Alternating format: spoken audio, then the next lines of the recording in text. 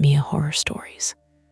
To make it easier on your eyes, this video plays against a black screen, so you can close your eyes, get comfortable, and let the story take over. But don't relax too much, the ending might just catch you off guard. Stay with me until the very last word. The elevator doors opened on a hallway I had never seen before, even though I'd been riding that same elevator in that same building for 11 months. At first, I thought I'd hit the wrong button. That was the normal explanation, the comforting one. I was standing there with 2 grocery bags cutting into my fingers, a carton of eggs balanced stupidly on top of a bag of rice, and the elevator had done that soft little arrival chime it always did before the doors slid apart. But the light outside was wrong. Our floors had these warm yellow wall sconces the management company probably picked out in bulk, meant to make the place feel more boutique than it was. This hallway was lit by a colder strip light overhead, the kind you usually found in utility corridors or parking garages, and it made everything look flat and slightly green around the edges. I could smell dust and old paint, and under that, something metallic and damp, like a wet handrail. The door stayed open. I didn't move. I leaned sideways and looked at the control panel. 8 was lit up. My floor. "Come on," I muttered, mostly to myself. I'm Nallen Mercer, 32, male, originally from Columbus, Ohio, and the kind of person who needs an explanation for things immediately, or I start inventing 10 worse ones. I do remote customer support for a payroll software company, which means I spend all day sounding calm for strangers who are already angry before I say hello. By the end of most days, my nerves feel thin as paper. I had moved to Chicago the year before after a breakup that had dragged on too long, choosing a brick apartment building in Uptown because it was cheaper than places farther south and close enough to the red line that I could pretend I still had a social life. My private flaw, though I would have called it practicality then, was that I hated making a scene. I would rather convince myself I was overreacting than knock on a door, call a manager, or ask anyone for help. It had saved me embarrassment before. It had also kept me in bad situations longer than I should have stayed. I jabbed the door close button. Nothing happened. The groceries shifted in my hands. One of the plastic bags stretched and made that dry crackling sound that always feels 1 second away from failure. "Okay," I said quietly, as if the elevator and I were negotiating. I leaned out farther without stepping across the threshold. The floor outside was unfinished concrete, not carpet tile. No apartment numbers. No runner down the middle. Just a narrow hall extending left and right beyond the frame of the doorway. Blank painted walls with scuffs near the baseboards. At the far left end, there was a gray metal door with no window, just a push bar. On the right, the hallway bent out of sight. I looked back at the panel. There was no extra floor listed. Lobby 2 through 12, P1 and P2. That was it. The doors began to close, and I snapped my foot forward automatically, catching them before they met. They opened again with a rubbery sigh. That made my scalp tighten. I pulled my foot back and stood still, listening. The elevator fan whispered overhead. Somewhere beyond the open doors, I could hear a faint mechanical hum, deeper than the elevator motor, steady and industrial. No voices. No TV through a wall. None of the ordinary apartment sounds you stop noticing until they're absent. Then my phone buzzed in my pocket so hard I nearly dropped the eggs. I set one bag down, fished it out, and saw a text from Mara in 10B. You in the elevator. It's stuck on weird again, lol. I stared at the message, then typed back with one thumb. What do you mean weird? Before she answered, I heard footsteps in the hall behind me, real, familiar ones this time, quick and uneven on the tile by the mailboxes. The doors were still open when someone slapped the outside call button, and the car jolted almost imperceptibly. A woman's voice called, hold it, Mara Klein, 29, female, lived 2 floors above me, and had the kind of energy that made you feel underdressed, even when she was in gym shorts and an oversized university sweatshirt. She was from Milwaukee, worked erratic hours as a trauma nurse at Weiss, and had mastered the art of making exhausted look functional. We weren't close friends exactly, but we had that apartment building familiarity built from shared inconvenience. Packages taken in, laundry room complaints, borrowed batteries. One memorable night last winter, when the heat went out and half the tenants ended up in the lobby arguing with an emergency maintenance line on speaker. Mara moved through the world like she expected obstacles and had already decided she was stepping around them. It made me trust her. It also made me aware of how much I hesitated. She stepped into the elevator, stopped, and looked past me. The hell is that? She said. So you tell me, I said. You texted me. Mara had one AirPod in and a tote bag over her shoulder. She pulled the AirPod out. Yeah, because this happened to me last week. Not this exactly, but the elevator opened between floors or something. Like, the display said 10, but it was just this dark concrete wall for a second. Then it shut. You reported it, she snorted. To management. Sure. They sent back one of those copy-paste emails about scheduled maintenance. We both looked out into the hall again. This isn't 10, she said. No, she hit 8 again. The button stayed lit. Then she hit close. Nothing. Well, she said, that's not ideal. The elevator finally decided for us and began shutting its doors at an ordinary pace this time.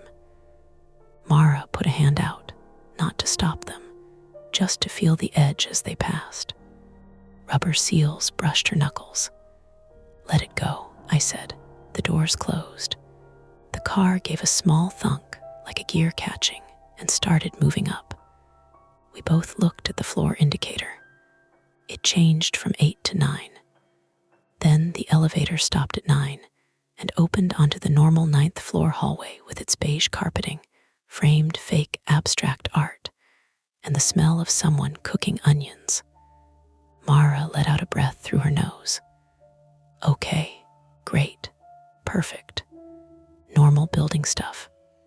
I picked up my grocery bag again.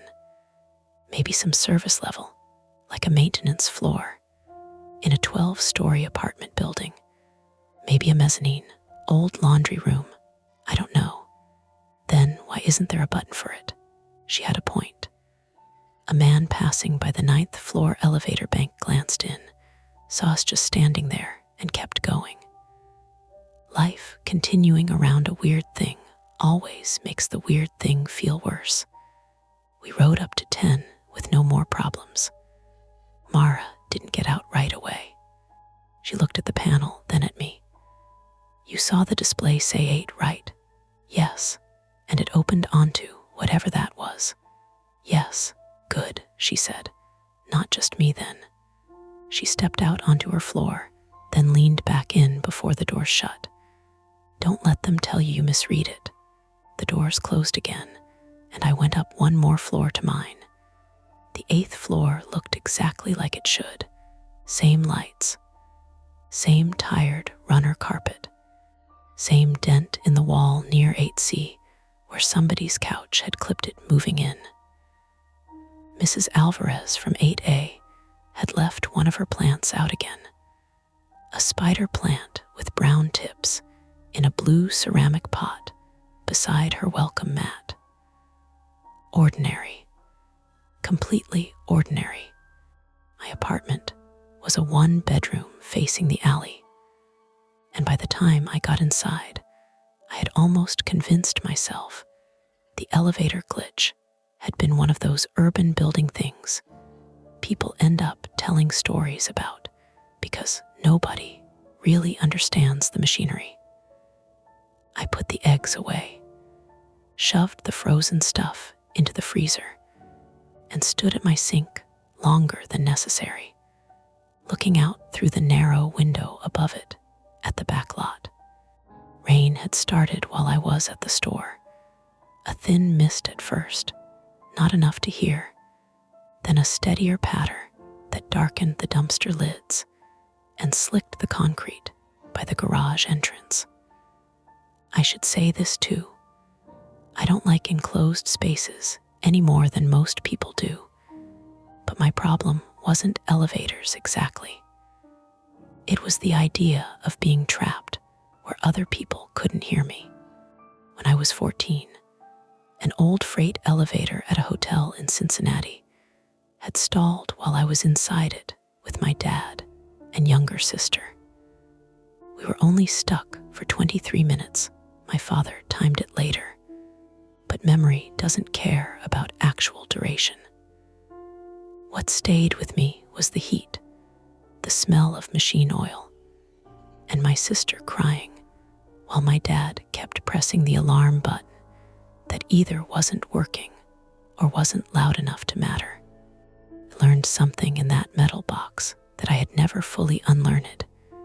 Systems fail quietly all the time. I made pasta because it was easy, and because boiling water gave the kitchen a useful noise. While I ate, I opened the building tenant portal on my laptop. There was already a maintenance notice from 3 weeks earlier.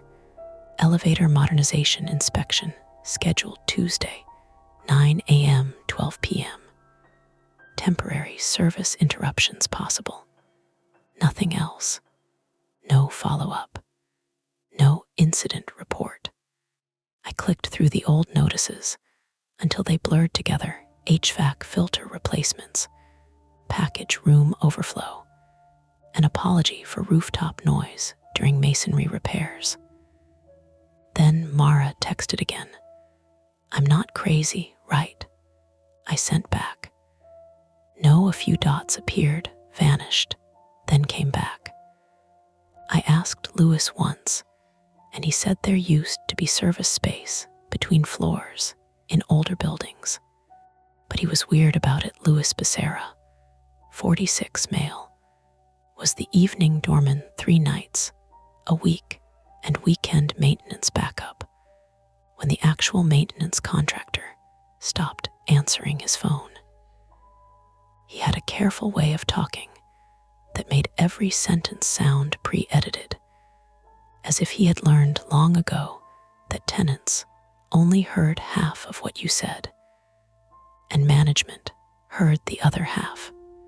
He was from Cicero, had worked in buildings for years, and kept a tiny spiral notebook in his breast pocket where he wrote everything down: delivery issues, noise complaints, the date the lobby ficus lost another leaf. I liked Lewis. I also had the uneasy sense that he knew how much not to say. I wrote, "We can ask him tomorrow." Her response came right away. Or now I looked at the clock on my stove. 8:43. My first impulse was no. Not because it was late, but because making a fuss about something half explainable felt like volunteering to be the difficult tenant. I could already hear myself describing it and watching Lewis's face arrange itself into professional concern without actual surprise. Maybe he'd say a sensor misread. Maybe there was a locked service corridor. Maybe we were bored and primed to notice things after a long day. Then, from the alley side of the building, there came a sound that made me put my fork down. Not a scream, nothing dramatic, just the freighted bang of a heavy metal door closing somewhere below, followed by a brief vibration through the plumbing in the wall beside my sink. 3 seconds later, my kitchen light dipped not off, just a shallow flicker, and came back. My phone buzzed with another message from Mara. I'm going down. If it's nothing, it's nothing. You coming? I stood there in my apartment, listening to the refrigerator hum and the rain tick against the window. Somewhere overhead, someone dragged furniture an inch across a floor. The building settled around me with all its familiar minor noises, and under them, I found myself straining for that deeper hum I'd heard from the elevator car when the doors opened on that wrong hallway. I couldn't hear it. That should have made me feel better. Instead, it made me grab my keys. When I stepped back into the corridor, the 8th floor seemed a shade dimmer than it had 10 minutes earlier, though that might have been the weather pressing against the windows at either end. I locked my apartment, checked the knob twice, and headed for the stairwell instead of the elevator without fully deciding to. Mara was waiting on the landing between 8 and 7, arms folded, her tote bag still on her shoulder like she had never really made it home. You took the stairs too, she said. Yeah. She gave me a thin smile. So we're both being rational about this. Below us, down in the throat of the building, something mechanical started up with a low rolling grind and then stopped. We both listened. Neither of us moved right away. Then Mara said quietly, we can either ask Lewis what that floor is, or we can pretend we didn't see it and spend the rest of the week thinking about it. The stairwell light buzzed overhead. Rain tapped the narrow, wired glass window in the fire door below us. My keys were cold in my hand. And that was the choice, really. Go back upstairs and keep my life small and explainable, or go down into the lobby and let this become a thing. We didn't take the elevator. That felt like the first rule we hadn't said out loud, but both agreed on. Mara pushed through the fire door, and we stepped into the lobby. The air warmer there, thicker with the smell of the building's ancient carpet cleaner, and the faint citrus of whatever spray Lewis used on the front desk. The TV mounted in the corner was on mute. A local news station cycling through weather graphics, bands of rain drifting across a map of Chicago. Lewis was behind the desk, reading something on his phone.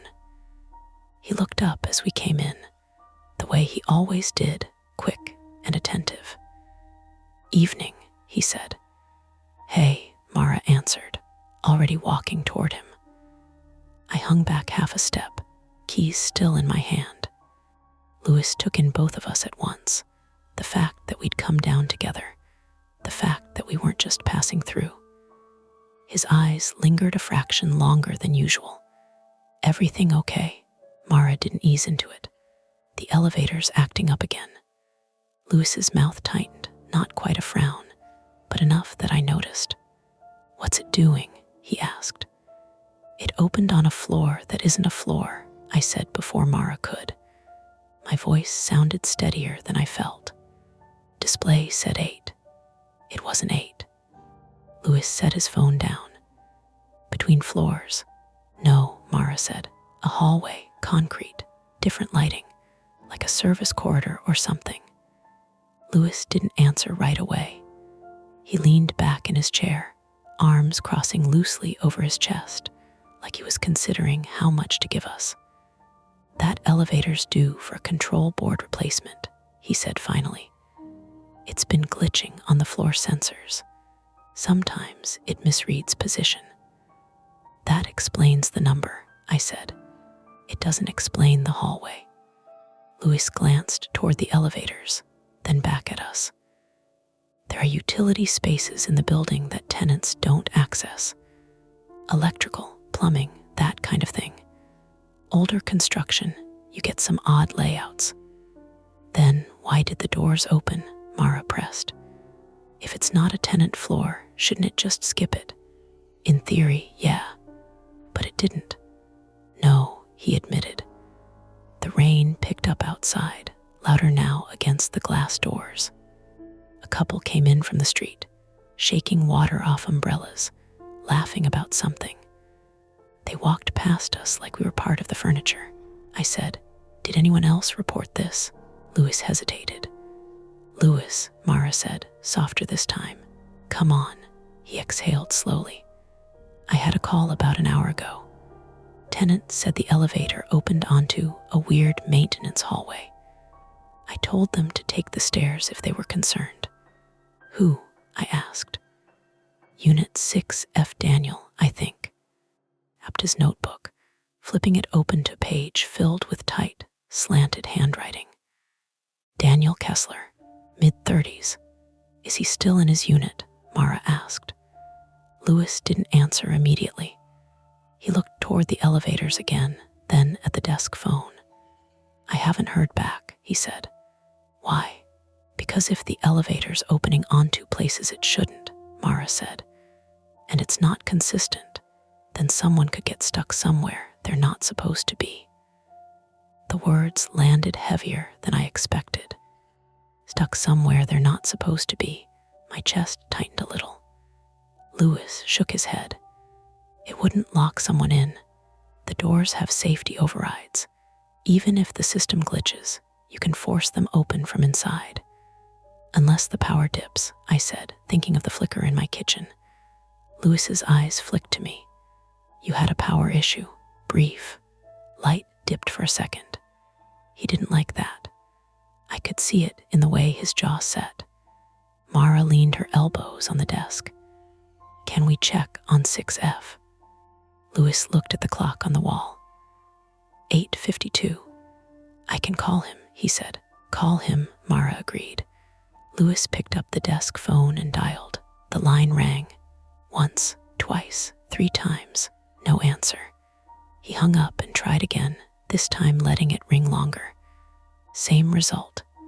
Mara glanced at me. "Maybe he's not home. Or maybe he took the elevator," I said. Louis replaced the receiver more slowly this time. "Look, I'll put in an emergency maintenance request. They can send someone out tonight or first thing in the morning." "That's too late," Mara cut in. "If he's stuck somewhere, we don't know that he is," Louis said, a little sharper than before. "We don't assume worst case right away." I felt that, because it was exactly what I always tried not to do. Assume the worst, make it bigger than it was. But the image had already formed in my head. A narrow concrete hallway, no apartment doors, the elevator gone, the hum of something mechanical behind the walls. My palms were damp. "What if we just go to 6, I said, hearing the hesitation in my own voice. "Knock on his door. See if he answers." Louis nodded. "That's reasonable." Mara straightened. "Let's do that." We took the stairs again. Nobody suggested the elevator. The building felt different on the way up, like the familiar sounds had been rearranged. Pipes ticking in the walls. A TV murmuring through a door somewhere. The smell of someone's cooking garlic and butter cutting through the stale air of the stairwell. On the 6th floor landing, Mara pushed the door open with her shoulder. The hallway looked normal. Beige carpet, framed prints, soft yellow lighting.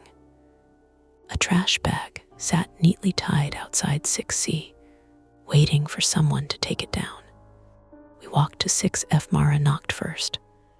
Firm, professional. The kind of knock you'd use in a hospital room. "Daniel," she called. "It's your neighbors, just checking in." No answer.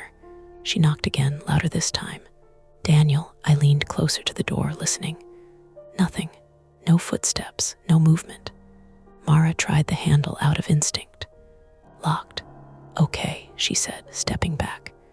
Maybe he's out. Or maybe he went down, I said. To the lobby, she asked. Or somewhere else. We both looked at the elevator at the end of the hall. The indicator above it glowed a steady 3. It didn't move. Louis had followed us up, slower, breathing a little heavier when he reached us. We can't just assume he's trapped, he said. People step out all the time. Without their phone, Mara asked. Louis frowned. What? He didn't answer. If he called you an hour ago, he probably still has his phone. Unless he dropped it. That thought hung there. Louis rubbed a hand over his face. Okay. I'll try calling again. He stepped a few feet away, pulling out his cell this time. Dialed, waited, still nothing. When he came back, there was less certainty in his posture. I'm going to log this as a welfare check, he said. We can call non-emergency. A sound cut him off. It came from the elevator, not the usual ding or mechanical whir. Something heavier. A low, dragging vibration, like a motor straining under uneven load. The indicator flickered from 3 to 4, then back to 3, then went dark for half a second before lighting up again. We all turned. Did you? I started. Yeah, Mara said. The elevator doors shuttered. Then, with a soft chime that sounded slightly off pitch, they began to open. The hallway light inside was wrong again. That same cold, flat illumination spilling out onto the carpet. Louis stepped forward immediately. Stay back, he said instinctively, like this was suddenly his responsibility in a more official way. The doors slid fully open. Concrete floor, scuffed walls, no apartment numbers, the same hallway. But from this angle, closer, I could see more detail. A thin line of water running along the base of the wall, catching the light. A dark smear near the corner where the hall bent out of sight. The hum was louder now, vibrating faintly in my chest. Louis swore under his breath. That's not, he started, then stopped. Mara took a step forward. Hello, she called into the space. Her voice carried down the corridor and came back to us thinner. No response. Daniel, she tried. Nothing. I didn't want to step inside. Every part of me that remembered that stalled freight elevator was telling me to stay exactly where I was, on the safe side of the threshold, where I could still see the carpet and the numbered doors. Mara glanced back at me. If he got off here, then we shouldn't be going in without backup, I said. What, you want to wait for maintenance to show up in 2 hours? She shot back. I want to not get stuck in there. Louis was already looking at the control panel inside the car, then back at the hallway. This shouldn't be accessible, he said. There's no call button out there. No reason for the doors to open. But they did, Mara said. The elevator doors twitched, like they were about to close. Hold them, Louis said quickly. Mara stuck her hand out, stopping them. Okay, Louis said, thinking fast now. We go in, we check the immediate area, and we come right back. Nobody goes around corners. Nobody wanders off. That's a bad plan, I said. It's a quick plan, Mara said. It's how people get lost, I said. She met my eyes. Or it's how we find someone before they get hurt. Louis looked between us, weighing it. The doors shuttered again, pushing gently against Mara's hand. We don't have much time, he said. I looked at the hallway. The thin water line, the smear on the wall, the bend where you couldn't see what was beyond. My grip tightened on my keys. I hate this, I said. Yeah, Mara said. Me too. She stepped inside. Louis followed her without hesitation. The doors started to close. I swore under my breath and stepped in after them, just as the rubber edges brushed my shoulder. The elevator sealed shut behind us with a soft, final click. The first thing I noticed after the doors sealed behind us was the air. It wasn't just cooler. It felt used, stale in a way that made you aware of every breath you took, like the oxygen had been recycled too many times. The hum I'd heard before was stronger here, a steady vibration underfoot, coming from somewhere behind the walls. Mara took 2 careful steps forward, then stopped, like she was testing the floor. "Okay," she said quietly. "We stay together." Louis nodded. "Right along this wall," he said, pointing to the left-hand side. "That door at the end, that's probably a fire exit or access to a service stair."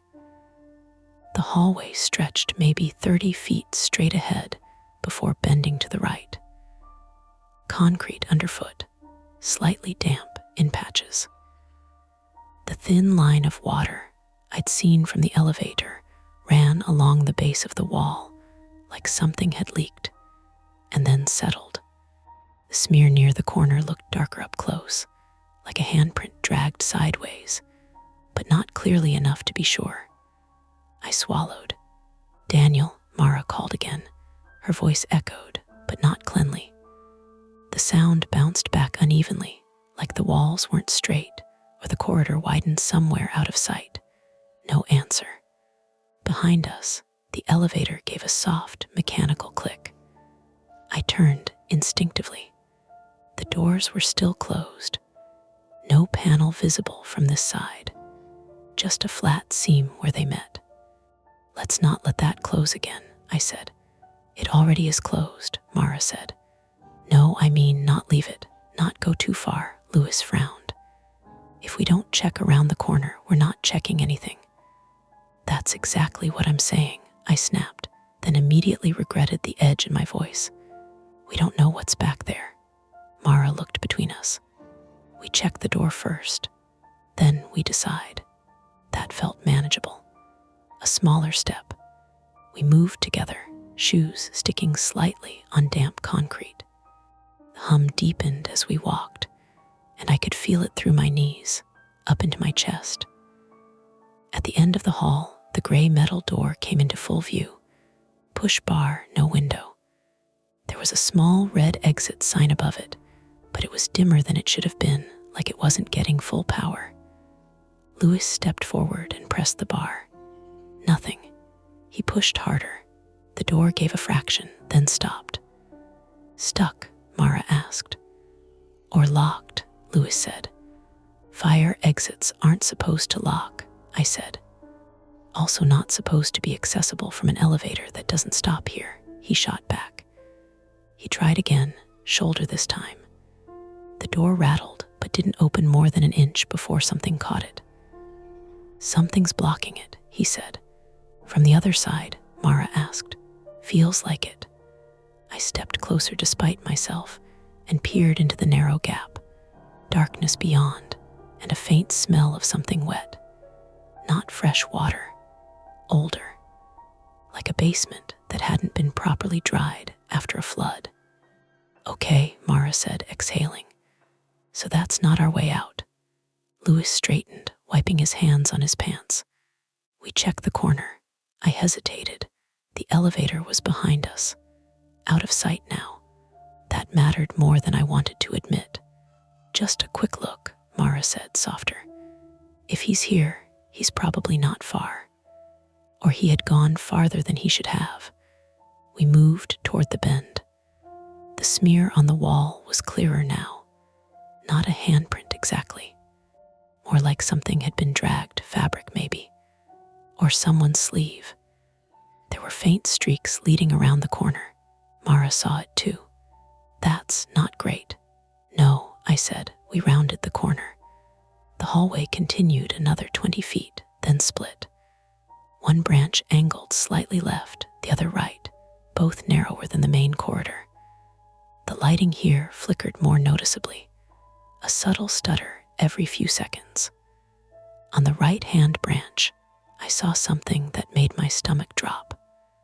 A phone. face down on the concrete, about 10 feet in. Mara was already moving toward it. "Daniel," she called again, louder now. Still nothing. She crouched and picked up the phone, turning it over. The screen lit briefly, cracked across one corner, but still working.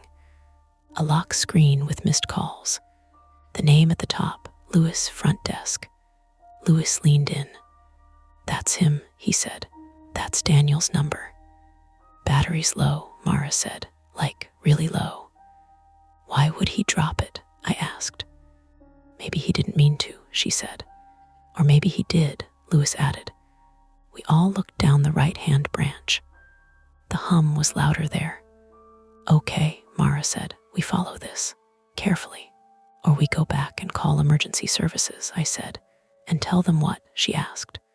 "There's a hallway that shouldn't exist and someone might be in it. They'll take 30 minutes just to decide who to send." "They'll send someone," I said. "That's the point."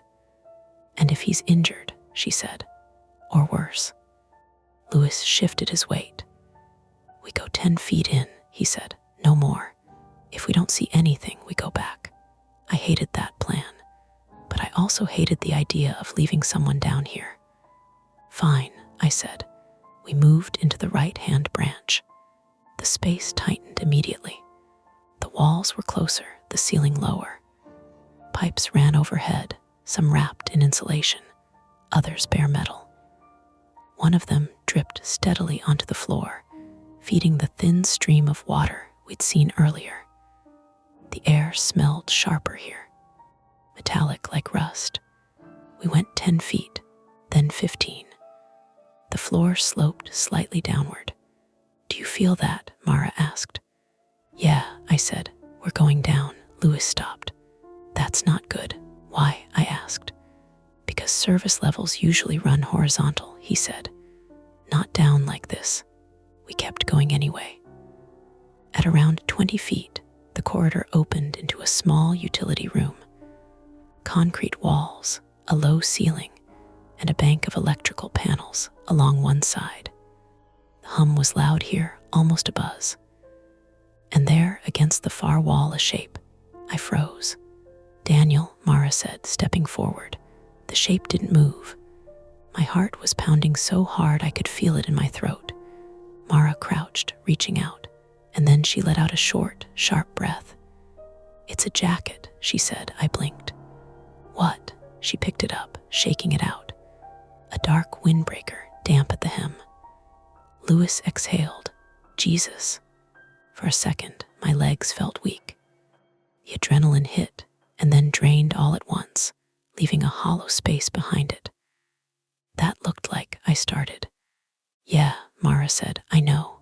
She draped the jacket over her arm. "Still his, probably." "Or someone else's," I said. "Not helpful," she muttered. We stood there, listening, the buzz of the panels, the drip of water, our own breathing. "Okay," Lewis said. "We've gone far enough. We go back. We call this in properly." For once, I agreed immediately. "Yes." We turned. The corridor looked longer on the way back. That's not just a feeling. It actually looked different. The slope seemed steeper, the walls closer. "That wasn't that far, right?" I said. "No," Mara said. "It was." We moved faster, back to the junction, back to the main hallway. And then I stopped. The elevator was gone, not physically gone. The doors were still there, but they were closed, and there was no indicator panel, no call button, nothing on the wall that said this was an elevator at all, just a smooth section of concrete where the doors met, almost flush with the wall. "No," I said, stepping forward. "No, no, no." I ran my hand over the seam, feeling for an edge, a button, anything, nothing. Mara came up beside me, her voice tight. "Where's the panel?" "It was here," I said. "It was right here." Lewis pressed both hands flat against the doors and shoved. They didn't budge. "Elevator," he shouted, banging on the metal. "Open up." The sound echoed down the corridor, swallowed by the hum. No response. I backed up, breathing faster now. The air felt thinner, This is exactly what I didn't want, I said. This is it. We're stuck. Stop, Mara said, firm. We're not stuck. There has to be another exit. The door at the end is blocked, I said. Then we unblock it, she said. Louis shook his head. If it's something heavy on the other side, we're not moving it from here. Then we find another way, she said. The lights flickered again. This time they dimmed longer. For a second, the corridor dipped into near darkness. And in that second, I heard something. A sound from deeper in the left-hand branch. A scraping. Slow, irregular. I froze. Mara heard it too. Did you? Yeah, I said. Louis turned toward the left corridor. Hello, he called. The scraping stopped. Silence. Then, after a beat, a voice, faint, hoarse. Hello, my chest tightened. Daniel, Mara called. A pause. Yeah, the voice said. I'm down here. Relief hit so fast it almost hurt. Okay, Mara said, already moving. We're coming to you, don't move. Wait, Louis said. We don't know what's down there. It's him, she said. It might not be, he started. The voice came again, weaker this time. Please hurry, that decided it. Mara stepped into the left-hand corridor. Louis followed. I stood there for half a second longer, staring at the sealed elevator doors, at the place where the exit should have been. Then I turned and went after them, because going back wasn't an option anymore. The left-hand corridor narrowed fast, not dramatically, not in some impossible way. It just kept shaving inches off itself every few yards until the three of us had to turn our shoulders a little to move comfortably, and the ceiling dropped low enough that Louis, who wasn't especially tall, started ducking under pipes wrapped in peeling gray insulation. The concrete underfoot was rougher here. More grit, less standing water. The hum from the electrical room faded and was replaced by other sounds dripping farther ahead, the occasional metallic tick from pipes cooling or expanding, and every now and then that dragging scrape we'd heard before, as if something soft was being pulled over concrete and then stopping to rest. Daniel, Mara called again. Her voice came back broken by corners. No answer this time. We kept moving. I was trying to map it in my head because that was the only thing keeping me from spiraling. Main hallway from the elevator. Split at the corner. Right branch sloped down to the electrical room where we found the phone and jacket. Left branch was flatter, but tighter, heading, if I had to guess, toward the alley side of the building. Maybe under the loading access. Maybe toward the old boiler room. I remembered Louis saying older buildings had odd layouts, and suddenly, odd felt like a word people used when they didn't want to say unsafe. Mara had Daniel's jacket folded over one arm and his phone in her hand. The cracked screen kept waking and dimming in her grip, battery almost gone. Louis was in front now, one hand grazing the wall, more confident than either of us in places like this, even though I could hear him breathing harder. Then the corridor opened into a low concrete chamber that looked half utility space, half abandoned storage. There were pipes along the ceiling, a rust-streaked floor drain in the middle, and on the far side, a chain link partition with a gate hanging crooked on one hinge. Past that gate, another narrower passage disappeared into darkness. A maintenance bulb above us buzzed and flashed weakly. Somebody had once painted numbers on the wall in red stencil, sub-level mech access B, but moisture had lifted half the letters. And sitting on the floor with his back against the chain link partition was a man in a soaked gray t-shirt with one sleeve torn at the shoulder. For half a second, I didn't register that he was real. He looked too still. "Daniel," Mara said, already dropping into a crouch beside him.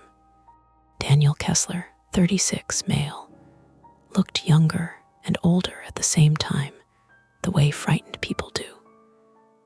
He had close-cropped brown hair plastered damp against his head, wire-frame glasses hanging bent from one ear, and the blank, effortful expression of somebody trying very hard not to panic, because panic would cost too much oxygen. His left ankle was twisted at an ugly angle inside a wet sneaker, not broken through the skin, but bad enough that even I could see it wasn't something you stood up on. There was a scrape along the side of his face and another across both palms, like he had fallen forward and caught himself badly. "Oh, thank God," he said, and his voice cracked on the last word. Mara put a hand on his shoulder. Hey, don't move yet." Louis crouched on Daniel's other side. "What happened?" "The elevator," Daniel said. "It opened here. I thought maybe. I don't know, I thought it was some service floor. I stepped out because I thought I smelled smoke. Then the doors shut." He swallowed. "I chased them. I slipped." He tried to laugh and couldn't. "I know that sounds stupid." "It doesn't," I said, because it didn't. Mara was already assessing the ankle. "Can you wiggle your toes?" He did, jaw tightening. "Okay, that's good. Hurts where?" "Everywhere. More specifically." He pointed shakily. "Outside and the back." "Probably a bad sprain," she said. "Maybe more. We need to get you out before it swells worse." Daniel looked up at all three of us, then at the corridor behind us. "You know the way back?" Nobody answered quickly enough. His face changed. "No," he said. "No, don't do that." "We know the general route," Louis said, which was not the same thing, and everyone knew it. Daniel shut his eyes for a second. "There's another way," he said. "I think I found stairs." Louis looked sharply at him. "Where?" Daniel lifted a trembling hand and pointed through the broken chain link gate. "Back there." I heard traffic through a vent. I was trying to get there when my ankle went. The chamber smelled stronger than the corridors, had damp concrete, rust, and something electrical, hot and dusty. Now that I was standing still, I could feel faint air movement through the mesh, coming from whatever lay beyond. Not much, but enough to raise the hairs on my forearms. Louis stood and peered through the hanging gate. "Could connect to the old service stair," he said, "or to the loading dock sub-basement." "You have a sub-basement?" I asked. He gave me a brief look. "Not one tenants use." Comforting, Mara ignored us. "Can you stand with support?" she asked Daniel. He shook his head immediately. "Tried already. I almost blacked out." "Fine," she said. "Then we don't force it. Nolan, take his other arm. Louis, you lead. We do short carries if we have to." That was when the lights went out. Not a flicker. Not a dimming. Out. The chamber dropped into black, so complete it felt physical. Daniel made a raw, involuntary sound. Mara swore. Somewhere metal knocked against metal, loud and sharp in the dark. My body reacted before my brain did. I put a hand out behind me, found concrete, and pressed against it, sucking air through my nose too fast. Trapped where nobody can hear you. Heat in the box. Alarm button not working. My sister crying. "Nolan," Mara said, somewhere to my right, and her voice sounded farther away than it should have. "Phone light. Now." I fumbled my phone out so badly I nearly dropped it, got the flashlight on the second try, and a narrow white beam cut across mesh and concrete and Mara's face. She looked pale and furious and completely in control. Louis had his own light up an instant later. Then Mara used Daniel's dying phone for a third weak beam. Backup power must have cut, Lewis said. Must have, I said too sharply. He ignored that. He was staring past the gate. In the dark, with only our phone lights moving, the chamber seemed bigger and less finished. The chain link partition cast crooked shadows. Pipes overhead sweated beads of water. On the far wall, I could see stains where water had run for years. Then I heard the scraping again. Closer this time. Daniel grabbed Mara's wrist. No, that's what I heard. We all went still. The sound came from beyond the gate. Scrape. Pause. Scrape. A heavy, dragging movement with a faint, hollow rattle under it. My flashlight beam trembled over the opening. And then something rolled partly into the light, a low, rounded shape, black with grime, pushing awkwardly along the floor. I actually took a step back. Lewis swore under his breath again, then angled his light higher. The shape bumped the gate and stopped. It was a maintenance cart, one of those flat black utility dollies with a busted wheel. Its loose caster turned sideways so that every time water pressure or vibration nudged it across the sloped floor, it dragged and scraped and caught. On top of it sat a rusted paint bucket. Nobody said anything for a second. Then Mara exhaled hard. Great, she said. Fantastic. Love that.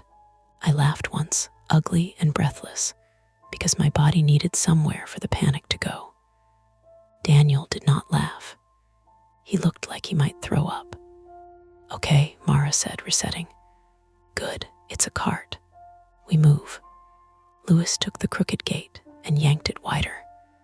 Metal shrieked against concrete. Beyond it, the narrow passage continued maybe 15 feet before turning left. There were old conduit lines running along one wall and a larger pipe low to the ground, warm enough that steam feathered faintly where condensation hit it. We can't carry him far like this, Mara said. Not if there are stairs. Lewis glanced at the maintenance cart. That wheel shot. So drag it, I said. He looked at me. It's low, I said, stepping toward it, thinking faster now because motion was easier than fear. Flat surface. Put him on the jacket so he's not against the metal. We can pull him. It's loud, but it works. Lewis considered for maybe half a second. Do it. We moved quickly. I shoved the bucket off the cart. It clanged and rolled away. Mara spread Daniel's jacket across the platform. Daniel tried to help and nearly cried out when his ankle shifted.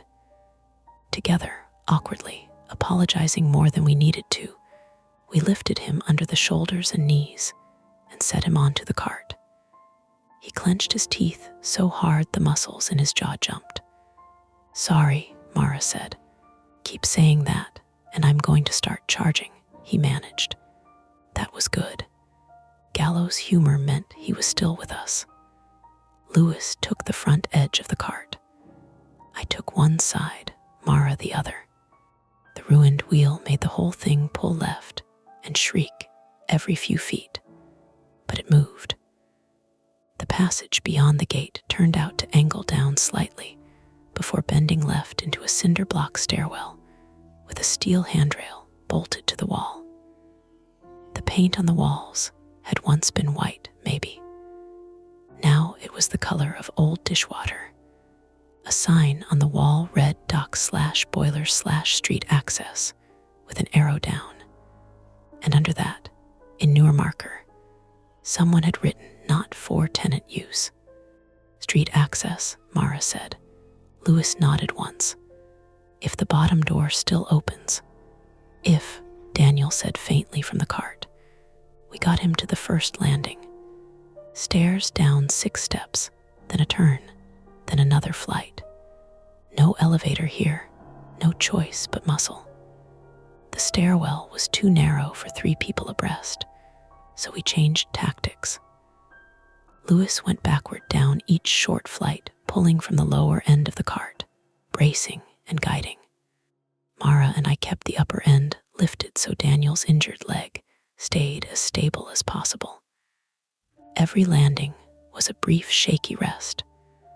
Every flight sent fresh pain across Daniel's face, no matter how careful we were. By the second landing, my forearms were burning.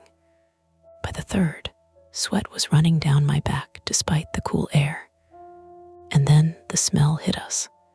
Not gas, not smoke, standing water and sewage. Louis stopped so abruptly the cart thumped into the wall. Damn it. The next landing below was half submerged. Maybe 6 inches of murky water sloshing over the concrete, reflecting our phone lights in greasy, broken streaks. The lower door at the bottom of the next flight stood open a 1.5 feet, jammed against something unseen beyond. Water was flowing under it in a steady push. "What is that?" Mara asked. "Storm backflow," Louis said, "or a burst line. We've had rain all evening." The alley side loading entrance then. Low point of the building. Water coming in from outside or from failed drainage. It fit too neatly. "Can we get through?" I asked. Louis shone his light down. The submerged steps were slick with silt. The open door below banged weakly every few seconds from the force of water behind it. "Maybe," he said, "but not with the cart like this." Daniel laughed once, exhausted and humorless. Of course.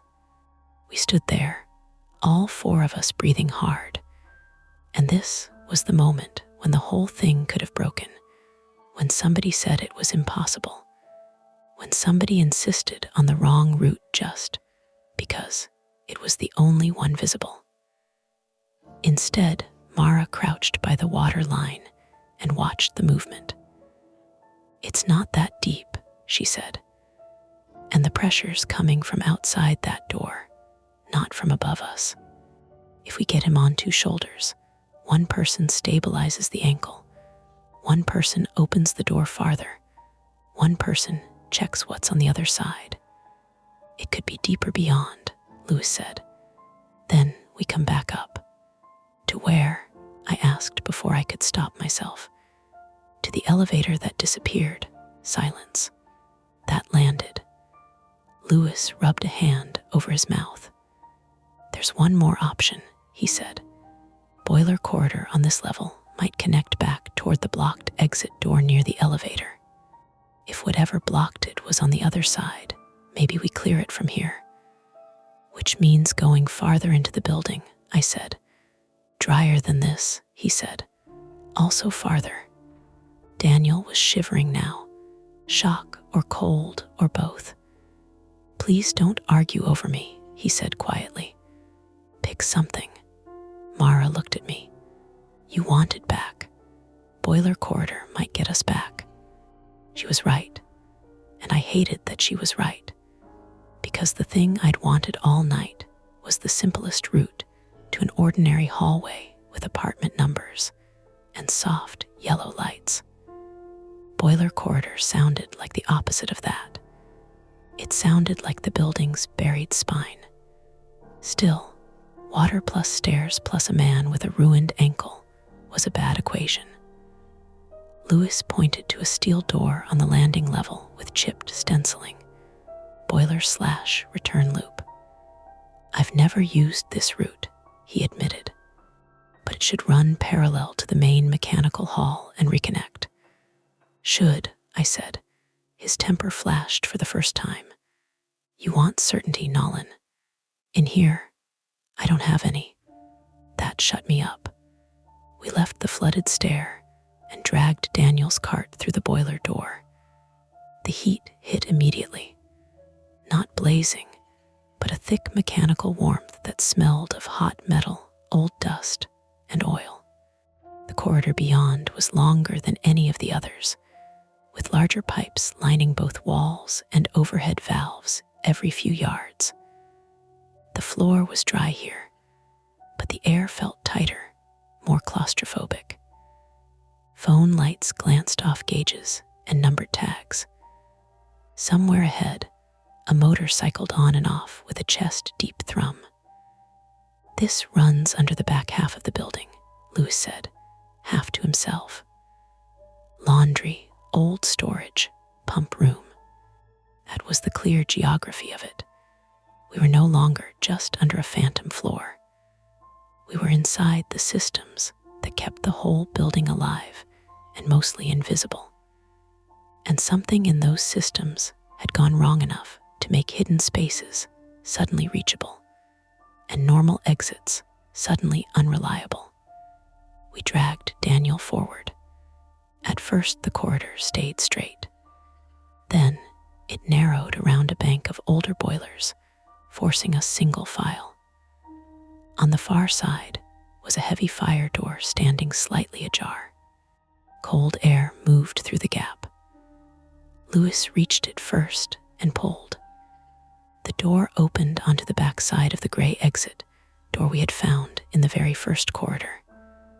And the reason it hadn't opened became obvious all at once. A collapsed metal shelving unit lay across it, half toppled, along with 2 paint cans, a broken mop bucket, and a stack of waterlogged cardboard boxes that had turned to pulp and weight. Not sabotage, not anything deliberate, just neglected storage dumped in the wrong place until one good jolt or leak had sent it all sliding down in a heap. For one exhausted second, I almost cried from relief. Ordinary, stupid, ordinary. "Can we move it?" Mara asked. Louis was already pulling at the shelving. Yes, not easily though. The unit had twisted when it fell, one leg wedged under the door frame lip. The boxes burst when touched, spraying soggy paper and sour-smelling water. The paint cans rolled and banged. We had to shift Daniel off the cart and against the wall again while we worked. My hands slipped on wet metal. Louis cut his palm on a jagged shelf edge and wrapped it in his handkerchief without comment. Mara's breathing had gone ragged, hair pasted damp to her forehead, but she kept hauling ruined boxes out of the way one by one. Finally, the twisted shelving scraped free enough for all 3 of us to drag it aside. Louis pressed the push bar from this side. The gray door opened inward.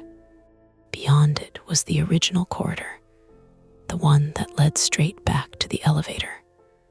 For a moment, none of us moved.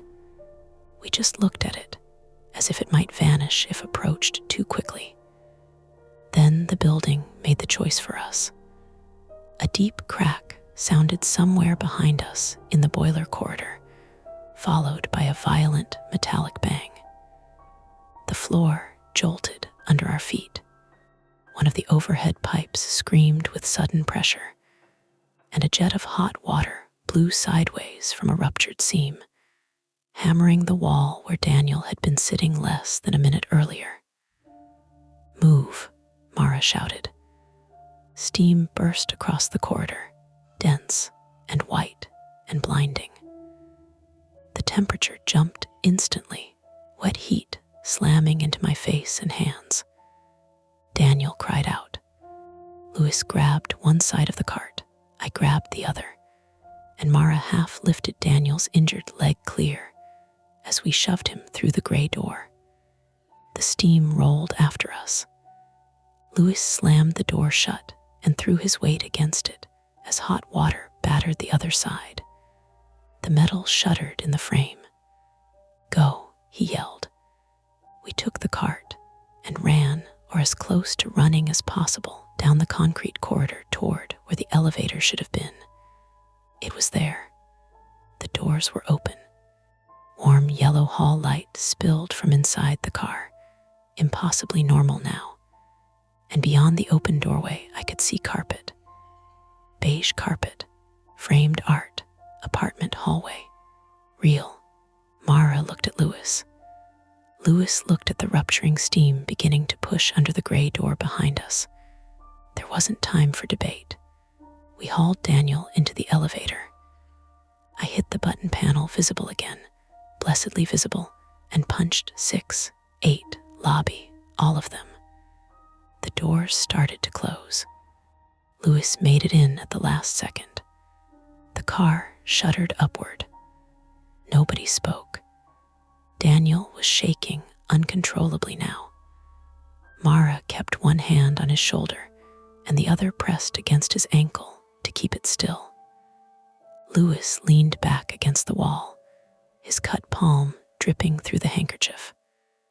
My own hands were red and already blistering across 2 fingers where the hot spray had caught them.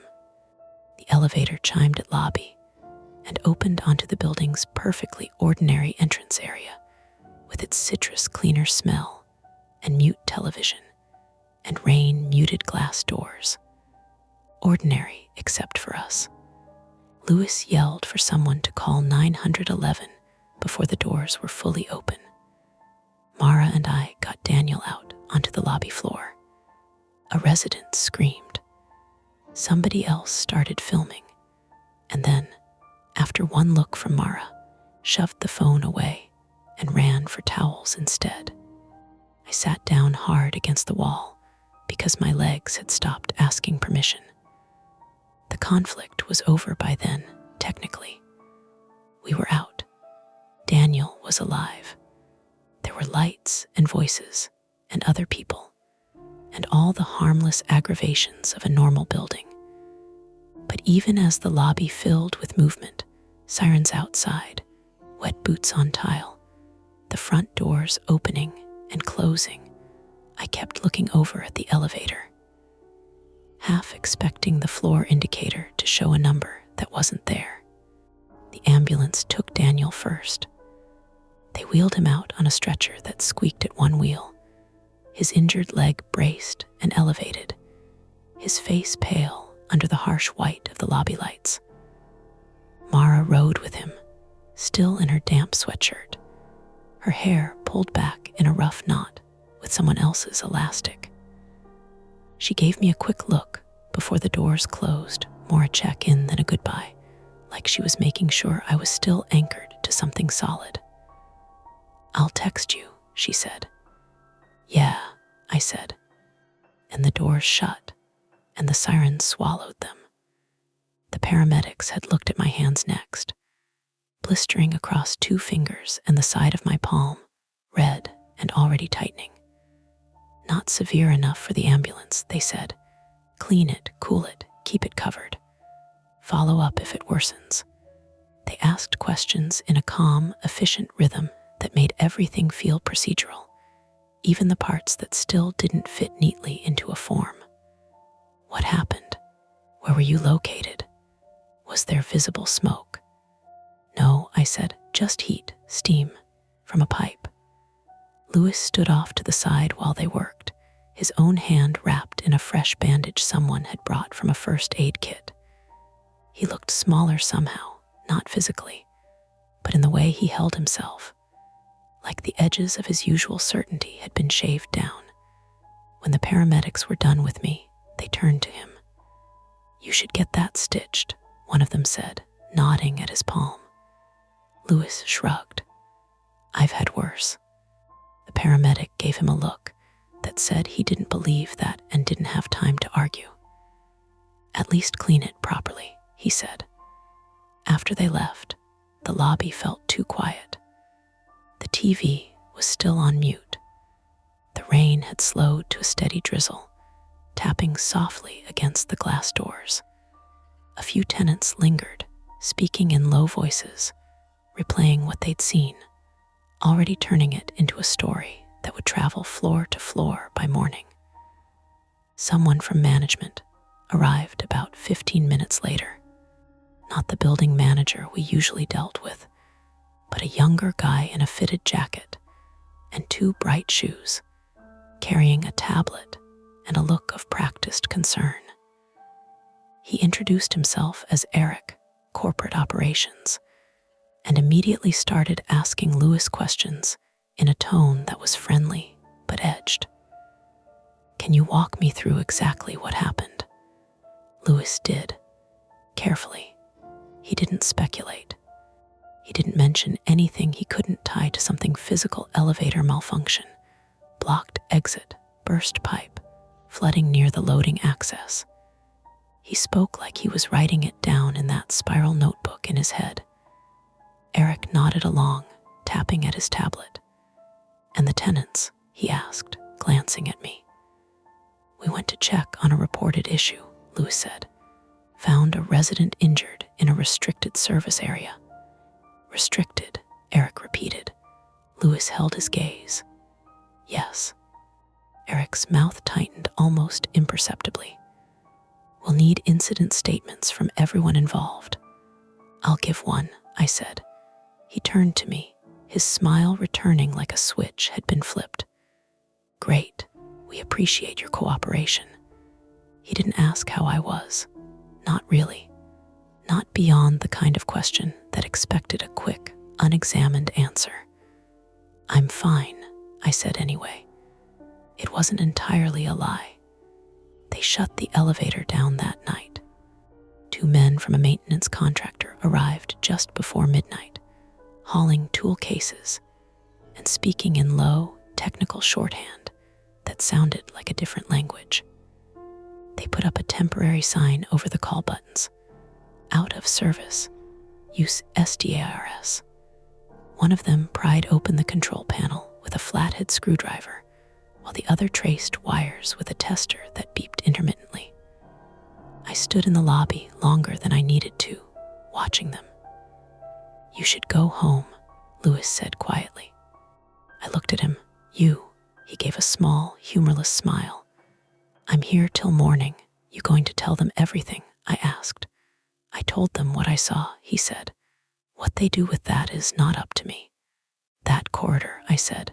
"The one we came in from, you said you never used it." "I haven't," he said. "Not like that. But you knew it existed." He hesitated. "I know there are service areas," he said finally.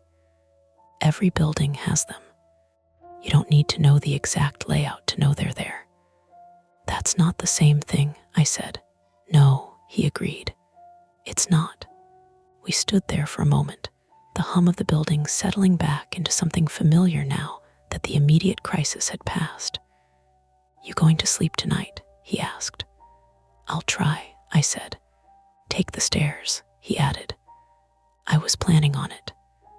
The 8th floor looked exactly the same as it had before. That was the worst part.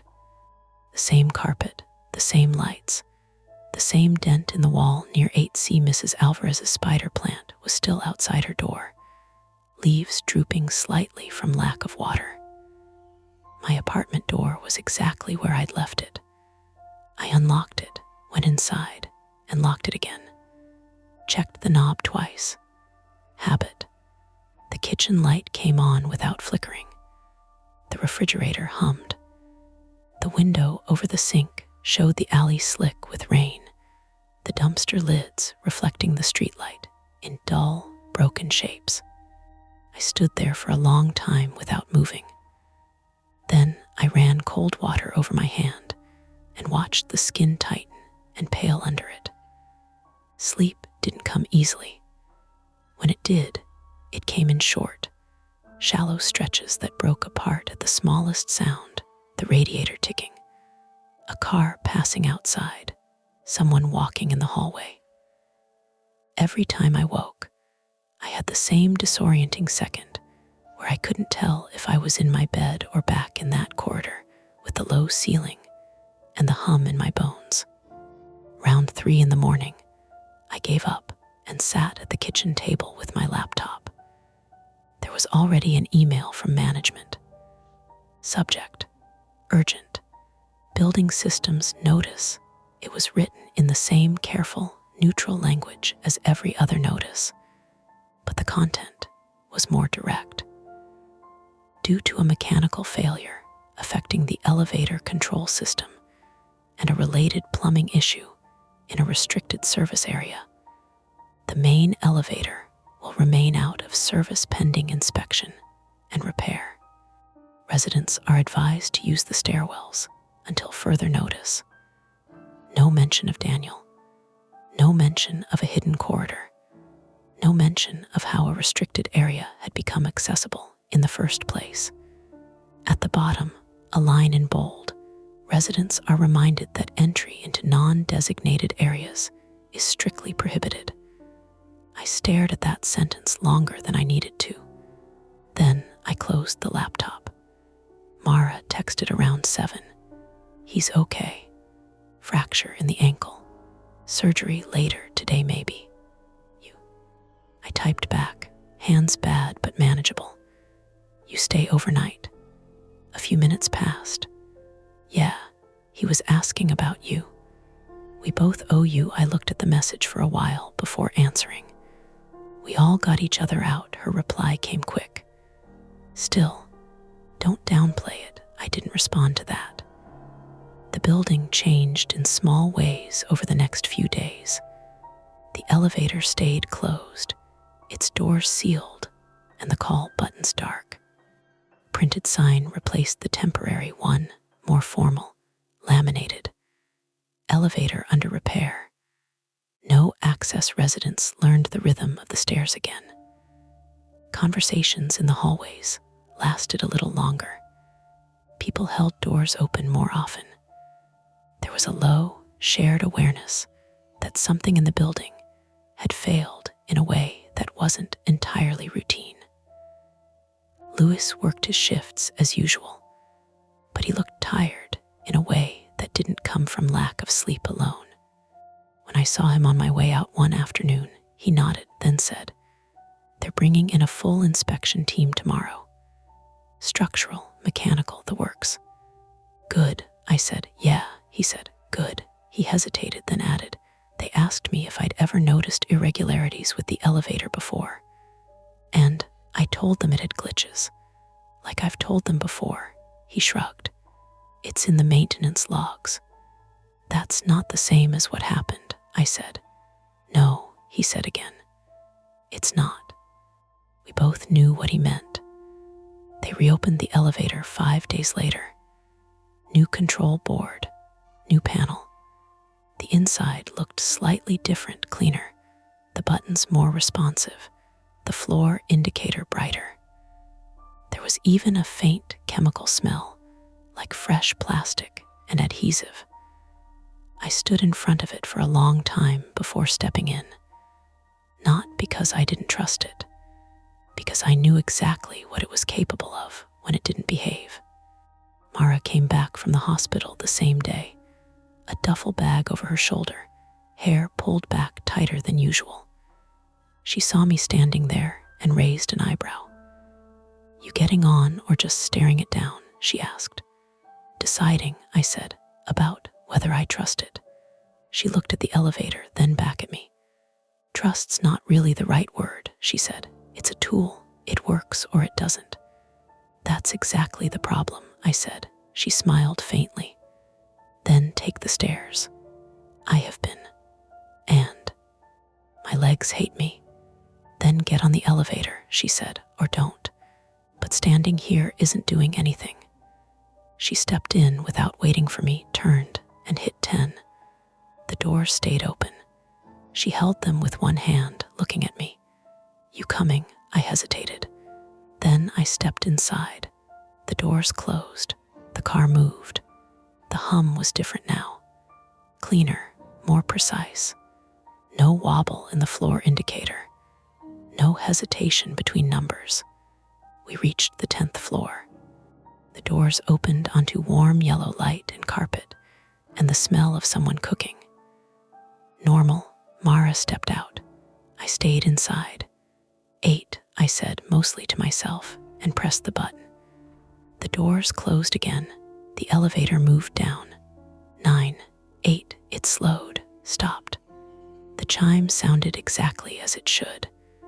The doors began to open. For a second, less than a second, but long enough to register, the light beyond wasn't warm. It was flat, cold, green at the edges. Then the doors finished opening onto my hallway. Beige carpet, spider plant, dent in the wall, normal. I stood there, not moving. Behind me, the the doors started to close. I stepped out before they could. I didn't look back. That's it for this nightmare. If you enjoyed it, please like the video, subscribe to Mia Horror Stories, and turn on notifications. It really helps keep the stories alive. And don't stop here.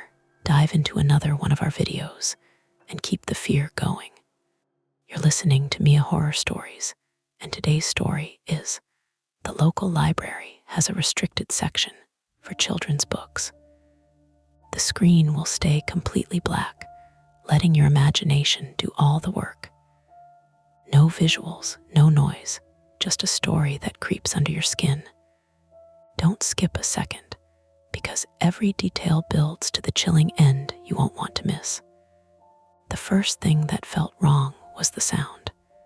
Not a scream, not a crash, just the soft, papery flutter of pages turning somewhere they should not have been turning, quick and nervous, like small hands riffling through a stack of picture books in the dark.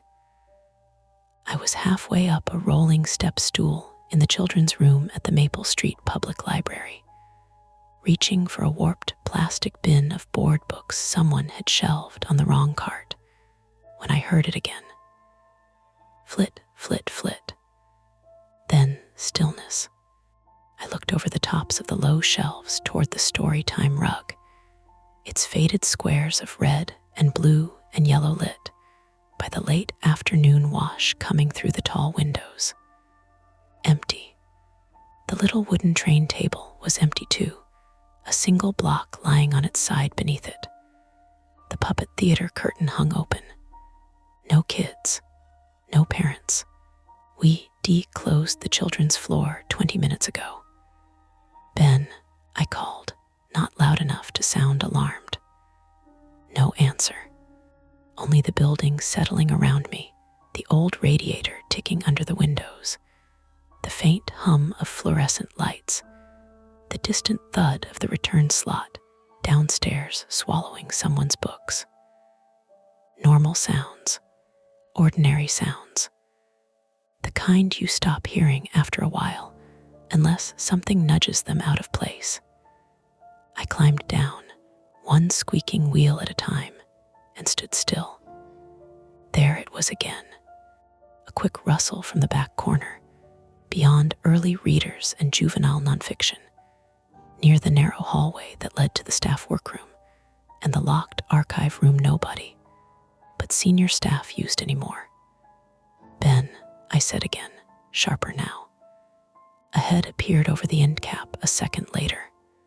Not a child. Ben, pushing his glasses up with the heel of one hand, his tie already loosened even though he'd only been on shift since noon. You look like you saw a snake. I let out a breath I hadn't realized I'd been holding. You were back there, trying to find the cart with the summer reading prizes. Marion says there are still stickers left. He frowned. Why? I heard pages. He glanced toward the back hallway. Pages. Yes, like someone flipping through a book.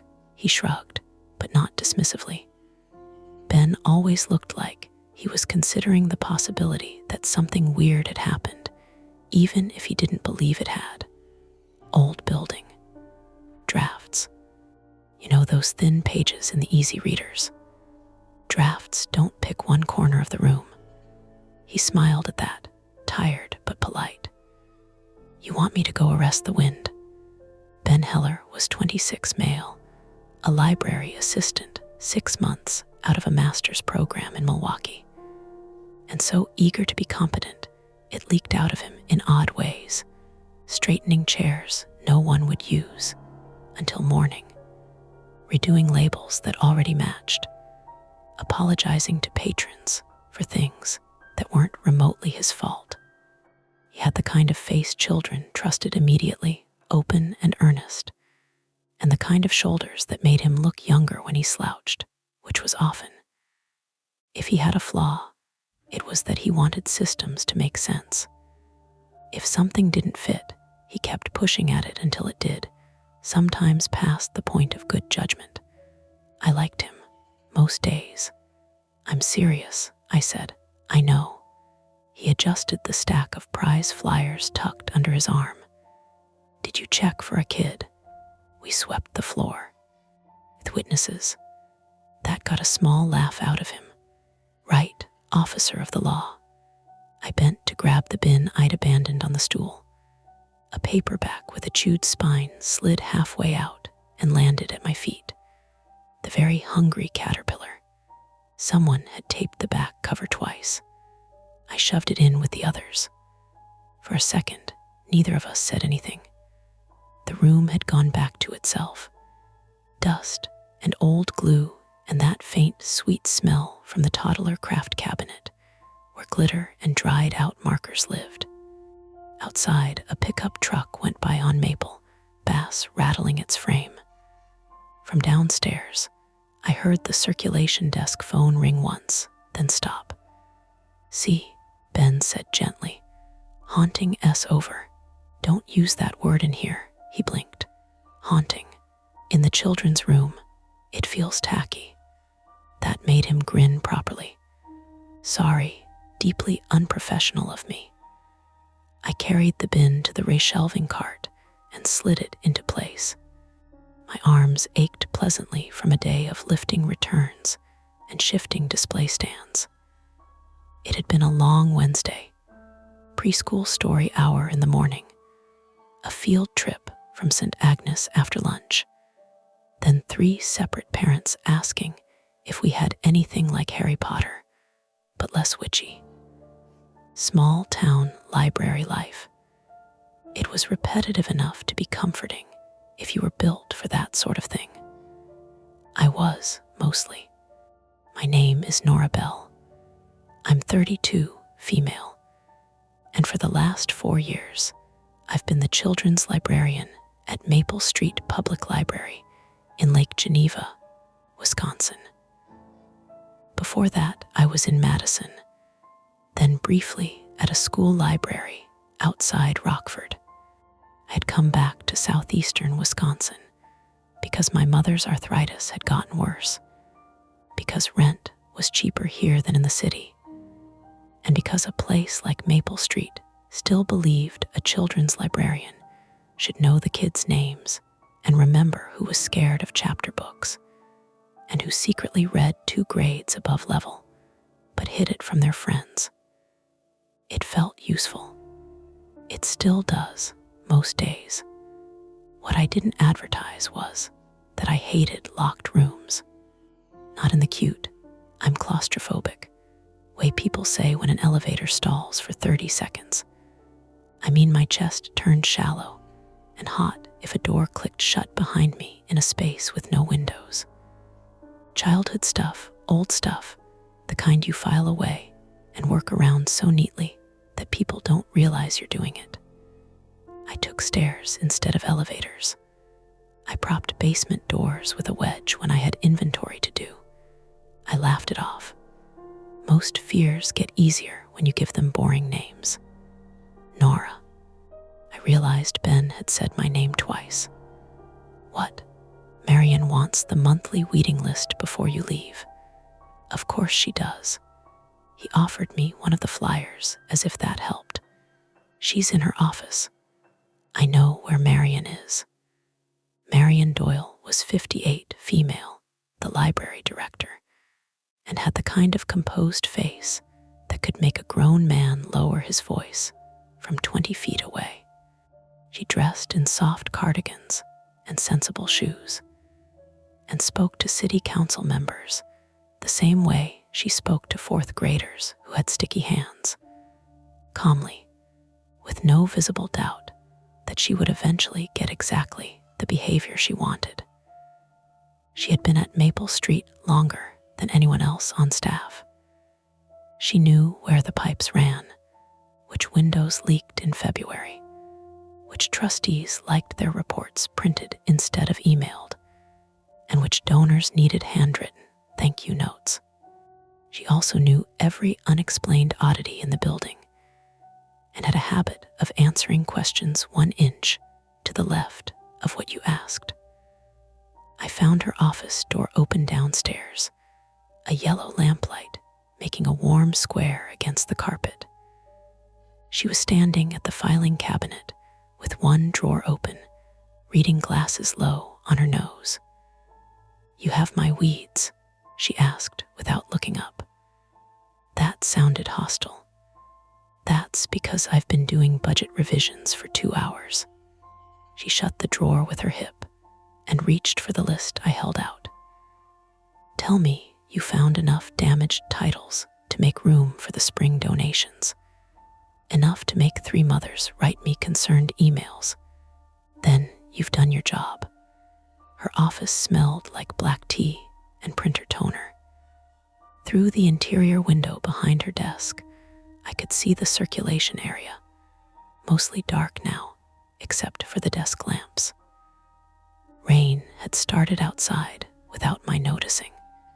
Fine droplets streaked the front windows facing Maple Street, blurring the neon open sign in the bakery across the road into a red smear. Marian glanced at the list, then set it down. Did the St. Agnes group leave on time? Miraculously. And the Reynolds boy still insists the shark books are all wrong. He'll either become a marine biologist or an unbearable adult. I think both. That earned the smallest flicker of approval. Then her gaze shifted past me toward the stairwell. "You're still here." It was such a strange thing to say that I turned. "Yes, you're usually gone by 5:30 on Wednesdays. My mother S with my aunt tonight." I leaned on the doorframe. "Do you need something?" "Not particularly." "Then why did you say it like that?" She removed her glasses. "Like what?" "Like I'd missed a train." For a moment, she only watched me. Rain tapped the glass at the front of the building in thin, dry-sounding strokes. "Did Ben tell you about the basement inventory?" she asked. I straightened. "No, he forgot then. I asked him to mention it." She slid a manila folder across the desk toward me. "We're doing an audit of the lower-level storage before the trustees' facilities walkthrough next month. Some of the old juvenile holdings were boxed down there years ago. We need to confirm what stays, what goes to the regional archive, what gets deaccessioned. Tonight. Not the whole thing tonight, just a start." I didn't touch the folder. "Why me?" "Because it concerns children's materials. You have interns." "I have one intern," and she mislabeled 3 genealogy binders as local fiction. Ben is finishing the programming closet." I looked at the folder, then at her. "You already knew I was staying late." I hoped. That was annoyingly close to true. Marian never pushed directly if she thought she could arrange the furniture of a conversation, so you walked into the thing yourself. "I can do it tomorrow morning." "You have toddler music at 9, school outreach planning at 11, and the parents' literacy committee after lunch." I exhaled through my nose. "You rehearsed that. I manage a schedule for a living." My eyes went back to the folder. On the tab, in block letters faded by age, someone had written JUV, special/lower storage. "Special," I said, "restricted circulation mostly. For children's books, old content issues, fragile editions, a few titles with graphic material that were miscatalogued decades ago." She said it evenly, like she was reading weather. "Nothing exciting." Then why the label? Before I could ask, the circulation desk phone rang again out front. Marian glanced toward it and called Ben. His muffled "got it" came from somewhere near the copier. She looked back at me. "I only need an hour." There's a key clipped inside the folder. Shelf list on top, condition sheets underneath. I should have said no. Not dramatically. Just no. I'll do it tomorrow when there's daylight coming through the basement windows and other people moving around upstairs, and some practical part of my brain isn't already frayed from hearing Phantom Page turning in an empty room. Instead I said, Who boxed them? Various people over the years. That's not an answer. It's the one I have. I picked up the folder. It was heavier than it looked. Somewhere inside, a small key tapped against a binder clip. Marian put her glasses back on. You're not being sentenced, Nora. It's storage. Storage in the basement. Yes, I smiled without meaning to. You know I hate that basement. You dislike enclosed spaces. I hate the basement. Semantics. That annoyed me because it was too close to care. Marian knew about my aversion because 2 winters ago the boiler inspection had trapped me downstairs for 8 long, humiliating minutes when a swollen fire door jammed. I'd been fine, technically. Breathing upright, not in any danger. Ben, who had only been on staff a week, had found me afterwards sitting on the stairs pretending to answer emails, while my hands shook so hard I kept hitting the wrong keys. He'd never mentioned it again. From the hall came the squeal of a cartwheel and Ben's voice on the phone, suddenly warm and public-facing. Maple Street Public Library. This is Ben speaking. Marian lowered herself into her chair. Take someone with you, then. I looked up. What? If you're going to stand here manufacturing reasons not to do a routine inventory task, take someone with you. Ben, who else is left? That made the decision feel smaller than it was. Smaller and more embarrassing to resist. I thumbed open the folder. On top was a typed list, yellowed and recopied so many times some titles were ghosts. Next to several entries were handwritten notes in different inks. Missing DJ. Do not see IRC. Box DAMAGED. Review. At the bottom of the first page, underlined once, was a line that didn't match the rest. Cabinet R, key access only. Confirm contents against withdrawn register. Cabinet R, I asked. Marian had already reopened her budget spreadsheet. Metal cabinet along the north wall. And that's where the restricted stuff is. Yes, I looked at her a moment longer. You could have started with that. It would have made you say no faster. I couldn't argue. Back upstairs, the lights had been dimmed to evening level. The children's room looked flatter now. The colors drained down to dusty versions of themselves. Rain whispered against the windows.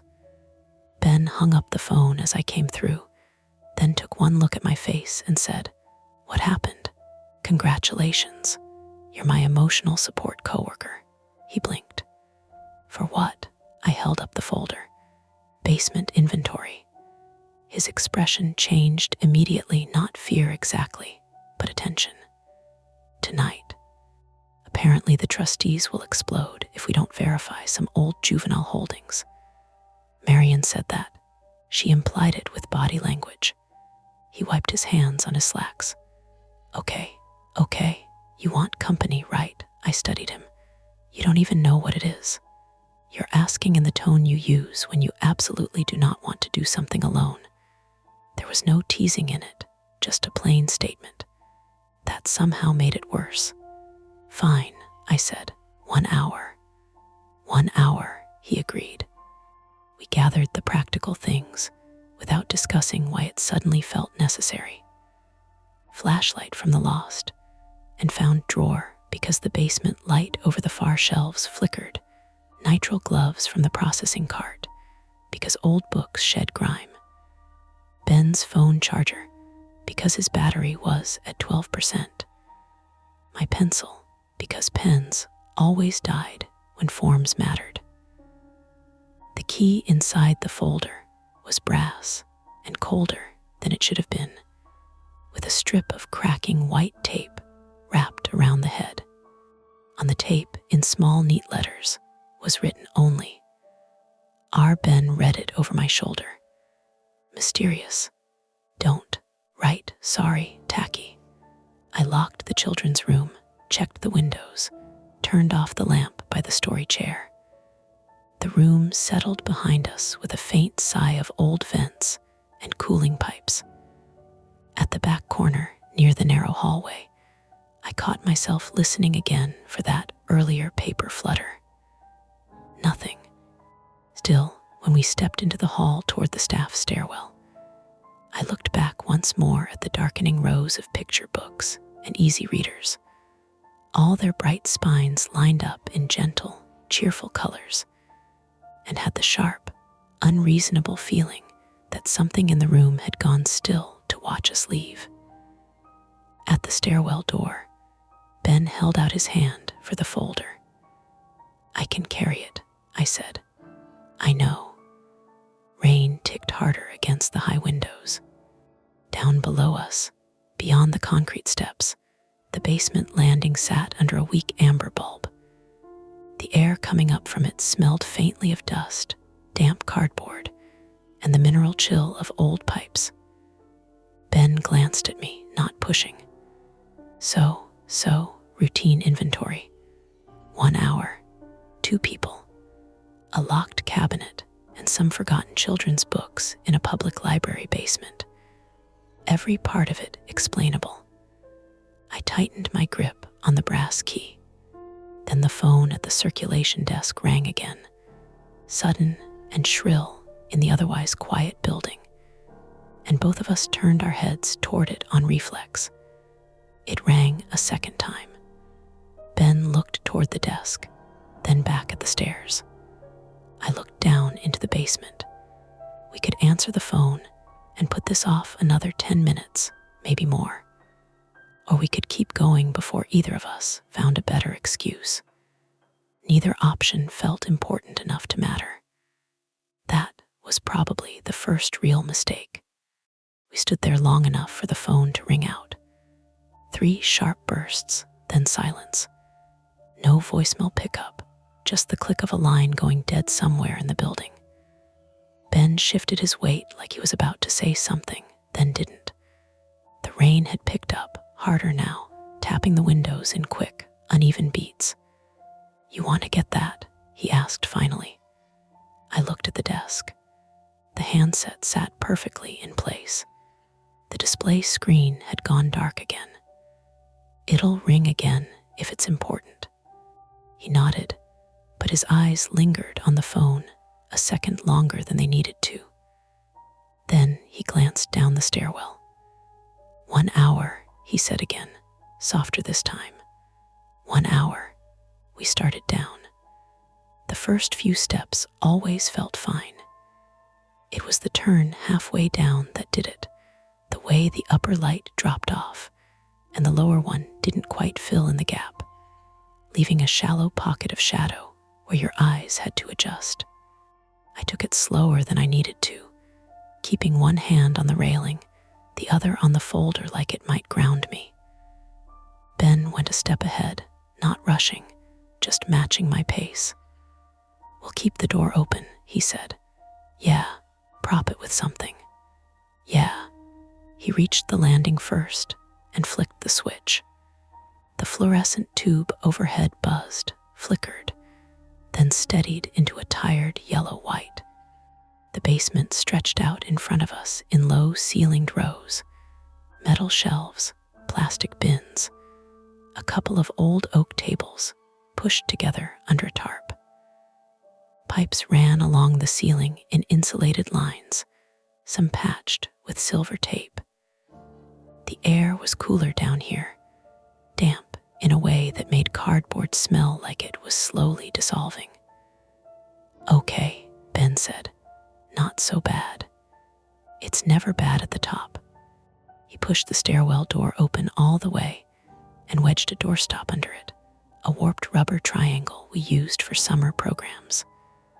The hallway behind us remained visible, a thin strip of light that made the basement feel less sealed. I let out a breath. "Thanks, no problem." We set up at the first table. I flipped open the folder and smoothed the list flat. The paper crackled faintly. Ben pulled on a pair of gloves, snapped them into place, and handed me a pair. "North wall," he said, scanning the room. "That way." We moved together between the shelves. Most of the boxes were labeled in thick black marker: local history, old periodicals, donation hold, holiday decor. Dust coated the tops in a thin, undisturbed film. The farther we went, the less organized it looked. Labels faded, some missing entirely, stacks uneven like they'd been rearranged and never put right again. "Here," Ben said, pointing. Against the far wall sat a waist-high metal cabinet, dull gray, paint chipped along the edges. 2 doors, a simple keyhole on the right. "Cabinet R," I said. "That was easy." "Don't say that." He held up his hands. "Right, sorry, no jinxing." I checked the list again. The entries under Cabinet R were older than the rest, the typeface different, like they'd been added from a previous catalog. Titles I didn't recognize. Some had notes, ILLUS, graphic content, restricted review 1989. One had just a question mark next to it. "Graphic content," Ben said, leaning in children's books, maybe old medical stuff or outdated safety materials, maybe. But the note didn't say outdated, it said graphic. I crouched and slid the key into the lock. It resisted at first, then turned with a dry, reluctant click. For a second, I didn't move. The cabinet hummed faintly, or maybe that was just the lights above us. "Ready?" Ben asked. Yeah, I pulled the door open. Inside were shelves of thin, oversized books and folders, all upright and packed tight. No dust. That was the first thing I noticed. Everything else down here had a layer on it, but these looked maintained. Not new, but handled. Spines uncracked, covers clean. "Okay," Ben said slowly. "That's weird. Maintenance schedule," I said automatically, even though I didn't believe it. "For books no one checks out." I didn't answer. I reached for the first one. It was a picture book. Glossy cover, faded colors. The title stamped in a font that looked like it belonged to the 70s. "Don't open the door, Danny." The illustration showed a boy standing in a hallway, one hand on a doorknob, his face turned toward something off-page. "Creepy title," Ben said. "Lots of old kids' books are like that." I flipped it open. The pages were thicker than modern picture books, almost cardboard, but not quite. The illustrations were simple, flat, but something about the angles felt off. The hallway stretched too long, the door at the end too narrow. "Read it," Ben said. I skimmed. It's about a kid whose mom tells him not to open the door when she's out. He hears someone knocking. It describes the knocking, over and over. Okay. And then I paused. What? It doesn't show what happens. It just ends with him standing there, listening. Ben made a face. That's it. That's it. He took the book from me, flipped through it faster. That's not even a story. Maybe it's missing pages. It's not. Page numbers are intact. I checked the list. Don't open the door. Danny was there, underlined once. Next to it, review parent complaint. Put it aside, I said. We moved through the cabinet, pulling titles one by one. Each one felt slightly off in a way that was hard to pin down. Where did Mom go? A little girl wandering through a house calling for her mother. Each room described in detail, but no resolution.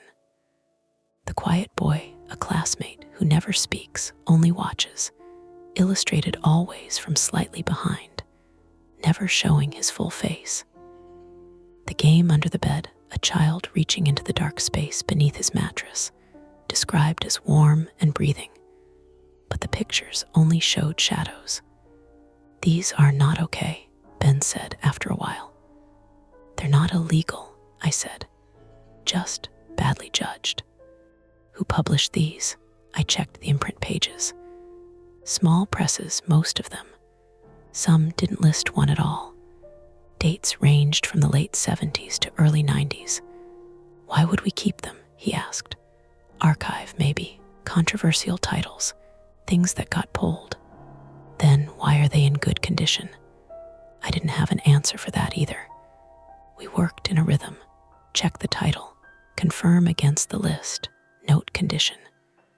The forms rustled under my pencil. The lights buzzed overhead. Somewhere deeper in the basement, a pipe knocked once, then went quiet. After 10 minutes, my shoulders loosened. It was just work. Strange work, but still work. Then Ben said, Nora, what? He held up a folder instead of a book. Plain manila, no title on the front. This isn't on the list. Check the back. He turned it over. Nothing. Open it, I said. He hesitated. You open it. Why? Because you're the children's librarian. That's not how that works. He handed it to me anyway. It felt heavier than it should have. Inside were photocopied pages, not bound, each one clipped together at the corner. Black and white images, text blocks that looked like they'd been typed on a typewriter, and then copied again and again until the letters blurred at the edges. At the top of the first page was a title, Stay Still When You're Told. That's not a children's book, Ben said. It's formatted like one. I scanned the first paragraph. It described a child being told to stay still while a game was played around them. The language was simple, almost instructional. The illustrations, if you could call them, that were crude, just outlines of a figure in a room, shapes moving around it. Is this a safety thing? Ben asked. No. How do you know? Because it doesn't explain why. It just tells. I flipped a page, then another. Each one repeated the same idea with slight variations. Stay still. Don't speak. If you hear something, ignore it. Someone tells you to move, don't. The final page had no illustration, just a single line. Good children know when not to make noise. I closed the folder. Okay, Ben said. That shouldn't be here. No, or anywhere. No, I checked the list again. Nothing matched, no entry for it, no placeholder. Maybe it got mixed in, he said. With a locked cabinet, he swallowed. Right. I slid the folder back onto the shelf, but not in the same spot. A few inches to the left, like that mattered. We should flag this, Ben said. We will. And tell Marion. We will. Neither of us moved for a moment. Then, faintly from above us, the phone rang again. We both looked up at the ceiling like we could see through it. That's the desk, Ben said. It's after hours. It rang before. Yeah, it rang again. Once. Twice. Ben pulled his phone from his pocket, checked the time. It's 6:12. We closed at 6. Maybe someone forgot. Who? Neither of us answered that. The ringing stopped. The basement seemed to settle around us, the hum of the lights filling the space it left behind. Okay, Ben said, too briskly. We're almost done with this shelf. Let's finish and go up. Yeah, we worked faster, not sloppy, but quicker. Like if we could just get through the list, the rest of it would make sense again. I moved to the lower shelf, crouching. The cabinet door pressed lightly against my back. Not closed, just there. I shifted, giving myself space. Last few, I said. Ben checked off another title. Then we can, the stairwell door slammed. Not gently, not a draft. A hard, sudden bang that echoed down the concrete steps and through the basement. We both froze. Did you? Ben started. I heard it, the wedge. He'd wedged it. We stood there listening. Nothing. No footsteps. No voices. Just the rain muffled now and the hum of the lights. Maybe the wedge slipped, he said, but his voice had dropped. Go check. You go check. You're closer. I am not closer. I straightened slowly, the cabinet door brushing my shoulder. My heart had picked up in a way that felt stupid and automatic. Together, I said. Yeah, together. We stepped away from the cabinet, leaving it open, and moved back through the shelves. The path felt longer now, narrower. The stairwell came into view. The door was shut. The wedge lay on its side a foot away from it. Ben let out a breath that almost sounded like a laugh. "Okay, that's not a draft," I said. "No." He reached for the handle and pushed. It didn't move. He frowned, pushed harder. The metal rattled, but the door held. "Ben, I've got it." He tried again, shoulder into it this time. The frame creaked. "It's stuck," he said. "From what? I don't." He stopped, then tried the handle again, slower. It turned. The latch clicked, but the door didn't open. "Try pulling," I said. He pulled. Nothing. For a second, we both just stood there, hands on the door, as if waiting for it to correct itself. "Okay," he said too carefully. "Fire door." It probably swelled. Humidity. It happens. It didn't happen 10 minutes ago. It happens. "Ben, I'm not saying it's normal," he snapped, then immediately softened. "I'm just saying there's an explanation." "Then explain why the wedge is over there." He didn't answer that. He stepped back, ran a hand through his hair. "There's another exit, the back hallway, maintenance door. That one locks automatically. From the outside. And from the inside if the mechanism's engaged. Then we'll disengage it." "With what?" He looked around, like the answer might be sitting on one of the shelves. The basement suddenly felt smaller. The cabinet behind us stood open, its shelves of neat, unsettling books waiting. Above us, the library was quiet. No footsteps, no voices, no phone, just us, and a door that had closed when it shouldn't have. Ben forced a breath out through his nose. "Okay, new plan." I nodded, even though my chest had started that tight, familiar climb. "New plan," I said.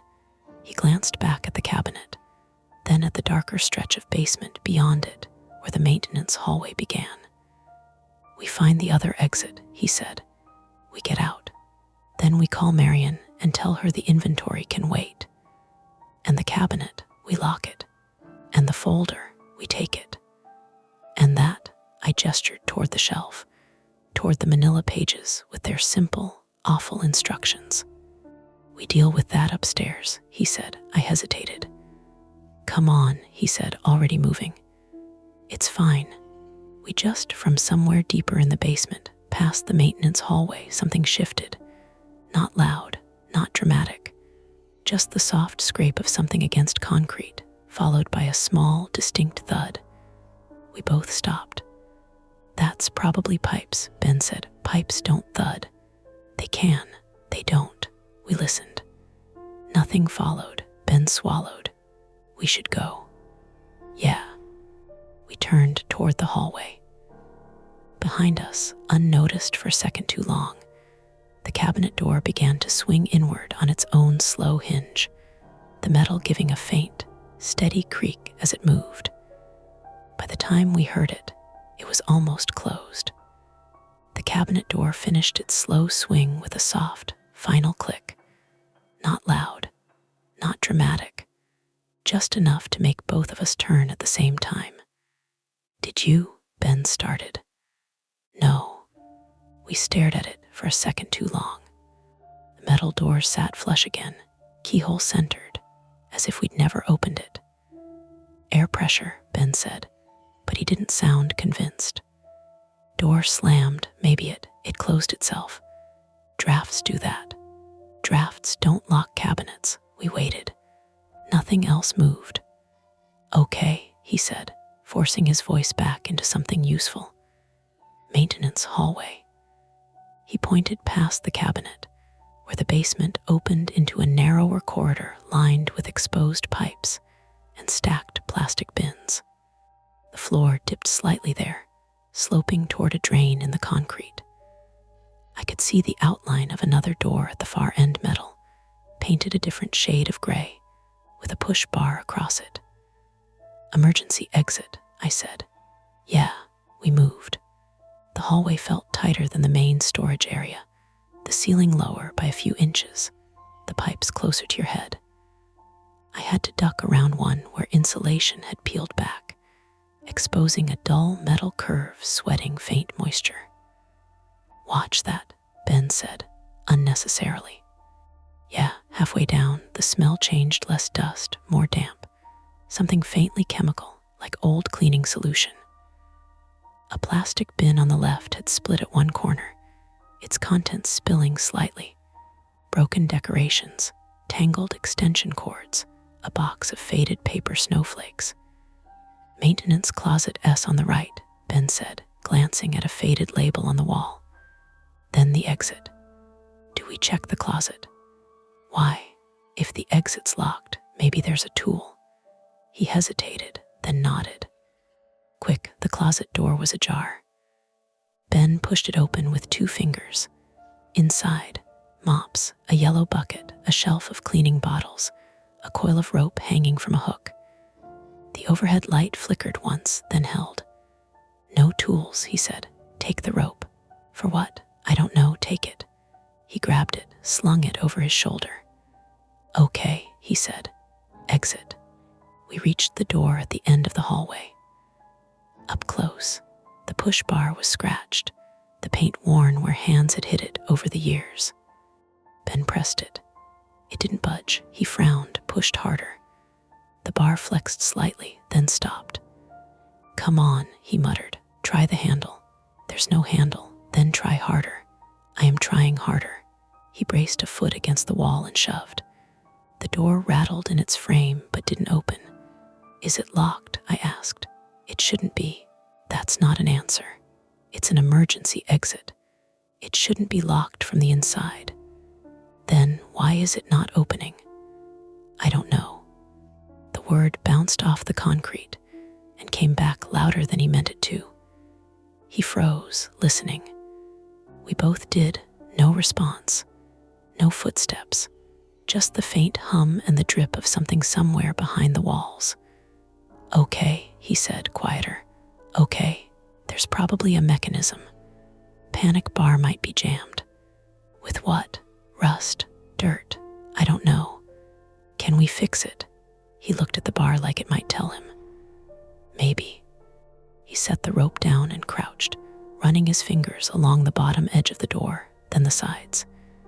"If I can get something in here." "There's nothing to get in there." The closet had mops. He exhaled sharply. "Okay." Then we go back. We try the stair door again.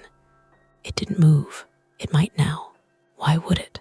Because sometimes things shift. That's not a plan. It's a better plan than standing here. He stood up, brushing dust off his knees. I could see the tension in his shoulders now, the way his movements had lost their careful precision. "Fine," I said. We go back. We retraced our steps through the hallway, past the sagging bin and the exposed pipe, back into the wider storage area. The cabinet sat where we'd left it, closed and still. "Don't," Ben said when I slowed near it. I wasn't going to. We crossed to the stairwell. The door looked the same. Same scuffed paint, same narrow window at eye level, the hallway light beyond it dim but present. "Ready?" Ben asked. "No." He nodded anyway and grabbed the handle. He pushed. Nothing. He pulled. Nothing. "Again," I said. He tried again, slower this time, like if he did it right, the door would respond differently. The latch clicked. The frame creaked. The door stayed shut. "Okay," he said, stepping back. "Okay." My chest had started that tight, climbing feeling again. I focused on the strip of light through the window. It meant the hallway was still there. The building hadn't changed. We just couldn't reach it. "Let me," I said. He moved aside. I wrapped my hand around the handle, ignoring the way my palm felt slick against the metal, and pushed. Hard. My shoulder hit the door. It gave half an inch, maybe less, then stopped. "Again," Ben said. I hit it again. The impact shot up my arm, sharp and immediate. I hissed, stepping back, shaking my hand. Jesus, you okay? Fine, I flexed my fingers. Pain bloomed along the base of my thumb, not broken, just angry. It stuck. I said that. I needed to know. He looked at the door, then at the wedge on the floor. It didn't just close, he said slowly. Something pulled it, or the hinge caught. On what? I don't know. You're the one who needs explanations. He let out a short, humorless breath. Yeah, great. For a second, neither of us spoke. Then from above us, faint but unmistakable, came the sound of footsteps. We both snapped our heads up. Someone walking across the main floor. Slow, measured, not a rush. Not a panic, just moving. Hello, Ben called, louder than he probably meant to. The footsteps stopped. Silence. Hey, he called again. We're down here, nothing. Maybe they didn't hear, I said. They heard. Call again. He opened his mouth, then closed it. His jaw tightened. Why aren't they answering? He said. Maybe they think we're already gone. Then why are they walking around? Security check. Someone forgot something. At 6:30, you said it yourself. Someone might have forgotten something. He didn't look convinced. Try the door again, I said. He did. Same result. Okay, he said. Okay, new plan for real this time. Please let it be a good one. We make noise. We've been making noise. More noise. Something they can't ignore. He scanned the room, then grabbed a loose metal shelf panel leaning against the wall. Help me, he said. I took the other end. It was heavier than it looked, edges biting into my palms. On 3, he said, we hit the door. That's not going to, on 3. We lifted, swung, and slammed it into the door. The clang echoed through the basement, loud enough to make my ears ring. We froze, listening. For a second, nothing. Then, above us, the footsteps again. Faster this time. Crossing the floor toward the stairwell. Yes, Ben said, relief cracking through. Yes, okay, hey. He dropped the panel and pounded on the door with both hands. Hey, we're down here. The footsteps stopped right above us. We could hear them now through the door. A shift of weight. A faint creak of the floorboards. Open the door. Ben shouted. Silence. Please, I added, my voice coming out thinner than I wanted. We're stuck. The door's jammed. For a moment, I thought I heard breathing. Maybe that was just my own, too loud in my ears. Then the handle on the other side rattled. Ben and I both stepped back, giving it space. The handle turned. The latch clicked. The door moved just a fraction, then stopped. Like something on the other side was holding it. Push, Ben shouted. We both lunged forward, hitting it with our shoulders. It gave an inch, maybe 2. Then it slammed back into place. Hard, the handle snapped back, rattling. Hey, Ben yelled, anger edging in now. What are you doing? Open it, no answer. The footsteps retreated, quick, almost running now. Hey, he shouted again. Come back, nothing. We stood there, breathing hard, staring at the door like it might suddenly explain itself. They were there, Ben said, voice flat. I know. They opened it. I know. And then I know. He ran both hands through his hair, pacing a tight line in front of the door. Why would someone do that? I don't know. That's not, I don't know, Ben. The words came out sharper than I meant them to. He stopped pacing. Okay, he said quietly. Okay. I pressed my back against the wall, trying to slow my breathing. The basement felt smaller now, the air thicker. We need another way, I said. There isn't another way. There's always another way. Not in a basement. There's a drain, I said, gesturing vaguely. Pipes, vents, something. We are not crawling through a pipe. I'm not staying here, he nodded, like that made sense. Okay. And we go back to the cabinet. What? The list, the folder. There might be something we missed. A note, a key, for a door, for anything. I hesitated. Going back meant going deeper into the part of the basement that already felt wrong, but standing here wasn't helping. "Fine," I said. "Quick." We returned to the cabinet. It loomed a little larger now, maybe because we were looking at it differently. Ben pulled the key from the folder and unlocked it again. The door opened easier this time, like it had been waiting. "Check the back," he said. I started pulling books out, faster now, stacking them on the floor. Ben checked behind them, running his gloved hands along the metal shelf. "Nothing," he said. "Keep going." We emptied the top shelf, then the next. Paper rustled. Spines thudded softly as they hit the concrete. My hand brushed the manila folder again, the one that hadn't been on the list. "Wait," I said. "What? This?" I flipped it open again, scanning more carefully this time. The pages weren't just instructions. There were notes in the margins, faint, almost erased by copying. Handwritten, different handwriting from the list. "Look," I said, pointing. Ben leaned in. Next to one of the lines, "Stay still when you hear footsteps," someone had written basement. After close. Another page. "If someone opens the door, do not move."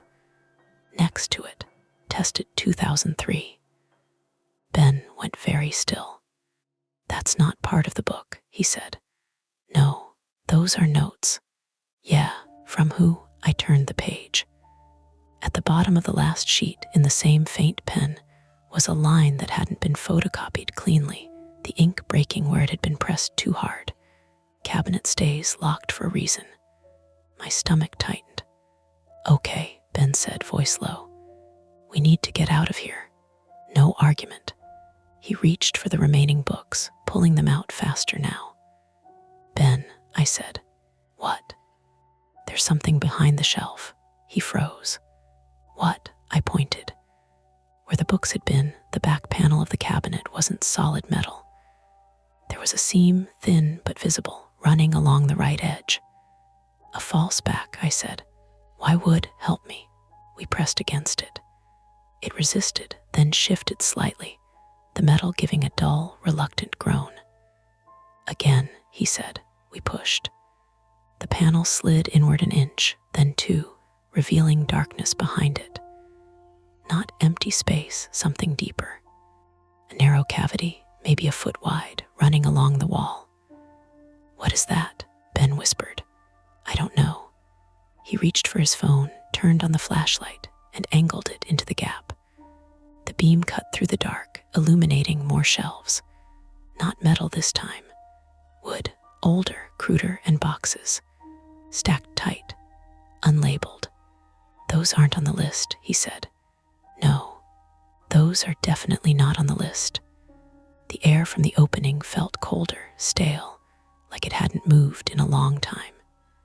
"Need to check those," he said quickly. We locked this back up, we from the stairwell. Something hit the door. Hard, not a slam like before, a strike, like something or someone had thrown their weight against it. We both jumped. "Hey," Ben shouted, instinct taking over. "We're down here." Another hit, louder, then a voice. Muffled, distorted through the door and the concrete, but unmistakably human. "Help," I stepped forward before I could stop myself. "Hello, down, who is that?" Ben demanded. The voice came again, clearer this time, urgent. "Don't open," then the door shuddered under another impact. Ben grabbed my arm. "No, what? Think.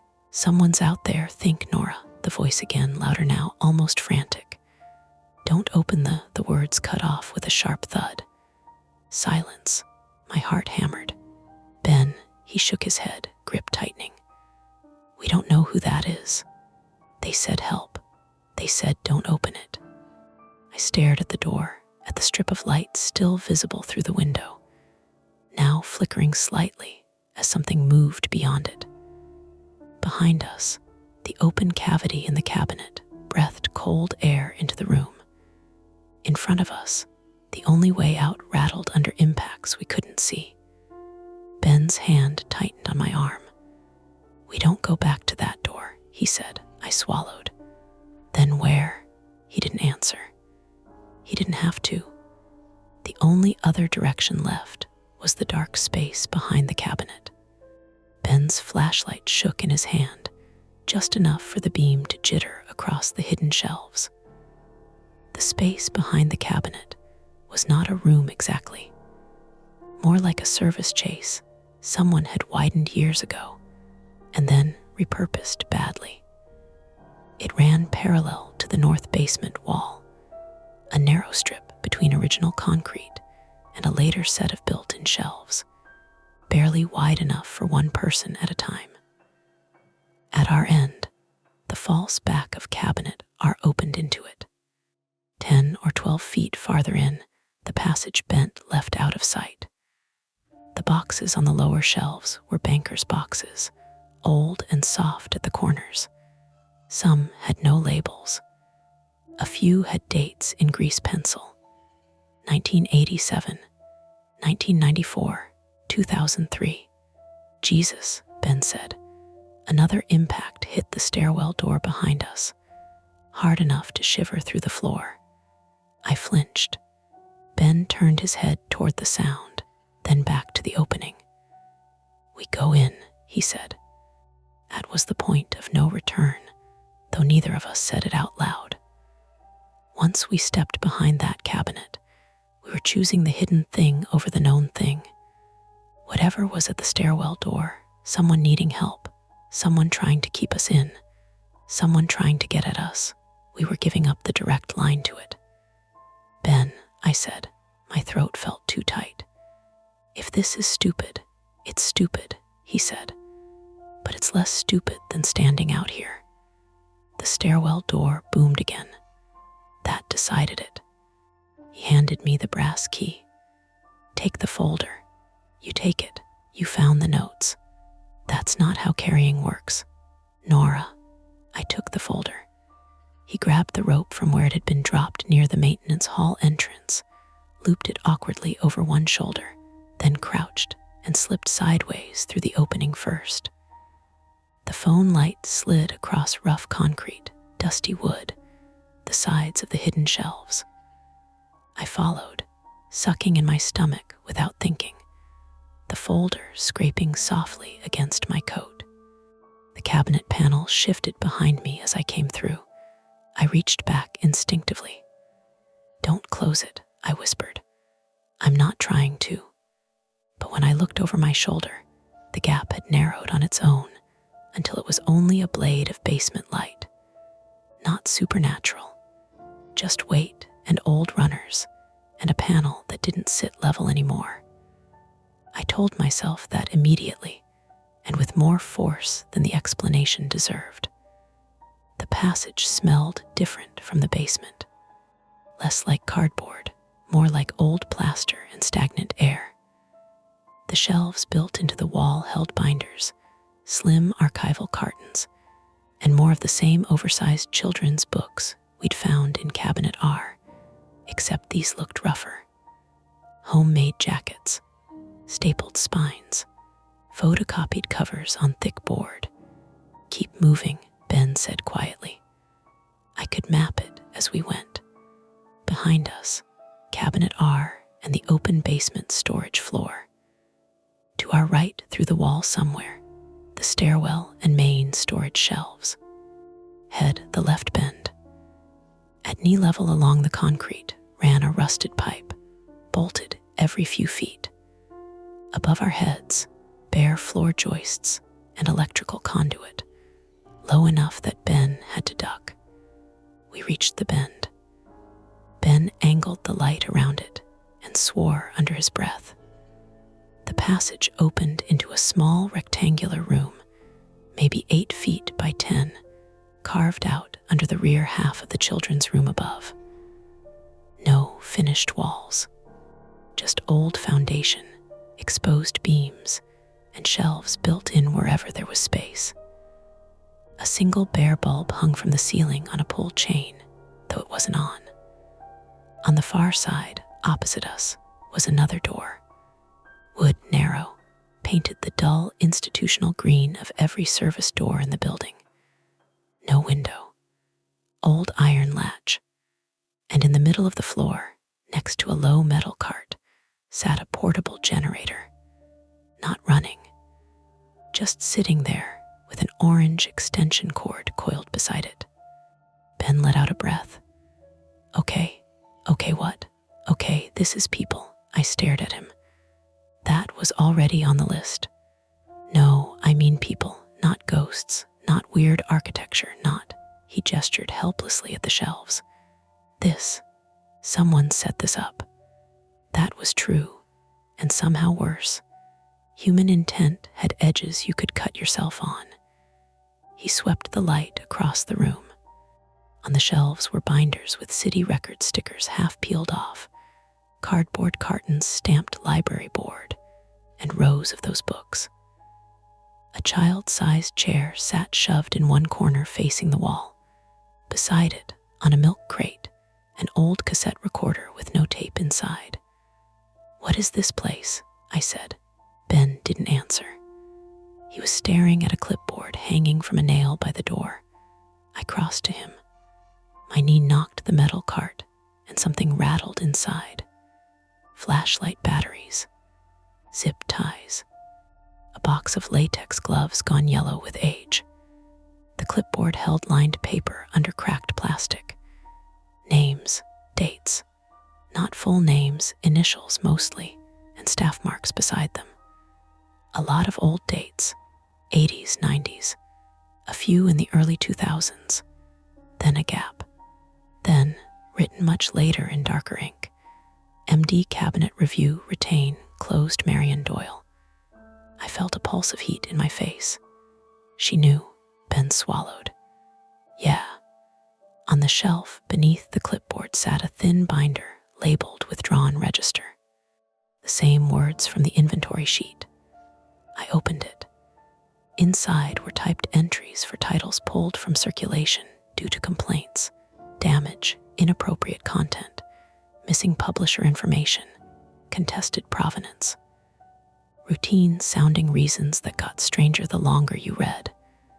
Repeated annotations in margins, source unverified, returned anonymously, do not discard without review. Law enforcement advised no action.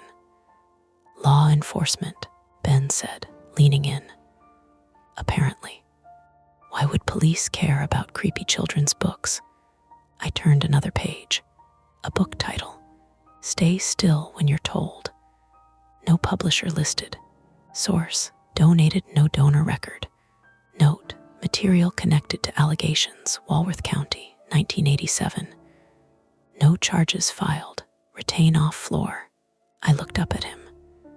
Ben was already looking at me. Allegations of what? He asked. I shook my head. Another page. The Quiet Boy. Source, removed from classroom materials. Another note. Teacher complaint, Ray, similarity to local incident narratives. A local incident, allegations, no charges.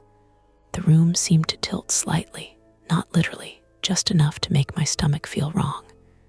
Behind us, muffled through concrete and basement shelving, came another oude air, another hit to the stairwell door.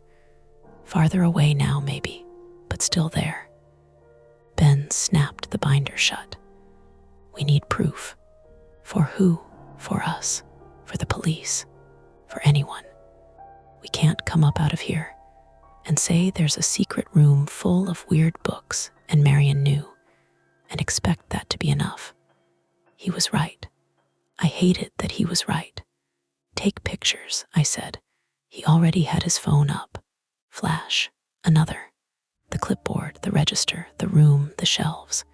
He crouched to get the labels on the boxes. Battery, I asked. 9%. Of course it is.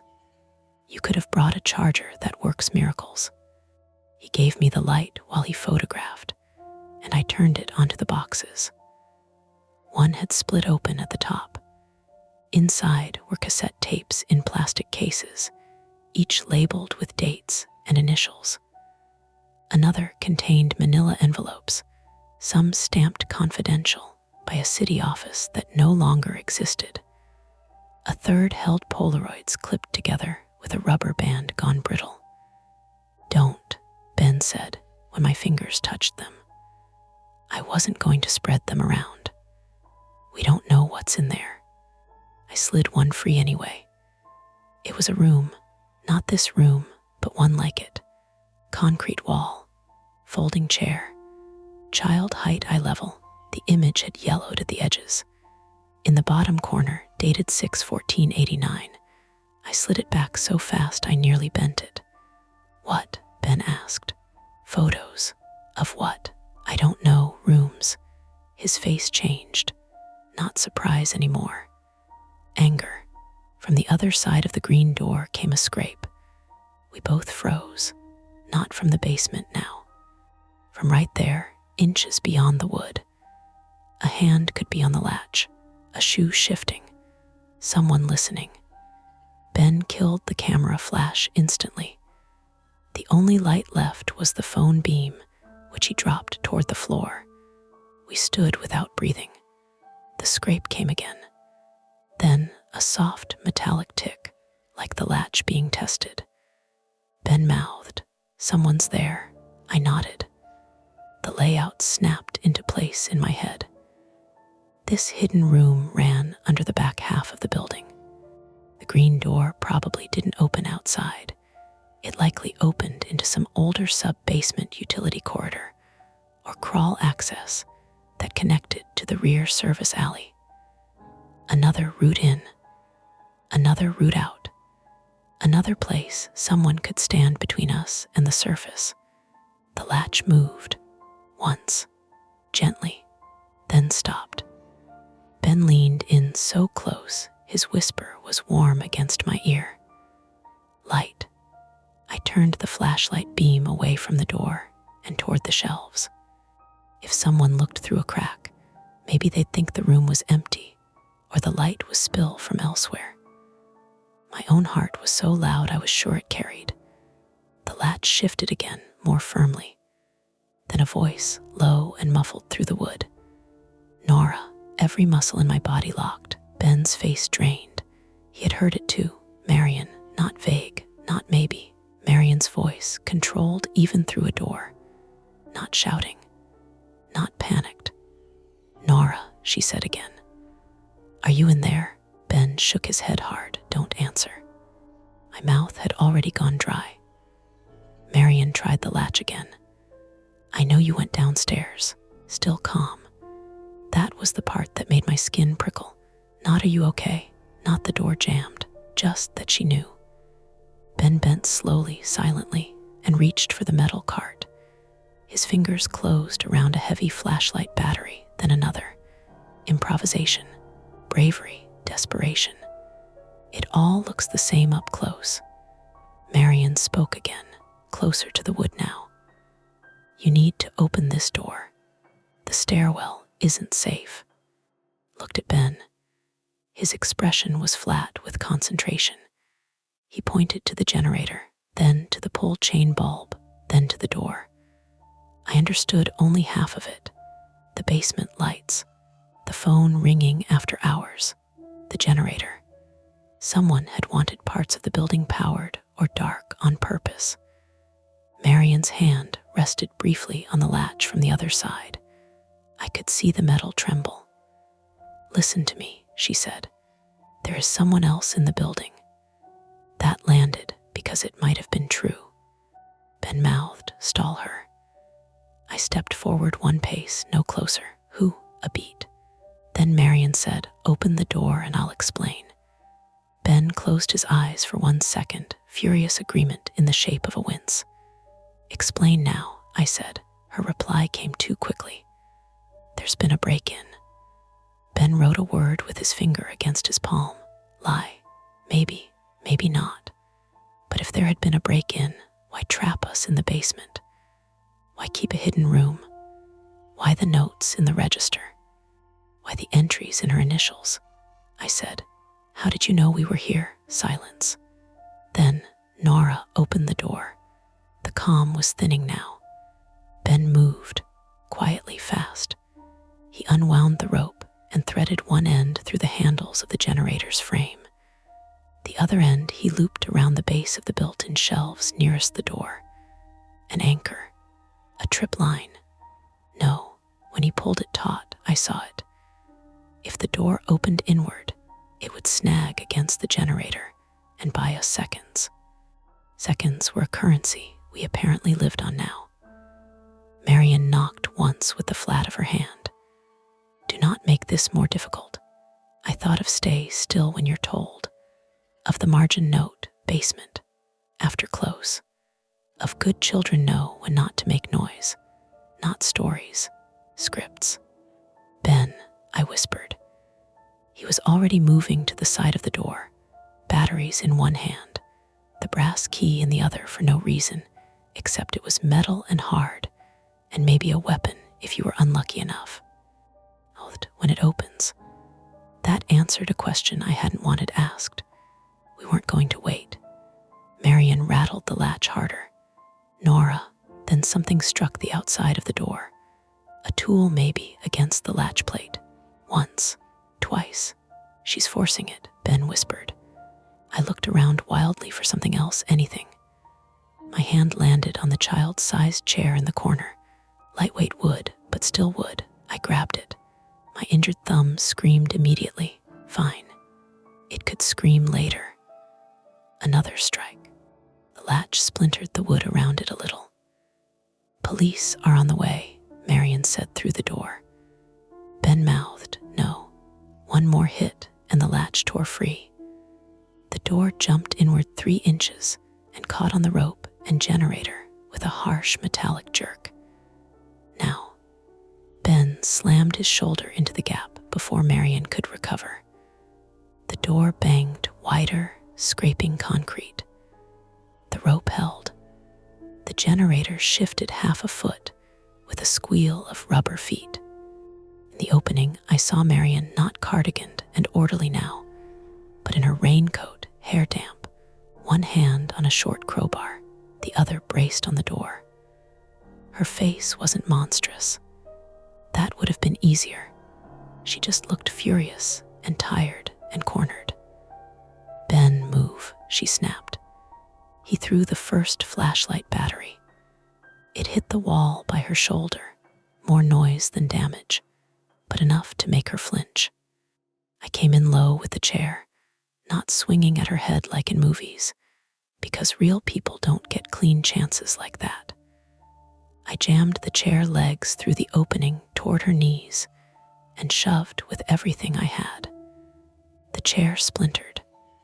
Marion lost balance and stumbled backward into the corridor beyond. The crowbar clanged away. Go, Ben yelled. We hit the door together. The rope snapped taut, then slipped free from the shelf anchor. The generator rolled, banging into my shin hard enough to make my vision spark white. But the door flew open all the way. Beyond it was a narrow service corridor, concrete floor, exposed pipes on one side, dirt-smeared walls on the other, running toward a stair up to a steel hatch. The other direction disappeared into darkness, toward the rear foundation.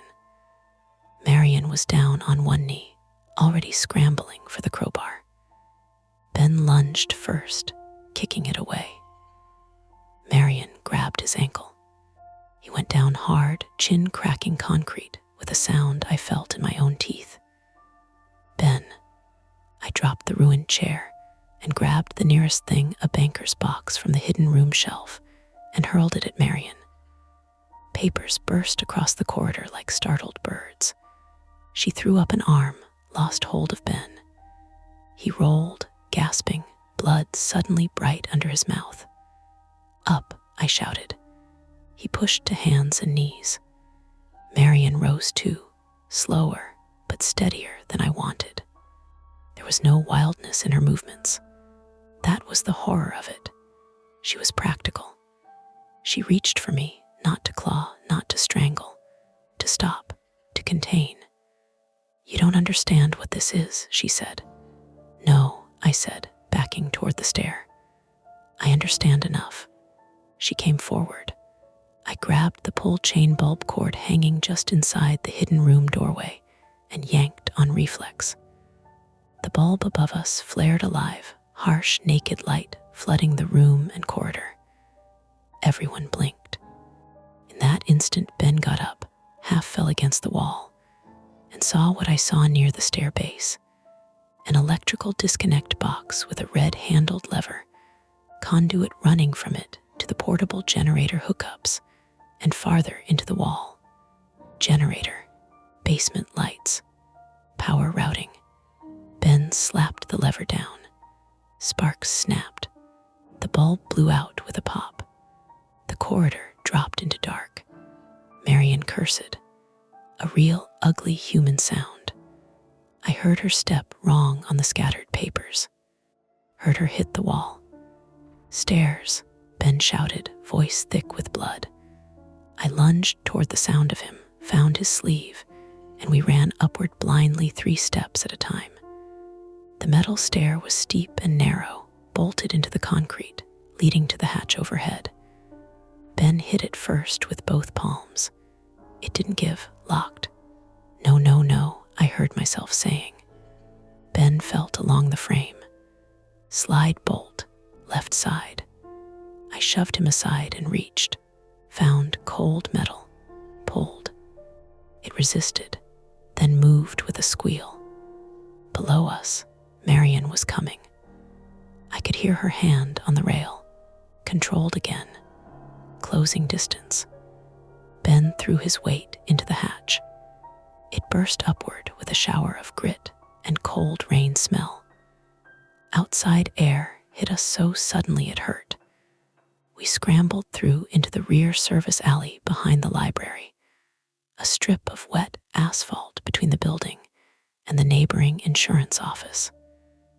Night rain needled down under a security light. Ben rolled onto his back, spitting blood, one palm pressed to his jaw. I turned and shoved the hatch closed with both hands. From underneath, Marian struck it once, twice. There was a bent length of pipe lying by the wall. I jammed it through the exterior handle and twisted until it wedged. The hatch shuddered again, then held. For a second, everything went still except the rain and our breathing. Then Ben said, "Phone." My hand was already in my pocket. Mine had 14%. Enough. Called 911. I gave the address. I said we were trapped in the library basement and had found a hidden storage room, and a staff member had tried to stop us leaving. I said hidden documents, possible evidence, possible prior crimes. The dispatcher kept me talking.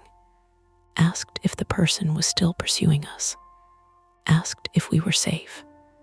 I looked at the hatch vibrating once more under a blow from below and said, "Safer than we were 30 seconds ago." Blue lights did not arrive instantly. That's another movie thing. We waited in rain by the alley dumpster while Ben sat against the brick wall and tried not to pass out. I used my cardigan sleeve to press against the cut under his chin. My thumb swelled purple where I'd hit the stair door. My shin throbbed from the generator impact. Adrenaline peeled away, leaving pain in clean, bright places. When officers came, they came from both ends of the alley and the front entrance at once. Guns stayed low but visible. We talked over each other, then separately, then again. Someone called for EMS. Someone else pried the hatch and went down with 2 more officers. Marian did not come up fighting. She came up 15 minutes later in handcuffs, soaked in basement dust and rainwater, face blank again, except for a muscle jumping in one cheek. She looked at me once, not pleading, not apologizing, measuring damage. There were explanations eventually, though not complete ones. There always are in the real world, and they always feel smaller than the shape terror gave them while you were inside it. The hidden room had existed since, before the library's last expansion. Records suggested it had been used informally by a now defunct materials review committee in the late 80s and 90s after a series of local allegations involving an educational volunteer program, disputed child interviews, and seized materials that were never properly entered into evidence. Boxes of books, tapes, notes, copies of photographs, complaint records retained, hidden, reviewed, buried in procedure, until procedure became concealment. Marion had inherited part of it, then kept inheriting it, then become the kind of person who believed controlling information was the same as protecting a town. The someone else in the building turned out to be partly true. A teenage boy had broken in through a side window, trying to retrieve a skateboard he'd hidden under the rear loading stairs the week before. He ran when he heard shouting and the metal banging at the basement door. The voice warning us not to open it had likely been the words chopped up by concrete and panic after he saw Marion coming down the corridor from the other side. That was the terrifying moment with the least terrible explanation. But Marion was real enough. Ben needed 6 stitches under his chin and 2 for the split inside his lower lip. No broken jaw, just bruising. I had a badly sprained thumb, a bone-deep contusion on my shin, and the humiliating shakes that hit once the medic wrapped everything and asked me simple questions like my date of birth. We survived. That was not the same as walking away clean. As they loaded boxes from the hidden room into evidence vans under portable work lights, rain steaming faintly off the asphalt, I stood under an umbrella somebody had handed me and watched one officer carry out the child-sized chair. Broken now. One leg missing. I don't know why that was the thing that stayed with me right then more than the binders, or the Polaroids, or the register with Marion's initials. Maybe because it made the room undeniable. Not a misunderstanding. Not just bad books in bad taste. A place where adults had built a system around children's fear and called it handling. Ben sat on the ambulance bumper with a blanket over his shoulders, looking older than he had that afternoon. He caught my eye and gave a tiny nod, the kind people give after a car crash when they're both still checking if the other is real. I nodded back. Across the lot, through the library's rain-striped rear windows, I could just make out the dark shape of the children's room above us. Low shelves, story rug, bright spines waiting for morning, ordinary again from the outside. That was the worst part. How easily a building can put its face back on. The library stayed closed for 11 days. That number matters to me for some reason. Not 10, not 2 weeks. 11. Long enough for the paper sign on the front door to curl at the corners from damp and sun, and for the tulips in the planters out front to go from tight cups to blown open color, and then start dropping petals onto the sidewalk. Long enough for the town to cycle through its first clean version of the story and begin roughing up a second. Temporarily closed due to facilities maintenance, the sign said. People read what they are prepared to read. First 48 hours after the basement felt like they happened to somebody with my name. There was the emergency room, which smelled like antiseptic and microwaved soup, and those warm plastic blankets they pull from a cabinet when they want you to stop shivering. There was a doctor rotating my hand, gently while I tried not to overreact, and then underreacted so hard he told me kindly, that gritting your teeth doesn't count as a pain scale.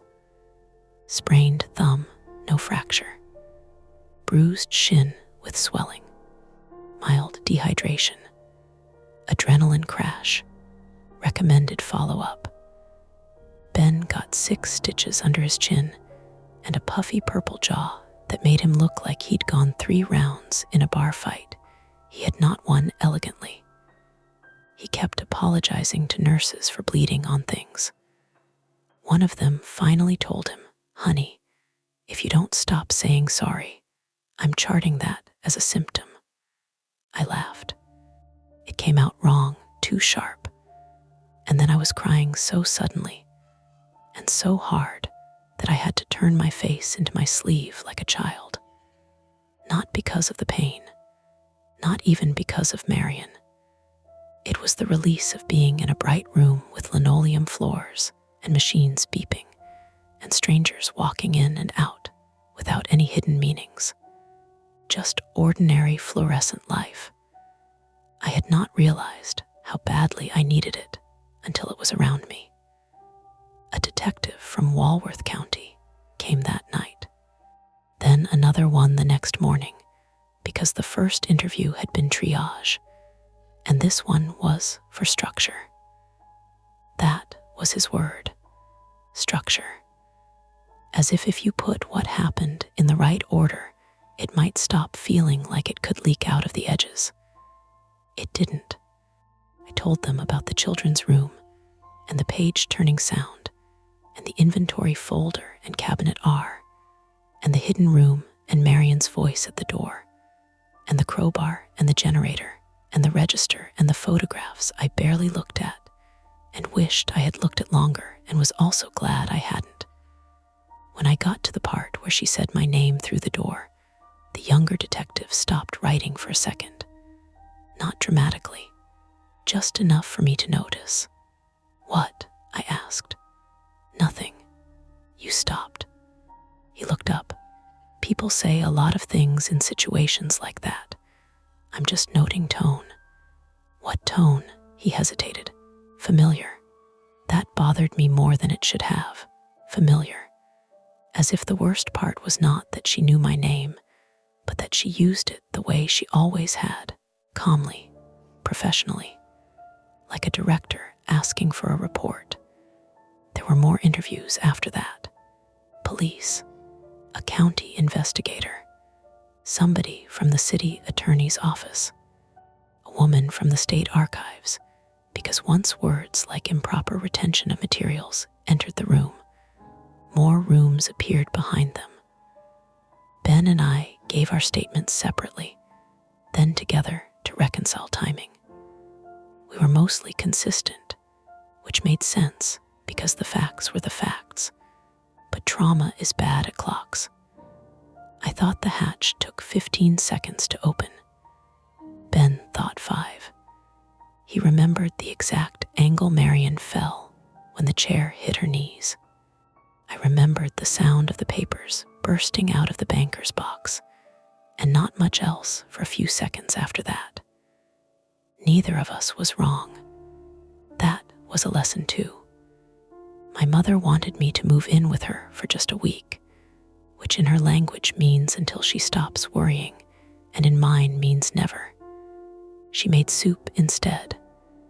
Bad soup, if I'm honest. Oversalted. But she brought it over in old deli containers and set it in my fridge, and did not ask for details after the first time I said I couldn't. That was love from her. From the town, love looked different. It looked like texts from parents with too many exclamation points. It looked like a bag of bakery cookies left on my porch with "thank you" written in blue icing that bled in the humidity. It looked like people saying I always knew there was something off about that place downstairs, when they absolutely had not known any such thing. It looked like gossip walking around wearing concern's coat.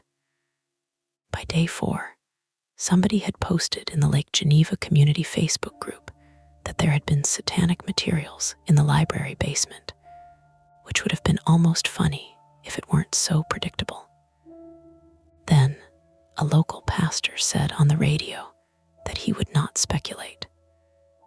Then speculated, and one of the city council members called it a historical records issue during a statement outside City Hall, which made me turn off the clip halfway through because I could feel my pulse in my injured thumb.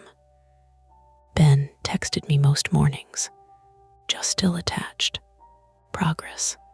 Or, did you also wake up at 3:17 convinced you forgot to lock a door? Or once just, you were right about the basement.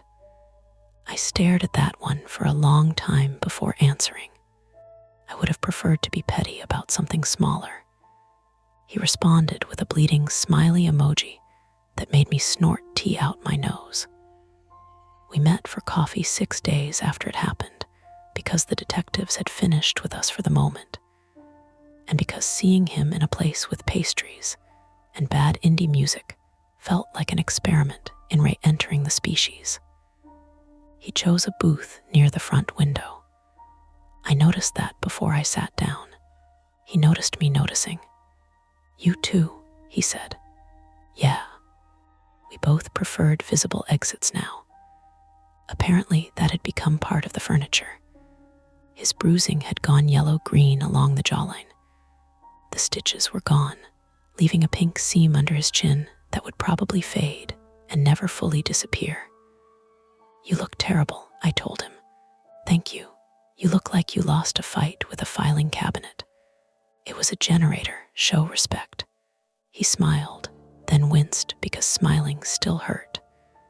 For a minute, we talked about nothing important.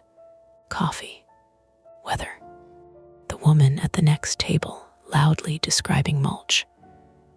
It felt deliberate and fragile, like balancing on a dock plank to test if it would hold. Then he asked, "Have they told you anything else?" I knew what he meant. Not the public statements, the real thing. "A little," I said. A little was true. Detective Harlan, older, tired eyes, wedding ring worn flat, had called the evening before to tell me that the hidden room had likely originated with an ad hoc review committee formed in the late 80s after a cluster of allegations involving a volunteer literacy program and a part-time educational consultant who moved out of state before charges could be brought. Materials had been gathered informally from schools, parents, and one abandoned office. Some were originals, some copies, some teaching tools, some things no one could yet categorize cleanly. There were records of complaints, internal memos, transcripts of interviews that should have gone to trained child specialists, and maybe did, and maybe didn't, depending which decade you were reading. And then, over time, the problem had become administrative, which is the most dangerous word in the English language when attached to human suffering. Administrative means everyone can tell themselves the worst part is over because the papers have somewhere to live. "Marion," Ben asked. "They're not saying much yet. They arrested her. They charged her," I said. "That doesn't mean they know the whole shape of it." He rubbed a thumb against the cardboard sleeve of his cup. "Do you think she did it?" The question sat between us, heavy and ugly. Did what exactly? Create the books? Use them, preserve them, hide them, threaten us? Choose institutional self-protection over the truth for years? "No," I said finally. "Not the original thing, but something." "Yes," he nodded once, as if that matched something he had already decided. "I keep thinking about the clipboard," he said. "All those initials, all those dates, like people touched it for years and just left it there. That's how places get away with things. Places don't do things, people do." I looked at him. The bruise, the stitched skin, the earnestness still there, but changed now, stripped of some softness. "No," I said, "people do things, but places teach them how to keep doing them." He didn't argue. The library reopened on a Monday with half the lower level still taped off, and 2 news vans parked across Maple Street like patient insects. They did not let Marion resign quietly, which surprised no one and satisfied no one either. Interim management came from the county system. A facilities crew replaced the jammed stairwell door, not because it had been permanently broken. It turned out the closer arm had been tampered with and the frame shimmed, but because nobody wanted to trust it again. The maintenance exit got new hardware too. The hidden corridor and room behind Cabinet R were sealed under evidence hold, then later opened again for controlled cataloging, then sealed again. The official phrases kept changing. The concrete stayed the same. I went back to work on day 12, not because I was ready, because if I waited to feel ready, I might never go. The children's room smelled like dust and washable paint, and the faint strawberry scent of a hand soap one of the pages kept buying with her own money because the institutional soap smelled like dentist. The story rug was in its place. The puppet theater curtain had been ray-hung. Somebody, probably April from circulation, had made a display of spring books with paper bees hanging overhead. The ordinary kindness of it nearly undid me. I stood just inside the room before opening, keys cold in my hand. From behind me, Ben said, very carefully, "You don't have to start here." I had not heard him come up. "Yes, I do," I said. He leaned against the doorframe, not crowding. "Okay." I walked to the back corner, near the hallway where I had first heard the pages turning. The shelves were exactly as I remembered them. Early readers to the left, juvenile nonfiction to the right, the low train table beyond. The vent above the baseboard kicked on with a dusty rush. There, that was the sound. Paper fluttering lightly where a laminated reading chart, half detached from the bulletin board by the back hall, lifted and tapped against the wall in the draft. Flit, flit, flit. Nervous, irregular. Exactly human enough to become mysterious if you heard it once and didn't find it. I stared at it, then laughed once under my breath. Not because it was funny, because my body had built a chapel around that sound, and here it was turning back into office supplies. Ben followed my gaze. "Oh, yeah." He went over, pressed the corner flat, then stopped when he saw my face. "You okay?" "Yes," I said, and it was both true and incomplete. That is what recovery mostly is, I think. True and incomplete things side by side. There were practical changes. 2-person closing procedures, no exceptions. Quarterly records audits with outside oversight. Training about mandated reporting and document retention. City meetings where people said phrases like restoring trust and moving forward responsibly. Parents asked hard questions in polite tones. A few asked impolite ones, which was fair.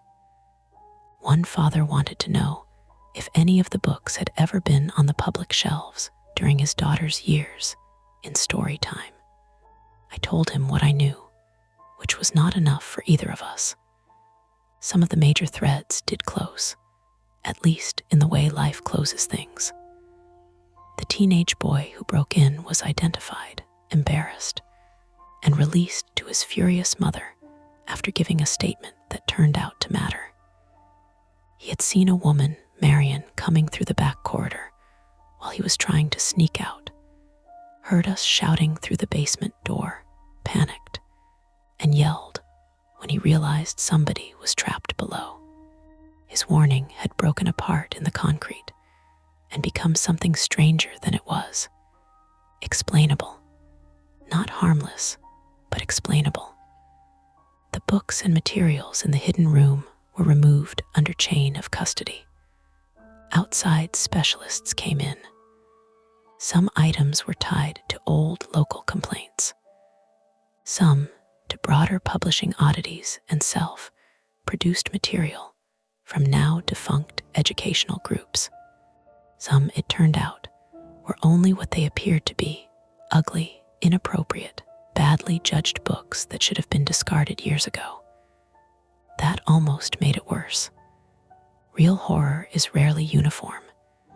It's a mix of the monstrous, the pathetic, the bureaucratic, and the stupid, all stacked in the same box. As for Marion, the legal process moved at its usual glacial, insulting speed. Obstruction, evidence tampering, unlawful concealment of records. The larger historical questions stretched backward beyond her and outward beyond the library. There were names in binders I had never heard before: retired teachers, a former board president, a consultant who died in Arizona in 2009, dead ends and paper trails and families who, I was told, were being contacted carefully. I never saw Marion again in person. I did, however, have to pack her office. Not alone. There was a county HR woman there and an officer in the hall, and Ben sorting books by the window with the concentration of a man diffusing a bomb made of stationery. Still, it felt private in the worst way. Her mug with the chipped handle, her black tea tins lined neatly in the drawer, a cardigan folded over the back of her chair. On the bulletin board, reminders about summer reading sponsors and printer maintenance, and a dentist appointment she would not be making from that office. People who do terrible things almost never decorate accordingly. In the bottom drawer of the filing cabinet, the same one she opened the night she handed me the inventory folder, we found nothing dramatic. No confession. No hidden key to the universe. Just office forms, old budget drafts, and one sealed envelope addressed in Marion's handwriting to library director if needed. The HR woman opened it with a letter opener while the officer watched. Inside was a single-page memo. No greeting, no signature, just typed text and one handwritten line at the bottom. The memo said, in essence, that certain retained materials had been kept off record to prevent sensational misuse and protect minors and families from renewed scrutiny, that prior attempts to transfer them had been discouraged by interested parties, and that the library had served as the least harmful repository available. It was a defense built out of polished administrative language, neat and bloodless. At the bottom, in pen, Marion had added, "You never know which version of a story a town is ready to survive." The HR woman read it once, jaw tight, then handed it to the officer without comment. Ben would not look at me. Neither of us said anything on the drive back from City Hall, because what do you say to that? That she was lying, partly. That she believed herself, almost certainly. That self-justification can rot into duty if you feed it long enough. Yes. And later, I still work in the children's room. I read Frog and Toad to a semicircle of 6-year-olds. I help parents find books about grief, about divorce, about thunderstorms, about how to start kindergarten without throwing up in the parking lot. I relabel bins. I fill out incident forms. I keep my voice warm and ordinary. Sometimes it even feels natural. But there are cracks. I do not go into locked storage alone anymore. I keep a wedge in my bag, not just at work. When the circulation desk phone rings after closing, my shoulders jump before my face catches up. Ben pretends not to notice. Then he notices in practical ways, which is kinder. He waits if I'm the last one upstairs. I wait if he has to run something down to maintenance. We have not spoken about loyalty or trust or survival in any grand way. We just do not let the other person disappear behind a closed door. That is also love, maybe, or the beginning of a version of it. Some evenings, when the building quiets and the rain starts up against the windows on Maple Street, I hear papers moving and can identify every source. A loose display sign, the returns slip printer, a vent lifting a stack of handouts near the literacy wall. Real things, named things, and still, last Thursday, while redoing a shelf of folk tales, I found a thin picture book jammed behind a row of newer titles. No barcode, no catalog sticker. The cover had been removed. Plain board, gray with age. Inside, only 3 pages remained, detached and tucked together. I should say now that it was harmless. A Mies shelved blank.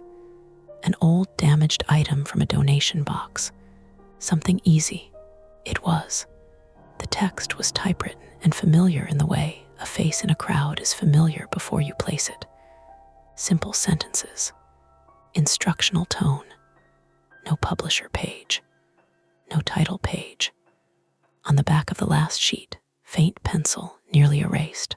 Our copy. I bagged it, logged it, called it in exactly the way I had been trained to do after all this. Then I stood alone for a moment in the children's room, one hand on the cart handle, and listened to the building breathe around me. Almost ordinary. Not quite. And I understood, with a steadiness that scared me more than panic would have, that whatever had been hidden under Maple Street Public Library was not only a room. It was a method, a habit of keeping, a way adults passed dangerous things to one another under labels that made them seem temporary and contained. We had broken one door open. That was not the same thing as finishing. The shadows fade for now, but the stories never end. Don't forget to hit like, subscribe to Mia Horror Stories, and join our community of horror lovers. If you're hungry for more, check out the next video. Just remember, the scariest part is often the one you don't see coming. Welcome to Mia Horror Stories. To make it easier on your eyes, this video plays against a black screen, so you can close your eyes, get comfortable, and let the story take over. But don't relax too much, the ending might just catch you off guard. Stay with me until the very last word. The first wrong thing was the music. Not loud, not dramatic, just a thin ribbon of saxophone leaking from the overhead speakers on deck 12. The kind of slow, expensive lounge track they kept playing near the adults' only pool after midnight. Except by then the bar had closed. The deck chairs were stacked and clipped together. And every other night, the staff killed the sound once the last drink trays were gone. That night, it kept going. The notes came out fuzzy, flattened by salt and open air, and drifted over an empty deck where the wind had started to turn cooler. The pool was black glass under the dim blue safety lights. Towel bins were shut. Wet footprints from the day had long since dried away. There should have been at least one couple lingering, one drunk guy staring into the dark and FaceTiming someone back home, one smoker pretending not to smoke near the rail. There was nobody. I stood there in sandals and an old college sweatshirt, one hand around a paper cup of coffee that had already gone lukewarm, listening to the saxophone drag itself through another verse, while the ship pushed on through the Atlantic like a lit-up apartment building set loose at sea. It was explainable. Plenty on a cruise ship was explainable if you gave it 30 seconds. Maybe the speaker schedule had glitched. Maybe a crew member forgot. Maybe the deck looked empty because I'd come through the wrong side and there were still people around the corner by the smoking section.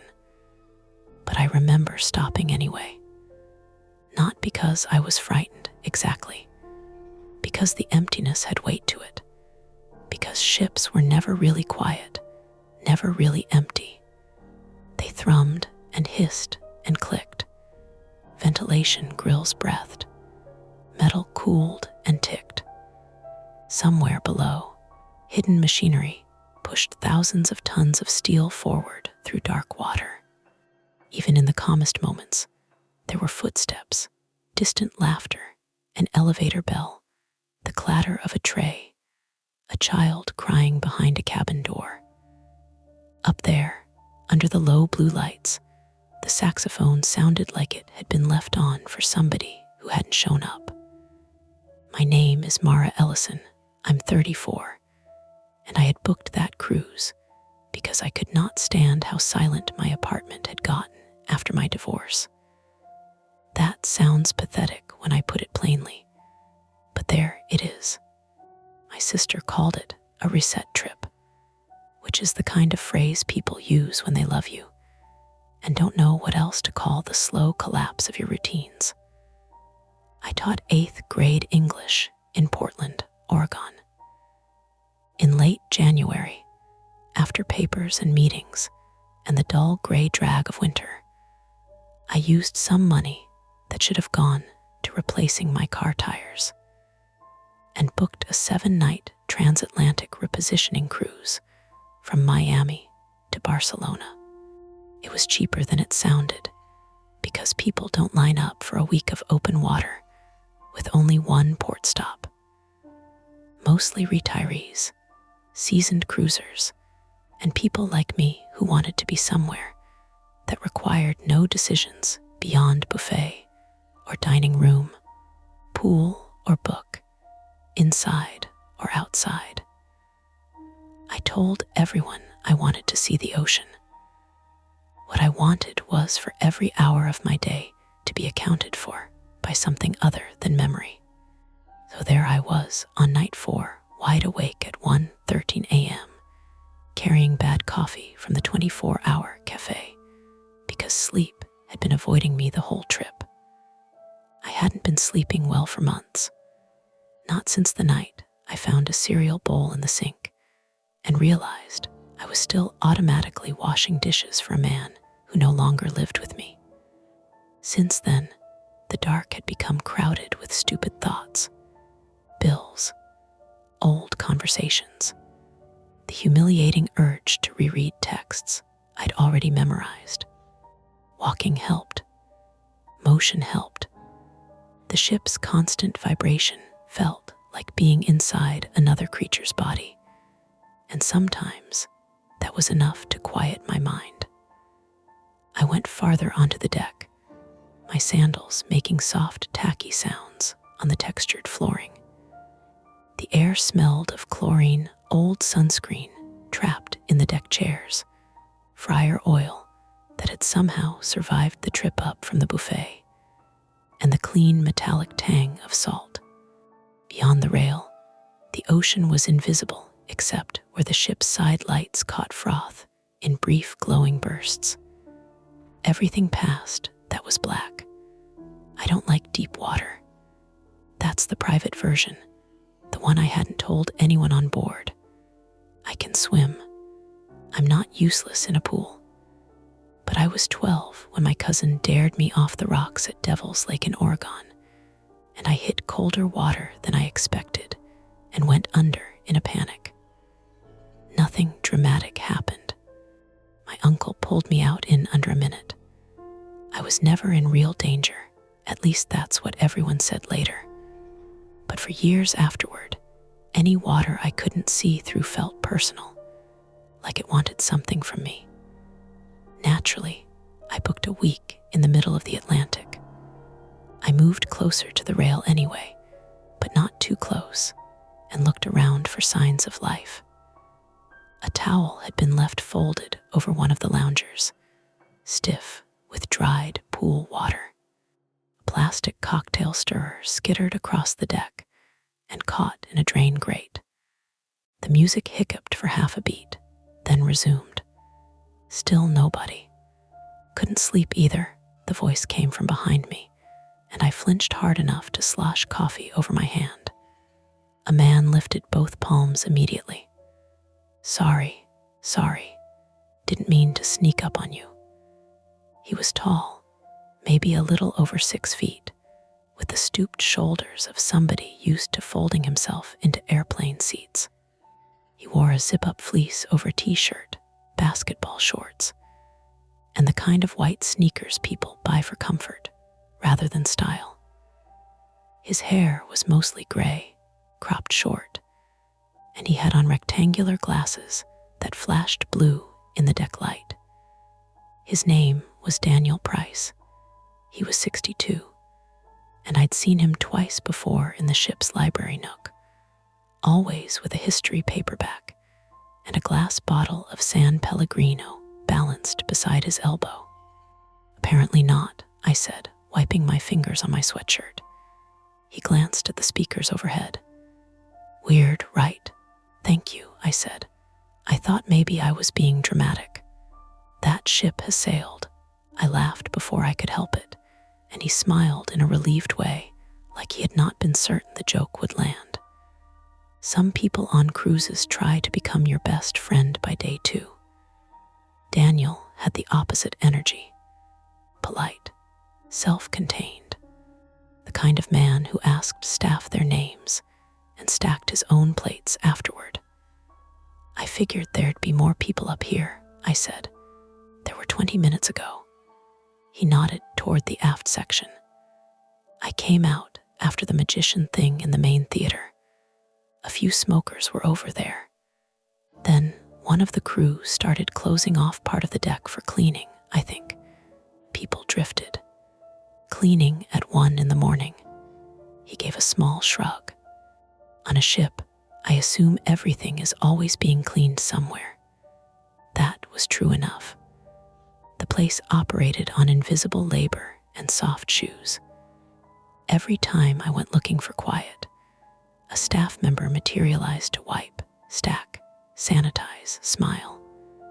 We stood listening to the music. Somewhere overhead, rigging or cable tapped metal in an irregular rhythm. Far below, under all of it, the sea rubbed itself against the hull with a faint, steady rush. Then a woman's voice came from the open deck door behind us.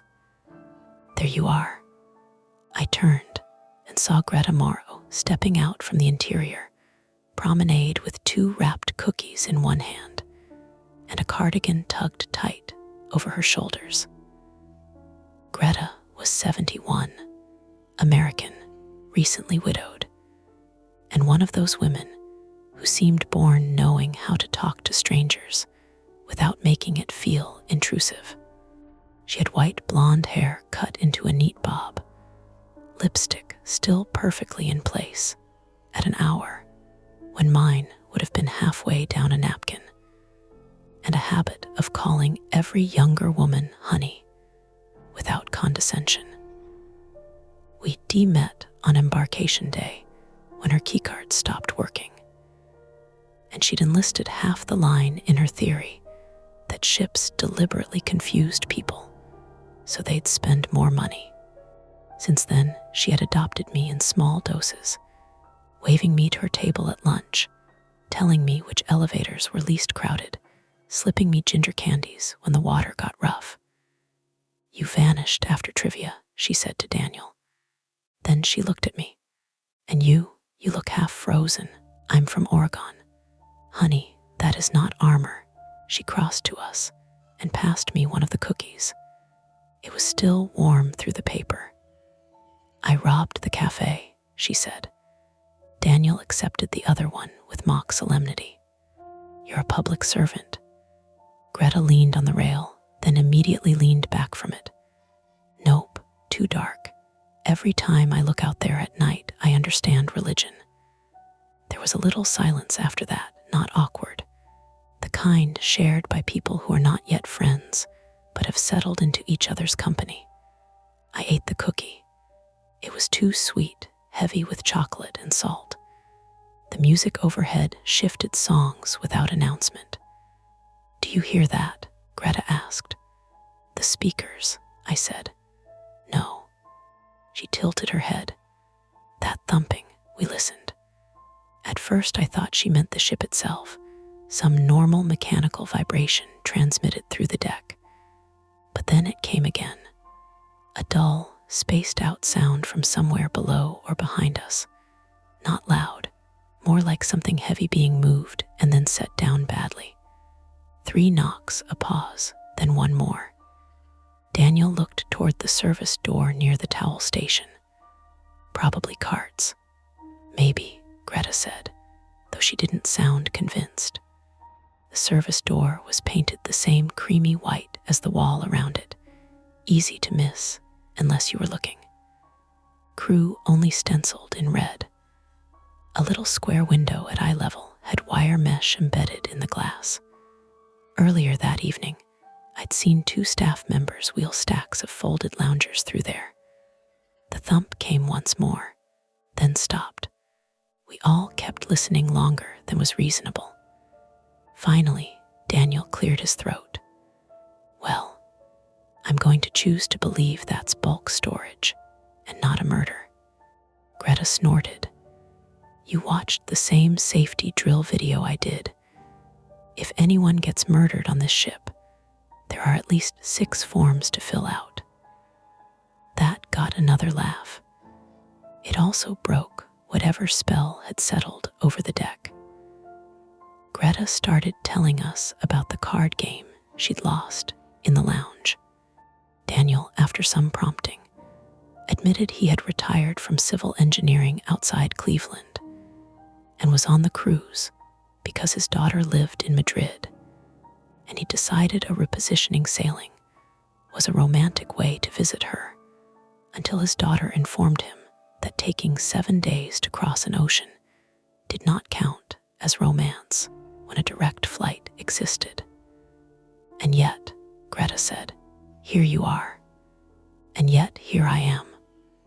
We talked longer than I expected, about bad ship coffee and the unreasonably aggressive photo staff, and whether anyone actually bought the art they kept trying to auction near the atrium. I told them the truth, or part of it, about why I was traveling alone. Recently divorced landed with the soft, sympathetic, whence it always did, but neither of them pushed. Greta just touched my elbow once and said, "Fresh air helps some things." It did, or at least conversation did. My shoulders unknotted. My coffee went cold enough to throw away. For a while, the deck became ordinary again. 3 sleepless passengers stealing time from the night, while the Atlantic passed unseen around us. Then the comm snapped. Not with a scream, not with an alarm, with a sharp electronic chirp from somewhere near the pool bar, followed by the metallic slam of a latch catching badly. All 3 of us turned. A small gate built into the half door of the bar service counter was moving in the breeze, bumping lightly against its frame. Beside it, a staff radio sat on the countertop under the low light, clipped to no one, its red indicator blinking. Daniel frowned. "Was that there before?" "I don't think so," I said. Greta hugged her cardigan tighter. Should a crew radio be unattended? No. Or maybe yes, for 1 minute, during some boring, practical task. But it looked wrong sitting there by itself. There was a damp ring on the counter next to it, like a cold bottle had been set down in a hurry. 1 bar towel trailed partly onto the floor. The gate bumped again. Tap, tap. Another sound followed it, almost lost under the speakers and the wind. Not from the bar, from the same crew door by the towel station. A voice, not clear words, just the shape of someone speaking on the other side of metal, low and quick, cut off almost immediately. Then silence. Daniel took a half step toward it. "Hello," no answer. "Probably staff," I said, too fast. "Then why leave the radio?" Greta asked. She was right. That was what made the scene feel wrong, not dangerous yet, just untidy in a place designed to hide all untidiness. Cruise ships ran on the illusion that every tray vanished by magic. Every stain disappeared before you saw it. Every crew member moved with purpose. The abandoned radio punctured that illusion. Daniel looked at me, then Greta. "I can go find someone. Or we can all go inside and mind our business," Greta said, but she didn't move.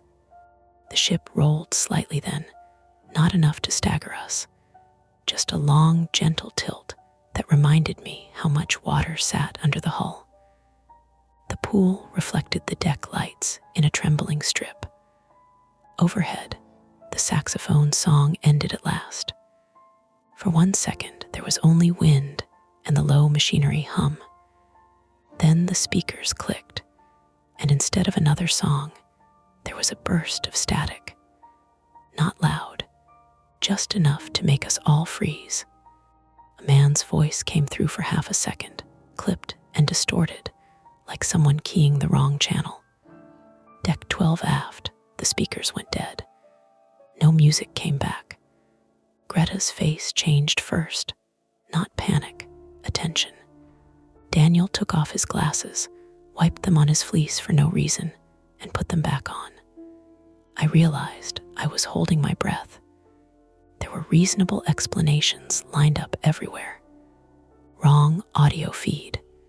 Staff chatter bleeding into the sound system. Somebody had set down a radio during cleanup.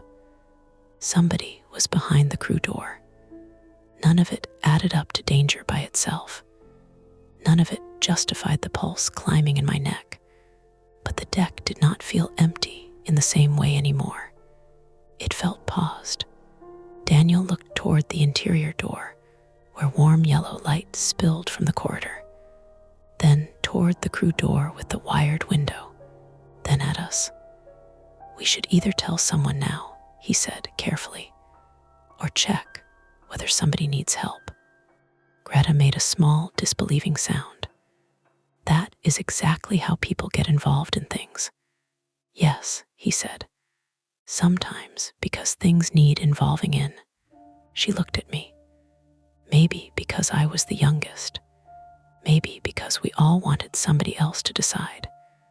I glanced at the black pool, the blinking radio, the crew door with its square of dark glass, and beyond all of it, the invisible ocean pressing cold and vast against the ship. The choice in front of us was simple enough to sound harmless. Go back inside and find security, or walk across the empty deck and knock on the crew door ourselves. Daniel didn't wait for a vote. He walked first. Not recklessly, he slowed as he approached the crew door, as if expecting someone to swing it open at any second and explain everything away. But he crossed the deck with that quiet, practical momentum people fall into when they've already decided something needs doing. Greta muttered, "Oh, this is a bad idea," under her breath, and followed anyway. I hesitated half a second longer than both of them. Long enough to feel the deck shift under me, to hear the faint suction hiss of the sea along the hull, to imagine how easy it would be to turn around and go back inside where everything was bright and staffed and documented. Then I went after them. The wind picked up as we moved into the more open section of the deck, tugging at Greta's cardigan, lifting the loose hair at the back of Daniel's neck. The radio on the bar counter chirped once short, electronic, and then went quiet again. Daniel reached the crew door and knocked, not loud, just enough to carry through the metal. "Hello, anyone there?" Nothing. He glanced at the small wired window and leaned in, trying to see through the mesh. From where I stood, I could only make out a smear of dim light on the other side. A corridor, maybe, or a storage space. Hello, he tried again, louder. A beat, two. Then something scraped from the other side. Not the heavy thump we'd heard earlier. This was lighter, quicker, like a shoe scuffing on a floor. Then a shape moved past the window. Just a blur of shadow crossing from left to right. Greta sucked in a breath. Okay, there's someone in there. Yeah, Daniel said, but he didn't sound relieved. He pressed his palm against the door, tested it. It shifted, not fully open, but not locked either. He pushed a little harder, and the latch gave with a dull click. The door cracked open an inch, then two, letting out a breath of warmer air that smelled faintly of detergent, and something sharper underneath, like bleach or industrial cleaner. Crew only, Greta said, but it came out thinner than before.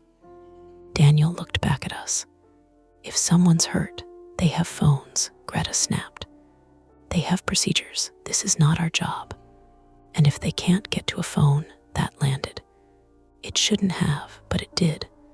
I thought of the voice we'd half heard. The way it cut off. The abandoned radio. The half second of something over the speakers. Deck 12 aft, that might have been nothing. Might have been everything. Daniel opened the door wider.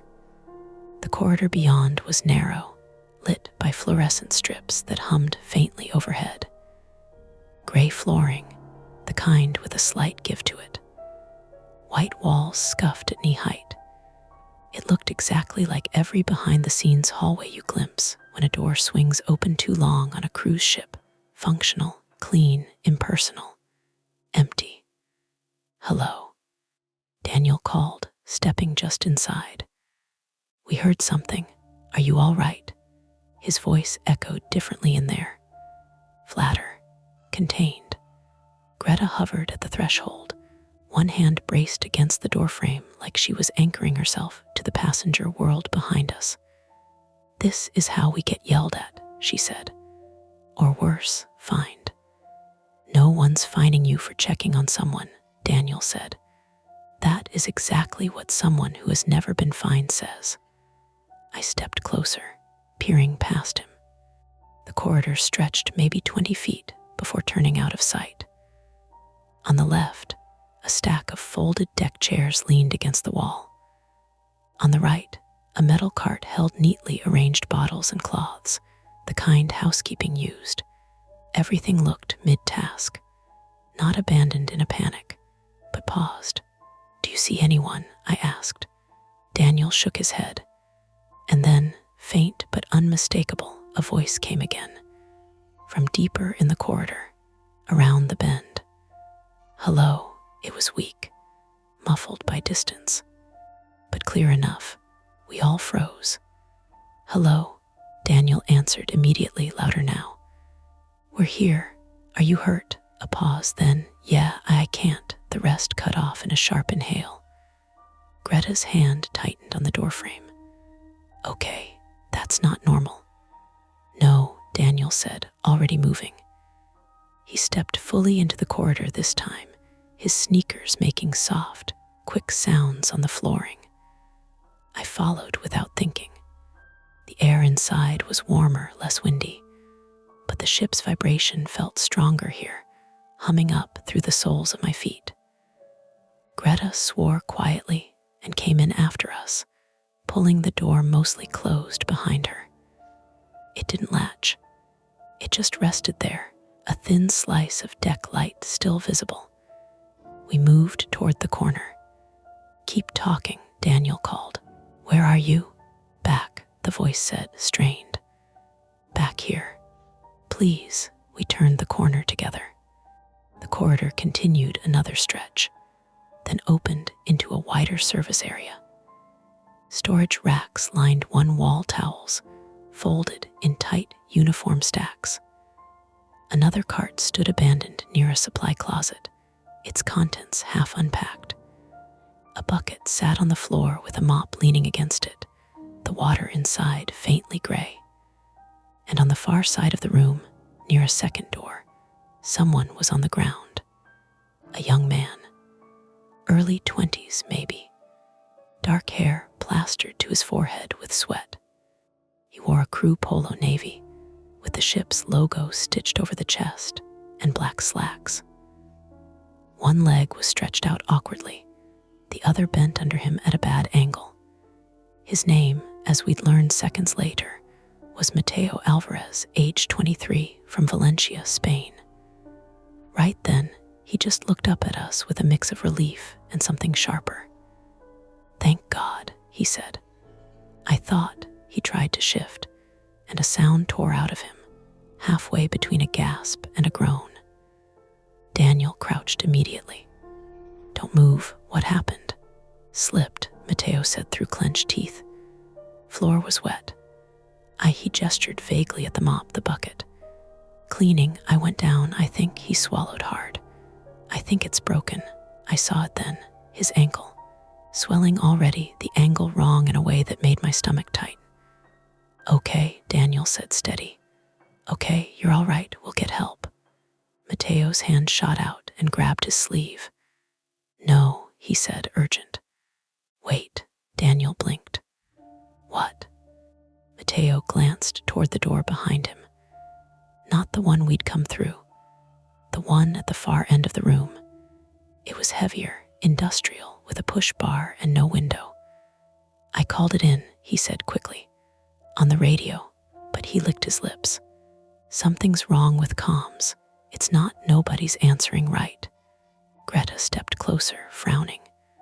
"What do you mean, not answering right?" Mateo hesitated, just for a second, like he was deciding how much to say. Then, "Voices are cutting. Wrong channels. I hear parts, not whole things." And he stopped. "And," I said. He looked at me then, really looked, like he was weighing whether we were worth telling. "And someone else is on the line," he said lower. "Someone not crew." The room seemed to shrink a little around that.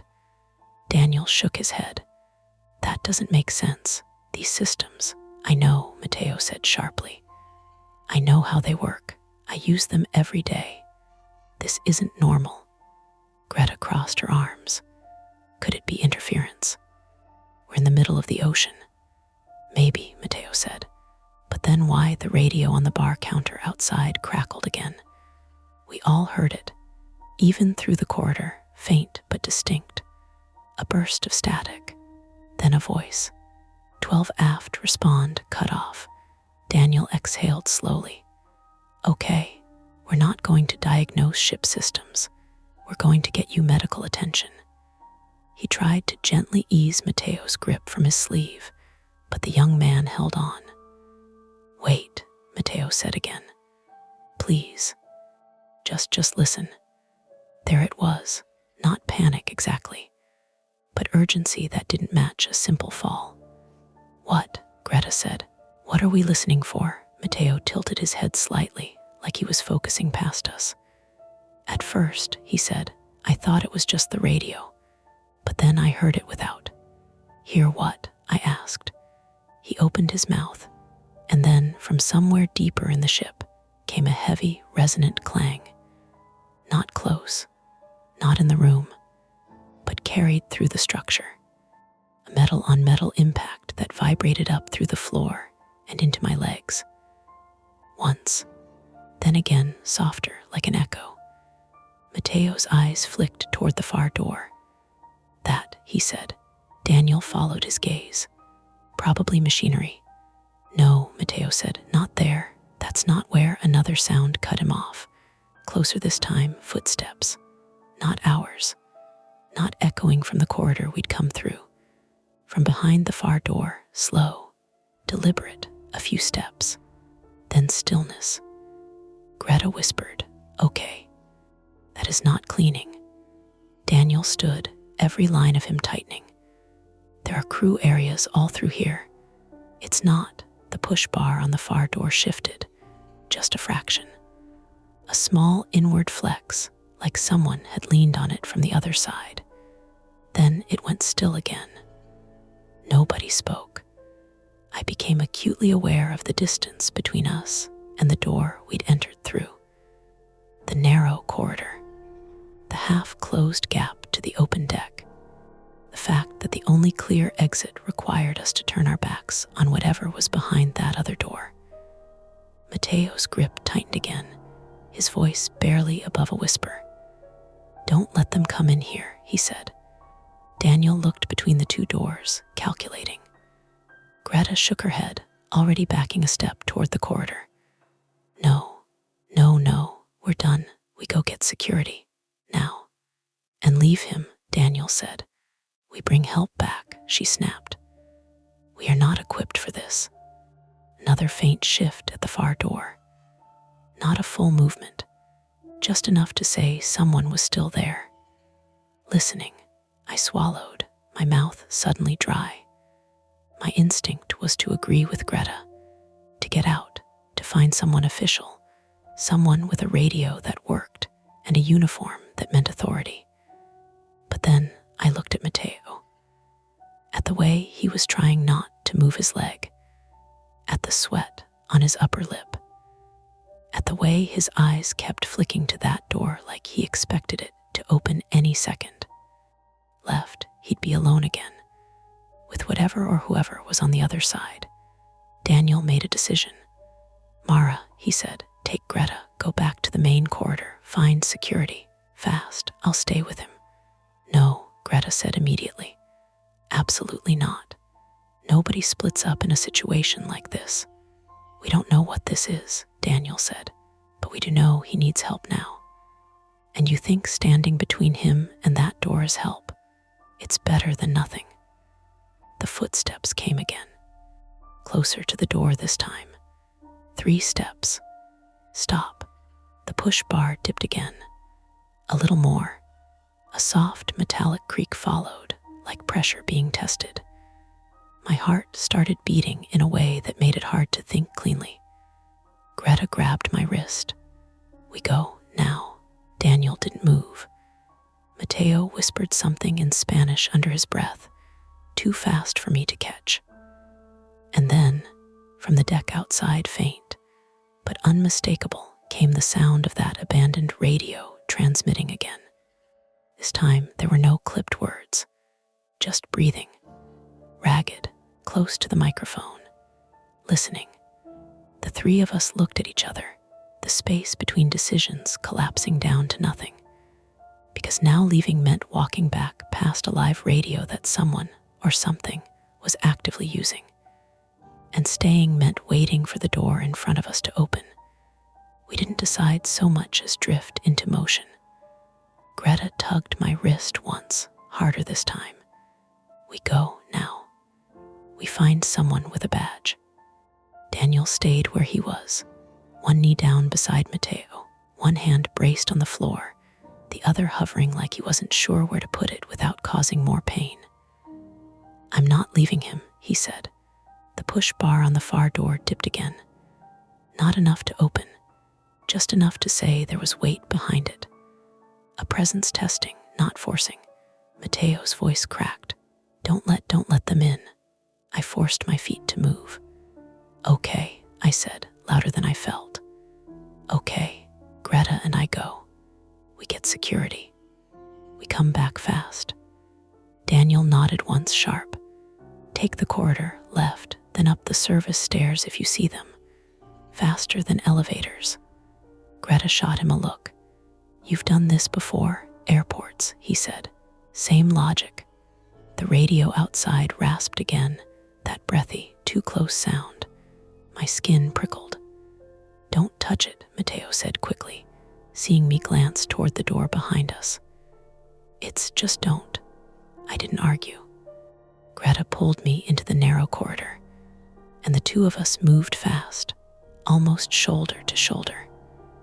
The air in there felt thicker than before, like the ship's hum had crept up into the walls. Every step sounded too loud. Every corner felt like it might hold someone we didn't want to meet. We hit the bend and kept going. The service corridor ran straight for about 20 feet, then split. Left toward what Daniel had said, right toward another door marked laundry. We went left. Halfway down, a fluorescent light flickered. Not off, just a stutter, like it couldn't decide whether to stay on. The effect made everything jump slightly out of sync, our shadows, the edges of the carts, the metal handles on the doors. "Keep moving," Greta said, but her voice had tightened. At the end of the corridor, we found the stairwell. A metal door stood ajar, a wedge of brighter light spilling through. I pushed it open with my shoulder. Inside, the stairwell spiraled up and down in tight turns. Steel steps with anti-slip strips, a handrail that felt cold and slightly damp. The smell changed here, less detergent, more oil, metal, something electrical. "Up," I said. "Up," Greta said. "Public decks, people." We started climbing. By the second flight, my breath had shortened, not just from exertion. From the way the space closed in, the walls too near, the echo of our footsteps stacking on themselves. The third, Greta slowed, one hand pressed to her side. "Keep going," she said when I glanced back. Don't hover." We reached a landing marked Deck 11. The door there was shut. I grabbed the handle, pushed, locked. "Okay," I said. Next, we climbed again. Deck 12. I tried that door too, locked. "Why are they locked?" Greta demanded, breathless. "Maybe crew-only sections," I said, but it didn't feel right. Passenger decks weren't supposed to seal like that. Not casually. We climbed again. Deck 13, no such thing on most ships, but the numbers still jumped. Deck 14. This door opened. Light flooded in. Warm, yellow, normal. We stepped through into a quiet corridor lined with cabin doors. Empty. The carpet muffled our footsteps instantly, swallowing the echo we'd grown used to. The air smelled faintly of air freshener and recycled coolness.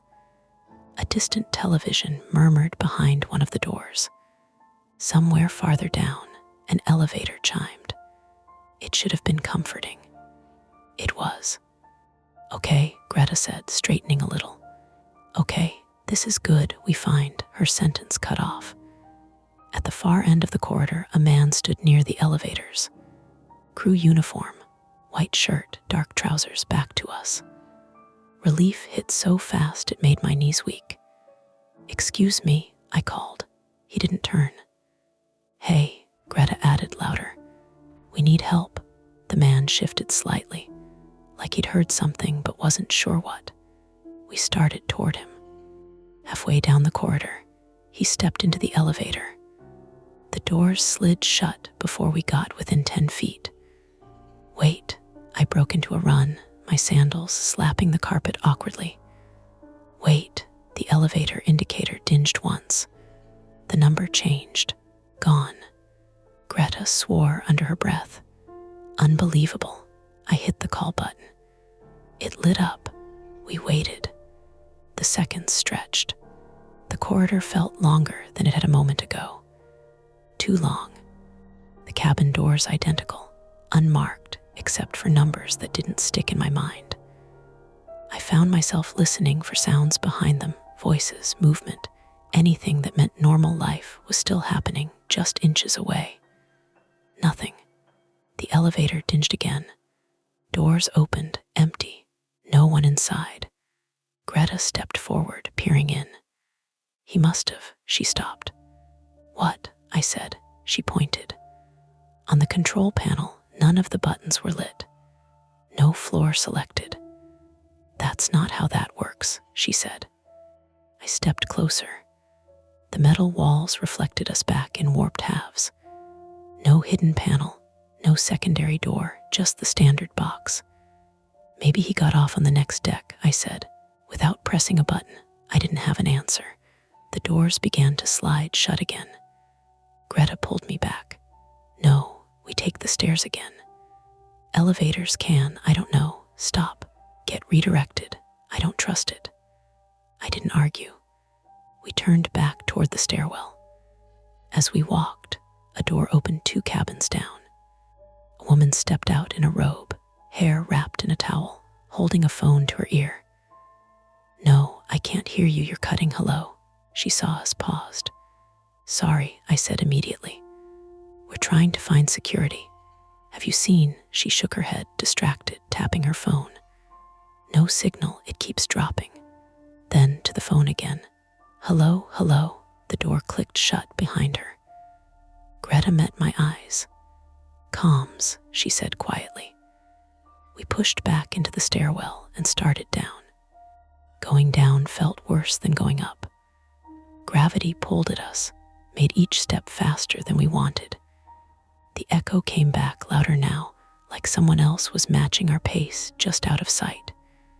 Halfway to deck 12, the lights flickered again. A deeper flicker this time, not just a stutter.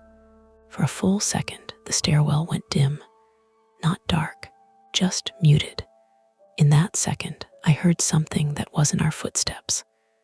A second rhythm, 1 step behind. I spun. Nothing there. Just the curve of the stairs disappearing down. The lights came back fully. "Did you hear?" I started. "Yes," Greta said. Her voice was flat. We didn't stop to confirm. We hit deck 12 again, pushed through the door, and found the corridor different. Not wrong, not rearranged, just busier. The cart that had been halfway unpacked earlier was now fully loaded, bottles aligned in neat rows. The mop bucket was gone. The stack of towels had shifted, 1 pile lower than before. Small changes, but enough. "Neil," I called, no answer. We moved faster around the bend, into the wider service area. Daniel was still there, so was Matteo. Relief hit again, sharp and immediate. Daniel looked up, tension easing for half a second. "You found?" "No," Greta said. "Elevators are weird. Stairwell doors locked on some decks. Phones aren't working right. We need another plan." Matteo's face tightened. "Told you, comms are the far door." We all looked at it. It hadn't opened, but the push bar was depressed now. Not fully, but more than before. A constant inward pressure, like someone leaning their full weight against it. "Did it do that?" I asked. Daniel shook his head slowly. "It's more." Another sound came through the metal, not footsteps this time. A dragging noise, slow, heavy, like something being pulled across a floor. Greta backed up a step. "We are not staying here." "We can't move him," Daniel said. "Not like this. We don't have to move him far. We get him to the corridor. We prop the door." Matteo grabbed Daniel's sleeve again. "No," he said. "Not that way."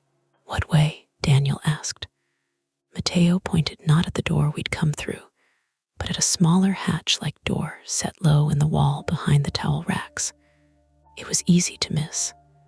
No window, just a handle and a faded label, "Service Access." "That leads to the lower corridor," he said. "Less traffic, more direct to medical." Greta stared at him. "You want us to go deeper into crew areas?" "It's faster," Matteo said, and he hesitated. "They won't expect." He cut himself off. "They," I said. He didn't answer. The dragging sound behind the far door stopped. Silence, the kind that presses. Daniel looked at the service access hatch, then at Matteo's leg, then at the corridor we'd just come from. "We try the hatch," he said. Greta made a sharp, disbelieving sound. "Of course we do. We don't have a better option." "Leaving," she said. "Leaving is a better option." "And if that door opens," he asked quietly. That landed, because it was going to open, not dramatically, not with a crash, just eventually, inevitably, the pressure on that bar giving way. Greta closed her eyes for a second, then opened them. "Fine," she said. "We move him. Fast." Daniel nodded. "Mara, grab under his shoulders. I'll take his good leg." "Greta, I'll get the door," she said. And if anything comes through it, I am not negotiating.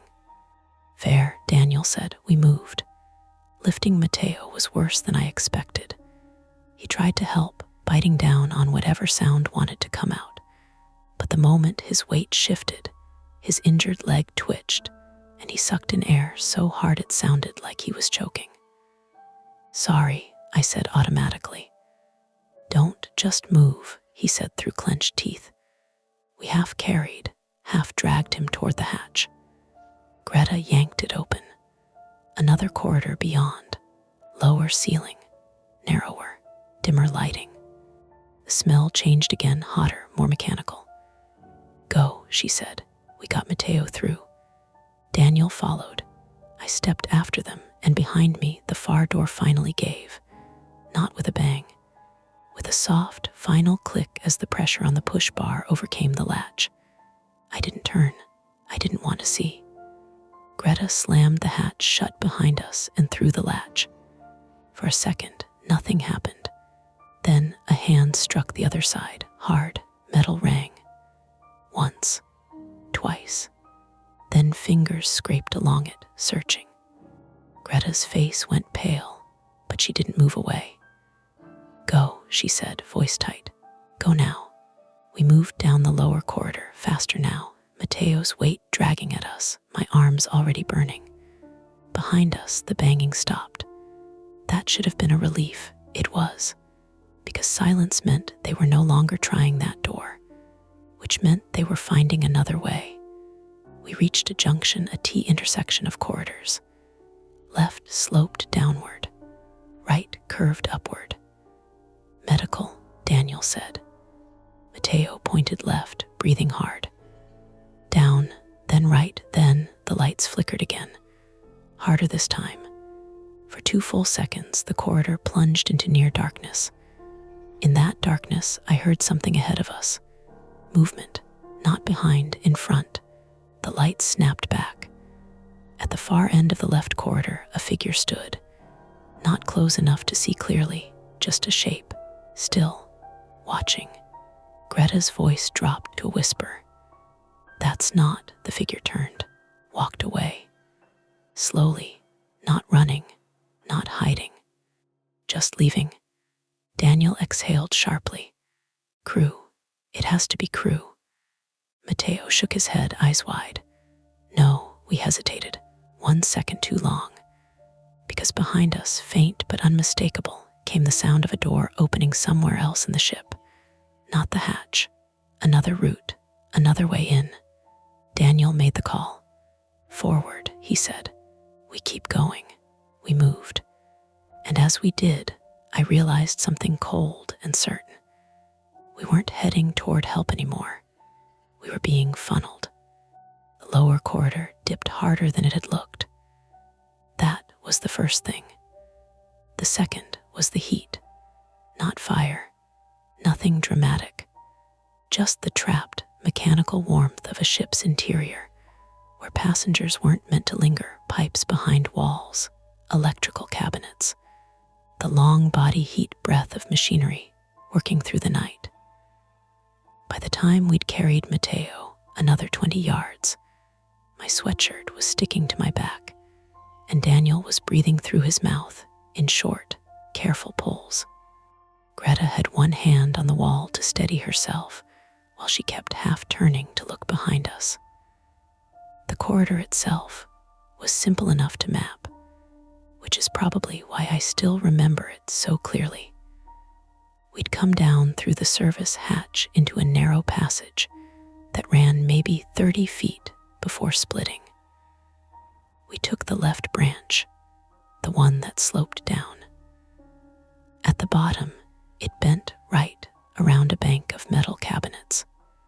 After that came a longer straightaway with pipes boxed overhead, and 2 locked utility doors on the left.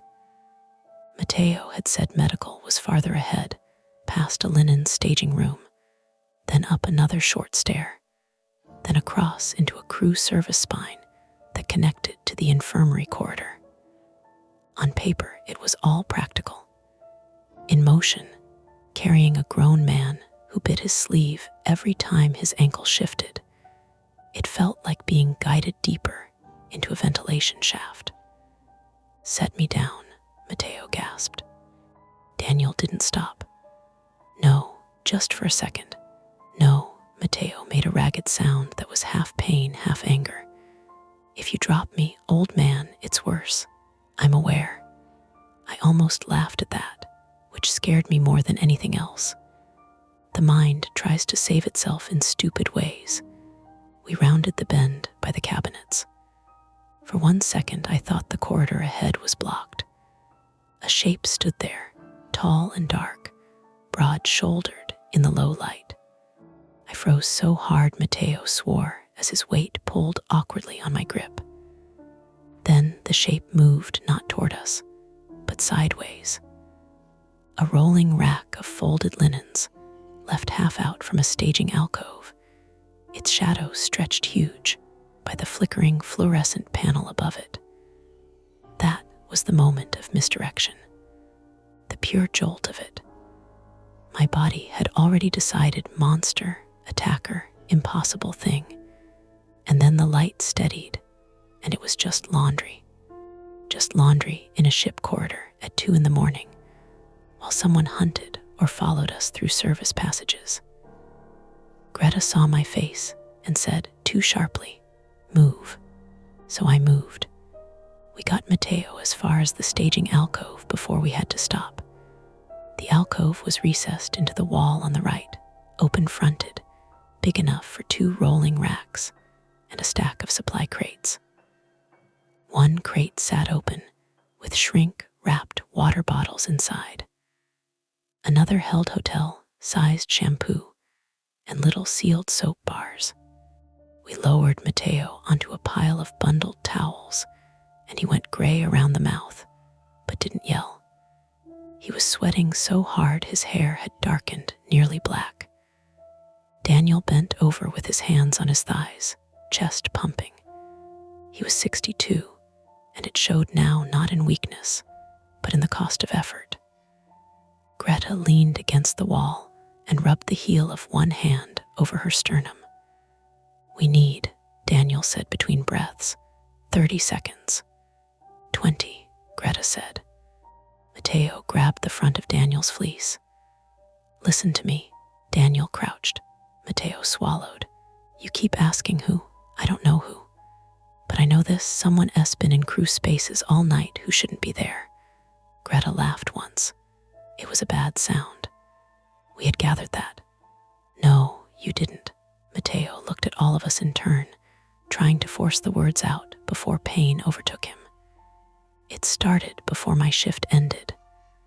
Missing inventory reports. Doors propped open where they shouldn't be. One of the beverage stores on 11 showed as sealed, but when security checked, seal was cut and put back wrong. Smuggling," Daniel said. "Maybe theft. Maybe passengers in crew areas. Happens sometimes." Mateo licked his lips. But tonight it got worse.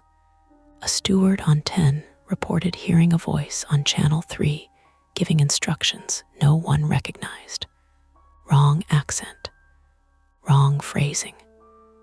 Then channels started bleeding into each other. Then my supervisor told me to log everything and stay off open comms unless emergency. "So you slipped while cleaning during all this," I said. Mateo gave me a look I didn't like. "I was sent to check the aft bar stores because one of the pool attendants never came back from break. That hung there." Greta straightened a little. "Never came back how?" "I don't know." "You don't know," she repeated. "I don't know because then I heard movement behind the bar service door. I went in, and I found the radio on the counter." He winced and pressed a hand over his eyes for a second. "After that, I heard somebody in the storage side. I thought crew. I called out. No answer. Then I moved too fast, hit the wet patch, went down, and he gestured helplessly to his ankle. Then the speakers on deck kicked wrong, and I heard my own call bounced back over public audio. That explained one piece at least. Deck 12 aft. Not a ghostly warning, just broken routing. A live crew transmission dumped into passenger speakers. Practical, real. It didn't make the rest better. Why didn't you tell us all that before? Greta asked. Because it sounds bad, Matteo said. And because if it's theft, or drug transfer, or crew helping passengers where they shouldn't, saying the wrong thing can cost jobs. That was the first time the shape of it became human enough to understand. Not supernatural. Not random. Ship was a floating city with bars, cash, private corridors, blind spots, and endless locked rooms. Plenty of places for ordinary greed to turn ugly. From somewhere behind us, faint but distinct, came a metallic rattle. The hatch, no, too far back. A utility door, maybe, or a cart being moved. We all went still. Then another sound joined it, the radio. Not close, not on the deck now. Somewhere in the service spaces behind us, a voice burst from a speaker and cut at once to static. They had picked it up, or there was more than one. Daniel's face changed. Can you stand it all? Matteo barked a laugh that turned into a groan. No, then we keep carrying. No, Matteo said again, but for a different reason this time. He pointed down the corridor. Linen room, 10 yards. There's a crash cart phone mounted outside the crew break station after that. Hard line, not radio. Greta frowned. You're sure?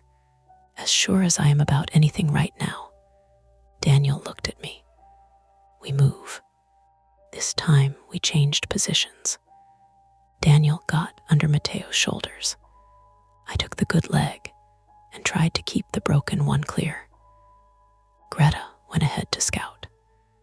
The corridor after the alcove straightened for maybe 15 feet, then widened on the left into the linen staging room Matteo had mentioned, double doors propped open. Shelves inside stacked floor to ceiling with towels, robes, fresh sheets, even spare deck blankets in vacuum-packed rolls. Opposite it sat a tiny break nook, 2 plastic chairs bolted to the floor, a vending machine humming in the corner, a wall-mounted red handset in a cradle labeled emergency/internal. I could have kissed it. Greta reached it first, grabbed the handset, pressed it to her ear. Nothing. She hit the button switch twice. No dial tone. Matteo's face emptied. What? Nothing. She jiggled the cord. Dead, Daniel said, very controlled. Try again. I am trying again. She pressed buttons on the panel beneath the handset. Numbers lit, then went blank. The vending machine stuttered. The overhead light dimmed and came back. Power issue, not full outage. Worse, in a way. The kind that made systems unreliable without failing outright. I set Matteo down against the wall under the handset and flexed my hands. My fingers were cramped into claws from carrying him. Can we use the vending machine? I said before I even knew why I was saying it. All 3 of them looked at me. I pointed at the plug below it. If power's dipping locally and phones are dead, maybe this section can be isolated. Breaker cabinet, manual override, something. Daniel followed my gaze to the metal panels opposite the vending machine. They were painted the same off-white as the wall, almost invisible except for the recessed handles and black stenciling. Electrical, authorized personnel only. Matteo saw it too. There's a panel room behind that. Service switchboards for this corridor and half of deck 12 aft. Greta stared at him. And you're remembering this now. I didn't think you wanted an electrical tour. Another sound came from behind us, closer now. Not hurried, a cartwheel maybe, squeaking once and then stopping. We all looked back down the corridor, nothing visible. Daniel went to the electrical door and tried the handle. Locked. Greta exhaled hard through her nose. Of course. Mateo fumbled at his waistband, then cursed. My keycard, lost it when I fell. Daniel stepped back, looked at the handle, then at the loaded linen room opposite. He moved with sudden purpose, disappearing into the shelves and re-emerging with a metal rod, the detachable hanging arm from one of the linen racks. That won't work, Greta said.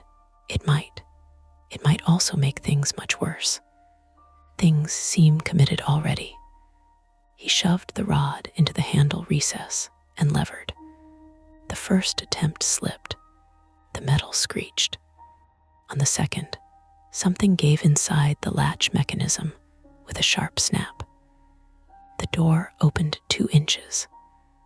At the same moment, footsteps broke into an actual run somewhere behind us. Not close, but no longer cautious. Coming. Inside, Daniel said. He yanked the electrical door open, and we hauled Mateo over the threshold into a cramped switching room lined with breaker banks and humming panels. The air was warmer in there, dustier, with a burnt plastic tang that made the back of my throat sting. Greta came through last and slammed the door shut. No interior lock, just a standard handle. Hold it, she said. Daniel braced his shoulder against it while I looked around. 3 walls of breaker panels, each labeled in clipped marker. D12 aft lighting, public audio, bar service, communication relay AUX, pool deck safety, and more. A low-maintenance desk sat under one panel with a logbook open beside a half-drunk paper cup gone cold. Another abandoned drink. Another interrupted task. Mateo pointed weakly. Com relay aux. There, I went to it. Small panel, not the ship's whole communication system, just a local relay or repeater. 2 amber lights. 1 red fault light blinking steadily. That means what? It means, Mateo said through his teeth, something is looped or bridged wrong. Maybe deliberate, maybe damaged. Can you fix it? Greta asked. With my mind, no. The handle jerked in Daniel's hand. Once, hard, he threw more weight into it. Somebody's here, he said unnecessarily. A voice came through the door. Mail, comm, crew access. Open up. Not shouted, not panicked, just steady. Daniel looked over his shoulder. Mateo, recognize it. Mateo listened. His face tightened.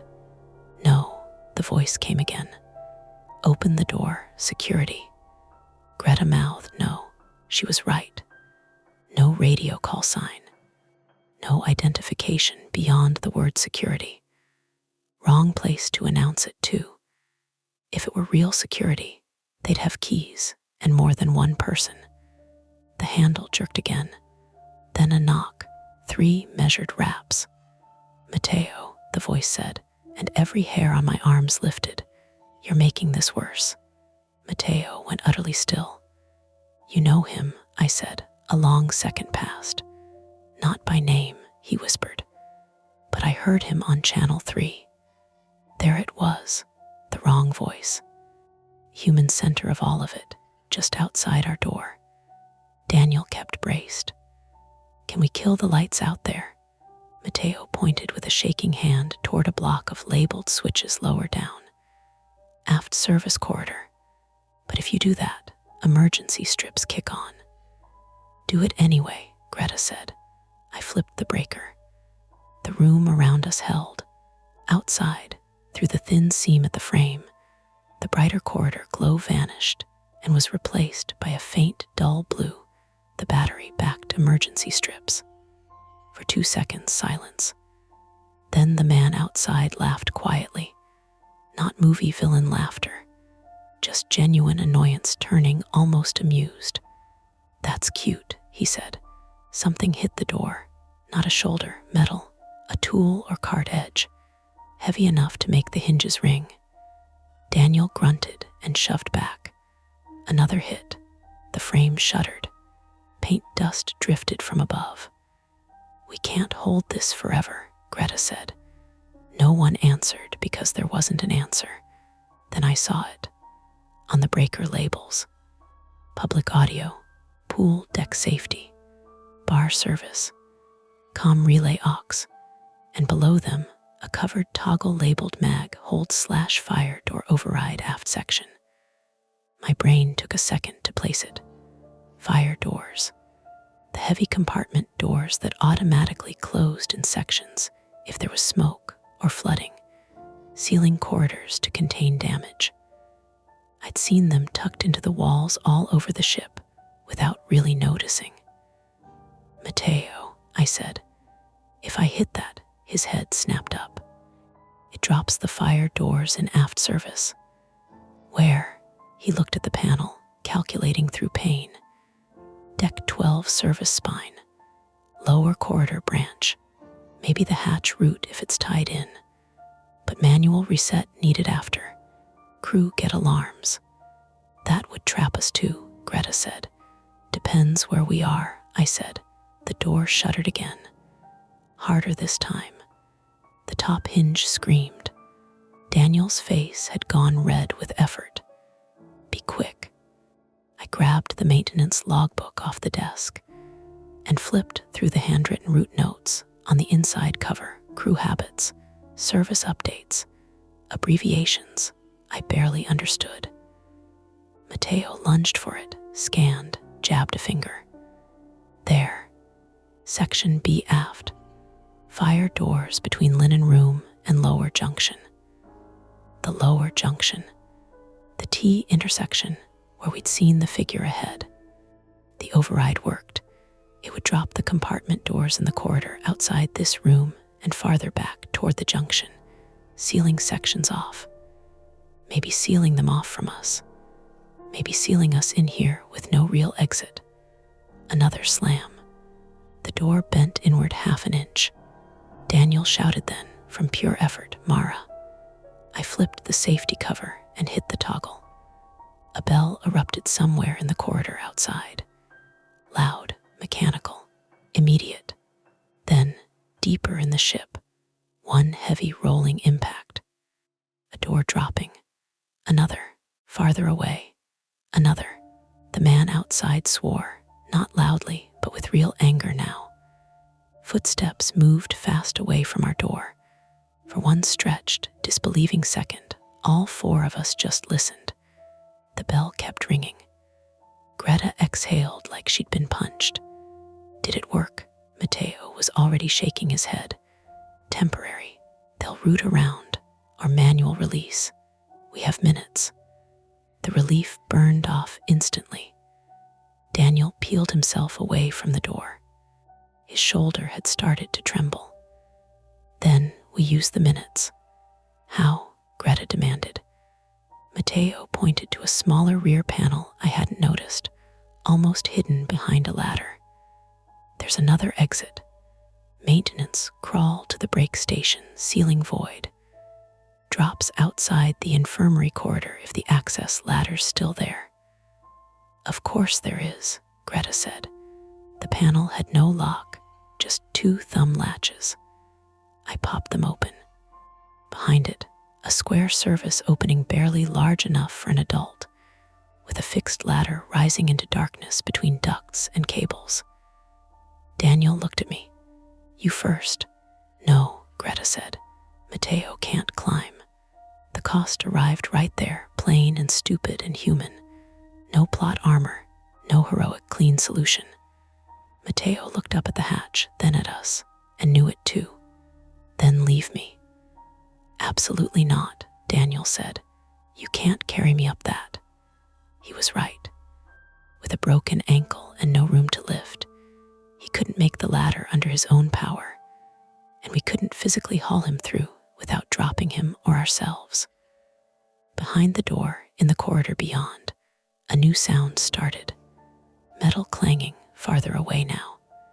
Someone working a manual release, or another access point, or both. They're rerouting, Mateo said. Greta pressed her hands to her temples once, then dropped them. Can he fit through if we lash his leg and pull? Maybe, Daniel said. maybe is not a plan. It's the only one.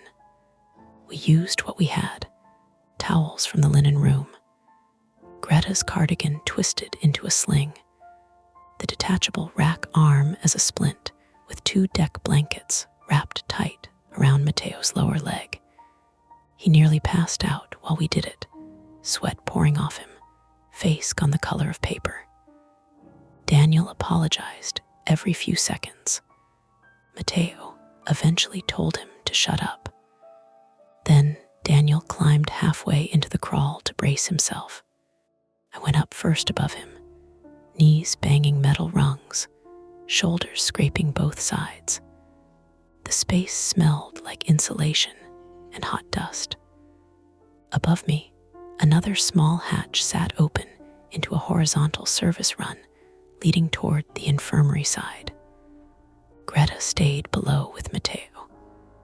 On 3, Daniel said, we improvised the worst thing I've ever helped do to another person.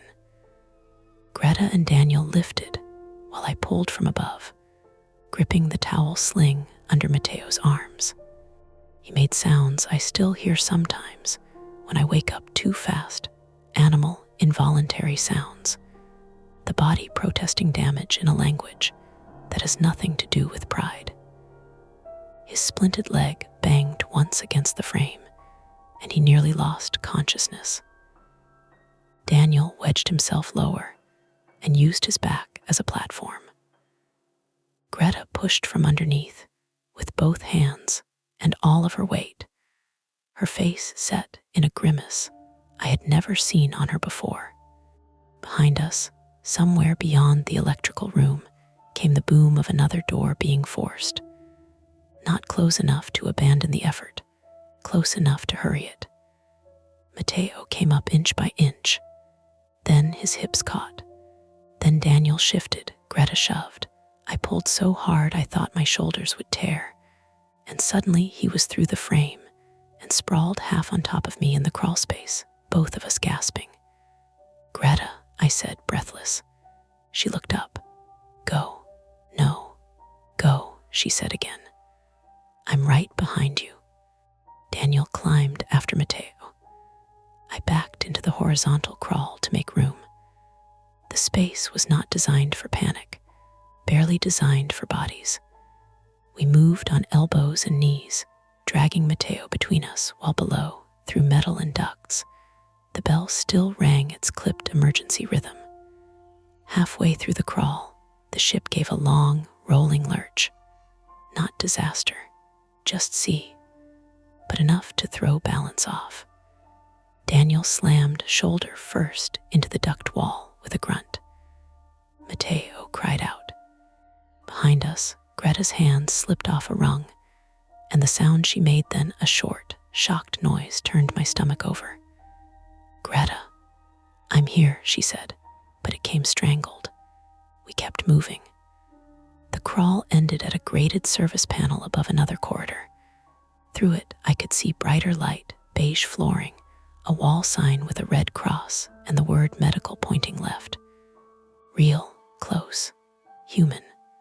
I kicked the grate once, twice. The screws on one side had already loosened with age. The third kick tore it free. It clanged onto the floor below. Daniel lowered himself first, then Mateo as carefully as the space allowed. I followed, skinning my palms on the frame. Greta dropped last. When my feet hit the corridor floor, my knees nearly gave out. We were there, not safe, but somewhere official, somewhere that connected to people and protocols and fluorescent certainty. We hauled Mateo left toward medical. The reception hatch was shut. Night mode. A bell button on the counter. I slammed it with the flat of my hand. Nothing again. At last, movement behind the frosted inner door. A woman in scrubs, middle-aged, hair tied back, blinked at us through the glass with the stunned incomprehension of somebody pulled from paperwork into chaos. Then she saw Mateo's leg. The door opened instantly. What happened? Too many answers. Daniel said the only one that mattered. He needs help now, and there are unauthorized people in aft service corridors. That got through. Her face sharpened. She called over her shoulder for assistance, while 2 more medical staff appeared from inside with a wheelchair. And then, seeing the leg, a gurney instead. The short lull after that felt unreal. Air-conditioned, bright, controlled. Mateo finally let go of conscious resistance and nearly passed out as they got him onto the gurney. Greta sat down without meaning to, just folded onto a plastic chair beside the wall. Daniel leaned both hands on the counter and stared at the floor like he was trying not to shake. Security officer arrived within maybe 2 minutes, then 2 more. Real this time. Radios, ID badges, clipped questions. We answered as best we could. One officer started toward aft service immediately. Another was already speaking into a functioning handset on an internal line, calling for sectional verification, manual fire door status, and corridor sweep. It ended in pieces after that. No dramatic confrontation in front of us. No cinematic reveal. Just facts, ugly and enough. There had been 2 men in restricted service areas. One was a former subcontractor from a port stopped days earlier, concealed aboard with help from a current crew member in beverage operations. The comm bleed came from a tampered local relay in aft service, used to confuse routine calls and redirect or delay responses. While they moved stolen high-value liquor, cash bags from bar counts, and later, because crimes almost always grow when they go unpunished, pharmaceutical stock they'd hoped to access through service routes near medical. The missing pool attendant had not vanished into the sea or some nightmare. He'd been locked in a dry goods closet on 11 after seeing the wrong door open at the wrong time. Alive, dehydrated, terrified. One of the men was caught after a compartment door trapped him between sections during the alarm sequence I'd triggered. The other made it farther before security, and engine room responders cornered him near provisioning access. That was the official version later. The stitched together one. Personal version was smaller. Mateo went into surgery when the ship reached Barcelona because the break was worse than it first looked. Daniel had a torn ligament in his shoulder from bracing that door and hauling a man up a crawlspace ladder. Greta had bruised ribs and a badly wrenched wrist she didn't notice until dawn because adrenaline is a liar. I had rope burn grooves across both palms from the towel sling and a new understanding of how quickly enclosed spaces can take over your breathing. And afterward, when the medical corridor settled and the officers stopped asking us to repeat ourselves, I went to the restroom beside the infirmary and threw up in a stainless steel sink because my body had apparently postponed fear until paperwork was done. By morning, the deck was open again. That might be the part I hate most. Blue pool lights turned off, sun up, staff wiping rails, fresh towels clipped in stacks, an apologetic printed notice about a localized overnight maintenance incident affecting some guest services. Lounge music back at breakfast volume like nothing had happened. I stood by the railing with taped palms and looked out at the Atlantic in full daylight. It was enormous and indifferent and almost pretty. I still couldn't bring myself to lean too far over, not because I thought someone would come up behind me, because I had learned something worse than that. How thin normal is, how much of safety depends on doors staying shut, systems routing correctly, and decent people noticing when one small thing is off. The music. That was the first wrong thing. I still hear it sometimes. They separated us before sunrise. Not violently, not with handcuffs or accusations, or any of the dramatic things people imagine when they hear the word security. Just with a tired efficiency that felt, in its own way, worse. One officer led Daniel to a conference room off the atrium to take his statement. Another asked Greta to sit with a nurse because she kept insisting she was perfectly fine while holding one side of her ribs too carefully. I ended up in a small office near medical with a paper cup of water, 2 adhesive bandages across each palm, and a young security supervisor from Southampton who looked about 19, until he started asking questions in a voice trained to stay calm. His name was Oliver Kent, 29, male, British. He had the clipped politeness of someone who had been apologizing professionally since the day he got his first tie. He sat across from me with a tablet and asked me to start at the beginning. So I did. The music, the empty deck, the radio on the counter, the voice through the speaker, Matteo on the floor, the far door, the stairwell, the elevator, the lower corridor, the electrical room, the bell, the crawl space. About halfway through, my own account began to sound implausible to me. Too many details with the edges sharpened by adrenaline. Too many small sounds that had felt huge in the moment. Every now and then Oliver would stop me, not because he doubted me, I think, but because procedure required neatness. Times, directions, which door, which hand. What exact wording did the man use through the door? Did I touch the radio? Did I see a weapon? Could I describe the figure in the corridor beyond size and shape? No, not properly. At some point, a doctor came in and said I should have my hands cleaned again because towel fibers were stuck in the abrasions.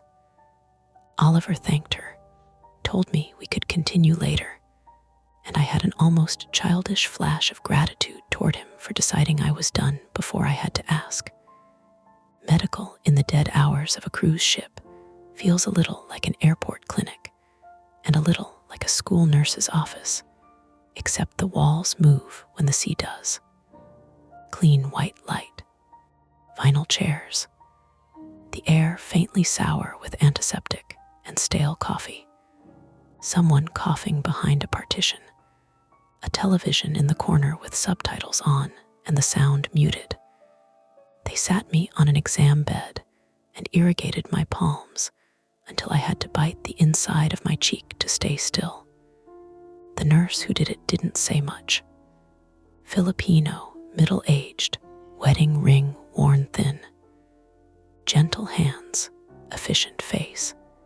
She told me I had minor rope burn, skin shear, and bruising through both forearms from lifting weight badly. She asked if I had hit my head. I said no. She asked when I'd last slept. I laughed, and she gave me the look medical professionals give people who use humor instead of answers. When she left, Greta appeared in the doorway with her cardigan folded over one arm and a broad elastic bandage around her wrist. "You look awful," she said. "So do you." Good. I'd hate to think I suffered alone. That was Greta. She only ever let tenderness in through the side door. They'd given her pain medication stronger than she liked, which made her sit down more heavily than usual and speak a fraction slower. She told me Daniel was getting his shoulder imaged. She told me Matteo had finally allowed them to wheel him away instead of trying to argue through the triage questions. She told me one of the suspects had been detained alive and angry, which seemed to offend her more than if he'd been anything else. "What about the other one?" I asked. She shrugged once and then winced for it. Still looking last I heard. That was maybe 4 in the morning, maybe later. The ship's clocks were both precise and useless by then. Greta reached over and tapped the edge of my taped palm with one lacquered fingernail. You did well. I looked at her. I flipped a switch. You noticed the switch, she said. There's a difference. I wanted to say something warmer back, something honest. Instead, I asked, are you staying in medical? They want me for observation. I told them they could observe me perfectly well in a proper bed, but apparently that is not how observation works. I laughed. Then I started crying. Not gracefully, not in a single cinematic tear. My face just folded and water came out of it. I turned away at once, embarrassed by my own body. But Greta, drugged, bruised, stubborn Greta, shifted herself off the chair, came to the bed, and set her good hand on the back of my neck. She did not tell me it was okay. She did not say I was safe now, or that it was over any of the phrases people use, because language hates a vacuum. She just stood there while I cried and let the room be ugly for a minute. Afterward, I washed my face in the sink and looked older. Not transformed, just worn down around the eyes, like grief and fear had found each other and decided to split the rent. Daniel came in around dawn in a sling. That unsettled me more than the blood on Mateo's sock had. Daniel was supposed to be the sturdy one, the one who had a plan in any corridor. Seeing his arm immobilized made the whole night feel newly expensive. He lowered himself into a chair with visible care and said, apparently I have excellent bones and poor judgment. Greta, from her bed behind a curtain, said, I could have told you that for free. He smiled. It slipped quickly, but it was there. We stayed in medical until the sky outside the porthole shifted from black to iron gray to a flat, exhausted blue. A senior security officer came in just after 7, thanked us in language so formal it almost erased the fact that we had been terrified civilians and not helpful participants in a systems incident. There would be written statements again, he said. Port authorities would be notified before arrival in Barcelona. We might be asked to make ourselves available when docking.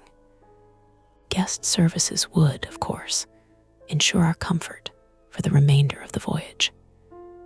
Ensure our comfort, Greta repeated after he left. Maybe they can start by ensuring I never hear the phrase localized maintenance incident again. That phrase showed up on the printed notice, slipped under cabin doors by breakfast. I know because I found one outside mine when they finally let me go shower. Dear guest, please be advised that a localized overnight maintenance incident affected a limited crew service section near deck 12 aft. There's no ongoing safety concern to passengers. Some areas may experience temporary service interruptions this morning. We appreciate your patience and understanding. No ongoing safety concern. The language was probably true by then. It still made me want to tear the paper in half. My cabin looked almost offensively normal. Bed made, curtains cracked to a stripe of morning light. My sandals still kicked under the chair where I'd left them before going out for coffee, what felt like a year earlier. My phone on the nightstand, with 3 unsent messages to no one and a battery at 20%. When I showered, salt and dust and the smell of hot metal seemed to keep lifting off me in layers. Scrubbed until the bandages softened, and had to replace them one-handed with the ship's tiny sewing scissors and a mirror propped on a towel. Then I slept for 2 hours and woke up with the ship vibrating steadily under me and for 1 6 second had no idea whether any of it had happened. That was the worst part of the aftermath, maybe. Not the interviews, not the pain. The split second after each waking, before memory slid fully into place. By noon, the ship had resumed performing itself. Buffet trays replenished. Pool attendants clipping fresh towels into stacks. The string trio back in the atrium. Cruise director voice over the PA, inviting everyone to a wine seminar and reminding guests that duty-free specials would begin at 2. There is something almost obscene about hospitality continuing on schedule beside fresh evidence bags and restricted corridors. But I suppose cities do it all the time. Someone gets hurt, someone else still needs coffee. I found Daniel and Greta in a quieter corner of the observation lounge, the one with huge forward windows and too many beige chairs. Daniel had a paper packet of anti-inflammatory medication and the 1,000-yard stare of a man whose body had finally begun sending him the bill. Greta had changed into a navy blouse and lipstick again, which I recognized immediately for what it was: armor. We spoke around things at first. How bad was the shoulder? How bad were the ribs? Had Mateo gone to surgery immediately, or would they stabilize until port? Did either of them get any sleep? Did anyone from guest services actually think a free specialty dinner was equivalent to surviving a criminal incident in a service shaft? Then the conversation thinned. Below the windows, the Atlantic rolled in wide blue plates under a high pale sky. Nothing in the view suggested what had happened inside the ship's walls. That contrast sat badly with all of us. Daniel broke first. "I should have gone for security immediately," he said. Greta turned to him. "Oh, stop. I mean it." "So do I." He looked tired enough to be transparent. I opened the door. And if Mateo had been there alone another 20 minutes, what then? He didn't answer. Because that was the shape of trauma I was starting to understand. Not just fear of what happened, but obsessive barter with the version that didn't. I said, if I'd pushed harder in the passenger corridor, maybe we'd have gotten someone sooner. Greta gave me a look sharp enough to cut rope. No, we are not doing this in a circle. We made the next decision in front of us. Then we made another. We are not omniscient, and we are not gods. The firmness of it held for maybe 10 seconds. Then Greta looked out the window and said more quietly, "I should have left the deck when I wanted to." None of us had an answer for that either. Later that afternoon, a security officer asked if we'd be willing to identify voices if needed. Daniel agreed. I agreed. Greta said, "Do I get to tell him what I think of him first?" The officer, to his credit, almost smiled. We never did a line-up. The suspects were being handled through port coordination and internal detention procedures. And by then, evidence had become paperwork. Access logs, tampered seals, relay modifications, missing stock manifests, CCTV fragments from places they had miscalculated.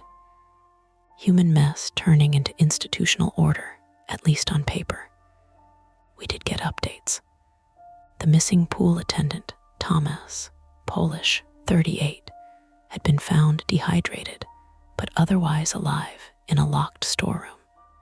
The crew accomplice bar operations, mid-level gambling debt.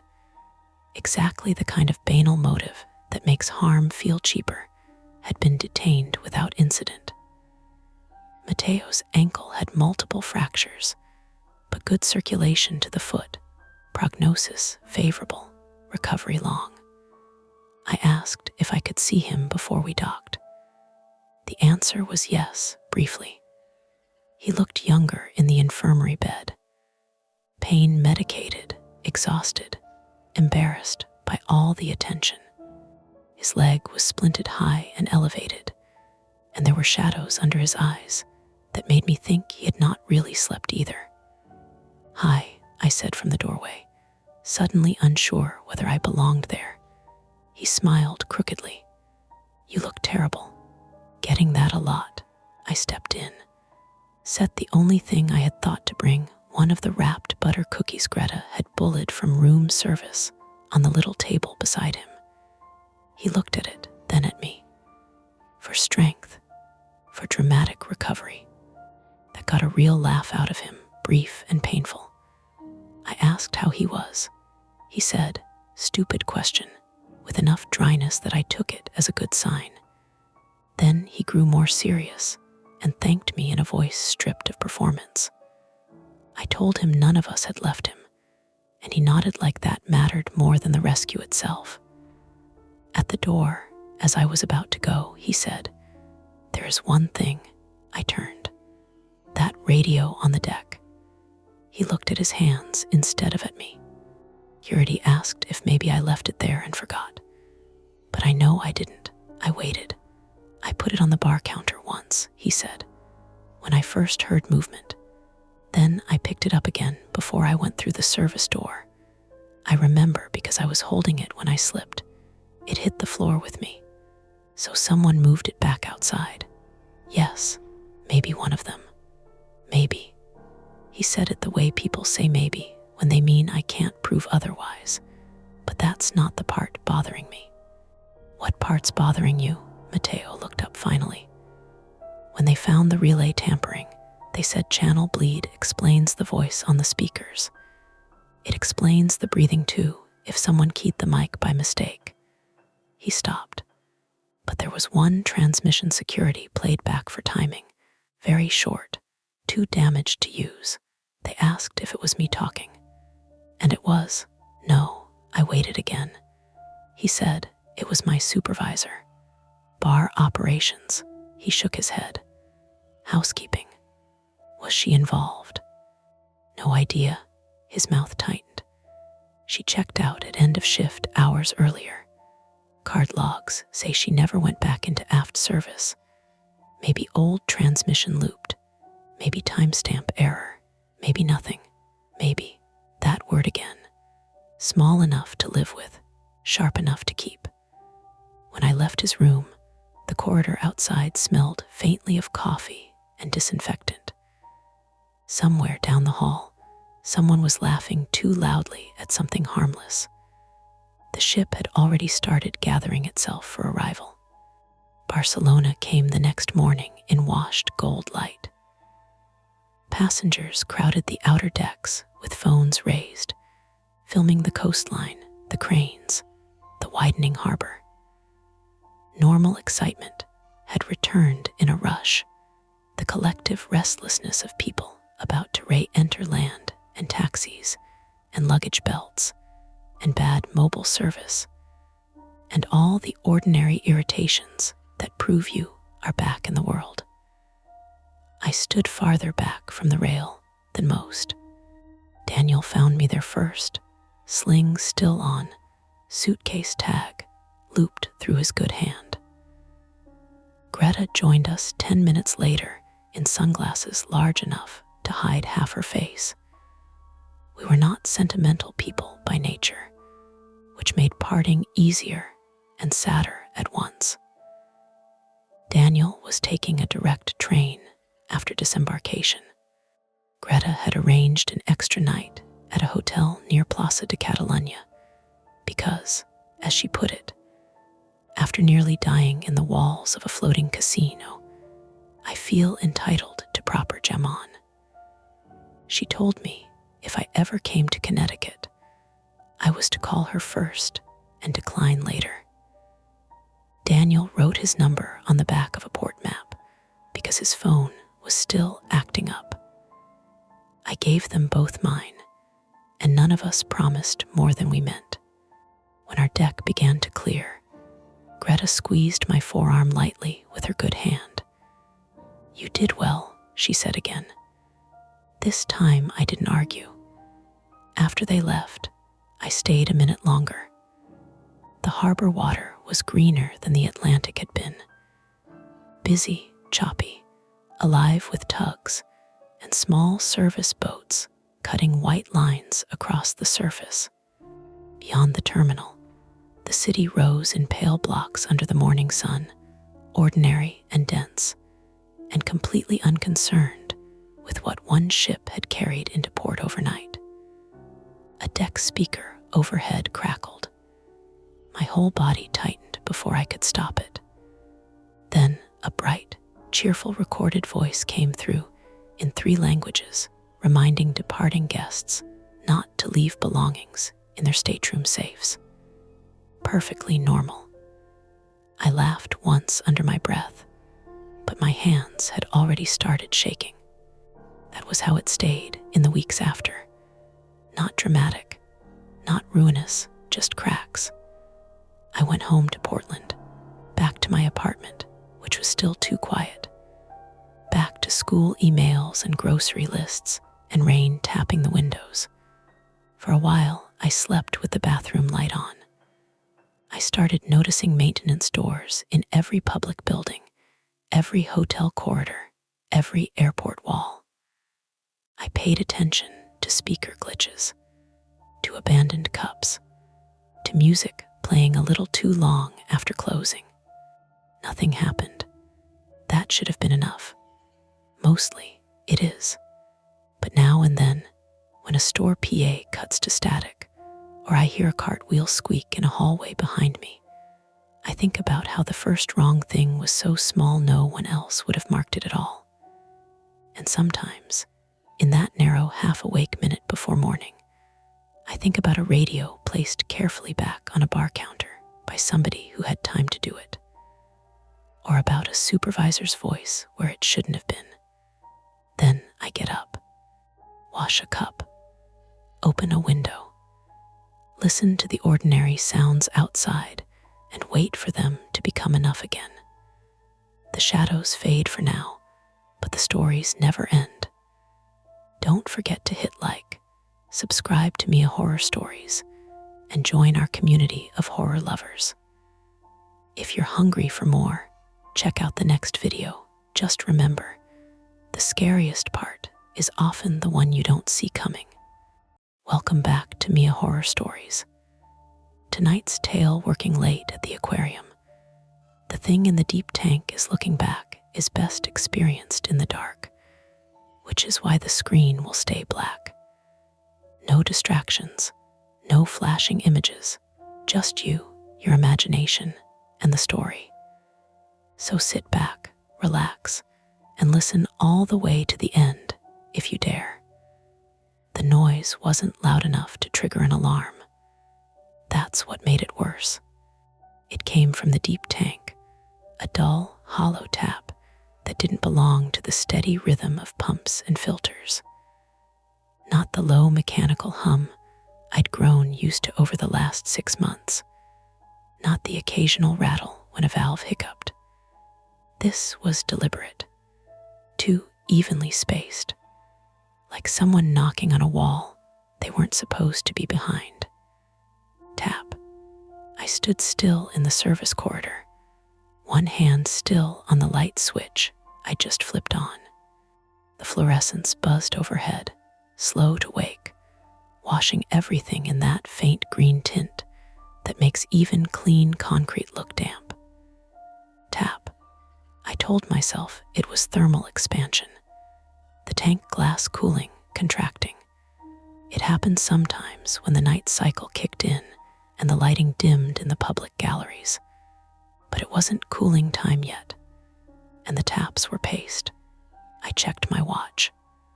9:47 p.m. We closed at 8. My name's Daniel Mercer. I'm 29, and I work the late maintenance shift at the Monterey Bay Aquarium.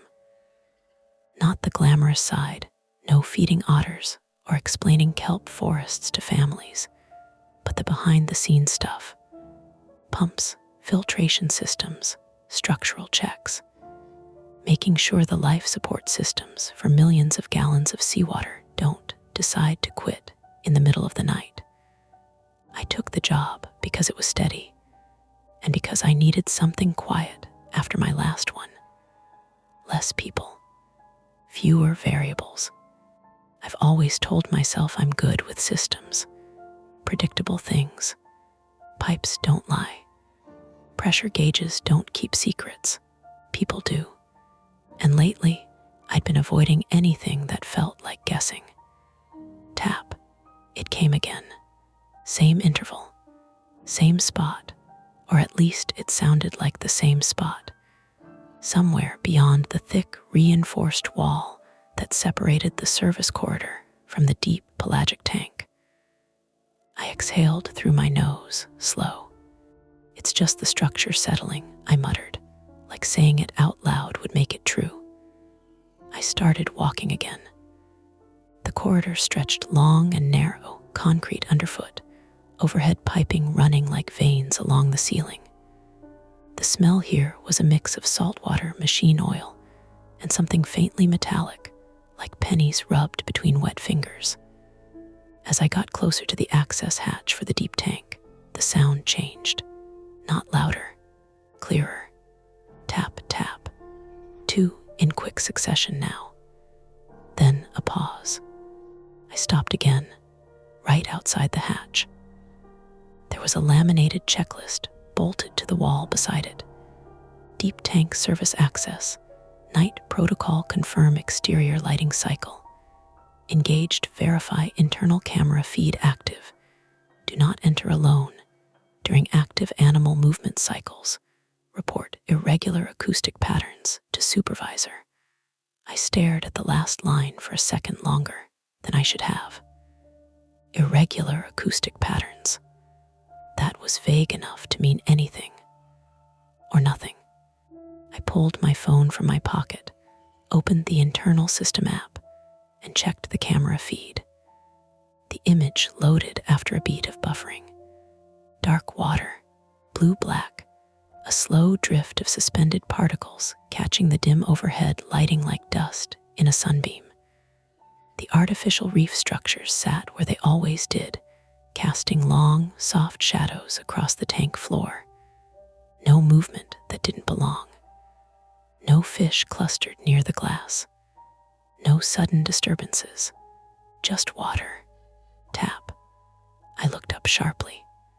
The sound didn't come through the phone. It came through the wall. Okay, I said quietly, mostly to myself. Okay. I reached for the hatch handle, then stopped halfway. Protocol said not to enter alone. Protocol also said to report it. I checked the time again. 9:52 p.m. The night supervisor would be upstairs in the control room. I could call. I should call. Instead, I pressed my ear lightly against the metal of the hatch. Cold, slightly damp. For a second, there was nothing but the distant, constant churn of water circulation. Then tap, right there, close enough that I felt it more than heard it, a faint vibration through the metal. Not random, not structural. I stepped back, heart beating a little faster now, not in panic, but in that focused way, like when you notice something doesn't add up and your brain starts rearranging pieces whether you want it to or not. Dan, I turned. Emily Ross stood at the far end of the corridor, one hand on her hip, the other holding a tablet. She looked like she always did halfway through a shift, hair pulled into a loose bun that was already coming apart, hoodie sleeves pushed up, sneakers damp from somewhere she'd stepped without noticing. Emily Ross, 32, female, senior aquarist. She'd been here nearly a decade, which meant she trusted the place more than I did. Or maybe she just knew which parts deserved it. You doing rounds or talking to the walls again? She asked, walking toward me. I let out a small breath I didn't realize I'd been holding. You hear that? Hear what? I gestured at the hatch. From the tank, There's something knocking, maybe. She stopped beside me, frowning slightly, not concerned, just curious. Knocking, yeah, not loud, but consistent. Emily leaned in, placing her palm flat against the metal. We stood there for a few seconds, nothing. She raised an eyebrow. I think you've been down here too long. I'm serious. I know you are. She tapped the metal lightly herself, mimicking the sound. You mean like this? No, it's tap, tap. We both froze. Her expression shifted. Not fear, just attention sharpening. Okay, she said slowly. I heard that, right? She knocked again, 3 quick raps. Then we waited a beat, then tap, tap. Same pattern as before, 2, close together. Emily pulled her hand back from the hatch. That's weird. Yeah. She glanced at her tablet, swiping through a few screens. Camera feed looks normal. No pressure fluctuations. No alerts. It's not coming from the system, I said. It's inside. She gave me a look, not dismissive, but cautious. Everything inside is accounted for. Fish don't knock. Some do interact with glass, she said, though her tone lacked conviction. Territorial behavior, reflections, could be something like that. In the deep tank, at this hour, she hesitated. That was new. Emily didn't hesitate about animal behavior. Let me check something, she said, already typing. There was a maintenance crew in there this afternoon. They might have, tap. Just one this time, closer to the hinge side of the hatch. We both looked at it like it might move. Okay, she said, quieter now. That's not normal. No, I said. The corridor felt different all of a sudden. Same lights, same hum, but the space between sounds stretched longer, like the building was listening. Emily stepped back, crossing her arms. Could be debris. Something caught in the current hitting the glass. Debris doesn't change rhythm. True, she chewed on the inside of her cheek, thinking. Could be a loose fixture, anchor point shifting. I nodded, but the explanation didn't sit right. Fixtures didn't respond. Emily glanced toward the security camera mounted in the corner of the corridor. We should log it. Yeah, neither of us moved. Tap, tap, again. Same pattern. Emily exhaled. Okay. That's officially annoying.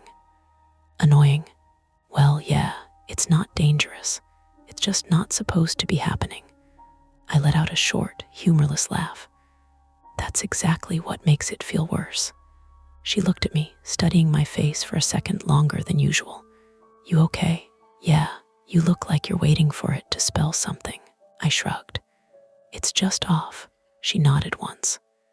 Fair. We stood there in silence for a moment. Then she said, we can open it. I looked at her. Protocol says. I know what protocol says. She gestured at the checklist. It also says to investigate irregularities. We're both here now. That's not alone. That's not what they mean. No, she admitted. But if it's a loose panel or something structural, better we catch it now than have it escalate. She had a point. That was the problem. Practical explanations always came with reasonable next steps, even when something about them didn't quite fit. I glanced back at the hatch. Handle was still where I'd left it, angled slightly downward like it was waiting. You want to call it in first? I asked. Emily hesitated again, just for a second. Yeah, she said finally. We should, that's the smart move. Yeah, neither of us reached for our phones. Tap, single, sharp. Emily's jaw tightened. Okay, or we just take a quick look. 2 minutes. If it's nothing, we log it and move on. And if it's not nothing, she met my eyes. Then we'll wish we de-looked sooner. The air felt heavier now. Not thicker, exactly. Just more noticeable. Like every breath had weight. Somewhere deeper in the building, a pump kicked on, sending a low vibration through the floor.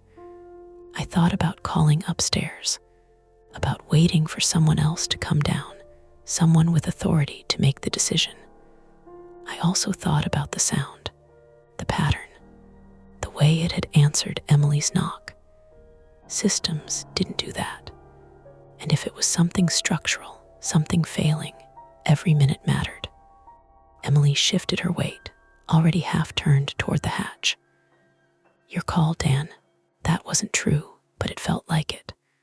I looked at the handle again, at the checklist, at the small, almost invisible line of moisture that had formed along the edge of the hatch, like condensation or something pushing from the other side. Tap, tap, same rhythm. Waiting, I swallowed. 2 minutes, I said. Emily nodded once. 2 minutes.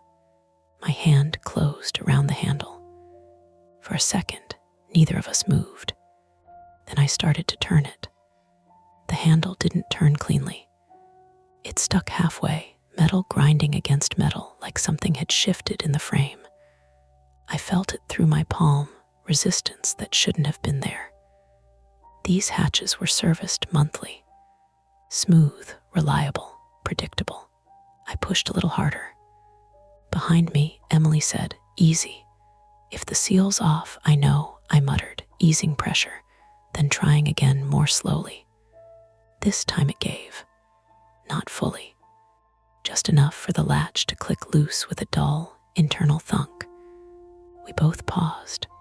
The tapping stopped. Not faded, stopped. I didn't look at Emily, but I felt her attention shift, the way a room changes when someone else notices the same thing you did. "Okay," she said, voice quieter now. "That's not great." "No."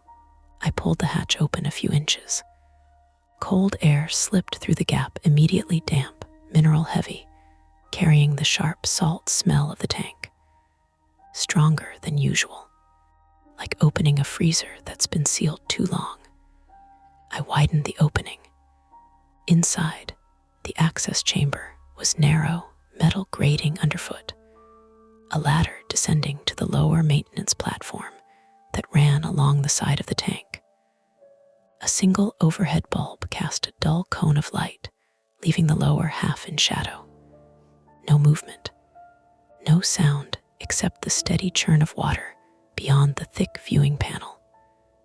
"Lights look normal," Emily said behind me, leaning in just enough to see past my shoulder. "No alarms." I stepped inside. The temperature dropped a few degrees immediately, enough to notice on my skin. The air felt different here, not just colder, denser, like it held onto moisture instead of letting it evaporate. Emily followed, pulling the hatch mostly closed behind her, but not sealing it. 2 minutes, she reminded. 2 minutes. We moved down the ladder one at a time.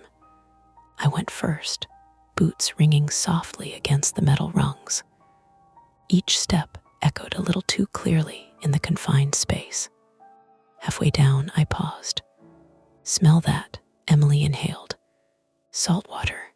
"No, under that." She leaned forward slightly. "Metal?" "Yeah, not rust. Something sharper, cleaner, like fresh cut steel." She didn't comment, but I heard her shift her grip on the ladder. We reached the platform. It ran along the tank wall, a narrow walkway with a waist-high railing, and a thick acrylic panel separating us from millions of gallons of dark water. The lighting inside the tank was dim at night, just enough to maintain the animals' cycle without stressing them. Shapes moved out there, slow, distant, barely distinguishable from the shadows they cast.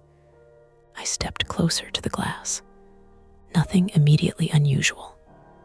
A few larger fish drifted in the mid-water column, their bodies catching the faint light in dull flashes. Particles hung suspended, moving with the currents like slow snowfall. "See anything?" Emily asked. "No." She tapped her tablet, pulling up a more detailed feed. "Biomass distribution looks normal. No clustering near the wall, no agitation." I ran my hand lightly along the inside edge of the railing. "Damp." Everything here was always damp. Still, the tapping hadn't come from out there. It had come from here. Where'd you hear it exactly? Emily asked. Right behind the hatch, maybe slightly lower. She moved past me, crouching to inspect the base of the panel where it met the platform. There were mounting brackets spaced every few feet, bolted into reinforced supports. She pressed her palm against the glass. Waited, nothing. I mirrored her on the other side of the panel, placing my hand against it as well. Cold, but not uniformly.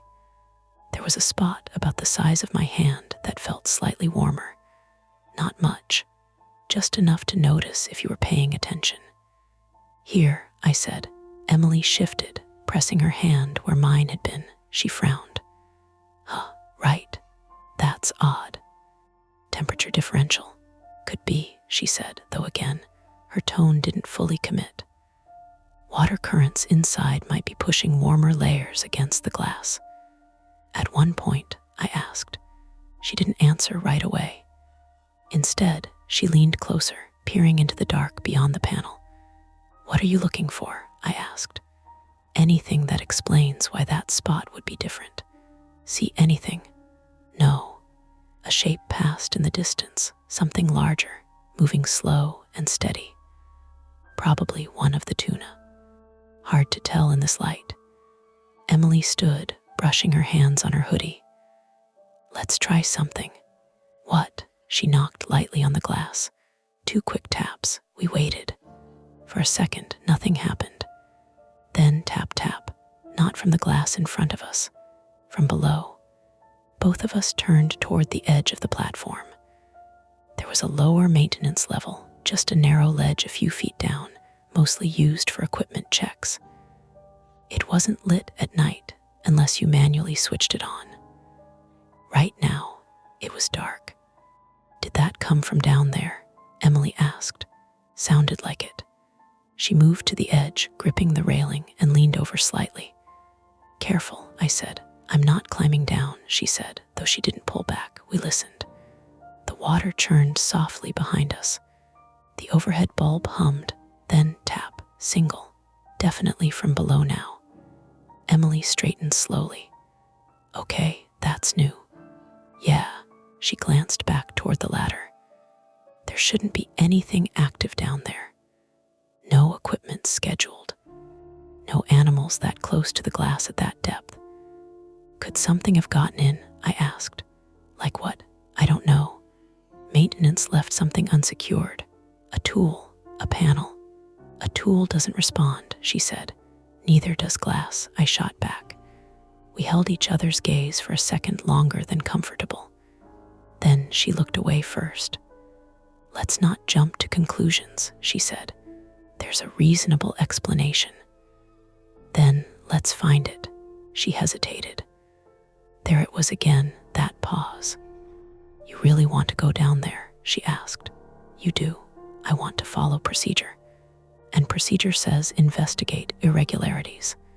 It also says don't take unnecessary risks. Is this unnecessary? She didn't answer immediately. Instead, she looked down into the darkness again. Tap, tap, closer this time. Or maybe it just felt that way. Emily exhaled. We should call this in. Yeah, get security down here. Maybe facilities. Yeah, neither of us moved. The space felt tighter now. The platform, the tank, the air itself. I glanced back at the ladder, at the partially open hatch above. It suddenly seemed farther away than it should have been. Dan, Emily said quietly, you're doing that thing again. What thing? Where you fixate on the anomaly instead of the process. I looked at her. The process isn't explaining it. The process keeps us from making mistakes. I'm not making a mistake. You don't know that. That landed harder than she probably intended. Because she was right. I didn't know. That was the problem. I'd spent the last year trying to avoid exactly this feeling, the one where things stopped lining up, and you had to make a call without enough information. The last time I'd done that, someone got hurt. Not here, different job, different system, but the same moment, the same hesitation, the same choice. I shook it off. If there's something loose down there, something hitting the glass, it could escalate. Crack the panel, compromise the seal. That panel is rated for extreme pressure, Emily said. A loose object isn't going to break it. Unless it's not just a loose object. She went still. What does that mean? I don't know, I said, and hated how that sounded. That's the point. Another pause. Then she said, we go down together, quick look. If it's nothing, we come back up and log it. If it's something, we call it in immediately. That's not exactly protocol. No, she said. But neither is standing here arguing while something unknown keeps hitting the tank. Fair, I nodded once. Okay. She moved toward the ladder that led to the lower level, flipping the switch for the secondary lights as she went. Nothing happened. She frowned and flipped it again. Still nothing. Bulbs out, I asked. Unlikely. They were replaced last week. Power issue. Everything else is running fine. We both looked at each other. Tap. Louder now, from directly below. Emily swallowed. We've got flashlights. Yeah, she pulled one from her pocket, clicking it on. The beam cut through the darkness below, illuminating the lower ledge in a narrow cone. Metal grating. Pipes running along the wall, the base of the tank panel, and something else. At first, I thought it was just a shadow, a darker patch against the already dim surface. But as Emily adjusted the angle of the light, it shifted. Not fast, just enough. Do you see that? She asked, voice barely above a whisper. Yeah, is that? I don't know. The shape was close to the glass, too close to be part of the normal water flow patterns. It wasn't moving like the fish we'd seen above, no smooth, gliding motion. It stayed near the panel, almost aligned with it. Emily's grip tightened on the flashlight. There's nothing in the inventory that should be down there like that. Could be debris, I said, though it sounded weak even to me. Debris doesn't hold position like that. Tap, tap. The sound came again. This time we saw it. Not clearly, but enough. A slight, localized vibration against the glass near where the shape hovered, as if something on the other side was making contact. Emily took a step back. Okay, we're calling this in. Yeah, she reached for her radio. Static. She frowned, tapping it.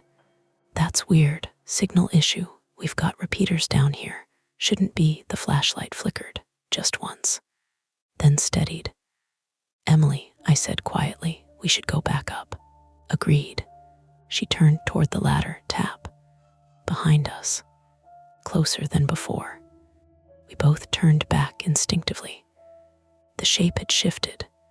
Not away, closer, right up against the glass now. Still indistinct, still hard to define, but closer, and aligned almost perfectly with where we'd been standing a moment ago. Emily's voice came out tight. We're leaving. Yeah. We moved toward the ladder. I grabbed the first rung, starting up. Halfway up, I glanced back down. The flashlight beam had drifted slightly, casting the lower ledge in uneven light. For a second, everything looked normal again. Then the beam steadied, and I saw it, not the shape, the glass. There was a mark on it, on the inside, faint. 2 small, round impressions side by side, and beneath them a third, slightly offset. Like a pattern, like Dan, Emily snapped. Move, I climbed, fast. We reached the upper platform, both breathing a little harder than we should have been for that short distance. Emily didn't stop. She headed straight for the ladder to the hatch. Let's get out, call this in, lock the access. The overhead light flickered. Once, twice, then went out. The platform dropped into near darkness, lit only by the faint glow from the tank and the narrow beam of Emily's flashlight. The hum of the pump stuttered, just for a second, but long enough to notice. Emily froze halfway up the ladder. "That's not good." "No," I said. A system hiccup in a place like this wasn't just inconvenient, it was dangerous. "Power fluctuation?" I asked. "Shouldn't be. We've got backups." The hum steadied again. Lights flickered back on, but dimmer, not full strength. Emily climbed the rest of the way up, pushing the hatch open wider. I followed. We stepped back into the corridor. The air felt warmer immediately. Normal, almost. Emily turned, reaching for the hatch to close it. Before she could, tap, tap. From the other side, right against the metal, we both froze. The sound was clearer now, without the thickness of the tank between us. Sharper, more defined. Emily slowly pulled her hand back from the hatch. "Okay," she said, voice tight. "That's definitely not debris." "No." We stood there, staring at the metal door. Then, faintly tap, a single knock, from the exact height where our heads were. Emily swallowed. "We need to lock this down." "Now," I nodded. But neither of us moved immediately. Because for the first time since this started, the sound didn't feel like it was coming from inside the tank. It felt like it was coming from right behind the hatch, from the narrow space we'd just been standing in. And something about that realization didn't fit any system I knew how to trust. Emily didn't wait this time. She grabbed the hatch handle and pulled it shut hard, metal slamming into its frame with a flat, ringing clang. I heard the latch catch. Then she spun the manual lock wheel, fast and tight, until it resisted. "Seal it," she said. "I am," I said, already crouching to check the lower gasket. The rubber lining looked intact, no obvious warping, no debris, but there was moisture along the seam. Not just condensation, thicker, beaded. "Is that normal?" she asked. "Not like this." I wiped a finger across it, clear, slightly viscous. I rubbed it between my fingers, then wiped it on my pants, uneasy. Tap, tap. The sound came again from the other side of the hatch, closer than anything inside a tank should be, not muffled anymore, direct. Emily took a step back, breathing shallow. "Okay." We lock it, we call it in, we clear the corridor. "Yeah," I said, though my eyes were still on the seam. A slow, deliberate tick echoed through the metal, not the same as before, lower, heavier. "Did you hear that?" she asked. "Yeah, that didn't sound like glass." "No." She turned and started toward the far end of the corridor. "Control room." Now I followed, but slower than I should have. I kept glancing back at the hatch. The metal didn't move. The lock held. But something about the way the sound traveled through it, too clean, too precise, kept my attention anchored there. We reached the corner where the service corridor met the main maintenance hallway. It opened up slightly, wider, brighter, with proper overhead lighting and signage. A door on the left led to the electrical room. Another straight ahead went up toward the public galleries, and eventually the control room. Emily hit her radio again. "Control, this is Ross. Do you copy?" "Static." She tapped it against her palm. "Come on." I pulled my phone back out, tried the internal system app again. No connection. "Wi-Fi's down," I said. "That's not possible," she said automatically. "It's a closed network. It's down." She swore under her breath. "Okay, hard line then." She veered left toward the electrical room. I followed. The door was propped open, a wedge of rubber jammed under it. Inside, rows of panels hummed softly, indicator lights blinking steady green and amber. It smelled warmer in here, dry, like heated dust and insulation. Emily crossed to the wall-mounted phone, grabbed the receiver, and pressed a button. Nothing. No dial tone. She pressed it again. Harder, still nothing. That's not good, she said. No, power S still running, I pointed out, gesturing at the panels. So it's not a full outage. Could be a localized comms failure, she said, though she didn't sound convinced. Switching hub issue. Would that affect radios too? Depends where the fault is. She hung up the phone slowly. For a moment, we just stood there, listening to the hum of the room. Then a faint, distant clang echoed from the corridor we just left. Not the hatch, something else. Emily's head snapped toward the door. What was that? Sounded like another door. There's nothing else down there. We both knew that wasn't strictly true. There were storage alcoves, secondary access points, older sections of the facility that weren't used much anymore, but nothing that should be opening or closing on its own. Maybe someone else is down here, I said, though it felt like a reach. Security would have logged it. Unless they didn't, she shook her head. No one comes into maintenance without clearance. Another sound, closer this time, a hollow knock, not unlike the tapping, but broader, less precise. Emily grabbed a flashlight from a hook on the wall, flicked it on. We need eyes on the corridor. Or we get upstairs, I said. Find someone with authority. And leave whatever that is behind a sealed hatch with a failing comm system. Better than walking toward it. She looked at me, jaw tight. You're the one who wanted to investigate. Yeah, I said. And now I'm saying we escalate a beat. Then she nodded once. Fine, we check the corridor. If anything's off, we pull back and go upstairs. Deal. We stepped back into the hallway. The lighting here was steady. Too steady, almost, after the flickering below. It made the shadows sharper, the edges cleaner. The corridor stretched ahead, empty. At the far end, the turn back toward the deep tank access was visible. The hatch itself was out of sight, just around the corner. For a second, everything looked normal. Then Emily angled her flashlight down. Dan, I followed the beam. Water.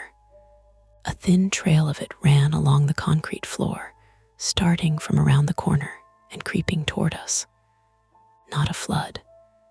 Just a steady line, like something had been dripping and then started to move. That wasn't there before, she said. No, we moved closer. The water reflected the overhead lights in broken streaks. It wasn't clear like the condensation on the hatch. Slightly darker, clouded. Could be a leak, I said. Seal failure. From a hatch that was just closed, she asked. Maybe it wasn't sealed properly. Her expression tightened. I locked it. I know. We reached the corner. Emily slowed, then leaned just enough to look around. I watched her face as she did. Curiosity. Then confusion. Then something sharper. What? I asked. She didn't answer right away. Instead, she stepped forward into the corridor. I followed. The hatch was still closed, still locked, but the moisture along its edges had spread. It wasn't just beating anymore, it was running, thin streams slipping down the metal and pooling at the base. And the sound, not tapping anymore. A low, irregular thud, as if something on the other side was pressing against it. Okay, Emily said, voice tight. That's a pressure issue. Inside the tank. Has to be. Then why no alarms? I don't know. The thud came again. Heavier. The metal flexed just slightly, barely visible, but enough. Dan, she said, backing up a step. If that seal goes, we get a rush, I finished. High-pressure water into the corridor. At that depth, it's not just a rush, she said. It's force, enough to, she didn't finish. She didn't need to. The corridor wasn't built to handle direct tank pressure. Emergency cutoff, I said. We isolate the tank. That's in the control room. Secondary valves, she shook her head. Manual overrides are on the lower level. We both went quiet. The lower level, the dark one where the shape had been. Of course they are, I said. Emily exhaled, long and slow. If we don't relieve pressure and something's wrong with the panel, it could fail. And if it fails, we don't have time to get upstairs, I said. Another thud. Stronger. Hatch handle rattled in its housing. Emily flinched. Okay, that's escalating. Yeah, we need to go back down. I looked at her. You're serious? If there's a structural issue, the only way to stop it fast enough is manual intervention. We open the lower valves, reduce pressure in that section, and whatever's down there, we avoid it. I let out a short laugh that didn't feel like mine. That's not a plan. It's the only one we've got. The thud came again. The metal groaned this time, a low, stressed sound. Dan, she said, more urgent now. We don't have the luxury of perfect information. I knew that. That was exactly the problem. My chest felt tight, not panic, just pressure, like my body was trying to decide whether to commit to something it couldn't predict. Last time, I'd hesitated. Last time, I'd waited for more data. And someone else had paid for it. I looked at the hatch, at the spreading water, at the faint, almost imperceptible bulge in the metal. Okay, I said, we go down, quick, in and out. Emily nodded, in and out. She stepped forward, reaching for the lock. I grabbed her wrist. Wait, what? Listen. We both held still. For a second, there was nothing but the hum of the building. Then tap, tap from the other side, not heavy like the thuds, light, precise, at head height. Emily closed her eyes briefly, then opened them. Ignore it. Yeah, she turned the lock. This time, the wheel resisted more than before. She had to put her weight into it, metal creaking as it gave. Something pushing on it, she said through gritted teeth. I can see that. The latch released with a sharp snap. We both braced instinctively as she pulled the hatch open. Cold air surged out, stronger than before. Wet, sharp, and underneath it, that metallic smell again. Stronger now, almost coppery. Emily didn't hesitate. She stepped inside, flashlight cutting through the dim chamber. I followed, pulling the hatch closed behind us out of instinct. Don't lock it, she said quickly. Right. We moved down the ladder. Faster this time. Less careful. Halfway down, my foot slipped on the rung, slick with moisture, and I slammed my shin hard against the metal. Damn it, I hissed, grabbing the ladder to steady myself. You okay? Emily asked. Yeah, I said, though the pain flared sharp and hot. Keep moving. We reached the platform. The overhead light flickered again, dimmer than before. The tank loomed beside us, dark and vast. Lower level, Emily said, already moving. We reached the secondary ladder. She angled the flashlight down. The shape was still there, closer, pressed near the glass. The beam caught it just enough to outline something. Not a clean edge, irregular, like multiple surfaces overlapping. Don't look at it, Emily said, more to herself than to me. Just get to the valves. Right. She started down. I followed, slower now, my leg protesting each step. Halfway down, the flashlight flickered again, then steadied. We reached the lower ledge. The air felt thicker here, colder. The valves were mounted along the wall opposite the tank, a row of heavy wheels connected to thick pipes. Which one? I asked. Section C, she said, scanning the labels. Should relieve pressure from this side. She grabbed the wheel and started turning. It resisted. Come on, she muttered, putting more weight into it. I moved to help, gripping the opposite side. Together, we pushed. The wheel groaned, then began to turn, slow and stiff. Behind us, tap, tap, closer than ever. I didn't look. I focused on the valve, on the motion, on the system. Keep going, Emily said. I am. The wheel turned another notch, then another. A low hiss started somewhere in the pipes. "Pressure's dropping," she said. "Good." The hiss grew louder. Then a sudden clang echoed above us from the upper platform. Emily froze. "What was that?" "Probably the hatch," I said, though I didn't believe it. We both looked up, the ladder above us, the faint light from the upper level, and then the sound of the hatch slamming shut. Hard, final. Emily's face went pale. I didn't touch it. Another sound followed, the unmistakable grind of the lock wheel turning from the other side. We stared at each other. Neither of us moved, because there was no one else down here, and no one above us who should be touching that hatch. Emily's voice dropped to a whisper. "Tell me that's automatic." "It's not." The lock clicked. Once, twice, sealed. The hiss in the pipes continued. The pressure was dropping, but the way out was gone. For about 3 seconds after the hatch locked, neither of us moved. The hiss in the pipes kept going. Thin at first, then stronger. A dry, pressurized exhale that bounced off the tank glass and the metal grate under our boots.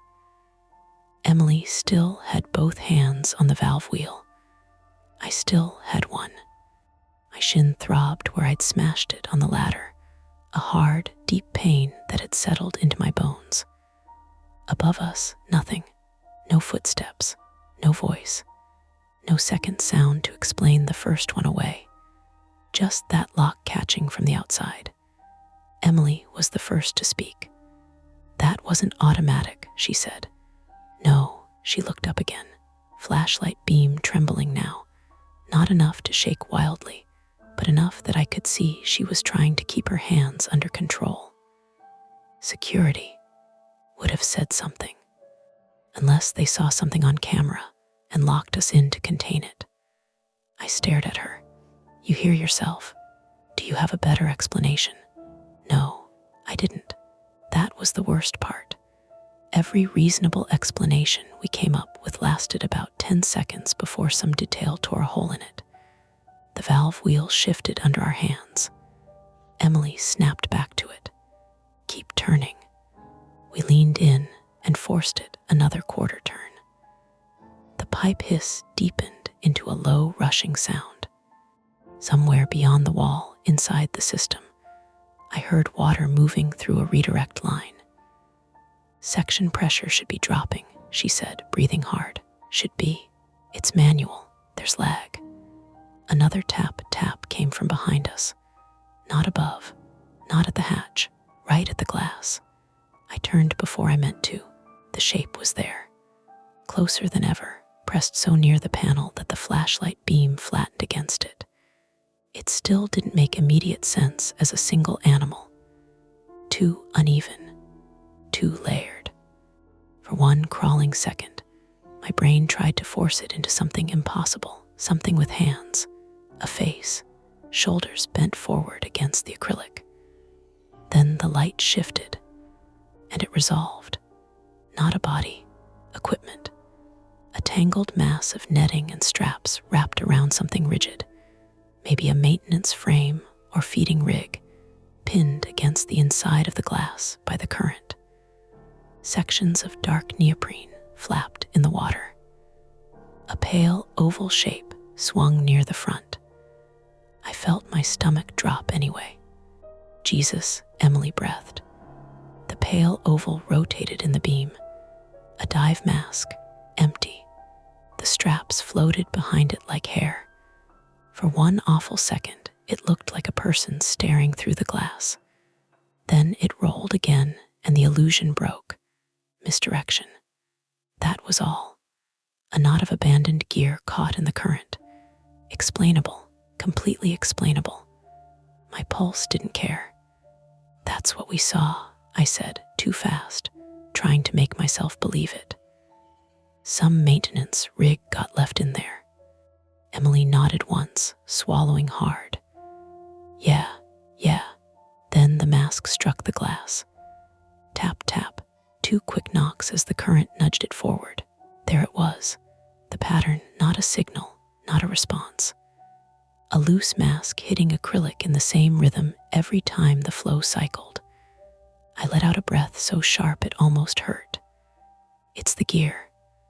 "Part of it," Emily said. She was right immediately, and I hated her for it for half a second, because the mask explained the tapping.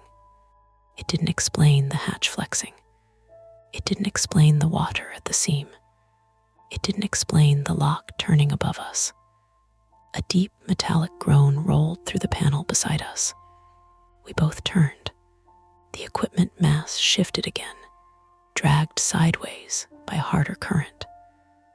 I saw what had pinned it there now. One edge of a steel maintenance frame had wedged into the narrow gap near the lower intake housing. Every pulse of redirected water was torquing it against the acrylic and the mounting bracket. Not enough to crack the viewing panel on its own, but maybe enough over time to stress the base seal. Enough to keep pounding the same weakened point. Enough to explain the warm spot higher up where the water flow had changed. Emily caught it too.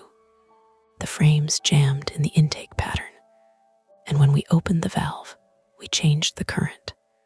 She swung the flashlight to the lower bracket line. "It's loading the base differently now." As if in answer, a sharp pop rang out from the far end of the panel. A bolt head struck the grating near my boot and spun away. We both stared at the gap where it had come from. One of the lower mounting bolts had sheared clean off. "Move," Emily said. We backed away from the glass at the same moment. A thin white line appeared along the base seam, not a crack, not yet, but a high-pressure thread of water atomizing into mist as it forced through a failing seal. Then another 6 inches of seam began to spit.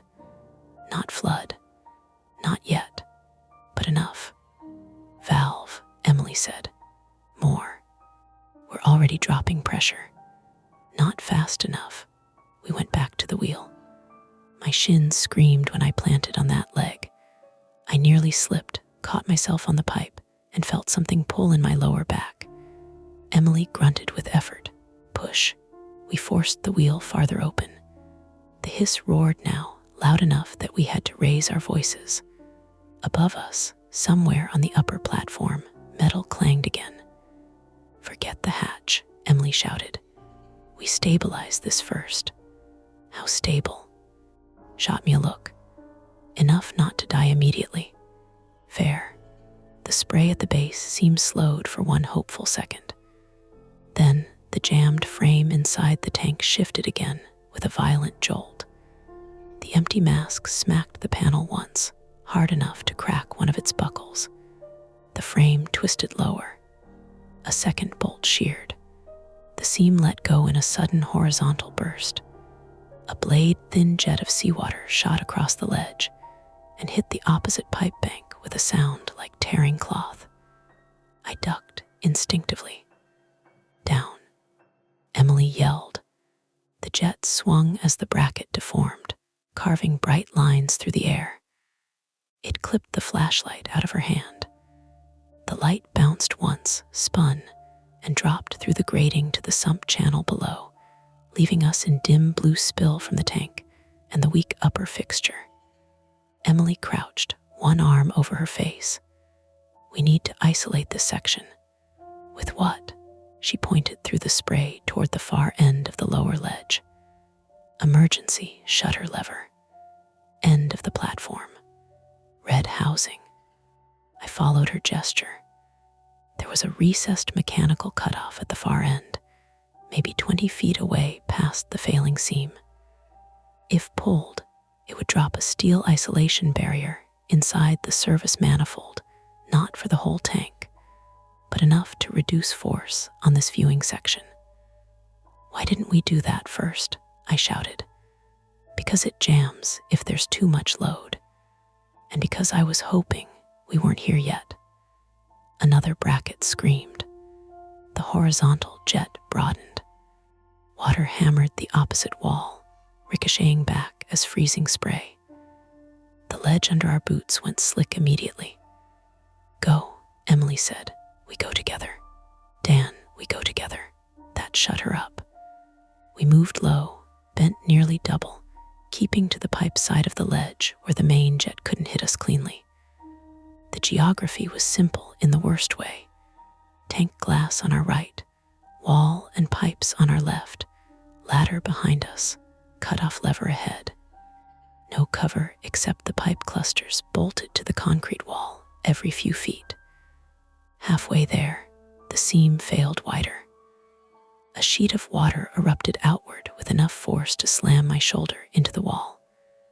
My boots shot sideways. I went down hard on one knee and then onto my hands, skinning one palm on the grate. Emily grabbed the back of my jacket and hauled, but the current pouring across the ledge was already ankle deep and rising fast. "Up," she snapped. I got 1 foot under me. A loose wrench, probably left from some earlier maintenance, shot past in the water and struck my bad shin. White heat burst up my leg. I bit down on a noise and nearly blacked out for a second. Emily saw my face. "Can you stand?" Yes, that was generous, but technically true. We kept moving. Another few feet. Then the whole lower panel gave a deep, booming thump from inside as the jammed frame finally tore free of the intake housing and slammed broadside against the glass. Not a breach. Worse in a way. The water pressure equalized differently, and the seam ripped farther along its base, turning the single roaring sheet into 2 crossing jets. One hit the railing. The other hit us. I got spun around and slammed hip first into the red emergency housing. For one stupid, grateful second, I almost laughed. "Found it," I gasped. Emily crashed into me a second later, breath gone, hoodie plastered to her skin. "Open it." The housing had a metal safety cover with a latch pin. My fingers were numb from cold and shaking too badly. I missed the pin twice.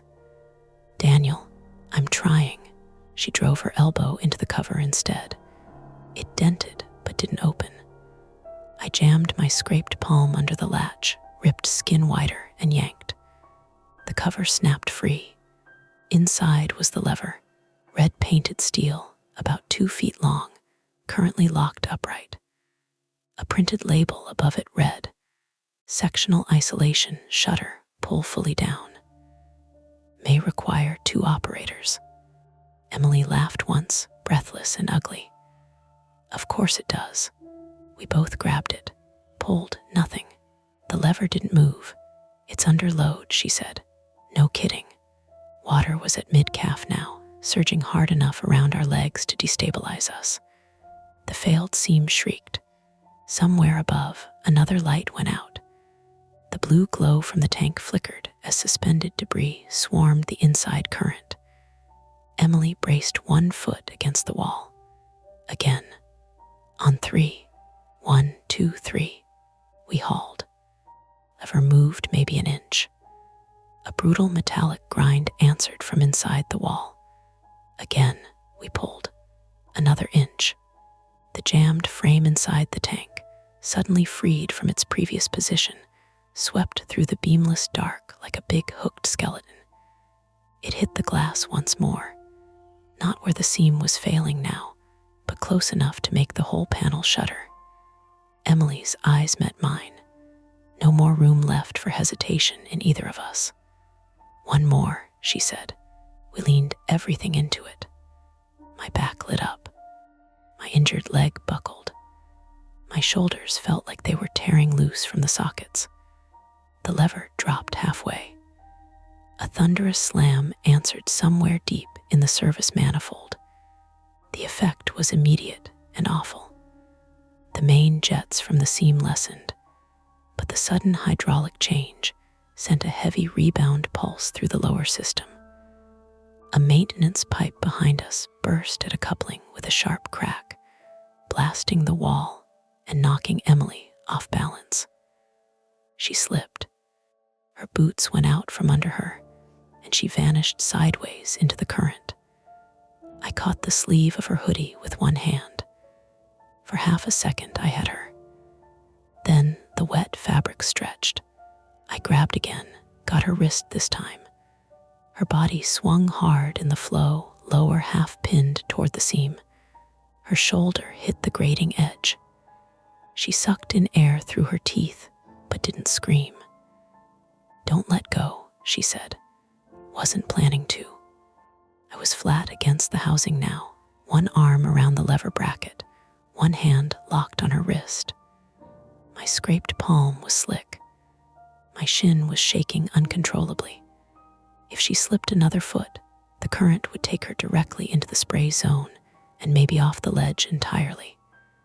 "Use the lever," she said. "I can't. You have to finish it." I let go, you go.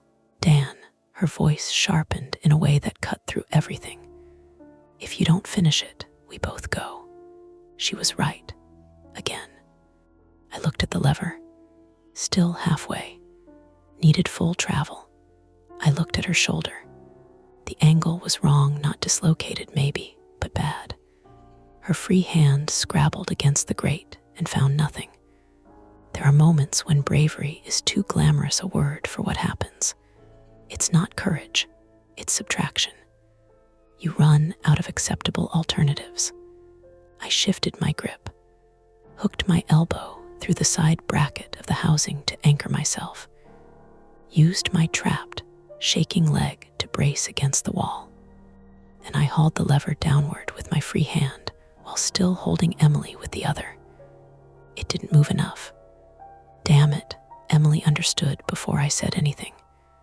She swung with the current on purpose, using her weight like a counterbalance. The pull on my shoulder nearly tore it out of place. The lever dropped another 6 inches. A second internal slam. The main seam jet weakened drastically. "Again," she shouted. I pulled.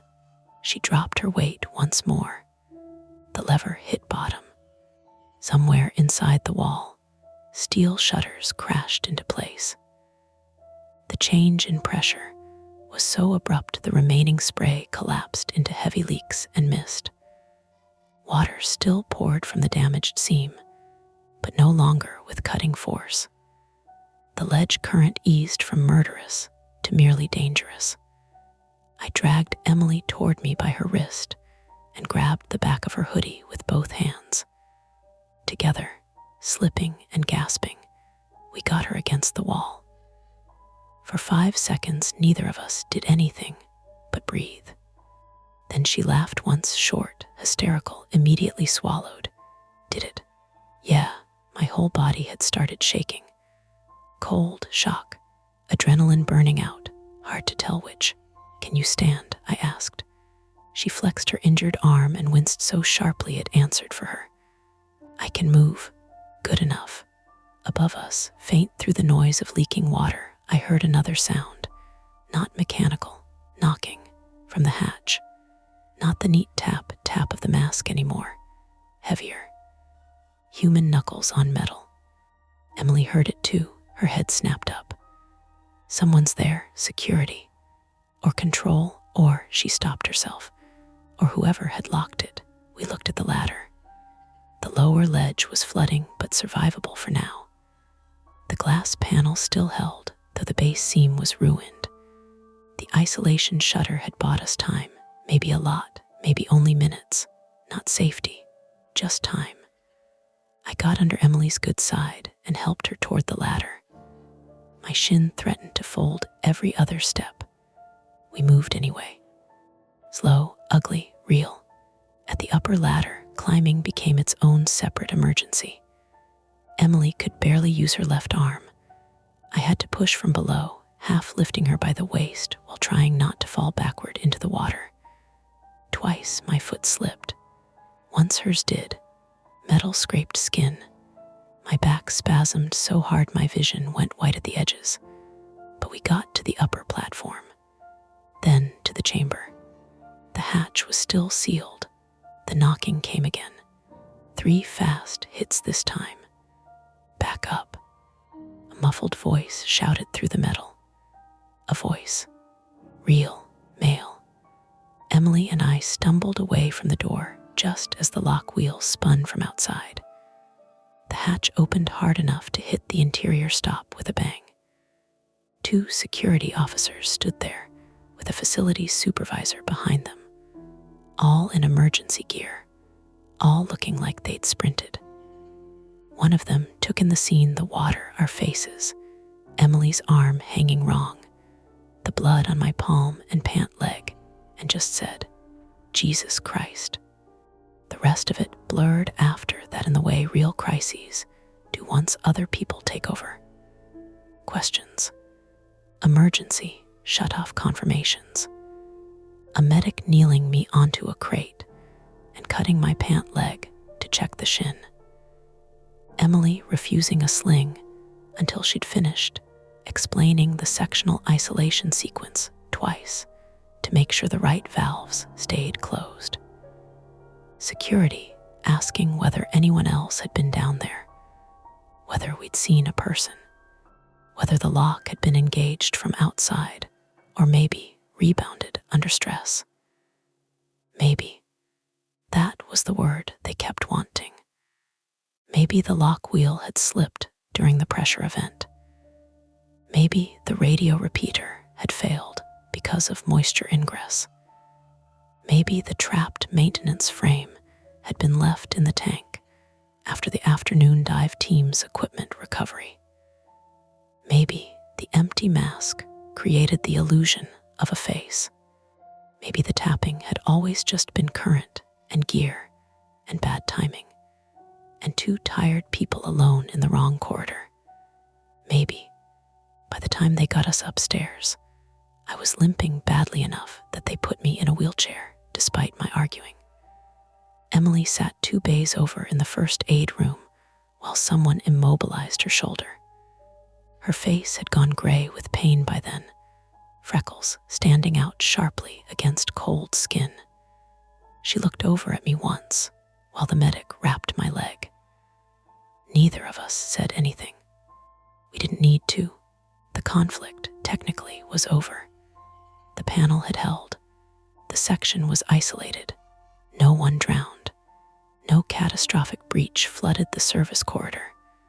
No one died because I hesitated this time. But survival had a price stamped all over it.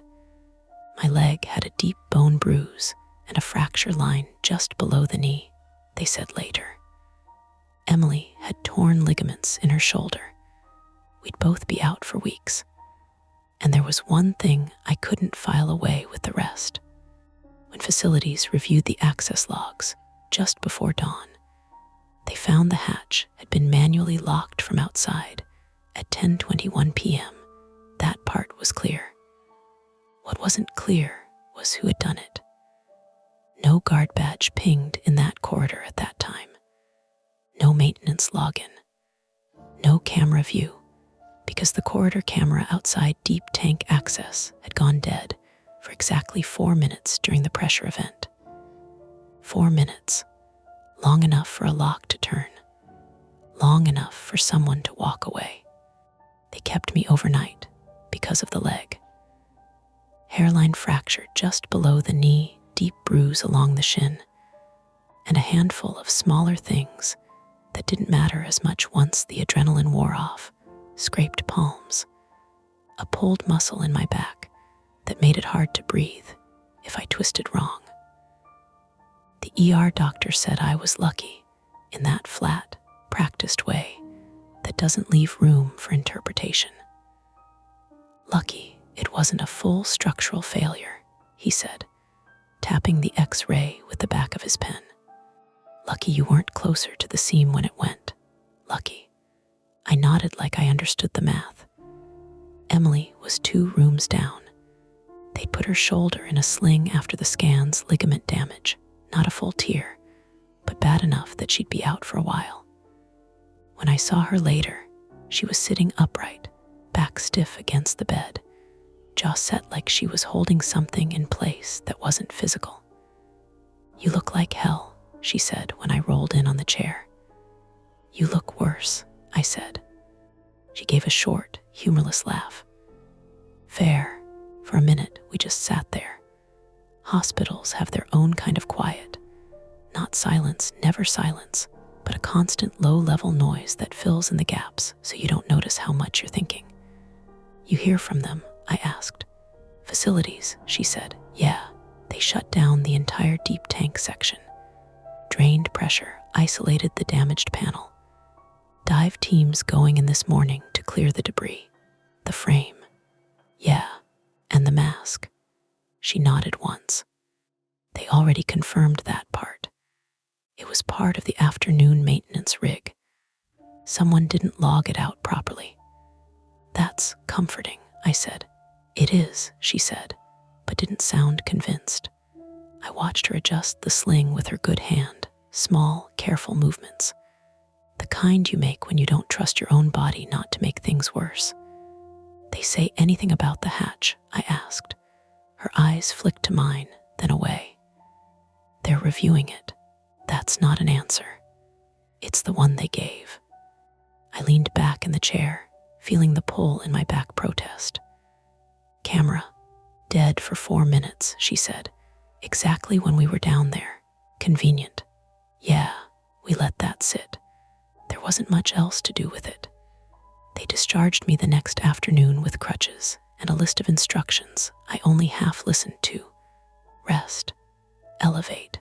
Follow up in a week. Don't put weight on it unless you have to. I had to. The apartment was on the 2nd floor, and the elevator had been out for 3 days before any of this happened. It made for a slow climb. Every step up the stairs sent a dull, controlled pulse through my leg, like something tapping from the inside out. Tap, tap. I stopped halfway up once, more from the thought than the pain.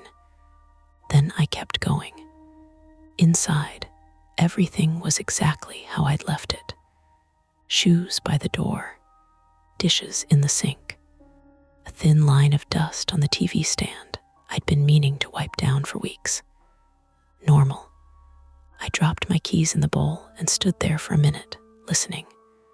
No pumps, no water moving through pipes behind concrete walls, no fluorescent hum, just the faint traffic noise from the street and the refrigerator kicking on and off.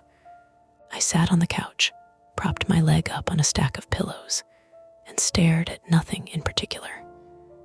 At some point, I fell asleep. When I woke up, it was dark. For a second, I didn't know where I was. The room felt wrong, too quiet, too still. My brain filled in the missing noise with something else, something low and constant that didn't belong. Then the refrigerator clicked on, and the illusion broke. I exhaled. Get a grip, I muttered. The words sounded thin in the room. They called me in 3 days later, not back to work, not yet, just a meeting. Routine debrief, the email said.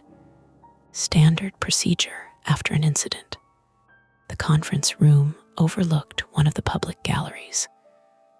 During the day, it would have been full of people, kids pressed up against the glass, parents pointing things out they half remembered from documentaries. Now, midweek, late morning, it was quiet. A few visitors moved slowly along the railing, voices low, footsteps soft on the carpet. From up here, the tank looked calm, controlled, like nothing had ever been wrong. Emily was already there when I got in, her sling tucked under a loose jacket, hair pulled back tighter than usual. She gave me a nod. Dan, M, across from us sat a man I recognized, but had never really spoken to. Facilities director, mid-50s, neat, controlled, the kind of person who always seemed like he'd already decided what the outcome of a conversation would be before it started. Mr. Mercer, Ms. Ross, he said, thank you for coming in. We sat. He folded his hands on the table. I want to start by saying that your actions prevented a significant structural failure. The isolation of that section likely avoided extensive damage to the facility and potential harm to others. Emily nodded once. We did what we could. Yes, he said, and we appreciate that. There was a pause, not awkward, deliberate. However, he continued, there are several points we need to clarify for the report. Of course there were. He asked about the sequence of events. The tapping, the decision to enter, the valve, the shutter, the timing. We answered carefully, accurately. I watched his face as we talked, looking for something, recognition maybe, or doubt. He didn't give either. When we got to the hatch, he leaned forward slightly. You're both certain it was locked from the outside? Yes, Emily said. Yes, I echoed. And you did not engage the lock yourselves at any point while inside? No, no. He nodded, as if that lined up with something he'd already heard. The access logs show no authorized personnel in that corridor at the time, he said. And the camera feed was interrupted due to what appears to be a localized system fault. Appears, I said. He glanced at me. That is the current assessment. What's the alternative? I asked. He held my gaze for a moment longer than necessary. We deal in evidence, Mr. Mercer. Right. Another pause. Then he moved on. The maintenance frame, he said. It was left unsecured after an earlier dive operation.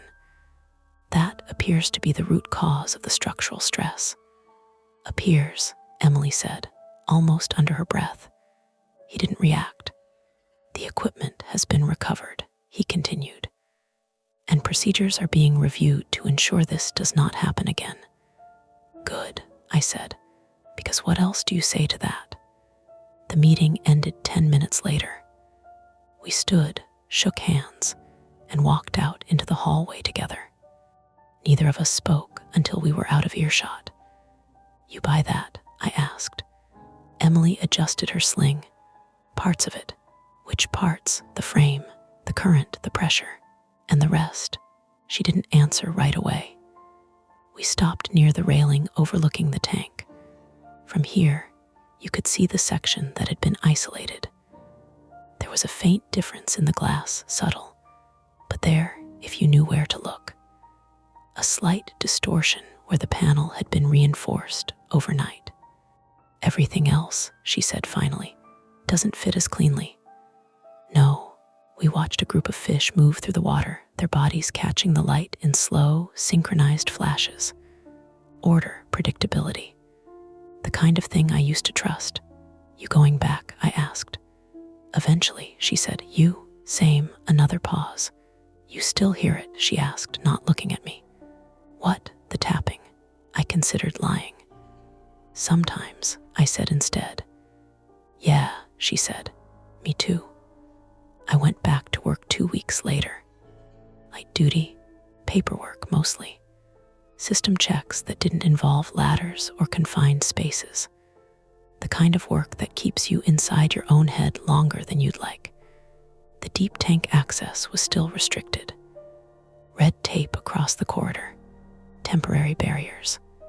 A sign that read, authorized personnel only, structural maintenance in progress. I passed it a few times that first day, each time feeling the same pull to stop, to look, to listen. I didn't. Not at first. By the end of the week, I did. Just for a second. Just long enough to stand at the edge of the restricted zone and look down the corridor. The lights were on. Everything looked normal. Too normal. I told myself I was checking for leaks, for signs of ongoing work. I was listening. There was nothing. No tapping. No thuds. No metallic tick echoing through the walls. Just the steady, distant hum of the building doing exactly what it was designed to do. I stayed there longer than I should have. Then I turned and walked away. A month later, the tank was fully operational again. Public access restored. The barriers came down. Families came back. Kids pressed their hands against the glass, pointing at fish, at shadows, at things that moved just a little differently than everything else. I stood in the gallery one afternoon, off to the side, watching. Not the fish, the glass. Specifically, the lower section where the panel had been reinforced. You couldn't see the repair unless you knew where to look. A slight change in clarity. A faint line where the new material met the old. I stepped closer, close enough that my reflection ghosted faintly over the water. For a second, I saw myself as something else, distorted by the thickness of the panel, stretched and flattened into something unfamiliar. Then the angle shifted, and it was just me again. Behind me, a kid knocked on the glass. 2 quick taps.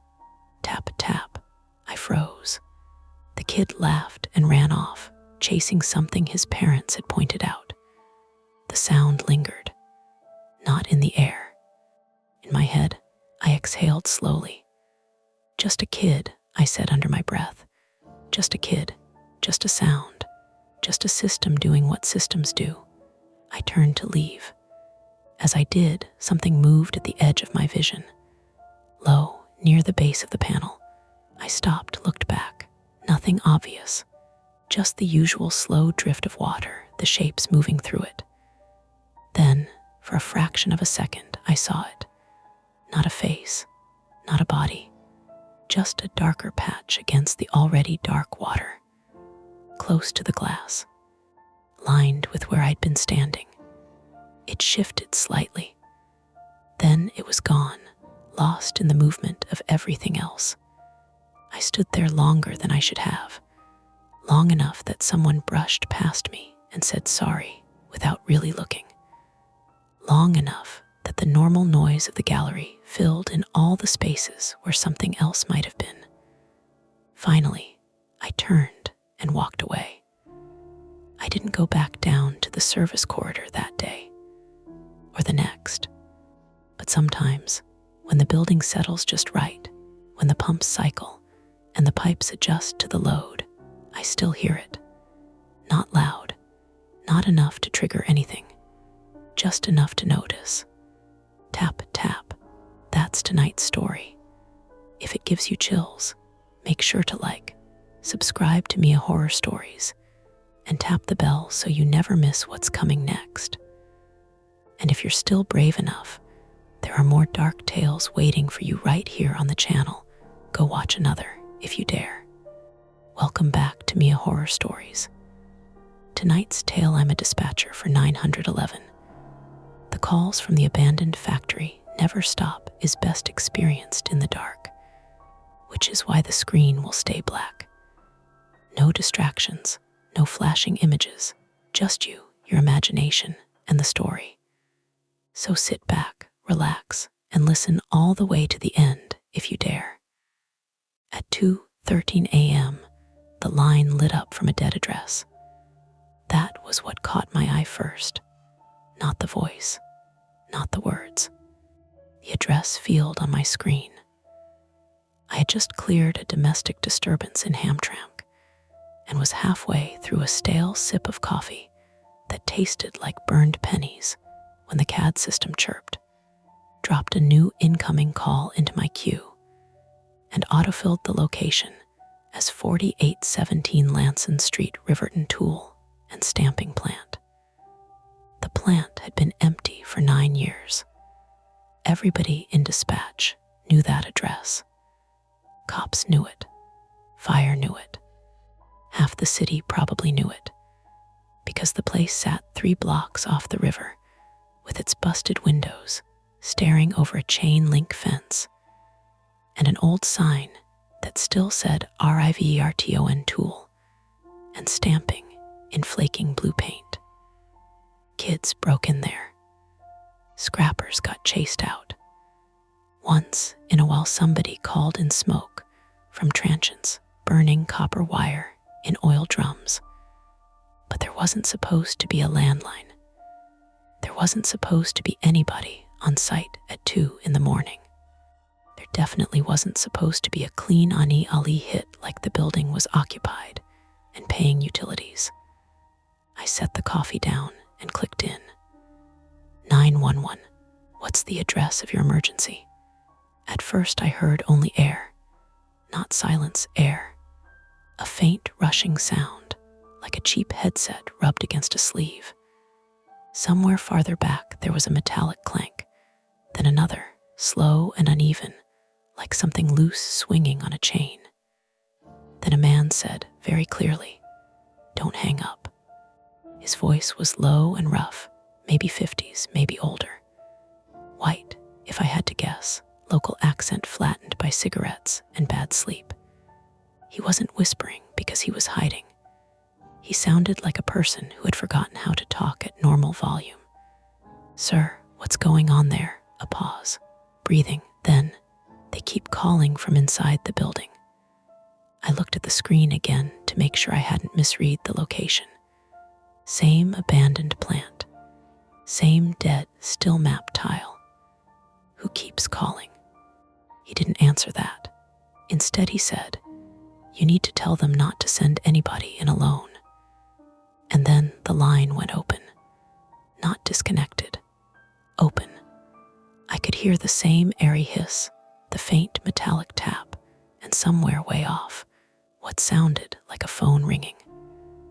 I started the trace and flagged the call for supervisor review. "My name is Mara Donnelly. I'm 34, and I've been a 911 dispatcher in Riverton, Michigan for 8 years. If you've never sat in a public safety answering point at 2 in the morning, it's hard to explain how small your world gets. The room is all low light and screens, CAD windows, map layers, channel monitors, a weather band nobody listens to unless it starts saying tornado. The fluorescent panels overhead are dimmed on nights, so the monitors don't fry your eyes. The carpet never loses the smell of wet boots and old coffee, no matter how many times the county pays to steam it. Every headset has someone else's voice dried into the foam if you think about it too long. You learn very quickly what counts as strange and what only feels strange because it's late. A naked man covered in axle grease running down Jefferson. Strange, but ordinary enough for Friday. A child calling because his mom won't wake up. Horrible, but ordinary. A burglar alarm tripping at a closed warehouse with no answer on the keyholder list. That happened every week. A dead address calling 911 to warn us not to send anyone in alone sat in a different box. "Hey," said Tasha beside me, rolling her chair back with one foot. "You look like your screen just insulted your mother." Tasha Bell was 41, black, the senior dispatcher on midnights, and the kind of woman who could eat yogurt while talking a suicidal caller off a bridge without ever sounding rushed. She wore cheap floral perfume that managed to survive the building's air conditioning and kept a bowl of peppermints by her keyboard like an elementary school receptionist. People outside the room imagined dispatchers as disembodied voices. Tasha was all body language, all eyebrows, all one hand up. "Wait a second," when the radio traffic stacked. "Call from Riverton Tool," I said. She snorted automatically. "Security alarm." "No, voice call." That made her look over. I turned my monitor a few degrees so she could see the incident log. She leaned in, read the address, and the expression on her face changed only by a notch. But I noticed it because that was my job, catching little shifts before they became problems. "What'd he say?" I told her. She reached over me, tapped the event history, and said, "Could be a spoof, could be a cell tower hiccup, could be some idiot kid with a VoIP line and too much time." "Yeah, you don't sound convinced." I was. The thing is, I scare easy, but not in the way people think. I don't jump at noises. I don't mind gore photos when EMS texts in from a scene. What gets under my skin is pattern. The idea that something has happened before or is happening again, and nobody sees it until it's already got momentum. It's the flaw I've never gotten rid of. Once something seems to fit a shape, I start looking for the rest of it. Sometimes that makes me good at the job. Sometimes it makes me imagine order where there's only coincidence and tiredness and old machinery doing what old machinery does. Private fear, if you want the blunt version. Missing the thing that matters because I decided it was probably nothing. I reopened the audio buffer and played the clip through one ear. Tasha listened. The metallic clank came through flatter on playback. The man's voice sounded even more worn out the second time, and at the very end, after his warning, there was another sound under the open line, 3 bright tones close together. Not a ring exactly, more like keypad beeps. Tasha sat back. Right, could still be bullshit, she said, but softer now. Did he give a name? No. The radio cracked with a traffic stop on the west side. Somebody else got a medical alarm. A dog bite call stacked, then cleared. For a minute, the room resumed its normal rhythm, which is one of the strangest comforts in the world. Somebody laughed 2 pods over at something I couldn't hear. The printer spat out a fire run with that dry insect chatter printers have. One of the HVAC vents clicked and started pushing colder air across the back of my neck. I was halfway into another call, a drunk guy insisting someone had stolen the catalytic converter off his truck while he was actively driving it when the Riverton Tool line lit up again. Same address, same dead plant. I transferred the drunk to a non-emergency queue, hit answer, and said, 911. What's the address of your emergency? This time the voice was a woman S. You need to stop answering. Her voice was younger than the man's, 20s maybe. Breathing hard. Not panicked exactly, more like she'd been running and was trying not to show it. Ma'am, what is your location? You keep waking him up. Something scraped across the line. A hollow, dragging sound.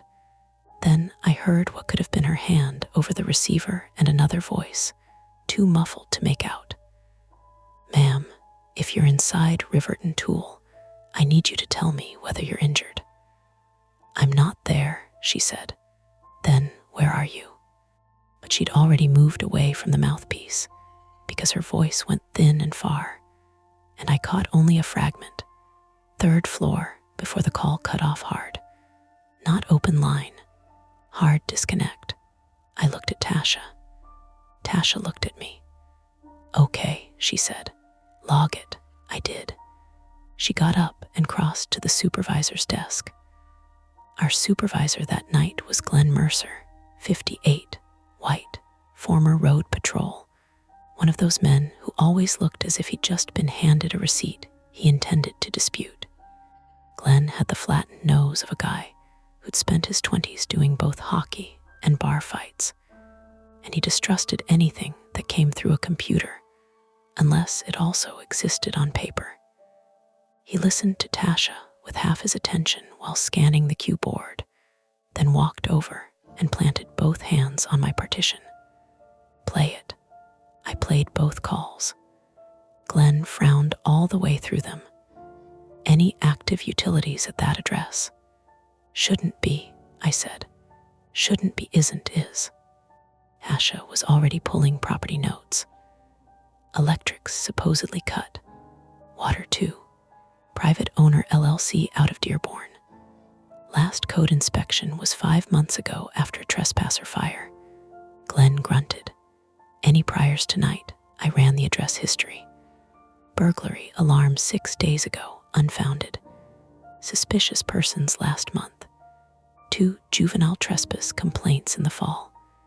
Then farther back, older calls, pages of them if you widen the date range enough. Alarm trips, fire investigations, collapse injury from 12 years ago, back when the place still had salvage crews, an officer assist, an overdose, and a strange little cluster from 3 years earlier. 4 hang-up 911 calls inside 2 nights, all traced to the same address, all unable to recontact, all cleared as line malfunction after units found the building secured. I felt something tighten under my ribs. Tasha saw it on my face. Don't do your pattern thing yet. I'm not doing anything. Yes, you are. Glenn tapped the desk with one thick finger. Listen to me. Abandoned building, history of trespassers. Maybe an old emergency box with intermittent current. Maybe someone patched something they shouldn't have. Most likely explanation is still the best one. That was classic Glenn. Not stupid, just committed to the world, making procedural sense. Do we send a car? I asked. He didn't answer immediately, which told me more than if he had. Sending police to an abandoned industrial site at night for a weird phone call wasn't nothing. You had officer safety concerns, bad sight lines, unstable flooring, copper thieves, needles, kids trying to scare each other with TikTok videos. But not sending a car when someone might actually be in distress wasn't nothing either. Dispatch lives in those not-nothings. Before he could decide, the line lit up a third time. Not in my queue, on an overflow console across the pod, where Lewis grabbed it with a cheerful, automatic, 911, what's the address? Then his face changed. Luis Ortega was 26, Latino, on year 2, good on radios, and still too eager to prove he could handle anything without asking for help. He held up one finger without looking away from his screen. We could all hear only his side. Sir, slow down. What stairwell? No, I need you to tell me if anyone is hurt. Hello. Over at us. Riverton Tool. Nobody in the room said anything for a beat. That was worse than panic. Panic makes noise. Real unease sucks the room inward.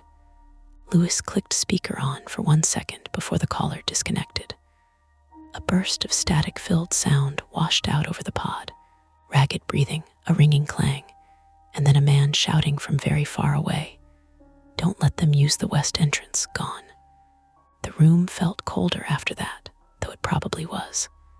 Glenn straightened. All right. Start an event. Suspicious circumstances, possible trespassers, possible injured parties. Send 2 units to stage outside the perimeter only until we know what we've got. Tasha was already typing. I was already building the call notes. Lewis muttered, Jesus, under his breath and rubbed one hand over his jaw. For about 30 seconds, everything became easy again because procedure is a mercy. Select event type. Confirm address.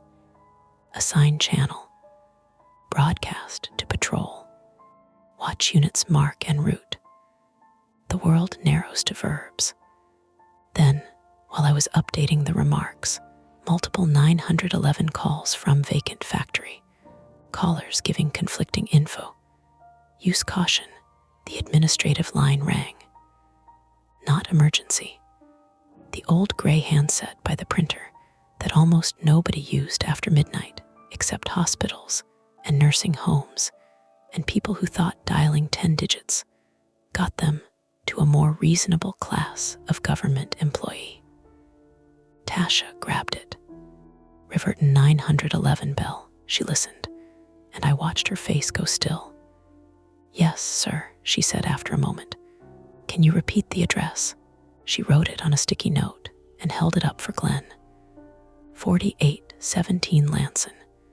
Tasha's voice stayed even. And you're where now? Across from it. In the gas station lot. Okay. Tell me exactly what you can see. Her free hand moved, palm down, a signal for quiet that nobody had to be told to obey. The whole room had already quieted anyway. Headsets on, screens glowing, HVAC breathing overhead. The administrative handset cord stretched taut in Tasha's fingers. She listened, asked one more question, then covered the mouthpiece and said to Glenn, "Caller says he's watching lights moving on the 3rd floor."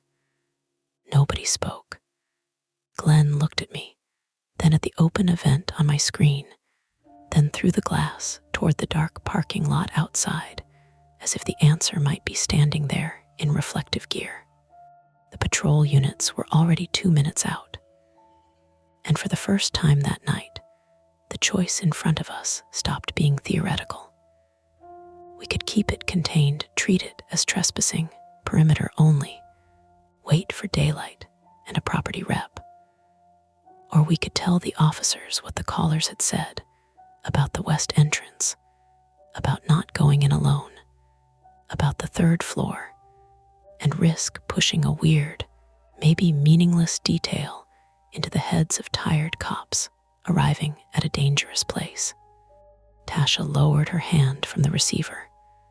Glenn said, "What exactly are we telling them?" That was where it sat, my fingers on the keyboard, the units coming up on Lanson, the dead factory on my map screen looking like just another block of dark geometry beside the river. And me, knowing that whatever answer I gave would matter, even if this was nothing, especially if it was. I told them everything, not in a dramatic movie speech way, just facts, clipped and quick, the way we're trained. But I didn't sand off the edges either. I didn't reduce it to possible trespassers. Use caution. I said, "Be advised, we've had multiple 911 calls from inside the structure. Callers are warning against entering alone. One mentioned activity on the 3rd floor. Another advised not to use the west entrance. Unknown number of occupants." There was a half-second of dead air on channel 2. Then Officer Delaney came back, voice steady, a little tighter than before. "Copy that. We'll stage at the east fence line." His partner keyed up right after. "Dispatch, confirm utilities are cut to the building." Tasha looked at me. I checked again, even though I already had. "Affirmative," I said, "per property records, no active electric or water." Lewis muttered under his breath, "So what are the lights then?" But he didn't key his mic. Not yet. The units marked on scene 2 minutes later. I watched their GPS pips slide into place on the map, 2 blue arrows just outside the factory perimeter, idling on Lanson near the broken chain link gate that never quite closed all the way. The administrative caller was still on the line with Tasha. "Yeah, I can see them," he was saying. "Your officers. They're just sitting there." "Stay where you are, sir," Tasha said. "Do not approach the building. Keep a safe distance." "I'm not stupid," he said, "but the lights are still moving." "Where exactly?" "Top floor, 3rd, I guess. They're not like turning on and off. They're moving, like flashlights, but not steady." Tasha pressed the phone tighter to her ear. "How many lights?" "2. No, 3. Hold on." A pause. The kind that makes you lean closer to your own screen even though it won't help. 2, he corrected. 2 for sure. I typed it into the event log as she spoke. Witness REPORTS 2, moving light sources, 3rd floor. Glenn hovered behind us, arms folded, eyes flicking between screens. "Get a fire unit rolling," he said quietly. "Stage them out too. If there's someone up there and they go through a rotten floor, we're going to need them." Tasha nodded and spun her chair, already dispatching Engine 6. On Channel 2, Delaney came back. "Dispatch, we've got visual on broken windows, north face. I can see intermittent light inside, upper level. Copy, I said. His partner Ray's. I saw on the unit ID added. Fence is compromised on the west side. Gates partially open. No visible movement at ground level. I felt my fingers hover over the keyboard. West side. The warning. Units be advised, I said, careful to keep my voice even. Previous caller specifically advised against using the west entrance. A beat. Copy that, Delaney said. Then, after a second, we weren't planning to. But there was something in his tone, not annoyance, not quite. Just that slight shift you get when information moves from abstract to personal, when it starts to feel like it might actually matter. Lewis leaned over toward me. You think we should tell them about the other part? What other part? The don't answer thing, he said, from the female caller. I hesitated. Tasha cut in before I could respond. No, that doesn't help anybody right now. Lewis nodded, but I could tell he didn't like it. Neither did I, not because it was wrong, it wasn't, but because it felt like we were editing reality into something more manageable. And that always came with a cost. On the radio, Delaney again. Dispatch, we're going to make a perimeter check before we consider entry. Copy, I said, and logged it. The administrative caller spoke up suddenly, louder now. They're moving faster. Tasha held up a hand, palm out. Sir, stay with me. What exactly do you mean by faster? There, he exhaled sharply. They're not steady anymore, like someone's pacing, back and forth. And one of them just, hold on, we all listened. Okay, he said, voice dropping. One of them just went out.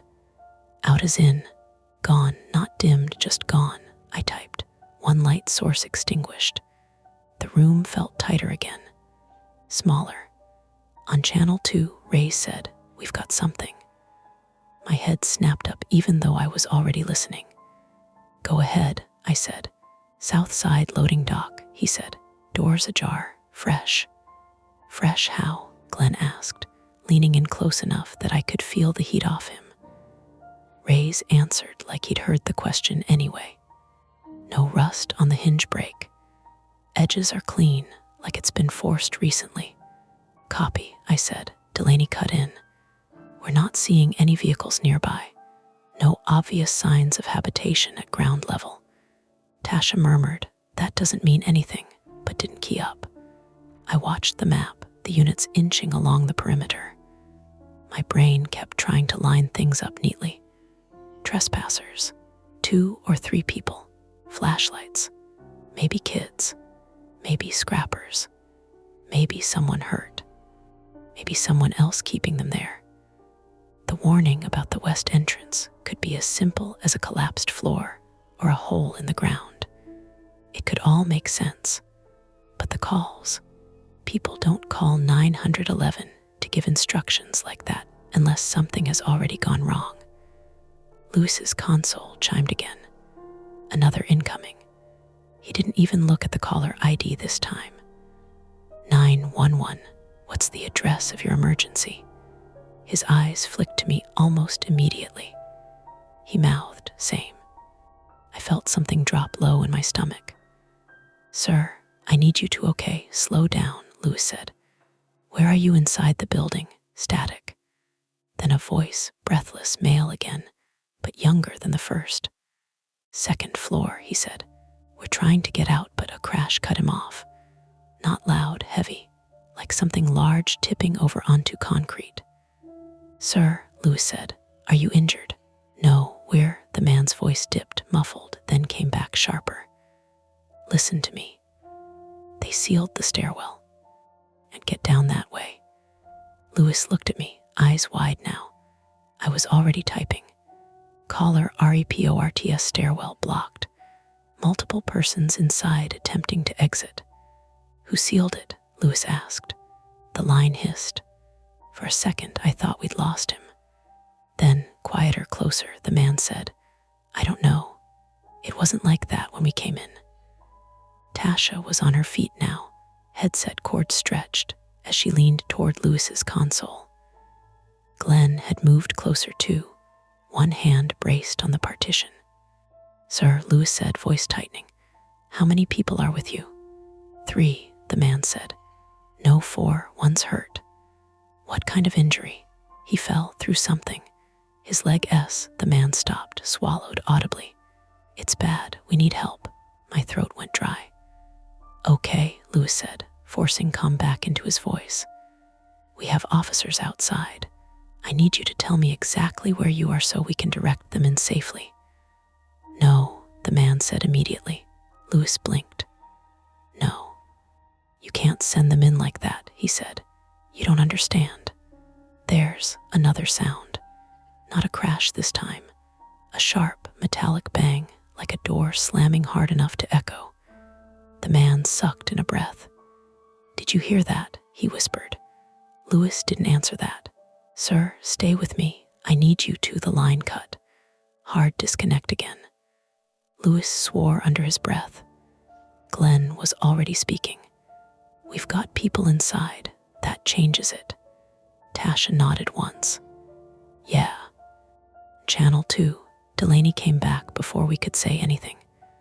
"Dispatch, we've got fresh footprints on the west side breach. Multiple sets. Looks like recent entry." I felt the words press against my teeth before I spoke them.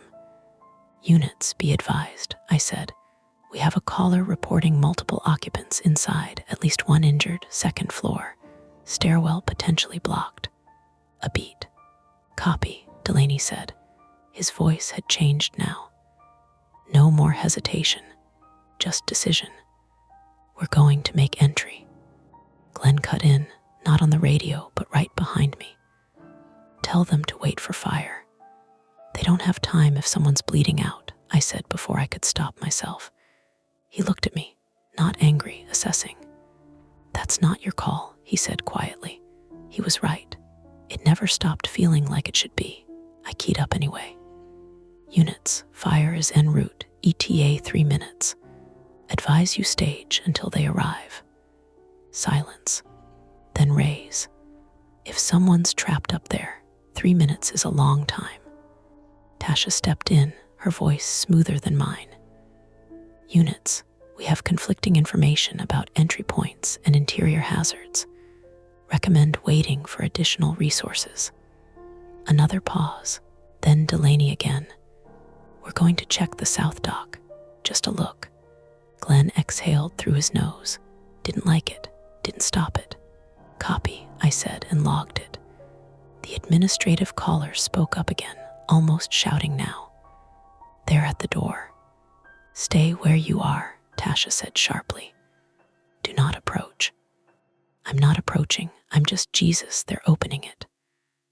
On Channel 2, a burst of movement. Footsteps, crunching gravel, the creak of metal. "Dispatch," Ray said, breath audible now. "We're at the south dock. Door is partially open." "Copy," I said. "Interior is dark," he went on. No immediate visual on subjects. The admin caller again, voice thinner now. "One of the lights is coming down." I typed without looking. "Witness reports light descending from 3rd floor." My hands felt too slow, too clumsy. "Raise," Delaney said lower now, closer to his mic. "Hold up, let's wait." "Yeah," Ray said. "Yeah, okay." For a second, everything held. Then Lewis's console chimed again. He didn't hesitate this time. 911, what's the address of your emergency?" His face went slack. He didn't even need to mouth it. I already knew. He hit speaker. The same airy hiss filled the pod, louder this time, closer. Then a voice, not breathless, not panicked, flat. "You shouldn't have told them to wait." Every hair on my arms lifted, not from fear exactly, but from the way the sentence landed, like it belonged to someone who had already decided something and wasn't interested in arguments. Lewis swallowed. "Sir, where are you calling from?" A small sound came through. A tap, like a finger against plastic. "Inside," the voice said. "2nd floor, east side." That didn't didn't match the other caller. Or maybe it did, and I just didn't understand how yet. "Are you with the injured party?" Lewis asked. "No," the voice said. "Then who are you with?" A pause, then very quietly, "They're coming down the stairs now." On channel 2, Ray's sucked in a breath. "Dispatch, we've got movement inside." "Delaney, light source, descending stairwell, south interior." The admin caller overlapping, almost hysterical now. "It's at the door," the voice on Lewis's line said. "Don't let them open it." And for the first time that night, I knew, really knew, that whatever we did next wasn't going to be contained to a perimeter. Glenn's hand came down on the partition. "We need to decide right now. Send them in. Hold them back." Either way, somebody was going to be alone with whatever was inside that building. And I was the one who had told them to wait. "Delaney, hold," I said, before Glenn could stop me. It came out sharper than I intended. Too fast. The kind of tone that makes people listen before they decide whether they agree. "Hold position at the door," I added, steadier. "We have conflicting reports from inside, possible multiple groups." Rays didn't wait. "We've got someone at the bottom of the stairs," he said. "I can see a light moving. Looks like a shape crossed his beam." Just for a second. I heard it in his voice more than anything else, the way his words hit a small snag. "Looks like a person," he finished. "Can you make contact?" Tasha asked, leaning closer to her mic.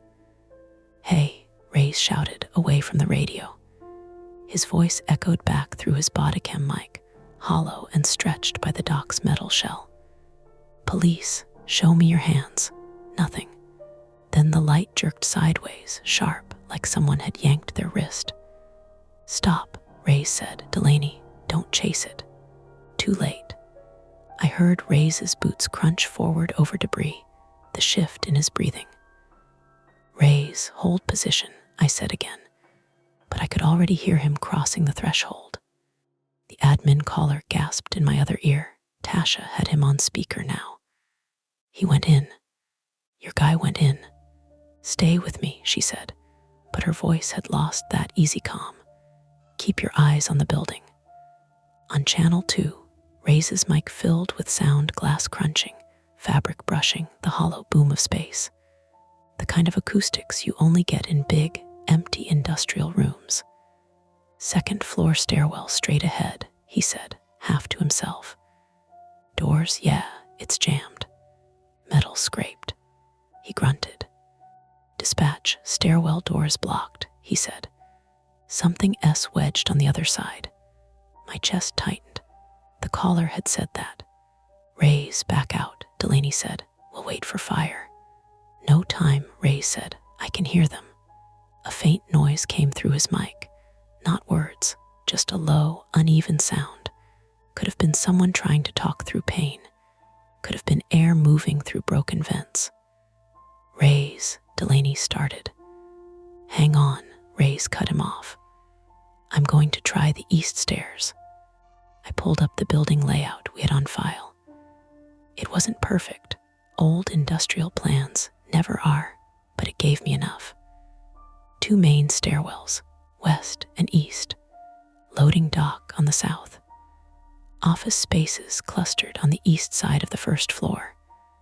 Open manufacturing floor in the center, rising up to the 3rd level with partial catwalks and enclosed mezzanine rooms. "East stairwell should be through the office corridor," I said.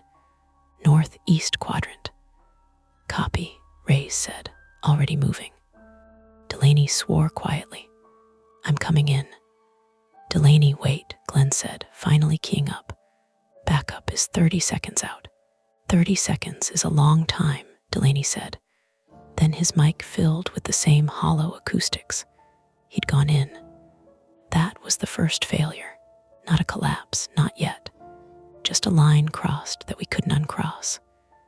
2 officers inside a structure we didn't control, moving toward voices we couldn't verify.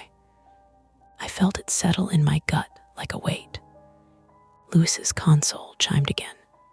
He flinched this time before answering. 911, what's the address of your emergency? His eyes flicked up to me, then down again. Okay, he said slowly. Tell me where you are. I couldn't hear the caller, but I could read Lewis's face. Confusion first, then a flicker of something sharper. Sir, he said, are you on the second floor? A pause. Are you near the east stairwell? Another pause. Lewis frowned. No, that's not. Hold on. He hit speaker. The voice came through thin and strained. The same man as before, the injured group. We moved, he said. We couldn't stay there. He's bleeding through the bandage. Where are you now? Lewis asked. Third floor, the man said. North side. There's an office up here with a door that still closes. I stared at the map. North side, third floor. That would put them above the main floor, near the old administrative block. Smaller rooms, windows facing the river. How did you get up there? I asked, leaning into Lewis's mic without thinking. Freight stairs, the man said. On the west side. They weren't blocked. West side. The warning, my mouth went dry. Sir, Lewis said, we have officers inside approaching from the south. They're heading toward the east stairwell. No, the man said immediately. No, don't send them there. Why? A pause, breathing, then quieter, because that's where he is. The line crackled. Who? Lewis asked. But the call cut. Second failure. We had a new location, a new path, and a new warning, all pointing away from the route our officers had already taken. On Channel 2, Ray's breathing was heavier now. Dispatch, I'm in the office corridor. Visibility's crap, lots of debris. Describe, I said. Papers, broken glass, insulation, he said. Feels like it's been torn up recently. Delaney came in behind him. I've got your 6. Watch your footing. A loud crack echoed through their mics. Both of them swore. Floor's soft, Ray said. Stay on the beams. I typed it in automatically. Structural instability, floor compromised. Rays, I said. Injured parties are now reporting they've moved to the 3rd floor, north side office. Copy, he said. We'll head, a voice cut across his transmission. Not over the phone, in the room with him. Hey, it said, flat, close. Rays froze. I could hear it in the sudden stop of his breathing. Police, he said louder. Show yourself. No answer. Then a light flicked across his mic again. He must have turned. I see you, he said. My heart slammed once hard. Rays, do not approach alone, Delaney said. I'm not alone, Rays said, but he didn't sound convinced. A shape moved again. I couldn't see it, but I could hear the way the light shifted, the scrape of a shoe on grit. Sir, Rays said, we need you to come toward us. The shape didn't respond. Instead, it stepped back. Fast. Then ran. Rays cursed and took off after it. Rays, no, Delaney started, but he was already moving too. Their mics filled with the chaos of motion, boots slamming, breath tearing in and out, the hollow echo stretching everything. Stop, Rays shouted. A crash answered him, not a person falling, something else. Metal maybe, a rack or a shelving unit going over, then silence. No, not silence. That airy hiss again, the same one from the calls. Rays, Delaney said, no answer. Rays, respond. Still nothing. My fingers hovered over the keyboard, useless for a second. Rays, this is dispatch, do you copy? Nothing. The admin caller made a choking sound. One of the lights just went out again. Tasha's hand tightened on the receiver. Which one? The one that went in first. My stomach dropped. Delaney, I said, keeping my voice as steady as I could. We've lost contact with your partner. I know, he said, too quickly. His words cut off with a grunt. A sharp one. then the sound of him hitting something hard. "Delaney," I said. He sucked in a breath. "I'm good," he said, but it came out strained. Took a step where I shouldn't have. Floor gave a little. "Are you injured?" Tasha asked. "Ankle's not happy," he said, "but I can move. Physical toll, real, immediate." "Do not pursue further," Glenn said, voice hard now. "Hold position and wait for backup." Delaney didn't answer right away. "I can't see him," he said finally. "I can't see rays." Misdirection hit then. For a second, a long, stretched second, I thought about everything we'd heard. The warnings, the voices, the blocked stairwell, the way the lights moved. It felt like something was hurting them. Then the admin caller said, "Wait." Tasha snapped. "What?" "The light, it's back," he said. "The one that went out, it's back on." "Where?" "Same place, near the door. It's just standing there." I closed my eyes for half a second and forced my brain to line things up again. Not hurting. Not something unseen. People. People with lights, moving, doubling back, disappearing behind walls and reappearing at different angles. The factory was a maze. Broken partitions. Catwalks. Blind corners.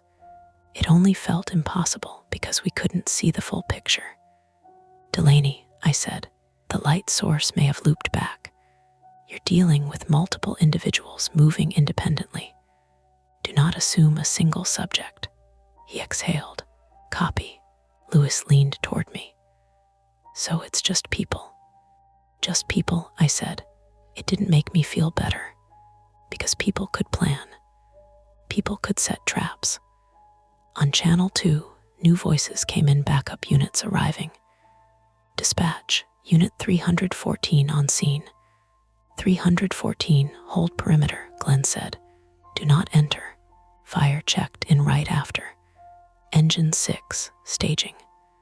For a second, it looked like we might stabilize. More bodies, more control. Pull Delaney back, regroup.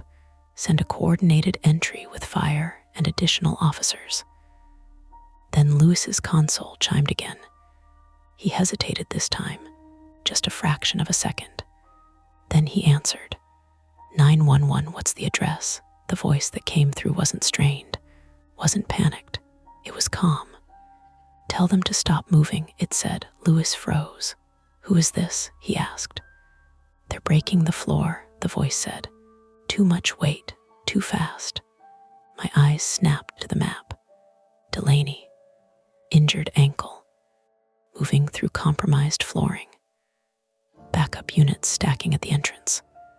Which floor? I asked, leaning in again. Second, the voice said. East corridor. That was exactly where Delaney was. Delaney, I said immediately, reduce movement. Floor integrity compromised. Step carefully, stay on structural beams. A beat. Then Delaney, copy, I'm a crack, cut him off. Louder than before. Wood or composite giving way under weight. Then a shout. Then the sickening, hollow thud of a body dropping through space. Delaney, I shouted, silence. Not static, not hiss, just nothing. The admin caller screamed. The lights, both of them, just went out. On Channel 2, chaos. 314, we heard a collapse. Engine 6 were moving in. Glenn was already shouting, all units hold, confirm before entry, but it was too late. Fire was moving. Backup officers were moving. The perimeter was gone. And inside that building, somewhere between the second and third floors, we had at least 3 civilians, 1 injured, 1 officer down, another missing, and a structure that was actively giving way under their feet. There was no more waiting, no more holding. Whatever was going to happen next, it was going to happen inside. Delaney came back first, not on the radio, on a phone line. Lewis's console lit up so fast after the collapse, it almost looked like part of the same event, just another symptom of it. He hit answer, and the whole pod leaned toward him without meaning to. 911, what's the address of your emergency? A ragged inhale. Then Delaney, voice scraped thin. Lower level, he said. I'm in the lower level. I was already moving my chair toward Lewis's station. Officer Delaney, this is dispatch. Are you trapped? Yeah, he said. He coughed, a wet, ugly sound that made Tasha's head snap up. Floor gave. Dropped maybe 10 feet. My leg S, he stopped to breathe. Think it's broke. Behind him, I could hear dripping water and the slow tick of cooling metal, not machinery running, just an old building shifting under new damage. Are you alone? I asked. A pause, too long. No, he said finally. Every muscle in my back tightened. Is it Officer Ray's? No, Delaney swallowed. Civilian male. Mid-20s maybe. Says there are 2 more upstairs and one's bleeding bad. That checked with the earlier caller. Good in the narrowest, ugliest sense. Can Ray's hear you? Glenn asked, leaning in hard enough his knuckles went white on the partition. I don't know where Ray's is. Delaney's breathing shuddered once. He was trying to keep control of it and mostly failing. Listen, there's a basement corridor under the east offices. I fell through into some old service level. Concrete walls, pipe chases. I can see daylight through grates on the south side. I pulled the old building plan back up, zoomed until the lines blurred. The original blueprints showed a maintenance sublevel under the office wing, and part of the machine floor, boiler access, electrical conduit trenches, storage for solvents before the plant shut down. Half of it had been red tagged years ago after flood seepage from the river. South side lower service corridor, I said, more to myself than anybody. Under the east offices, Tasha was already dispatching Engine 6's lieutenant directly on tack. Glenn was rerouting the backup units. Procedure took over again for about 10 blessed seconds, and in those seconds, the panic thinned into tasks. Then Delaney said, He's here. Who? I asked. The line crackled, a small scrape, like Delaney trying to move and immediately regretting it. The guy, he said, lower now. The one who kept moving the light. Nobody in the pod spoke. What's he doing? Tasha asked. Delaney let out one short breath through his teeth. Just standing at the end of the corridor. I heard it then, very faint. Shoes on damp concrete, not coming closer, not leaving either. Officer Delaney, I said, can you see if he's armed? No light on him now. Another cough. Flashlights busted. The civilian male in the background spoke up then, close to Delaney's phone, but not into it. Young voice, shaking. That's him. That's the guard. That landed strangely, because for a second it sounded almost normal. A guard, a human role, not whatever shape our fear had built around the moving lights. What guard? Glenn barked. Delaney relayed it. Civilian says it's a security guard. The young man, louder now, either because he was panicking or because pain was making him mean. Not real security. He's crazy. He locked us in. And there it was, the thing under everything. Not a ghost story, not a puzzle box, a man. A building big enough to turn one violent, organized person into 100 wrong guesses. Lewis got a fresh event open on the side and started pulling property notes again. Tasha got there first. Private security contract, she said, reading fast. Owner LLC hired intermittent site watch after metal theft last year. Name on the file is Walter Creel. Age, Glenn asked. 56. I thought of the first call. The rough voice. Don't send anybody in alone. My stomach turned. He was the first caller, I said. Nobody contradicted me. On Delaney's line, the shoes scraped again. Then a man's voice floated down the corridor, not shouting, not hiding. The same roughness, the same worn-out tone as before. "I told you not to come in alone." Delaney's breath hitched. "Sir, don't move, police." The voice ignored that. "You made it worse." I keyed my headset closer to my mouth, even though he wasn't on radio. "Walter, this is 911. We need you to step back and tell us how many people are in the building." He laughed once. Not a crazy cackle, just a bitter, dry sound. "You still answering?" That was what the young woman had meant. You need to stop answering. Not because the calls were cursed or contaminated, because every time we answered, we treated the calls as isolated emergencies instead of what they were.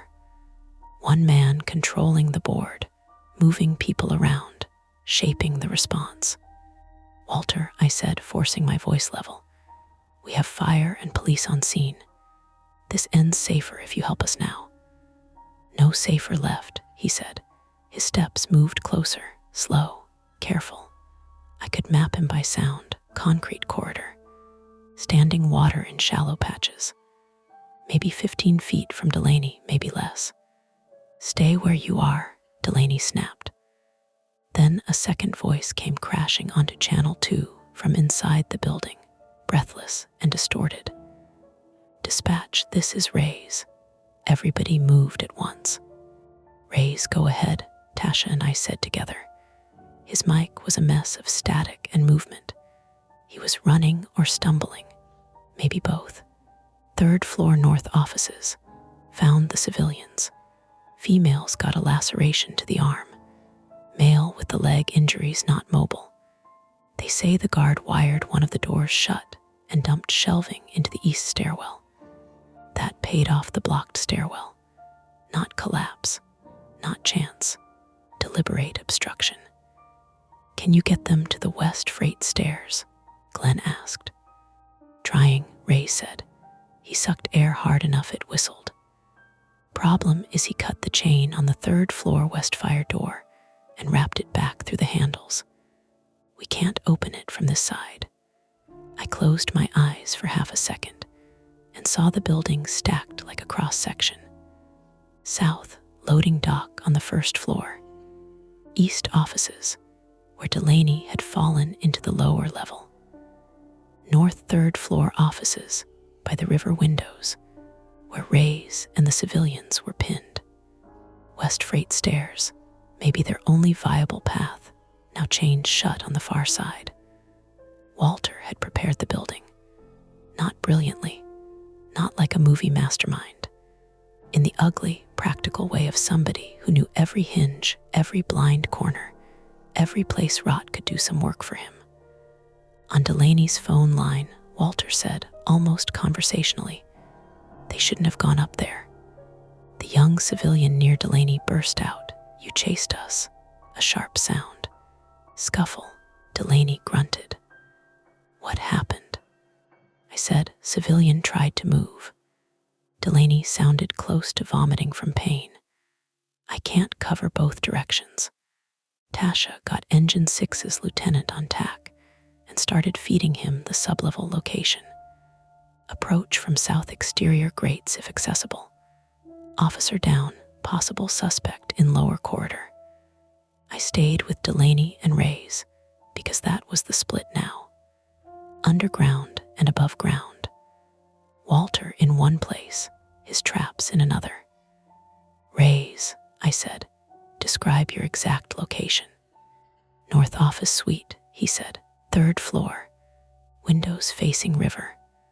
One hall back to the catwalk overlooking the machine floor. East stairwell blocked behind us. I put a finger on the map. There should be an interior records room on the west side of that office suite. Small room, no windows, adjacent to freight corridor. Papers rustled on his end. Yeah, doors off the hinges. Anything metal in there. Shelving, rails, pipe, tools, a beat. Cabinet carcass. Broken desk frames. Take one and use it as a lever on the chained west fire door. Glenn glanced at me. It was a good idea, but every good idea in a structure like that cost time and strength the people inside barely had. "Copy," Ray said. "We're moving." A woman cried out behind him. Not a scream, just a small involuntary sound from someone whose arm had been wrapped too tight or bumped too hard. "Listen to me," Ray's told them, voice changing the way good cops' voices do when other people need it more than they do. "Stay close. Do not step where I step unless I tell you. Watch the wall side. Lower level, Walter again." "You know what they are?" he asked Delaney. Delaney didn't answer. "Kids," Walter said. "Scrappers, thieves, junkies, explorers. They come in, they strip wire, they post videos, they fall through things. Then everybody acts surprised. There was the motive, or part of it, twisted into righteousness. Maybe some of it even true. That doesn't give you the right to trap them," I said. "It keeps them out." "No," I said. "It kept them in." He went quiet after that, and the silence around his breathing was worse than if he'd shouted. Engine 6's lieutenant checked in. They'd found the south side maintenance grate, partly rusted through. Bolt cutters working. 2 firefighters making entry with a backboard and trauma kit. Backup officer with them. A moment of relief. Tiny. Precious. Then Ray's hit us with the first partial success. "Dispatch," he said, breathing hard, metal shrieking in the background. "We got the west door open about 6 inches. Chain's still on, but it's giving." Good, not enough." "Can your injured male fit through?" I asked. "No, not with the leg." The man with the leg must have heard, because he started cursing in raw animal bursts. Pain and fear, and the understanding of exactly what being left behind might mean. "Okay," I said quickly. "Then we need a haul route. Is the freight stairwell itself passable?" Ray's moved, checked. "Stairs look solid enough. Rusted rail, debris on the landings. But passable." The girl with the arm laceration said something too soft to catch. "What?" Ray's asked. Then, clearer. "There's a cart, down the hall, metal one. We brought him in on it. A cart. Not a miracle, better. A stupid, ugly, industrial solution." "Get the cart," I said. Ray's didn't waste time praising the idea. He just moved. Below, Walter finally came closer. Delaney's phone picked up the soft squeal of one of his shoes on wet concrete. Then another. "Stop right there," Delaney said. His voice shook once and then flattened out. "Get on the ground," Walter said. "You can't shoot from there." That was the kind of line that tells you too much. He knew Delaney was hurt. New angle, distance, line of sight. He'd been studying them all night. "Maybe not," Delaney said. "Try me." The young civilian near him was crying now, not loud, just leaking it between breaths. Somewhere in the background, water dripped steadily, counting down nothing good. Then the lower level line filled with another sound, a clanging rhythm, not footsteps, metal on metal, regular and echoing through the corridor. I thought, absurdly and instantly, of all those calls, all those metallic knocks in the background. "What is that?" Lewis asked. Delaney understood first. "He's hitting the steam pipes." Walter was moving through the service level, striking exposed pipe with something metal. The sound rolled through the basement and up the walls, huge and locationless. A misdirection, but weaponized. In that maze, it would make him seem everywhere at once. "Raise," I said immediately. "If you hear banging, it's pipe strike from the lower level. Do not use sound for location." "Copy," he said, then coughed from exertion. The cart scrape came through over his mic now. They were dragging something heavy over concrete and old tile. One injured man One wounded woman, one exhausted officer, one missing easy way out. Human math. Engine 6 reached Delaney. The lieutenant's voice came sharp and professional over tack. We have one officer, conscious, probable closed fracture left tib fib, possible rib injury. One male civilian ambulatory, high agitation. Suspect visual at end corridor, a thud. Then shouting. Hands, hands. Everything broke at once. Walter had rushed them. Not supernatural speed. Desperate man speed. Fast enough when everyone was cramped in a wet concrete tunnel. Over the tack channel, I heard bodies collide. A firefighter grunt. Delaney yell something I couldn't make out. Then the flat smack of somebody hitting the wall. Suspect resisting, the lieutenant barked. Good, I thought wildly. Good, because resisting meant located, physical, graspable. Then another voice, backup officer, breathless. Watch the hook. That word snapped the image together too late. Not a gun, not a knife. Some metal maintenance hook, maybe for pulling cable or grabbing grates. Simple, brutal. A firefighter cried out, short and clipped. Who's hit? Tasha asked. Marsh, the lieutenant said. Forearm puncture, not arterial. Stay on it, the rest dissolved into effort sounds. Shoes slipping, men straining, Walter cursing in a voice that no longer sounded tired at all. Upstairs, rays cut in over them.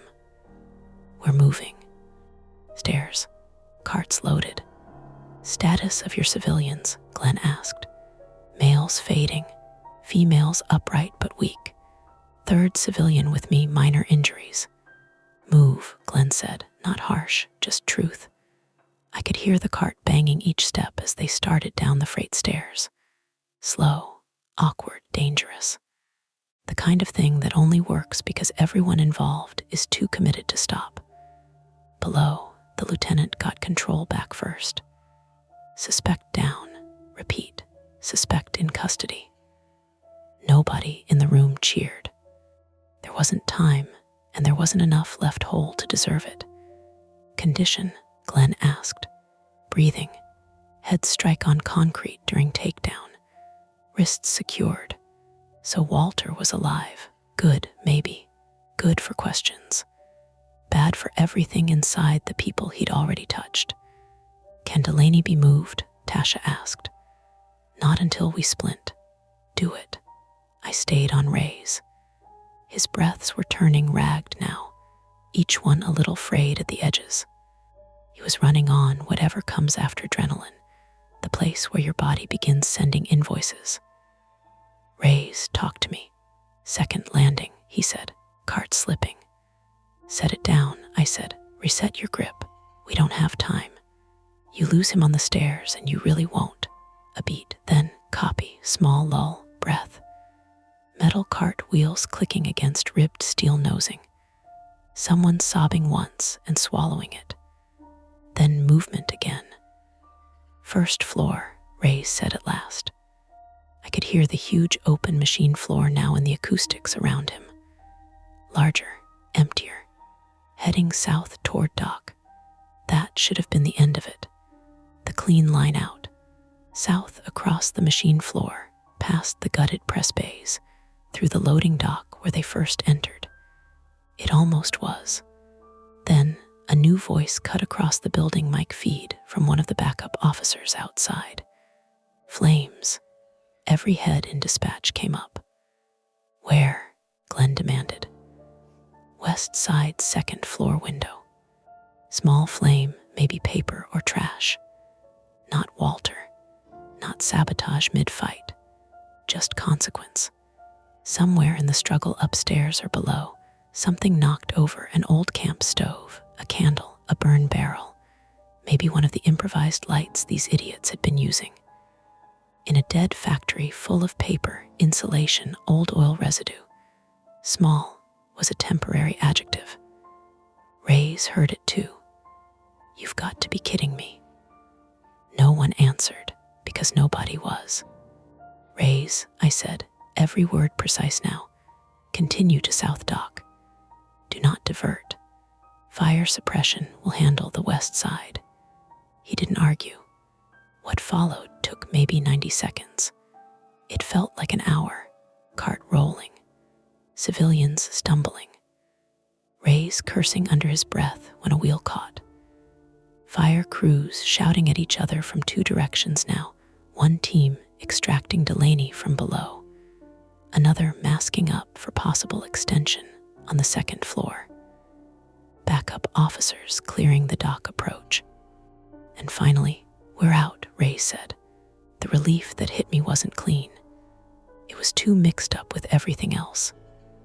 Pain, unfinished business, the image of Walter at the end of that corridor, the knowledge that we had all answered and answered and answered until the building filled with bodies. Copy, I said. My voice sounded normal. I don't know how. You're out. A long exhale came over his mic. Not theatrical, just human. Then he added, quieter, the mail on the carts crashing. Of course he was. EMS was already moving. They took over that part in a flood of protocols and equipment and trained hands. Tourniquets checked. Airway. Rapid transport. Delaney packaged from the sublevel with a splinted leg and an oxygen mask. Fire knocked down the small second floor fire before it ran the wall voids. Walter Creel went out in cuffs and a cervical collar, bleeding from the scalp, conscious enough to curse everyone individually. Resolved, one way or another. That's what a climax sounds like in real life. Not a final note, but a dozen emergencies deciding which ones still get to continue. I stayed at my console through all of it. Logged times, routed channels, repeated names. My shoulders ached from being locked too high for too long. At some point, I realized I'd bitten the inside of my cheek open and could taste blood mixed with old coffee. When the last transported unit marked en route to St. Anne's, and the fire captain declared the interior temporarily stabilized for investigators, the room finally breathed. Nobody looked triumphant. Lewis took off his headset and just held it in both hands. Tasha sat down hard and rubbed under one eye, with the heel of her palm smearing mascara she'd pretended not to wear. Glenn stood with his hands on his hips, staring at nothing. All of his certainty burned down to procedure and aftermath reports. I looked at the dead address, still sitting in the event history. 4817 Lanson Street. Riverton Tool and Stamping Plant. The calls had stopped. That should have felt like victory.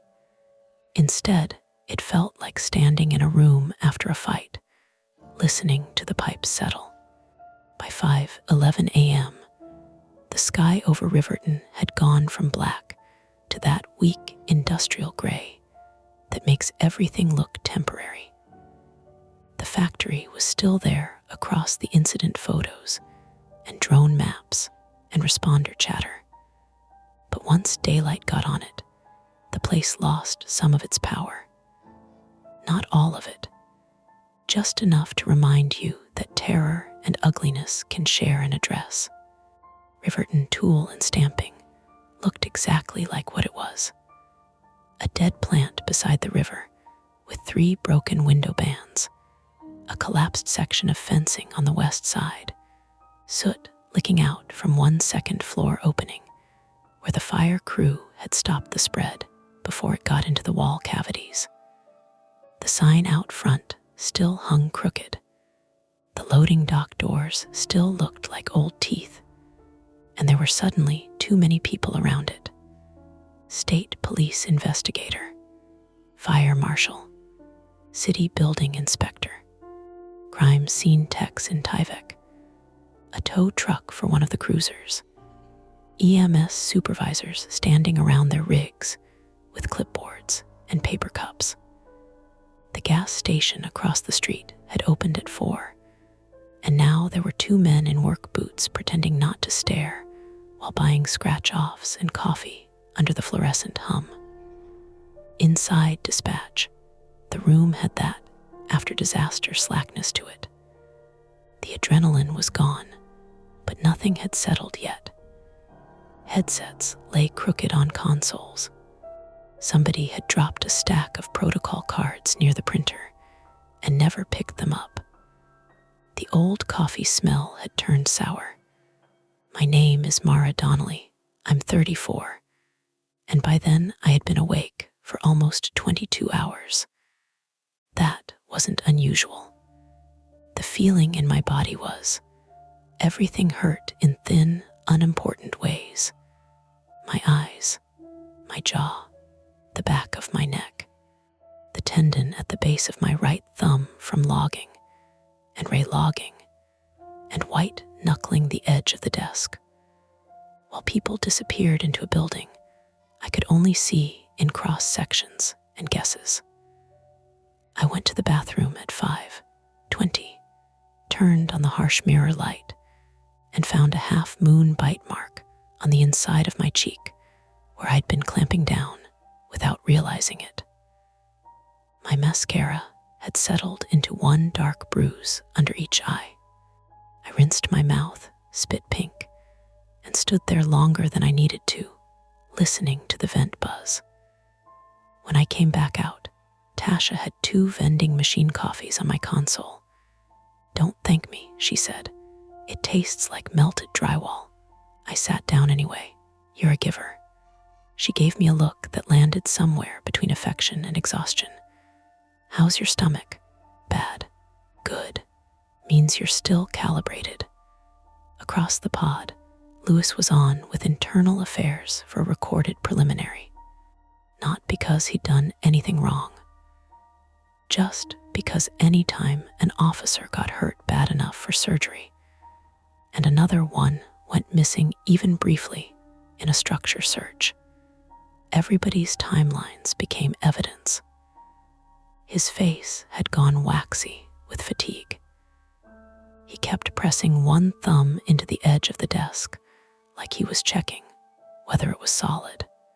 Glenn was in his office with the shift commander and 2 people from admin, door half closed, speaking in that tight, low register men use when they're angry at circumstances and don't want it mistaken for fear. Every so often I caught fragments. Entry decision, multiple calls from same origin, document exactly when none of it was a surprise. In our world, blood always generated paperwork. The first clear outcome came from the hospital. Tasha took that one because she had the cleaner voice for bad updates. She listened, nodded once, then covered the mouthpiece and said, "Delaney S. in surgery. Tib-fib fracture, 2 cracked ribs, punctured lung but controlled." I let out a breath I hadn't noticed I was holding. "And Ray's?" I asked. "Concussion. Sprained shoulder. Kept refusing transport until they made him sit down and nearly passed out in triage." That sounded like Ray's. Good enough for now. "And the civilians?" Her face changed before she answered. "The girl with the arm's okay. 17 stitches and probably a tetanus shot she'll lie about getting later. Second male's mostly bumps and smoke inhalation." She paused. "The one with the crushed leg lost it below the knee." Nobody said anything for a second, not because amputation was unimaginable. It was. We all knew what rotten floors and delayed rescues and industrial edges could do. It was the age of him, probably, or maybe just the stupid ordinariness of it. 3 kids break into an abandoned factory. One leaves without part of himself. "Did he make it?" I asked. "Yeah," she said. "For now." For now is the most honest phrase in emergency work. It covers almost everything worth saying, and none of the things people want said. About 20 minutes later, the Detective Bureau sent up a plainclothes lieutenant to start collecting our statements. He was named Aaron Pike, 49, white, with a receding hairline and a tie he'd loosened without fully admitting it. He introduced himself like somebody aware we'd already met his worst coworkers. "We're doing first pass only," he said. "Sequence, key transmissions, anything you notice that won't be obvious from recordings." That last part was always the trap. Not malicious, just dangerous. Because what you noticed and what you could prove were cousins, not siblings. He started with me anyway. We used one of the little conference rooms off admin, the one with the dry erase calendar nobody erased all the way. Pike set a recorder on the table and asked me to walk him through the night from the first call. So I did. Dead address, rough male voice, the warning not to send anyone in alone, the younger woman saying we needed to stop answering, the witness across from the gas station, the third floor lights, the decision to tell Delaney and Ray's about the west entrance warning, the later calls, the blocked stairwell, Walter's pipe strikes in the service corridor, the way everything we heard made sense only after it had already hurt someone. Pike took notes in block capitals. Every now and then he'd stop me and ask for a timestamp. At one point he said, "When did you first believe the caller might be the site guard himself?" "Not early enough," I said. He looked up. "I didn't ask what you regret," he said. "No," I said. "I know." That sat there a second. The vent clicked overhead. He softened his tone a little. "We found a cot, food wrappers, propane canisters, and a battery pack in a former records room on the 3rd floor west side. Looks like Creel had been staying there off and on. Probably not authorized. Probably," Pike made a face. "Property owner says they hired him to monitor the site intermittently. He seems to have interpreted that in a broader, more territorial way." Territorial. Neat word for it. Cleaner than predatory. Cleaner than bored, angry man with access to a dangerous building, and enough private logic to call trapping people inside protection. "Any priors?" I asked. "Nothing that predicts this cleanly," he said. "Trespassing complaints. Menacing, years back. Couple disorderlies. We'll know more once we dig." He clicked his pen. "Creel claims he called you to warn responders away from unsafe routes and to get medical help for the injured parties." "That's not untrue," I said. "No," Pike said. "That's why this will be messy." After I gave my statement, I went back to the floor and found Lewis finally off his call. He looked like he'd been wrung out and hung somewhere damp. "You eat?" I asked. He held up half a granola bar like evidence in a corruption trial. "Good enough," I said. He laughed once, then rubbed both hands down his face. "I keep thinking about the one where he said, 'You shouldn't have told them to wait.' Yeah, he was right." I looked at him. "About timing, maybe. About anything that matters, no." Lewis stared at his dead monitor for a second. I chased every one of those calls in my head like they were different people in different emergencies. I kept trying to sort them by voice, like if I got the pattern right fast enough, somebody wouldn't fall through the floor. There it was, my flaw reflected back at me in a younger face. Pattern as salvation, pattern as trap. "We're trained to separate," I said. "Caller, location, threat, units. We make boxes because boxes save time. And sometimes somebody ugly figures out how to stand between the boxes." He nodded, eyes still on the monitor. "That doesn't make me feel better. It's not supposed to." Around 7, Glenn emerged from his office looking older than he had at midnight. His shirt was wrinkled at the waist, and one side of his collar had folded under. He walked the floor once, slow, like he was checking for structural damage in people. Mandatory debrief at 9 for anybody tied to the event, he said. Go home after if you're relieved. Do not drive if you're shaky. And don't let me catch any of you telling yourselves this was normal.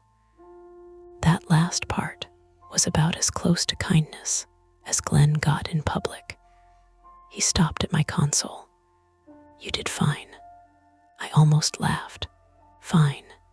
Delaney with a rod going into his leg. One kid minus a foot and part of his future. Firefighter Marsh with puncture stitches and a workers' comp file that would drag for months. Walter Creel in custody with a scalp laceration and a legal argument already germinating somewhere in his ruined little kingdom of justifications. But I knew what Glenn meant. Not morally fine, operationally fine. I hadn't frozen. I hadn't buried bad information because it sounded weird. I hadn't let weirdness become the whole story either. I told them to wait, I said. Yes. If I hadn't, he cut me off. If you hadn't, Delaney might have hit the East Corridor 10 seconds earlier and gone through faster. Or Ray's might have gone in alone even farther. Or the civilians might have tried the blocked stairwell again.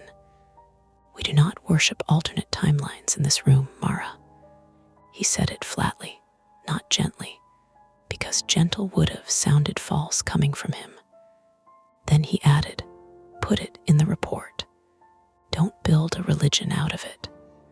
After shift relief came in, they all walked quieter than usual. Everyone had already heard some version of the night by text chain and rumor, but rumor looks embarrassed when it meets the real room. A day shift dispatcher I barely knew touched my shoulder on her way past and didn't say anything. That was better than saying something. The debrief at 9 was exactly as grim and functional as it needed to be. CISM counselor, shift commander, water bottles nobody wanted. We walked through physical reactions to acute stress. Shaking, nausea, exhaustion, anger, delayed crying, no crying, intrusive replay. Tasha spoke once, briefly, about audio memory and how the mind can turn certain sounds into doorways you don't notice until you're already standing in one. Lewis asked whether hearing the line ring later in the week might set people off. The counselor said yes, in a tone that suggested she appreciated somebody asking a practical question instead of pretending resilience was an on-off switch. I didn't say much. I've never been good at speaking while my feelings are still warm. They come out either too neat or too raw. When it ended, the sun was fully up, bright enough to make the parking lot look insultingly normal. I should have gone straight home. Instead, I sat in my car for 15 minutes with the engine off, forehead against the steering wheel, listening to the tick of cooling metal and the far-off moan of traffic on Jefferson. My apartment was 12 minutes away. My body understood that. The rest of me didn't want closed rooms yet, so I drove the long way, not past the factory exactly, near it, close enough to see the river road, the hulking roofline through a line of warehouses and storage yards, the knot of official vehicles still swarming the block. Police tape fluttered in the morning breeze with that cheap plastic sound that always reminds me of grocery bags caught in trees. I stopped at the gas station across from Lanson, the one the witness had called from, and went inside for water I didn't need. The clerk was a thin guy in his 20s with a neck tattoo and the baffled, overbright expression of someone who'd sold coffee all night while the city briefly tore open outside his windows. "That your scene?" he asked, nodding toward the road. I hesitated, then said, "Sort of." He rang up the water. Crazy old dude, huh? You know him, he shrugged. Not know, seen him. Comes in sometimes, smokes, black coffee, talks like he owns half the block. When was the last time? The clerk thought about it. Yesterday morning, maybe. Bought duct tape and zip ties too. That sent a cold line through me that wasn't fear anymore exactly. Just confirmation. Planning. Mundane, purchasable planning under fluorescent lights, 20 feet from a rack of gummy worms. Did he say anything? I asked. The clerk squinted. Something about kids breaking in again. Said people don't listen till they get taught. I thanked him, took the water, and left. That should have been the last piece, I guess. Duct tape, zip ties, petty supplies from a convenience store. Evil reduced to a receipt and a sentence. But the human brain doesn't settle because the outline gets clearer. Sometimes it gets worse. Sometimes the ordinary details are what stay. At home, I took my shoes off in the hallway and found factory grit on my socks, even though I had never stepped inside the building. Concrete dust must have come in on my pant cuffs from the lot, or the station floor from somebody else's boots. I stared at the gray smears for a second longer than made sense. My apartment was small and overwarm and smelled faintly like lemon cleaner from the downstairs neighbor's weekly attack on the shared stairwell. Usually, I liked that smell. That morning, it felt fake. I showered too hot, then stood under the spray until the water cooled and the room filled with pipe noise. I flinched at that. Actually flinched. Not because I thought anything was wrong, just because metal sounds had acquired new associations overnight. I slept in fragments. An hour, awake, 40 minutes, awake. At 2:06 that afternoon, my phone buzzed with a text from Tasha. Delaney out of surgery. Stable. Ray's has a sling and an attitude. Kid with amp still in ICU, but hanging on. Then, after a minute, you should eat something with actual vitamins. I sent back a thumbs up and did not eat anything with actual vitamins. By evening, the local news had the story flattened into something the public could hold. Vacant factory rescue leaves officer injured, security guard arrested. They used helicopter footage from above the river and a yearbook photo of one of the civilians pulled from social media. A former city councilman went on camera to talk about blight and absentee ownership.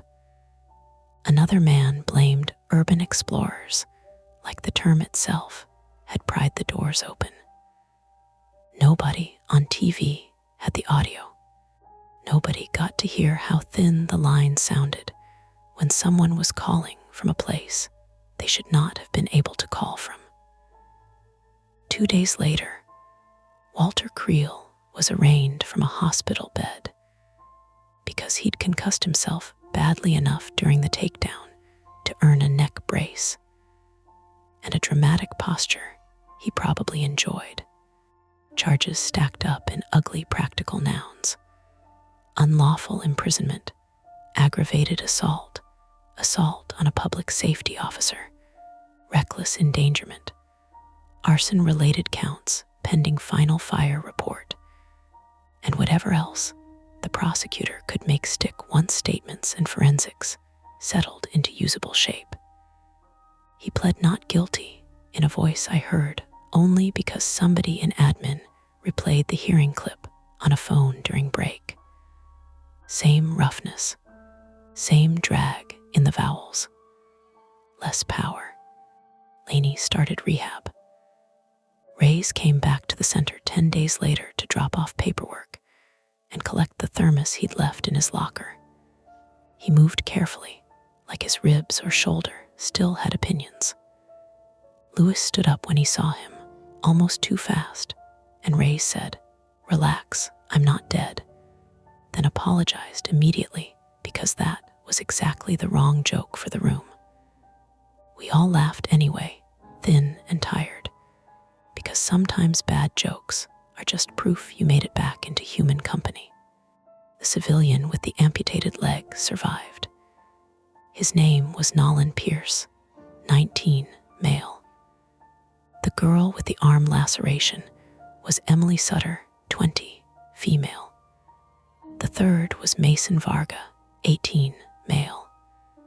Their names came out in the papers after the parents started speaking to reporters through clenched dignity.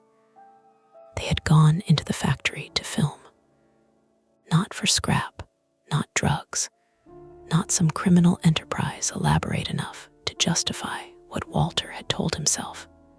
Just the usual stupid mix of boredom, bravado, and the internet.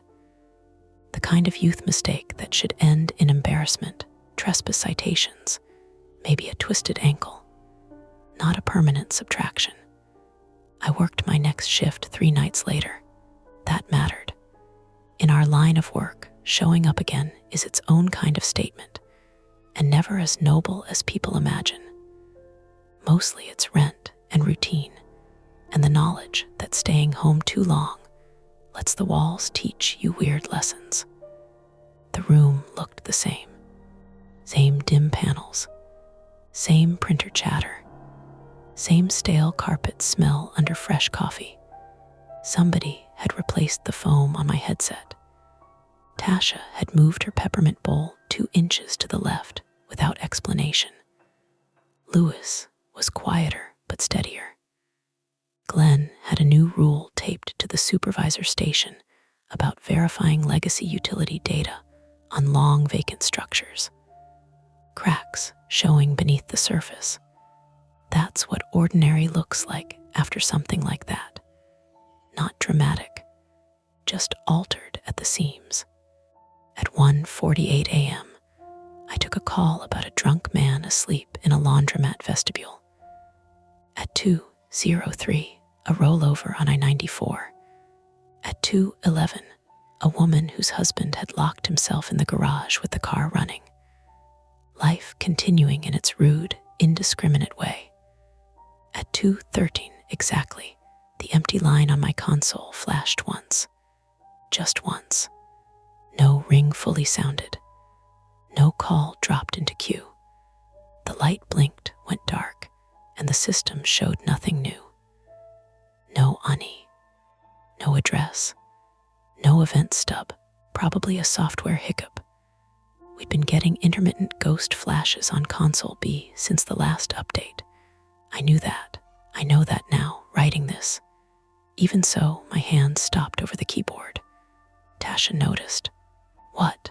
I looked at the dead console light, then at the room around me. Lewis typing. Glenn reading a memo with his reading glasses low on his nose. The HVAC breathing. The printer starting up somewhere behind me. Nothing, I said. And for the rest of the shift, every time the pipes in the ceiling clicked as the heat cycled on, I listened a second longer than I used to. And that's the end of today's chilling tale. If you enjoyed this story and want more nights full of suspense, don't forget to hit that like button, subscribe to Mia Horror Stories, and turn on the bell so you never miss a scare. I've got plenty more stories waiting for you, so stick around and check out the other videos on the channel. Thanks for watching, and until next time, stay safe and don't look behind you.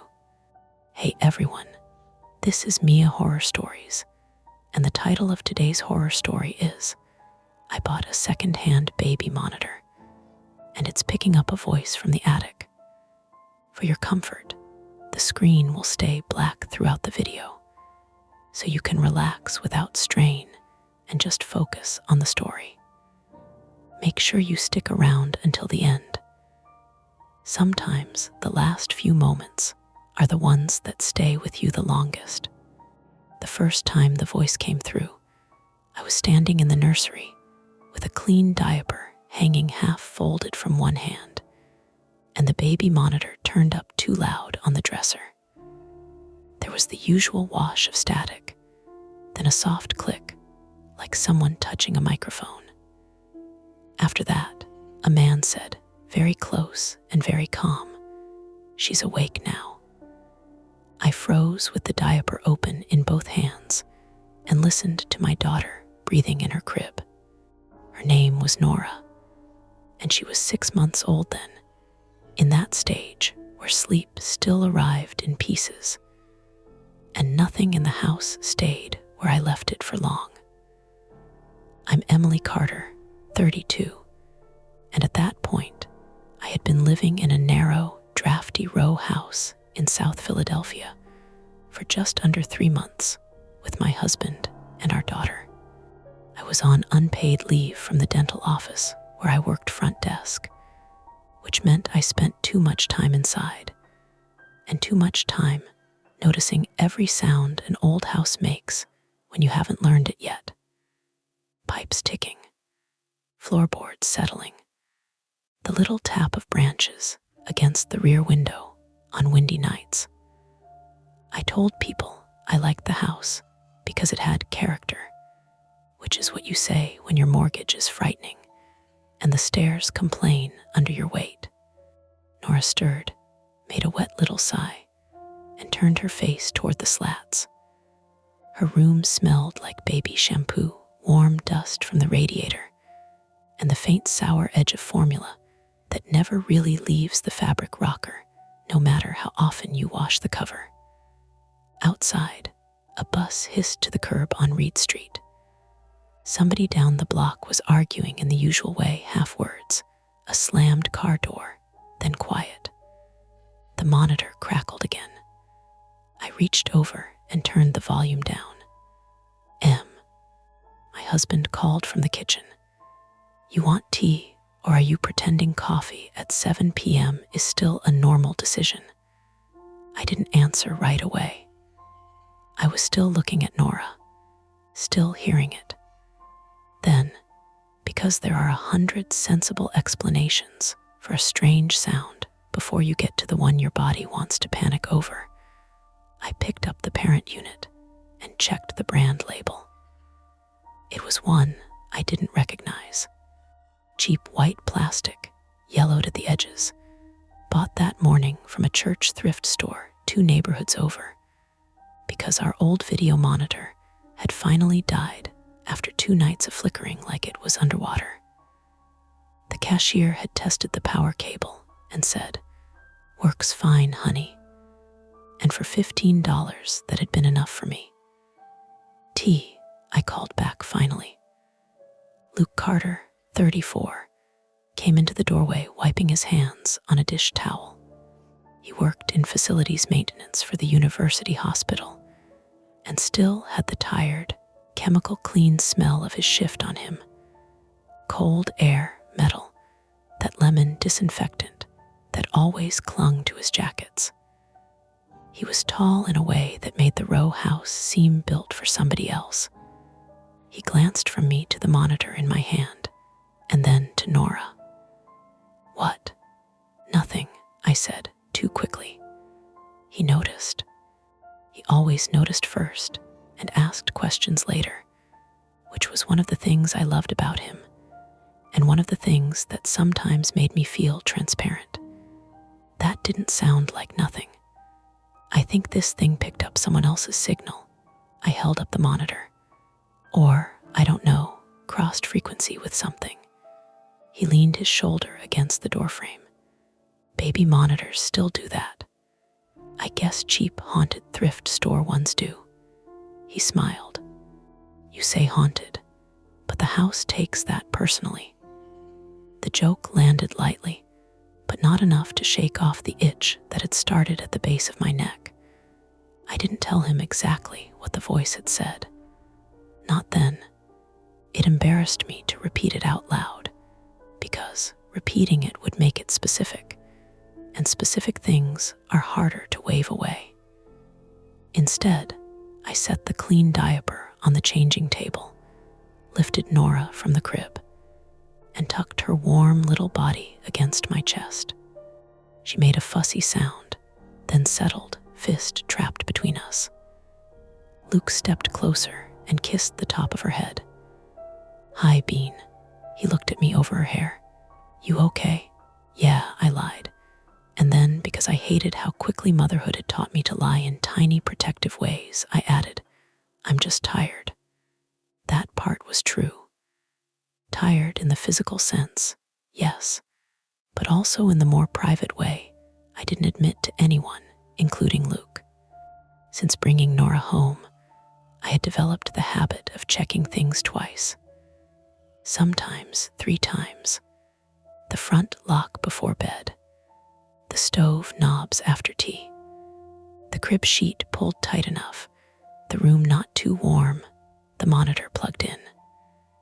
At 2 in the morning, I would sometimes sit up convinced I had fallen asleep while holding her, only to find my arms empty and aching and Nora safe in her crib down the hall. People called it new mom anxiety with a gentle, forgiving voice, but what it felt like from the inside was shame. Like some essential confidence had leaked out of me and not come back. Luke knew pieces of that, not all of it. He went back to the kitchen for the tea. I changed Nora and brought her downstairs, monitor in hand, irrationally unwilling to leave it alone in the nursery. The first floor of the house was one long tunnel of evening shadow. Living room, dining room, galley kitchen. Each space divided more by old trim and habit than by actual walls. The windows sweated in cold weather. The floor tilted slightly toward the back, just enough that if you put a marble down near the radiator, it would find its own path toward the sink. Dinner plates were stacked beside the stove. Luke had made pasta with jarred sauce and too much garlic, which I loved. The kitchen light buzzed softly. Nora sat in her bouncer on the table while I drank tea one-handed and watched the monitor like it might do something if I looked away. It didn't. For almost 20 minutes, it gave us only the thin hush of open air. Luke was telling me about a flood on the 4th floor of one of the research buildings, how a grad student had tried to dry lab equipment with a hand dryer from the restroom. When the monitor spat a burst of static, so sudden Nora startled in her seat. Then came the sound of movement, not electronic distortion, not a radio station clipping in and out. A scuff, another, slow, muffled overhead. Luke stopped talking. We both looked up. Above the kitchen ceiling was the unfinished attic. The house had one of those cramped pull-down hatches in the 2nd floor hallway with a folding ladder that looked too delicate to trust. We'd been up there exactly once during the inspection. It was all joists, old insulation, roof nails poking through in rows like tiny teeth. A place for Christmas boxes and things you were comfortable forgetting. The sound came through the monitor again, a drag, then what might have been a thump. Luke set his fork down. Okay. I hated the sudden certainty in his voice because it reached for my own. It could still be interference, I said, with footsteps. You don't know their footsteps. He didn't answer that. He stood, walked into the living room, and listened. The house around us made its small, usual noises. A car passed outside, bass rattling faintly through the glass. The radiator clicked. Nora gurgled and kicked one sock half off. Nothing overhead. Luke came back and held out his hand. Give me the monitor. I did. He listened for maybe 10 seconds. Then the speaker gave another dry crackle, and the same male voice said, farther away this time, "Don't turn the light on." Luke's face changed in a way I'd seen only a few times in our marriage. Not fear exactly. More like all the slack came out of him at once. What did it say? I asked, though I knew. He looked at me. You heard that, I nodded. Nora began to fuss, picking up the tension without understanding it. I lifted her from the bouncer and bounced her gently on my hip. Luke turned the monitor over in his hands, as if maybe there was some hidden switch on the back marked "Explain this." We should just toss it, I said. That's one option. Luke, I'm serious. He rubbed his thumb over the speaker grill. If it's getting interference from another device, fine. We throw it out. Buy a new one tomorrow. But the attic's right above us, Em. I hated that he'd said it plainly. I hated more that I had been thinking the same thing and trying not to. This was the part of living in an old house no one really mentions before you sign papers. Every unknown has a shape. Every closed crawl space. Every patched wall. Every badly painted over door frame becomes a little container for your imagination.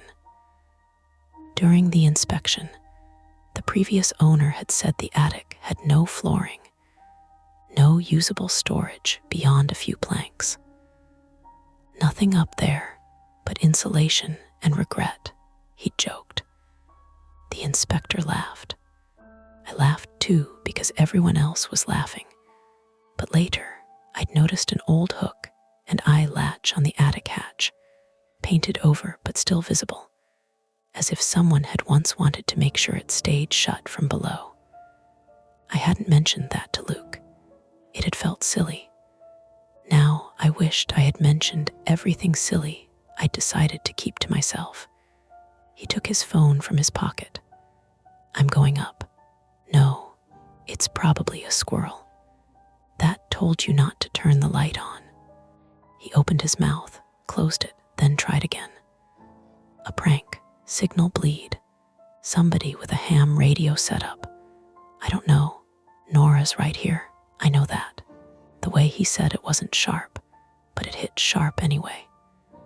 Because underneath it was the shared, ugly fact that once you have a child, every decision gets measured against a scale you can't see and can never stop seeing.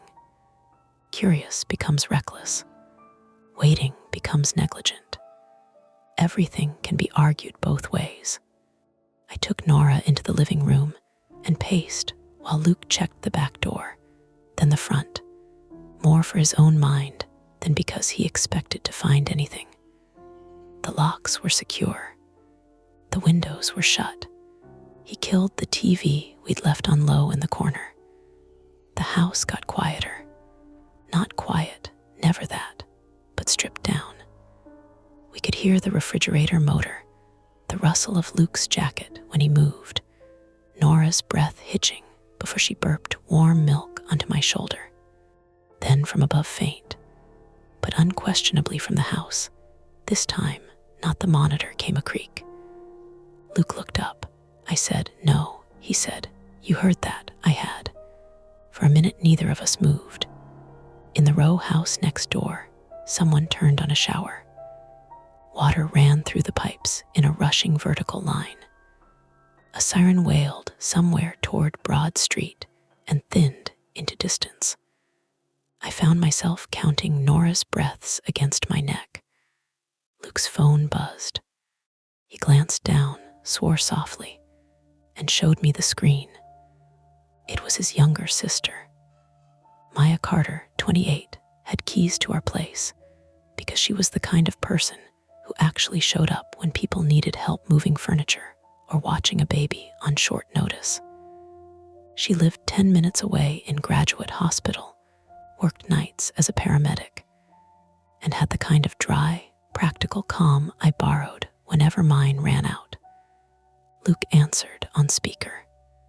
"Hey, you left your lunchbox in my car again," Maya said. "I'm outside. Come rescue it before I decide this is my Tupperware now." Luke and I looked at each other. That should have been absurdly normal. Relief should have come clean and easy. Instead, it arrived jaggedly, because now there was another person who could walk into this atmosphere and confirm whether we were being stupid. "Maya," I said, louder than I meant to, "come in." She paused. That sounded weird. I'm coming in. A minute later, she was in our kitchen in navy EMS pants and a black quarter zip, dark hair still flattened from the cap she wore in the ambulance. She set the lunchbox on the counter, took one look at my face, then at Luke holding the monitor, and said, "What happened?" Luke gave her the condensed version. Not every detail, but enough. Maya listened without interrupting. Then she said, "Play it." As if on cue, the monitor crackled. Static. Breath. Then a whisper so low I almost missed it. "Please." The three of us stared at the little white unit. Maya stepped closer. "That's not feedback." "No," Luke said. She looked up toward the ceiling, then back at us. Her expression didn't do us the favor of pretending this was nothing. "You got a carbon monoxide detector in this place." The question was so practical it nearly made me cry from gratitude. "Hallway," Luke said, "and one downstairs. Any alarms?" "No." "Okay, good." She took off her jacket. "Second question. Is there any chance someone else has access to this house?" "No," I said, then thought of the previous owner, the contractor who'd fixed the rear window, the neighbor who'd once accepted a package for us, and corrected myself. "I don't know. Probably not." Maya nodded once. Third question. Why are we standing here talking about it instead of deciding whether this is a 911 problem? Luke looked at me. He wanted to go up there. I could see it on him like heat. Not because he was careless, but because he couldn't stand a mystery hovering over Nora's room. I wanted the exact opposite. All doors shut, police called, lights on in every room, no heroic nonsense in our socks on old stairs. But then the monitor, very softly, gave a little pop of static again. And this time there was no voice. Just a rhythmic sound, not speech, not movement, tapping, 3 short beats, a pause, then 3 more. Maya turned toward the hallway that led to the stairs. Luke tightened his grip on the monitor. And I had the sudden, awful understanding that whatever happened next would be because one of us chose it.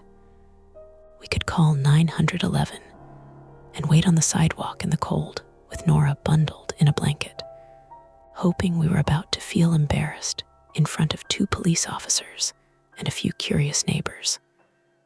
Or we could pull down the attic ladder ourselves and find out what had learned the shape of our house. Luke said, "M." Maya said nothing. Nora made a small, sleepy sound against my shoulder. I looked at the dark hallway, at the faint square in the ceiling where the attic hatch sat above the 2nd floor landing, and realized normal had already broken. Not by much. Not enough that I could explain it cleanly to someone else yet, but enough. "Don't go up alone," I said, and that was the choice. Luke didn't argue with me. That was what made it worse. If he'd snapped, if he'd brushed past me and hauled the attic ladder down like this was some dumb, obvious fix, I think I could have pushed back harder, called him reckless, made it a fight, forced the decision into something clearer. But he didn't. He just nodded once, jaw tight, and said, "Okay, together." Maya was already moving. "First, we don't bring the baby up there," she said, stepping past us toward the hallway. "Second, we don't shut ourselves in any space we can't get out of fast." Third, she held out her hand. "Flashlights." Luke grabbed the heavy mag light from the junk drawer by the fridge. I went for my phone charger without thinking, then stopped halfway and grabbed the smaller flashlight we kept in the umbrella stand. It had a weak beam, yellow at the edges, but it worked. Nora stirred against my shoulder, picking up the shift in the room. The quiet wasn't calm anymore. It felt like something waiting. "I'm not leaving her downstairs," I said. Maya paused at the base of the stairs. "No," my voice came out sharper than I meant. If something's in the house, I'm not putting a floor between me and her. Luke glanced between us. He understood both sides. That was his problem. He always tried to make space for every angle at once. She stays with you, he said finally. We don't go up unless we have to. We listen first. Maya gave a small, tight exhale. Fine. But if this turns into anything real, you hand her to me and you move. No hesitation. I nodded. I didn't trust my voice. We moved into the hallway together, the three of us and Nora pressed between us like a fragile center point. The house narrowed here. The stairs rose steeply along the wall, painted a tired off-white that had chipped at the edges. Above, the square outline of the attic hatch was just visible in the dim light. The monitor was still in Luke's hand. It crackled once, a dry burst, and then tap, tap, tap, a pause. Tap, tap, tap. Maya looked up. That's deliberate. Could be pipes, Luke said, but he didn't sound convinced. Pipes don't keep rhythm, she said. Nora let out a soft whine. I adjusted her, felt the damp warmth of her breath against my collarbone, the tiny weight of her hand pressing into my shirt like she was holding on without knowing why. The tapping stopped. We stood there for a few seconds too long, all of us listening for something that didn't come.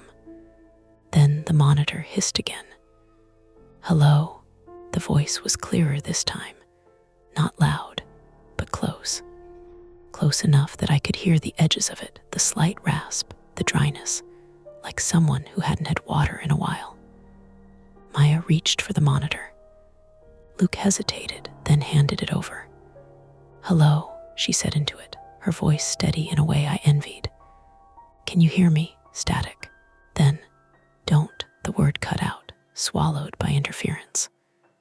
A long stretch of nothing followed, the kind of silence that isn't really silence because you're straining so hard to hear through it. Luke looked at me. If someone's up there, they're not supposed to be, I said. No, Maya lowered the monitor slowly. We call it in. The words landed like a line drawn across the floor. Luke shifted his weight. And say what? Hi, we bought a used baby monitor, and it's picking up voices. Can you send someone?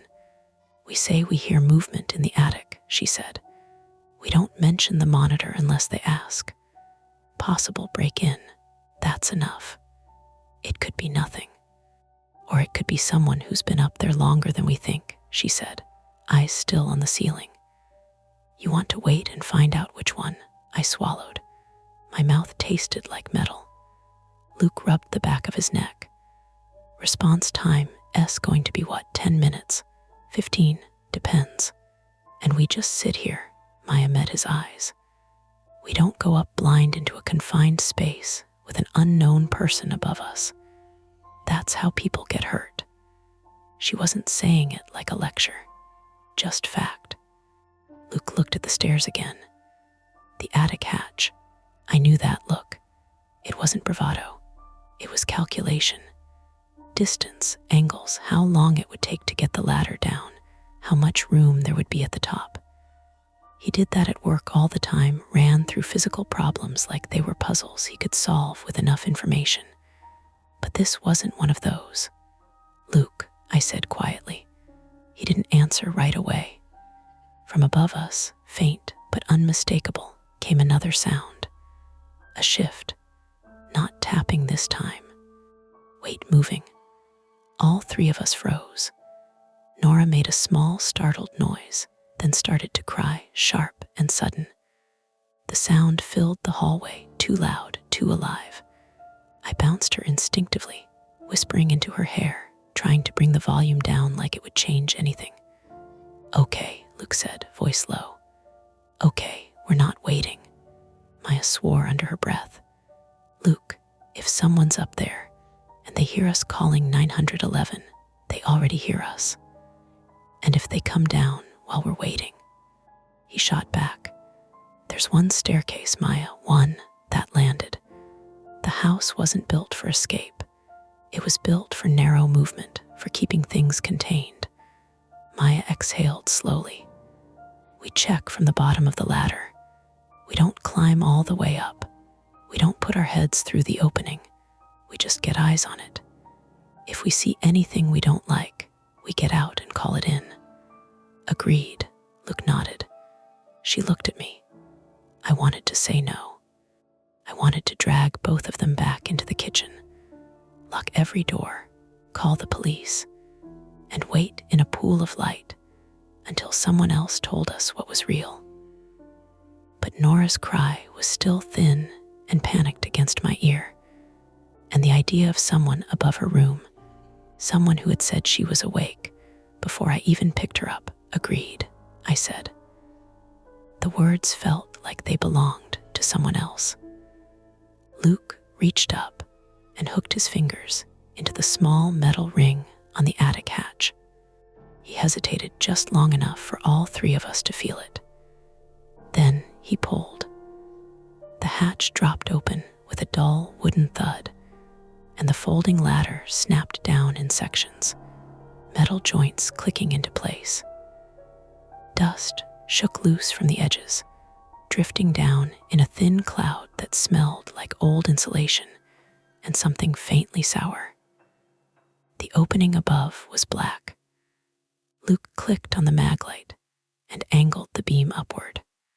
The light cut a narrow tunnel through the darkness, catching the underside of the roof, the crisscross of beams, the pale, uneven surface of insulation packed between them. Nothing moved. Maya stepped closer to the base of the ladder. "Stay back," she said, though none of us were crowding her. Luke held the flashlight steady. His hand wasn't shaking, but I could see the tension in his forearm, the way his grip tightened every time the beam caught on something that might have been a shape. "See anything?" I asked. "Just the joists," he said. "Boxes in the far corner." "We didn't put boxes up there," I said. "We didn't look that closely when we moved in." Maya reached out and touched the first rung of the ladder, testing it. It creaked slightly under her weight. "Don't go up," I said immediately. "I'm not climbing," she said. "I'm just getting a better angle." She put one foot on the first rung, then the second, rising just enough that her head was level with the opening, but still below it. Luke adjusted the flashlight, following her line of sight. For a few seconds, nothing happened. Then Maya went very still. "What?" Luke asked. She didn't answer right away. She leaned slightly to one side, peering deeper into the attic space. "Those boxes," she said finally. They're not just boxes." My heart kicked harder in my chest. "What do you mean?" "They're stacked, neat, too neat." Luke shifted the light. "Storage." "No," she said. "It's like," she paused. "It's like someone arranged them." A small, unreasonable part of me wanted to laugh. Boxes arranged neatly wasn't a crime. It wasn't even unusual. But the rest of me knew what she meant. The difference between things being left somewhere and things being placed there. "Anything else?" Luke asked. Maya didn't move. Then, slowly, she said, "There's a sleeping bag." The word dropped into the space between us. My grip on Nora tightened. "What?" "Rolled out," Maya said, "near the boxes." And she leaned a little further, just enough that I felt a sharp spike of fear in my chest. "There's a bottle. Water, I think. Half full," Luke swore softly. "Okay," Maya said, climbing back down the ladder, movements controlled. "Okay, we're done, we call it in." Nora's crying had softened to a hiccuping whine. I shifted her, pressing my cheek to the top of her head, trying to ground myself in the weight and warmth of her. Luke didn't move away from the ladder. "Luke," I said. He didn't turn. "If someone's been staying up there," he said, voice low, "they know this house. They know when we're here." The monitor, still in Maya's hand, crackled again. All three of us looked at it. For a second, there was only static. Then, very clearly, the voice said, there at the ladder, every muscle in my body locked. Luke's head snapped up toward the opening. Maya's grip on the monitor tightened. Nora let out a small, confused sound. We stood there, suspended in that moment, the three of us and the dark space above us. And then something shifted in the attic. Not small, not subtle. A weight moving fast toward the opening. Back, Maya said, already stepping away from the ladder, one hand reaching for me, the other pushing Luke's shoulder.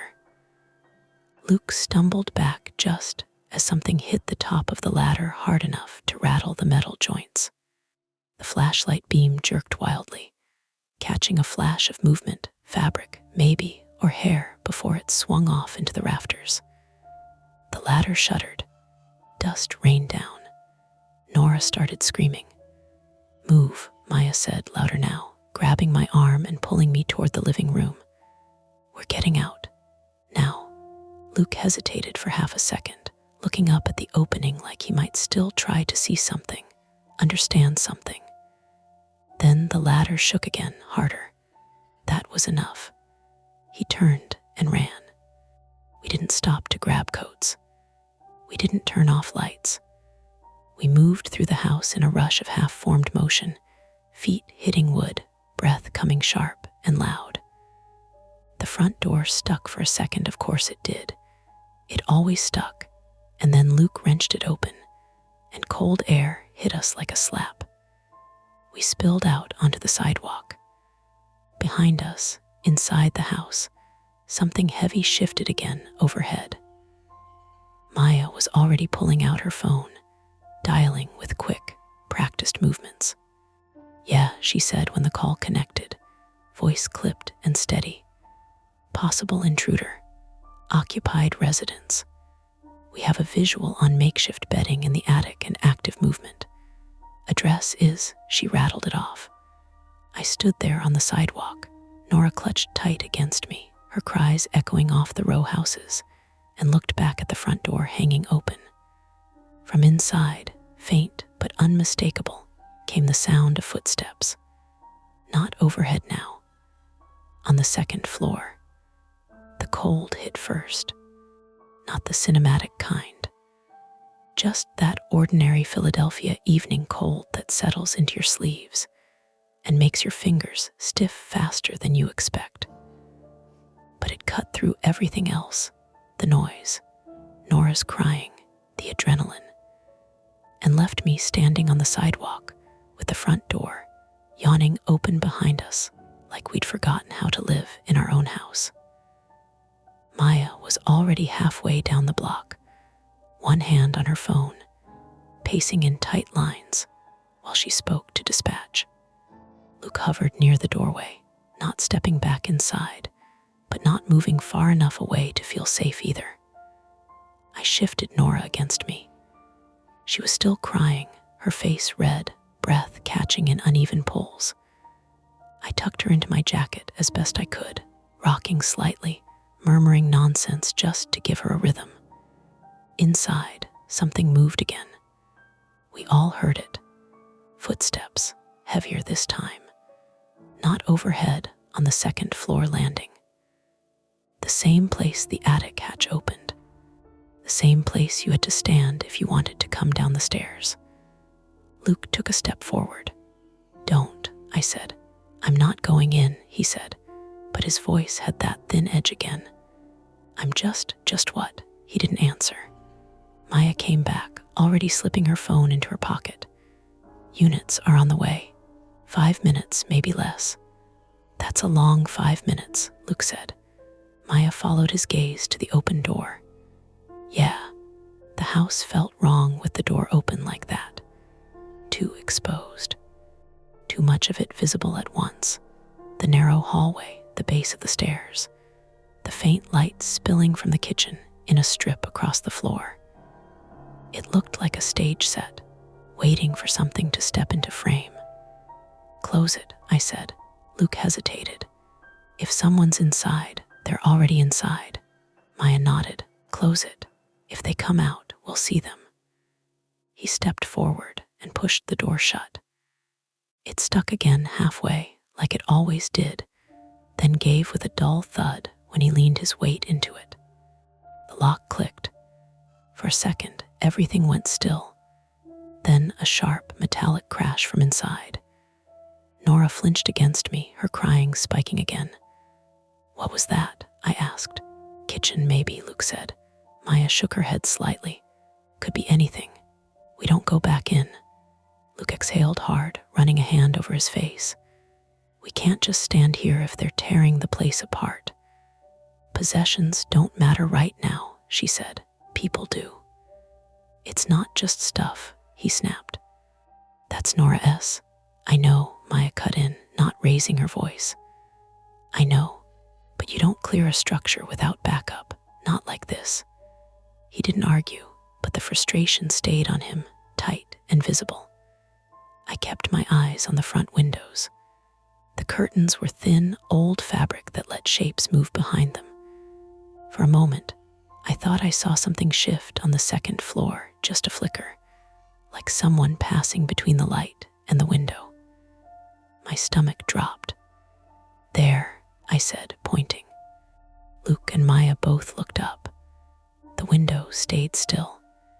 Nothing moved. We watched it for too long, all of us trying to decide if we'd imagined it. "That could have been the TV light downstairs," Maya said after a second. "Or a car passing." "We turned the TV off," Luke said. "A car, then." But even as she said it, a car rolled by behind us, headlights sweeping across the front of the house. The light passed over the window again. This time, nothing changed. The shape didn't come back. Misdirection, I told myself. Just light and nerves, and a brain trying to fill in gaps. Still, my pulse didn't settle. From inside, a new sound, a dragging scrape, closer now, lower. Luke's head snapped toward the door. "That's the stairs," he said. Maya stepped between him and the house without thinking. "Stay back, he's coming down." "Or moving around," she said. "We don't know." The scrape came again. Then a soft thud. Then silence. The kind that makes your ears ring because you're waiting for it to break. Nora's crying had quieted to soft hiccups, her small body still trembling against mine. I adjusted my grip, my arms starting to ache from holding her so tightly. Time stretched. 1 minute, 2, no sirens yet. Luke shifted his weight again. "I can't just, you can," Maya said. "You are." Another crash from inside. Louder this time. Something heavy hitting the floor. Luke swore.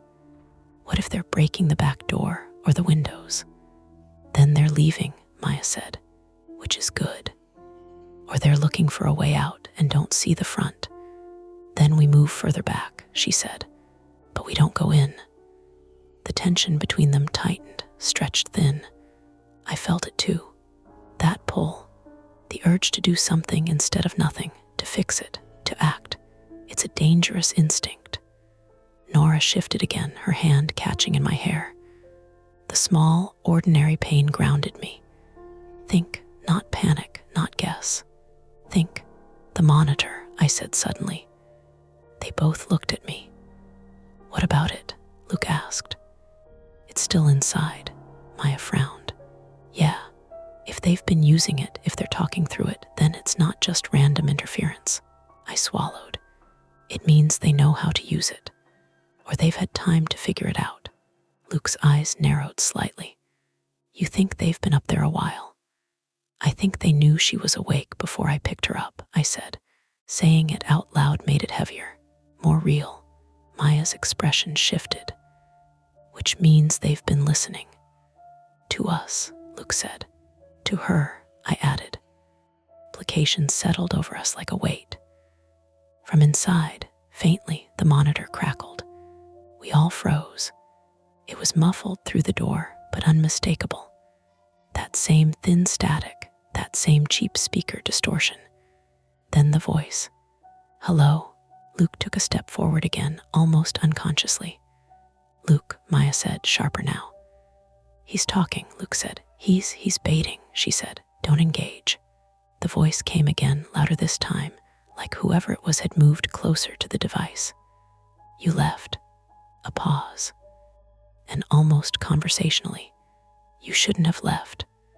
A cold, practical part of my brain clicked into place. He can't see us, I said. Luke glanced at me. What? If he thought we were still inside, he wouldn't say that. I nodded toward the house. He's guessing, testing. Maya's eyes flicked between us. Or he saw you through the window earlier. Or he didn't, I said. And he's trying to get a reaction. The voice didn't come again. But the monitor crackled once more, then fell silent. Another minute passed. Then finally sirens. Distant at first, then closer. Relief hit fast and sharp, almost dizzying. I hadn't realized how much I'd been holding myself together by force until that sound gave me permission to loosen. 2 police cars pulled up, lights flashing, but sirens cutting off as they reached the block. Doors opened, boots on pavement. An officer approached quickly, hand already resting near his radio. Who called? Maya stepped forward. I did. Possible intruder in the attic. We heard movement, saw evidence of someone living up there. They came down into the house. The officer nodded, already turning to his partner. You see anyone leave? No, Luke said. We came out as soon as we heard them move. Okay.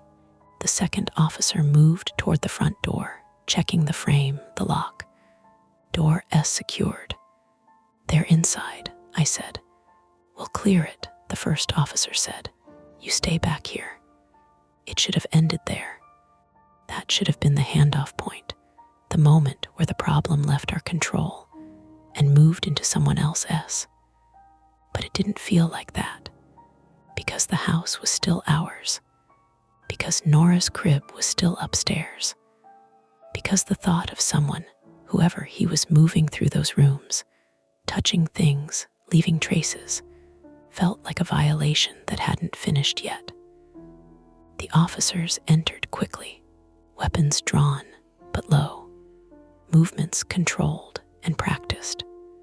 One covered the base of the stairs while the other started up, step by step, calling out as he went. Police. If anyone's inside, announce yourself. No response. They moved to the second floor, out of sight. We stood on the sidewalk, listening. A door opened, closed, another, then attic access here, a pause, going up. I held my breath without meaning to. Seconds ticked by. Then a voice, sharper now, clear, another pause. Second floor clear, footsteps again. Heavier now, moving down. The officers reappeared a moment later. House is empty, the first one said. The words didn't land right. Empty, Luke repeated. We didn't find anyone, the officer said. Attic's got some bedding, like you said. Looks like someone might have been staying up there, but they're not there now. They were just there, I said. We heard them. I'm not saying you didn't, he said, not unkindly. But they're not inside anymore. Luke looked past him into the house, like he might still catch something if he looked hard enough. How did they get out? He asked. The officer gestured toward the back. There's a small window in the attic. It's open. Looks like they used that. That's a drop, Luke said. 2 stories. Not if you've got something to climb down on, the officer said. There's a drain pipe along the side, scuffed up. They knew what they were doing. The trap tightened. Whoever it was hadn't just been hiding. They'd planned. They've been watching us, I said quietly. The officer met my eyes for a second. Didn't confirm it, didn't deny it. Do you have anything missing? He asked. Luke hesitated. We didn't check. Okay, we'll take a report. You might want to stay somewhere else tonight, just to be safe. Maya nodded immediately. We can go to my place. Luke looked at me. I looked past him, through the open doorway, up toward the stairs. The house looked the same. Exactly the same. And that was the problem. Because it was. Need to get Nora's things, I said. Maya opened her mouth. Her formula, her clothes. We can't just leave. I'll get them, Luke said. No, I said, I'm coming. The officer stepped forward. We'll go with you. It wasn't a question. We moved back inside. The air felt different immediately. Still warm, still familiar, but wrong in a way that had nothing to do with temperature. Like the house had been rearranged slightly while we weren't looking. The kitchen chair was on its side. A drawer hung open. Small things, but enough. Luke went straight for the stairs. The officer followed. Maya stayed close to me as we moved through the living room. Quick, she said. In and out. I nodded. We climbed. Each step felt louder than it should have. At the top of the stairs, the hallway stretched out, nursery on the right, our bedroom on the left, attic hatch above. The ladder was still down, still open, still leading up into that dark space. I forced myself to look away. Nursery, Luke said. We moved toward it. Way there, the monitor, sitting on the hallway table where we'd left it earlier, crackled. All of us stopped. The officer turned toward it slowly. Static filled the small space. Then the voice, clear, calm, close. You came back. My heart slammed hard enough it hurt. The officer stepped toward the monitor. Who is this? He said, sharp now. No answer, just the faint sound of breathing. Then tap, tap, tap from above the attic. But the attic had just been cleared. The officer's posture shifted. Stay here. He moved toward the ladder. Luke took a step after him. Don't, I said, grabbing his arm. But he was already pulling free, because the rules had changed, because someone was still there. And this time, they weren't hiding. The officer took 2 steps toward the attic ladder before everything happened at once. The monitor on the hallway table gave one last burst of static. Luke jerked his arm out of my grip. Nora startled so hard against my chest that her whole body went rigid. Then she let out a scream I felt in my teeth. And from above us, not tapping now, but a hard, scrambling rush of movement across the joists, came the sound of someone running in a space too small to run in. Back, the officer snapped. Too late. A panel somewhere above the hallway ceiling slammed open with a crack of old wood. Not the attic hatch. Different section. Closer to the bathroom end of the hall, something cut into the plaster. And painted over so many times, it had blended in until it moved. A rectangle of darkness dropped down, and a body came through it feet first, half falling, half catching itself on the frame. For one split second, all I saw was shape. A man in a dark sweatshirt, thin and dirty, and moving with the ugly speed of someone who has already committed to violence.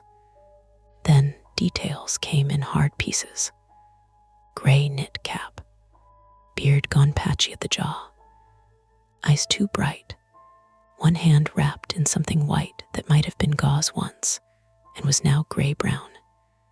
He hit the floor badly, shoulder first, bounced against the wall, and still came up moving. The officer lunged. The man swung the flashlight-sized metal object he was holding, a pry bar, I realized later, or a heavy tire iron cut short, and caught the officer high on the forearm. There was a dull, sick sound. The officer swore and his gun hand jerked wide.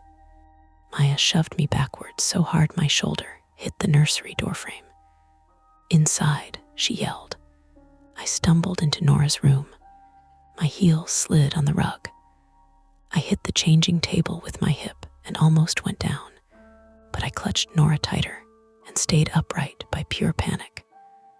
Behind me, Luke hit the intruder low around the waist and drove him into the hallway wall. The whole second floor shook. The second officer was still downstairs. I heard him start up at a run. The intruder twisted with a horrible, wiry strength. Not stronger than Luke, not bigger, but desperate and practiced in a way Luke wasn't. He drove an elbow backward into Luke's face. Luke grunted, stumbled. Blood flashed bright from his nose immediately. The officer with the injured arm slammed into the man from the side. "Drop it." The pry bar hit the floor and skidded, striking the hallway table leg. The baby monitor toppled and burst apart, plastic battery cover flying off, the speaker still spitting static from the floorboards. I backed deeper into the nursery, heart slamming, Nora screaming in my arms. The room was too small suddenly. Crib to my right, rocker by the window, dresser to the left. Nowhere to go except the far corner by the closet, which is where I went, uselessly protective, turning my body around her. Maya didn't follow me in. She stayed in the doorway. That was the kind of person she was. She grabbed the nursery door and shoved it hard toward the hall, trying to make a barrier, while the men fought in the narrow space beyond. But Luke and the officer were too close to it, the angle wrong, bodies slamming into the frame. The door rebounded off a shoulder and flew half open again. I saw everything in strobe fragments. Luke ramming the man against the bathroom wall, the injured officer trying to pin one arm. The intruder's face, finally clear white male, maybe late 40s, maybe older under the grime. Cheeks hollowed out, lips split, breathing through his mouth in fast, dry pulls. He smelled even from where I stood. Sweat gone stale in layers, wet insulation, urine, something medicinal. The second officer reached the top landing. "Get down." The intruder lurched sideways at the sound of that new voice, and for a second, everybody lost shape. Luke slipped in blood his own from his nose and hit one knee. The intruder tore free with half his sweatshirt collar ripped out and dove not for the stairs, not for the attic ladder, but straight toward the nursery, toward me, toward Nora. I remember the sound I made more than the words, something low and animal, not brave, just automatic. Maya saw it the same instant I did. She grabbed the fallen hallway table with both hands and shoved it into the doorway. It clipped the intruder at thigh height, enough to turn him, enough to break his line for half a second. He slammed shoulder first into the doorframe instead of into me. That half second saved us. Luke hit him from behind. All momentum went sideways. The intruder crashed into the nursery dresser hard enough to rattle the lamp and send the wipe warmer tumbling to the floor. The dresser tipped, lurched, then came back down. He clawed for balance. One hand caught the crib rail. The crib moved, just an inch, maybe two. But when it moved, something in me went white hot and clean. I handed Nora to Maya without even looking at her, just shoved my daughter against Maya's chest and heard Maya's shocked breath as she took the weight. Then I grabbed the first thing my hand found on the dresser top, the ceramic lamp. I swung it, not like in movies, not overhead, not elegant, short, ugly, both hands, straight into the side of the intruder's head as he turned. The lamp base cracked on impact.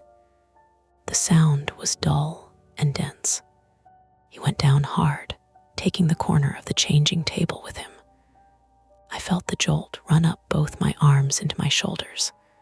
For one instant, nothing moved. Then everything moved again. The second officer was on him. Luke was too. They pinned him face down, one knee to his back, one arm twisted out. He screamed then, not words at first, just rage and pain, and something frantic underneath it. His head turned against the rug, and I saw blood running from his scalp into his beard. Hands.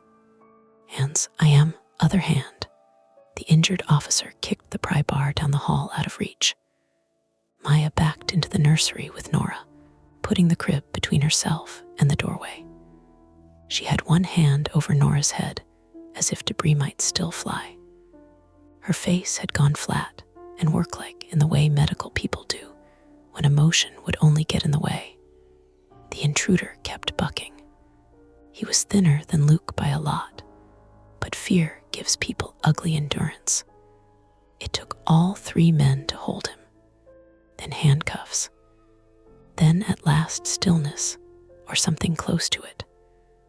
Only then did I realize my right hand was cut open across 2 knuckles from the broken lamp.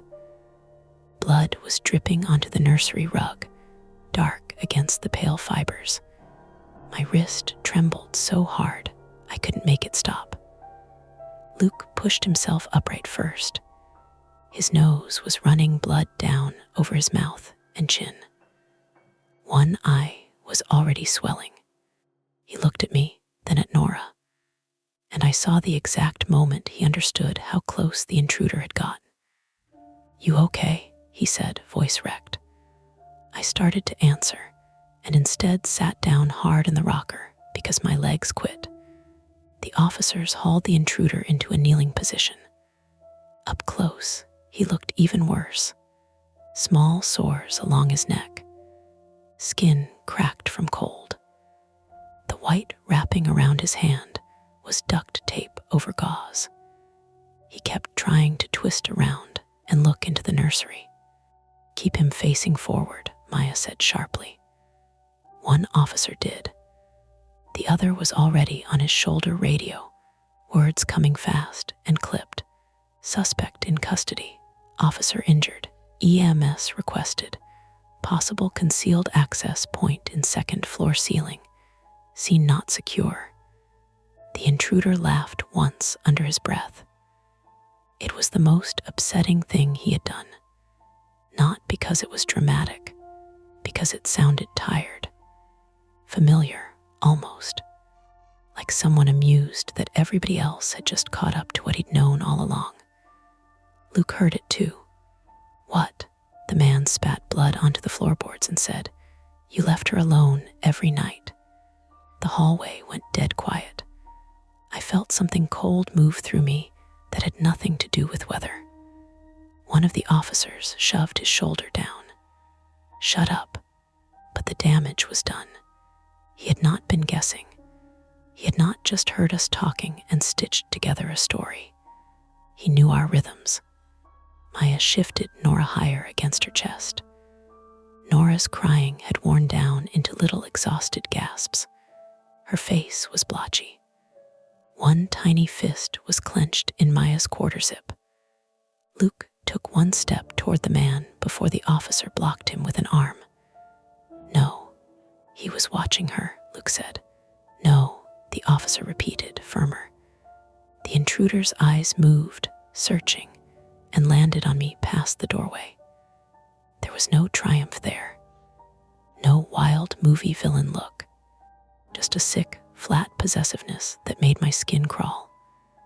"I kept her quiet," he said. Maya made a sound like she might actually hit him. I stood too fast. The room tipped. I grabbed the arm of the rocker and held on. "Emily," Maya said, not looking away from the doorway. "Stay seated." But I couldn't, because all at once pieces were slotting together in my head with nauseating precision. The nights Nora had settled unexpectedly after fussing.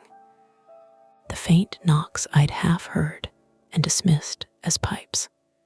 The times I'd looked at the monitor and felt watched before I had any reason to. The voice saying she's awake now. He'd been up there over her room, listening, maybe speaking softly enough through the vents or the floor or that stupid monitor speaker, learning her noises, learning mine. And then another thought, worse than that one. "There's another access point," I said. The officers looked at me. I pointed with my cut hand toward the hole in the hall ceiling where he had dropped through. That wasn't the attic hatch. He knew another way down. He didn't need the ladder. The injured officer glanced up, following the line. The edge of the opening showed raw wood beneath the paint. A hidden service panel, maybe old utility access, maybe cut years ago and disguised. Big enough for a thin adult to squeeze through. That's how he stayed hidden during the clear, I said. He wasn't in the attic when you looked. The officer cursed softly. He understood at once. Search the obvious space, miss the void behind the bathroom soffit or between old walls. A row house is all dead spaces and renovations layered over older renovations.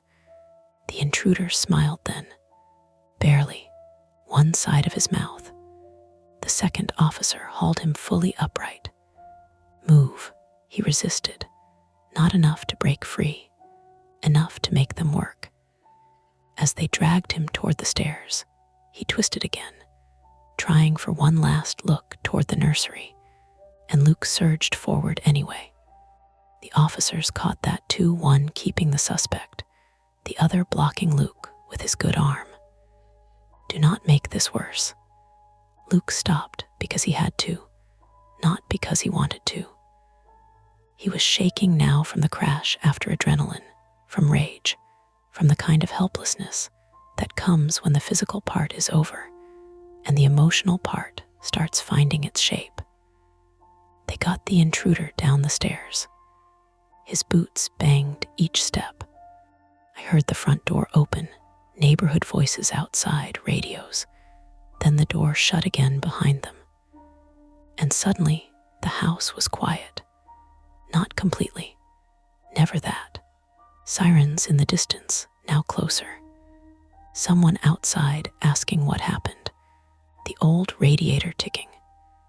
Nora's hitching breaths. But compared to the last 5 minutes, it felt like the aftermath of an explosion. That stunned pocket where your body keeps waiting for the next hit. Maya came to me then, finally, and crouched to set Nora back in my arms. My daughter was damp with sweat and tears, heavier than she should have been only because my muscles had started to fail. I held her and immediately cried into her hair. No warning, no dignity, just tears dropping hot onto her onesie while she made small, exhausted sounds and rooted against my shoulder for something familiar. Maya checked my hand. You need stitches. I'm fine. You are not fine. Luke leaned in the nursery doorway, one hand pressed under his nose. Blood had soaked the front of his t-shirt. His left eye was swelling nearly shut now. He looked like somebody I knew wearing his own damaged face. He said, I'm sorry. It was such a Luke thing to say that I almost laughed. For what? For not calling right away. For going up. He broke off. I should have listened. This was the lull part, I think. The part after violence where people start trying to assign blame because blame feels easier than randomness. Easier than the truth, which was that an old house had blind spaces, and we were tired and proud and scared in slightly different directions, and a man had used all of that. Maya stood and put pressure against the cut on my hand with a clean burp cloth from the changing table. You can all do this later, she said. Right now, we need to get through the next 10 minutes. She was right. The next 10 minutes filled fast. More police. Then EMS, questions asked twice because answers had to be recorded. Flashlights into the hidden ceiling access. Photos of the sleeping bag and water bottles and plastic bins in the attic. One of the officers came back up to ask whether we knew the suspect. We didn't. Another asked if anything had gone missing over the past few weeks. We couldn't answer that either. Not yet. While the paramedic wrapped my hand and examined Luke's nose, another officer brought the remains of the baby monitor downstairs in a gloved evidence bag. Seeing it like that, cracked, cheap, ordinary, was almost enough to make the whole thing tilt unreal again. This ugly $15 thing that had become a mouth. "Device will be checked," the officer said. Might just be he was transmitting on the same channel from another unit. "Another unit?" Maya asked. He nodded. "Or a modified receiver. We found wiring in one of the bins. Batteries. Old electronics. Hard to say till they look. So that was one answer, or part of one. Not supernatural. Worse, somehow, for being practical. He had made the monitor into a tool, a line into our lives. When they finally led us downstairs, I looked once toward the hallway ceiling. The hidden opening above the bathroom looked small now. Harmless, even. A square with chipped paint. That made it worse too, because terror had come out of something I could have painted over myself and never noticed. On the ground floor, by the front door, one officer spoke quietly to another while looking at a notebook. I caught pieces. Months maybe, vacant before sale. Neighbor reported noises once. Nothing actionable outside. Our block glowed in rotating red and blue. Neighbors stood on stoops in slippers and coats, pretending not to stare. The cold had deepened. I could feel it through the shock now.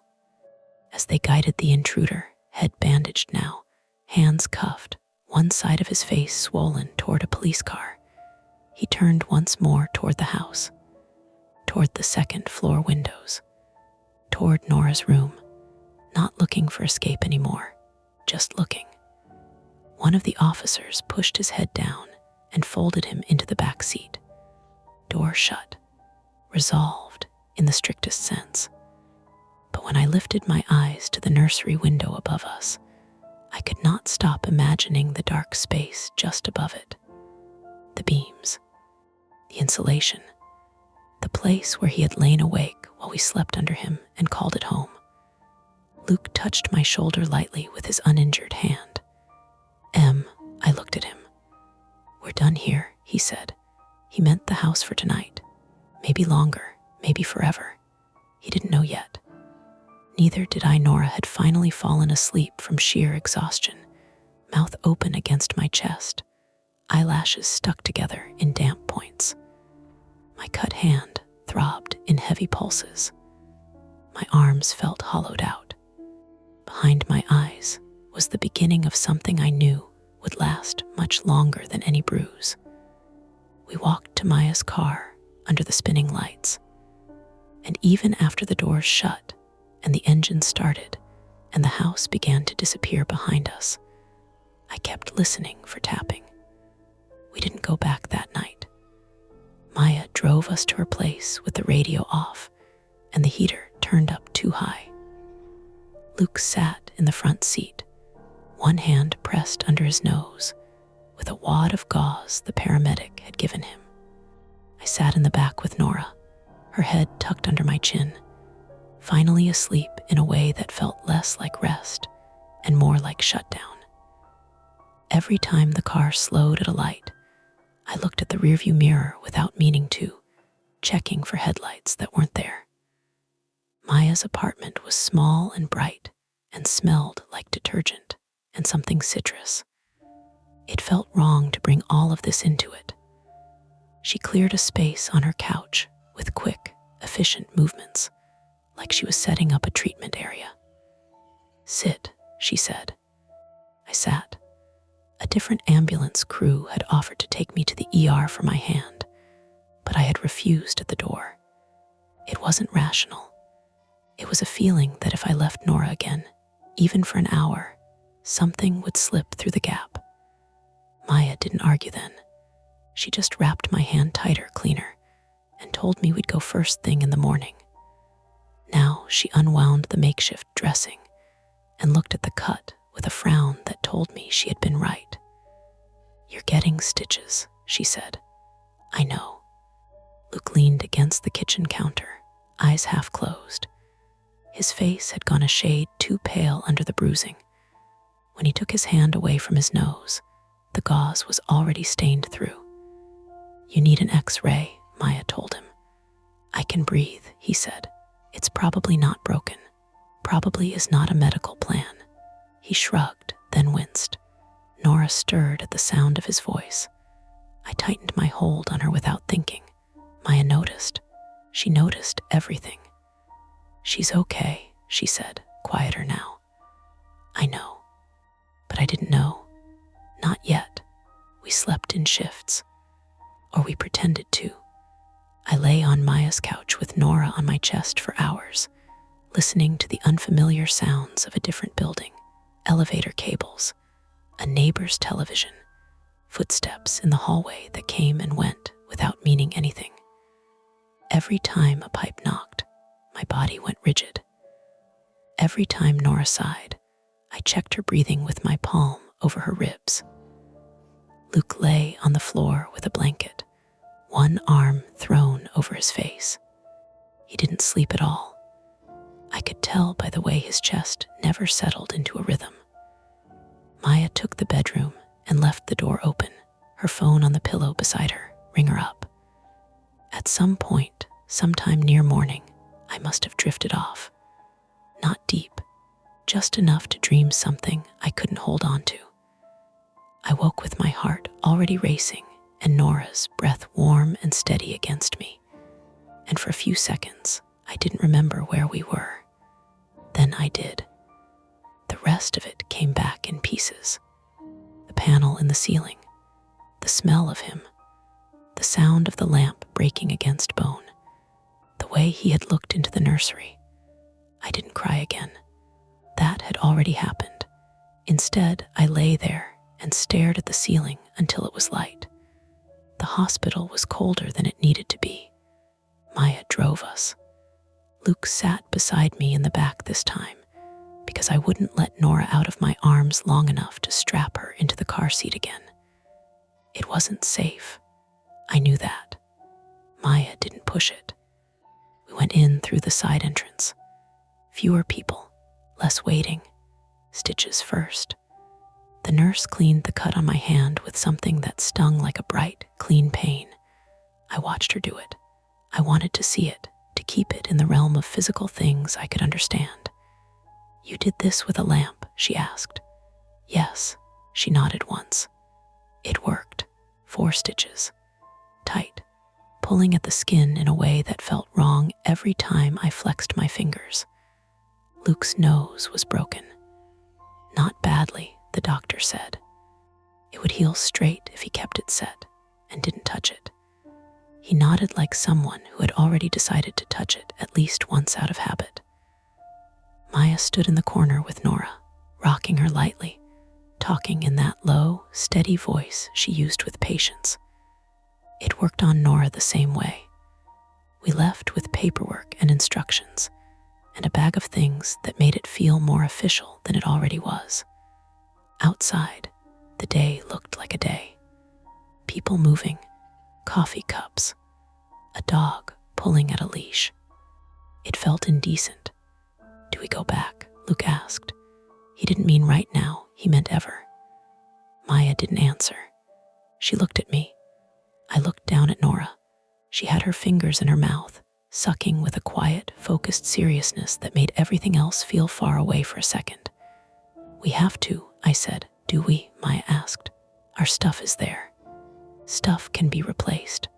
Our documents, her." I stopped. The list started to sound like excuses. Luke pushed off the hood of the car. "We at least need to see it. Figure out what we're dealing with." "Police are still processing," Maya said. "They'll want you there for statements anyway." She was right. Everything was procedure now. Reports, statements, evidence.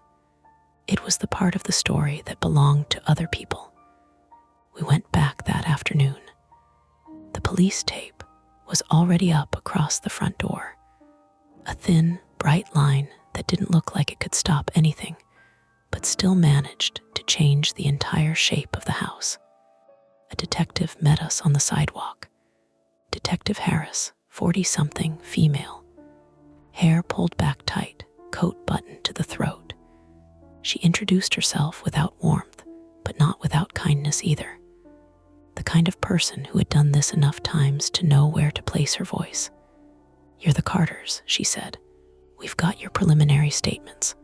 I need to walk through a few things with you inside." Inside.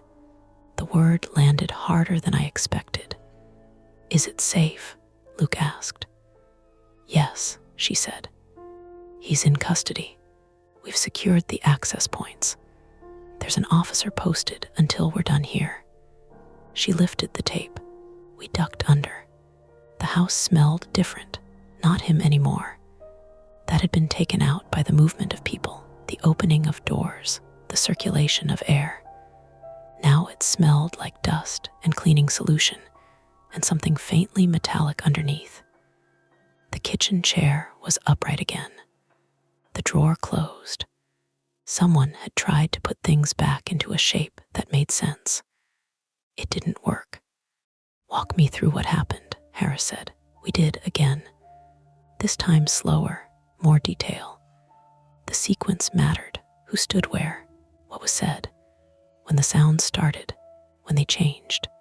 She took notes, asked questions that made me realize how much I had filled in myself the night before. "You said he spoke through the monitor," she said. "Yes. Did you see him with any transmitting device?" "No. Officers found a modified receiver in the attic," she said. "Looks like he rewired it to push audio onto the same frequency. Not sophisticated, but effective." I nodded. It fit. It made it worse. "Access," she said, moving toward the stairs. "Let me show you what we found." We followed her up. The hallway felt smaller than it had before. The hole in the ceiling above the bathroom was now framed with yellow tags and chalk marks. The attic ladder had been pulled down again. "He cut that panel himself," Harris said, pointing to the opening. "From inside the attic space. Probably weeks ago, maybe longer. Gave him a second exit point that wasn't visible unless you knew where to look." Luke stared at it. "He was in there while we were home." "Yes, while we slept." "Yes." She didn't soften it. I appreciated that in a distant, theoretical way. "Intruder's name is Daniel Keene," she went on. 51. History of trespassing. A few petty theft charges. No violent felonies on record. But that doesn't mean much in cases like this. "Cases like this," I repeated. She glanced at me. "Vacant property, then new occupants. He likely moved in before you bought the place. Found a way to stay hidden once you did." "How long?" Luke asked. "We're still working on that. Weeks, months." The detective didn't say it, but it sat there anyway. We moved into the nursery. Someone had righted the lamp base and set it on the dresser. The crack ran down one side like a fault line. The rug had been blotted where my blood had soaked into it. The stain lighter now, but still visible if you knew where to look. Nora made a small sound in Maya's arms. Harris looked at her. "Your daughter's fine," she said, as if that were the most important line she had to deliver. "She doesn't remember," I said. "No," I nodded. "That's good." We finished the walk through, downstairs, back out into the cold. Harris handed Luke a card. "We'll be in touch. There will be court dates. You may be asked to testify." Luke took it. "What happens to him?" he asked. "He's charged with burglary, unlawful entry, assault on an officer," she said. "More may be added." And then, she held his gaze for a second. "Then it goes through the system." It wasn't an answer. It was the only one she had. We didn't move out right away. That surprises people when I tell them now. We talked about it. Late at night, when Nora was finally down, and the house felt like it was holding its breath. Maya offered her couch for as long as we needed. My mother offered to come stay. Luke looked at listings on his phone like he could solve it with a better square footage number. In the end, we stayed. Part of it was money. Part of it was stubbornness. But mostly, it was something else I didn't have a clean word for. The idea that leaving would mean giving the space over entirely to what had happened there. That it would remain that version of the house forever, untouched. Staying didn't fix that. It just complicated it. We sealed the attic, properly this time. A contractor came and opened up the ceiling, showed us the full extent of the crawl space, the way the beams ran, the dead areas between walls. It was bigger than it should have been, older than the rest of the house. He closed it up again with new wood, new screws, no painted over edges. You could see exactly where it was now. That helped in a practical way. It didn't help at night. We bought a new monitor, not secondhand. Video this time, multiple cameras, a system that showed the nursery from 3 angles and recorded everything to a cloud account I checked too often. For a while, we left the attic ladder down during the day, just so we could see it. At night, we pulled it up and locked the hatch with a new latch that Luke installed himself. Overkill, maybe. Not enough, maybe. Life resumed in the way it always does. Luke went back to work. His nose healed, slightly crooked if you knew him well enough to see it. My hand healed too, the scar a thin pale line across my knuckles that pulled tight in cold weather. Nora learned to sit up, then to crawl, then to pull herself to standing, gripping the crib rail with determined little fists. She slept through the night eventually. That was the hardest part. The first time she did, I woke anyway at 2 a.m., convinced something had changed. I lay there listening to the monitor, to the small sounds of the house, to Luke's breathing beside me. Nothing came through. No voice, no tapping, just the ordinary noise of a place settling around people who had decided, for reasons both good and bad, to stay. Weeks passed, then months. We went to court once. Daniel Keene sat in a gray suit that didn't fit him and stared at the table in front of him while lawyers spoke around him. He didn't look at us. That almost made it easier. He pled out. There was a sentence. Time, conditions. It felt both significant and insufficient. Afterward, Luke squeezed my hand in the hallway and said, "It's done." I nodded. It was done in the way paperwork is done, not in the way memory works. The last time the monitor made me stop, it was almost nothing. A Tuesday, late. Nora had gone down without much fuss, her head heavy on my shoulder before I laid her in the crib. Luke was in the shower. The house was quiet in that normal, earned way. I sat on the couch with the monitor on the coffee table, volume low. A soft sound came through. Not tapping, not a voice, just a faint, irregular scrape, like something shifting in wood. I looked at the screen. Nora slept, one arm flung up, mouth open. The room was empty. I waited. The sound didn't come again. Luke came down the stairs a minute later, towel around his neck, hair damp. "You okay?" he asked. "Yeah," I said. I picked up the monitor and turned the volume down a notch. Not off. Never off. And that's the end of today's chilling tale. If you enjoyed this story and want more nights full of suspense, don't forget to hit that like button, subscribe to Mia Horror Stories, and turn on the bell so you never miss a scare. I've got plenty more stories waiting for you, so stick around and check out the other videos on the channel. Thanks for watching, and until next time, stay safe and don't look behind you.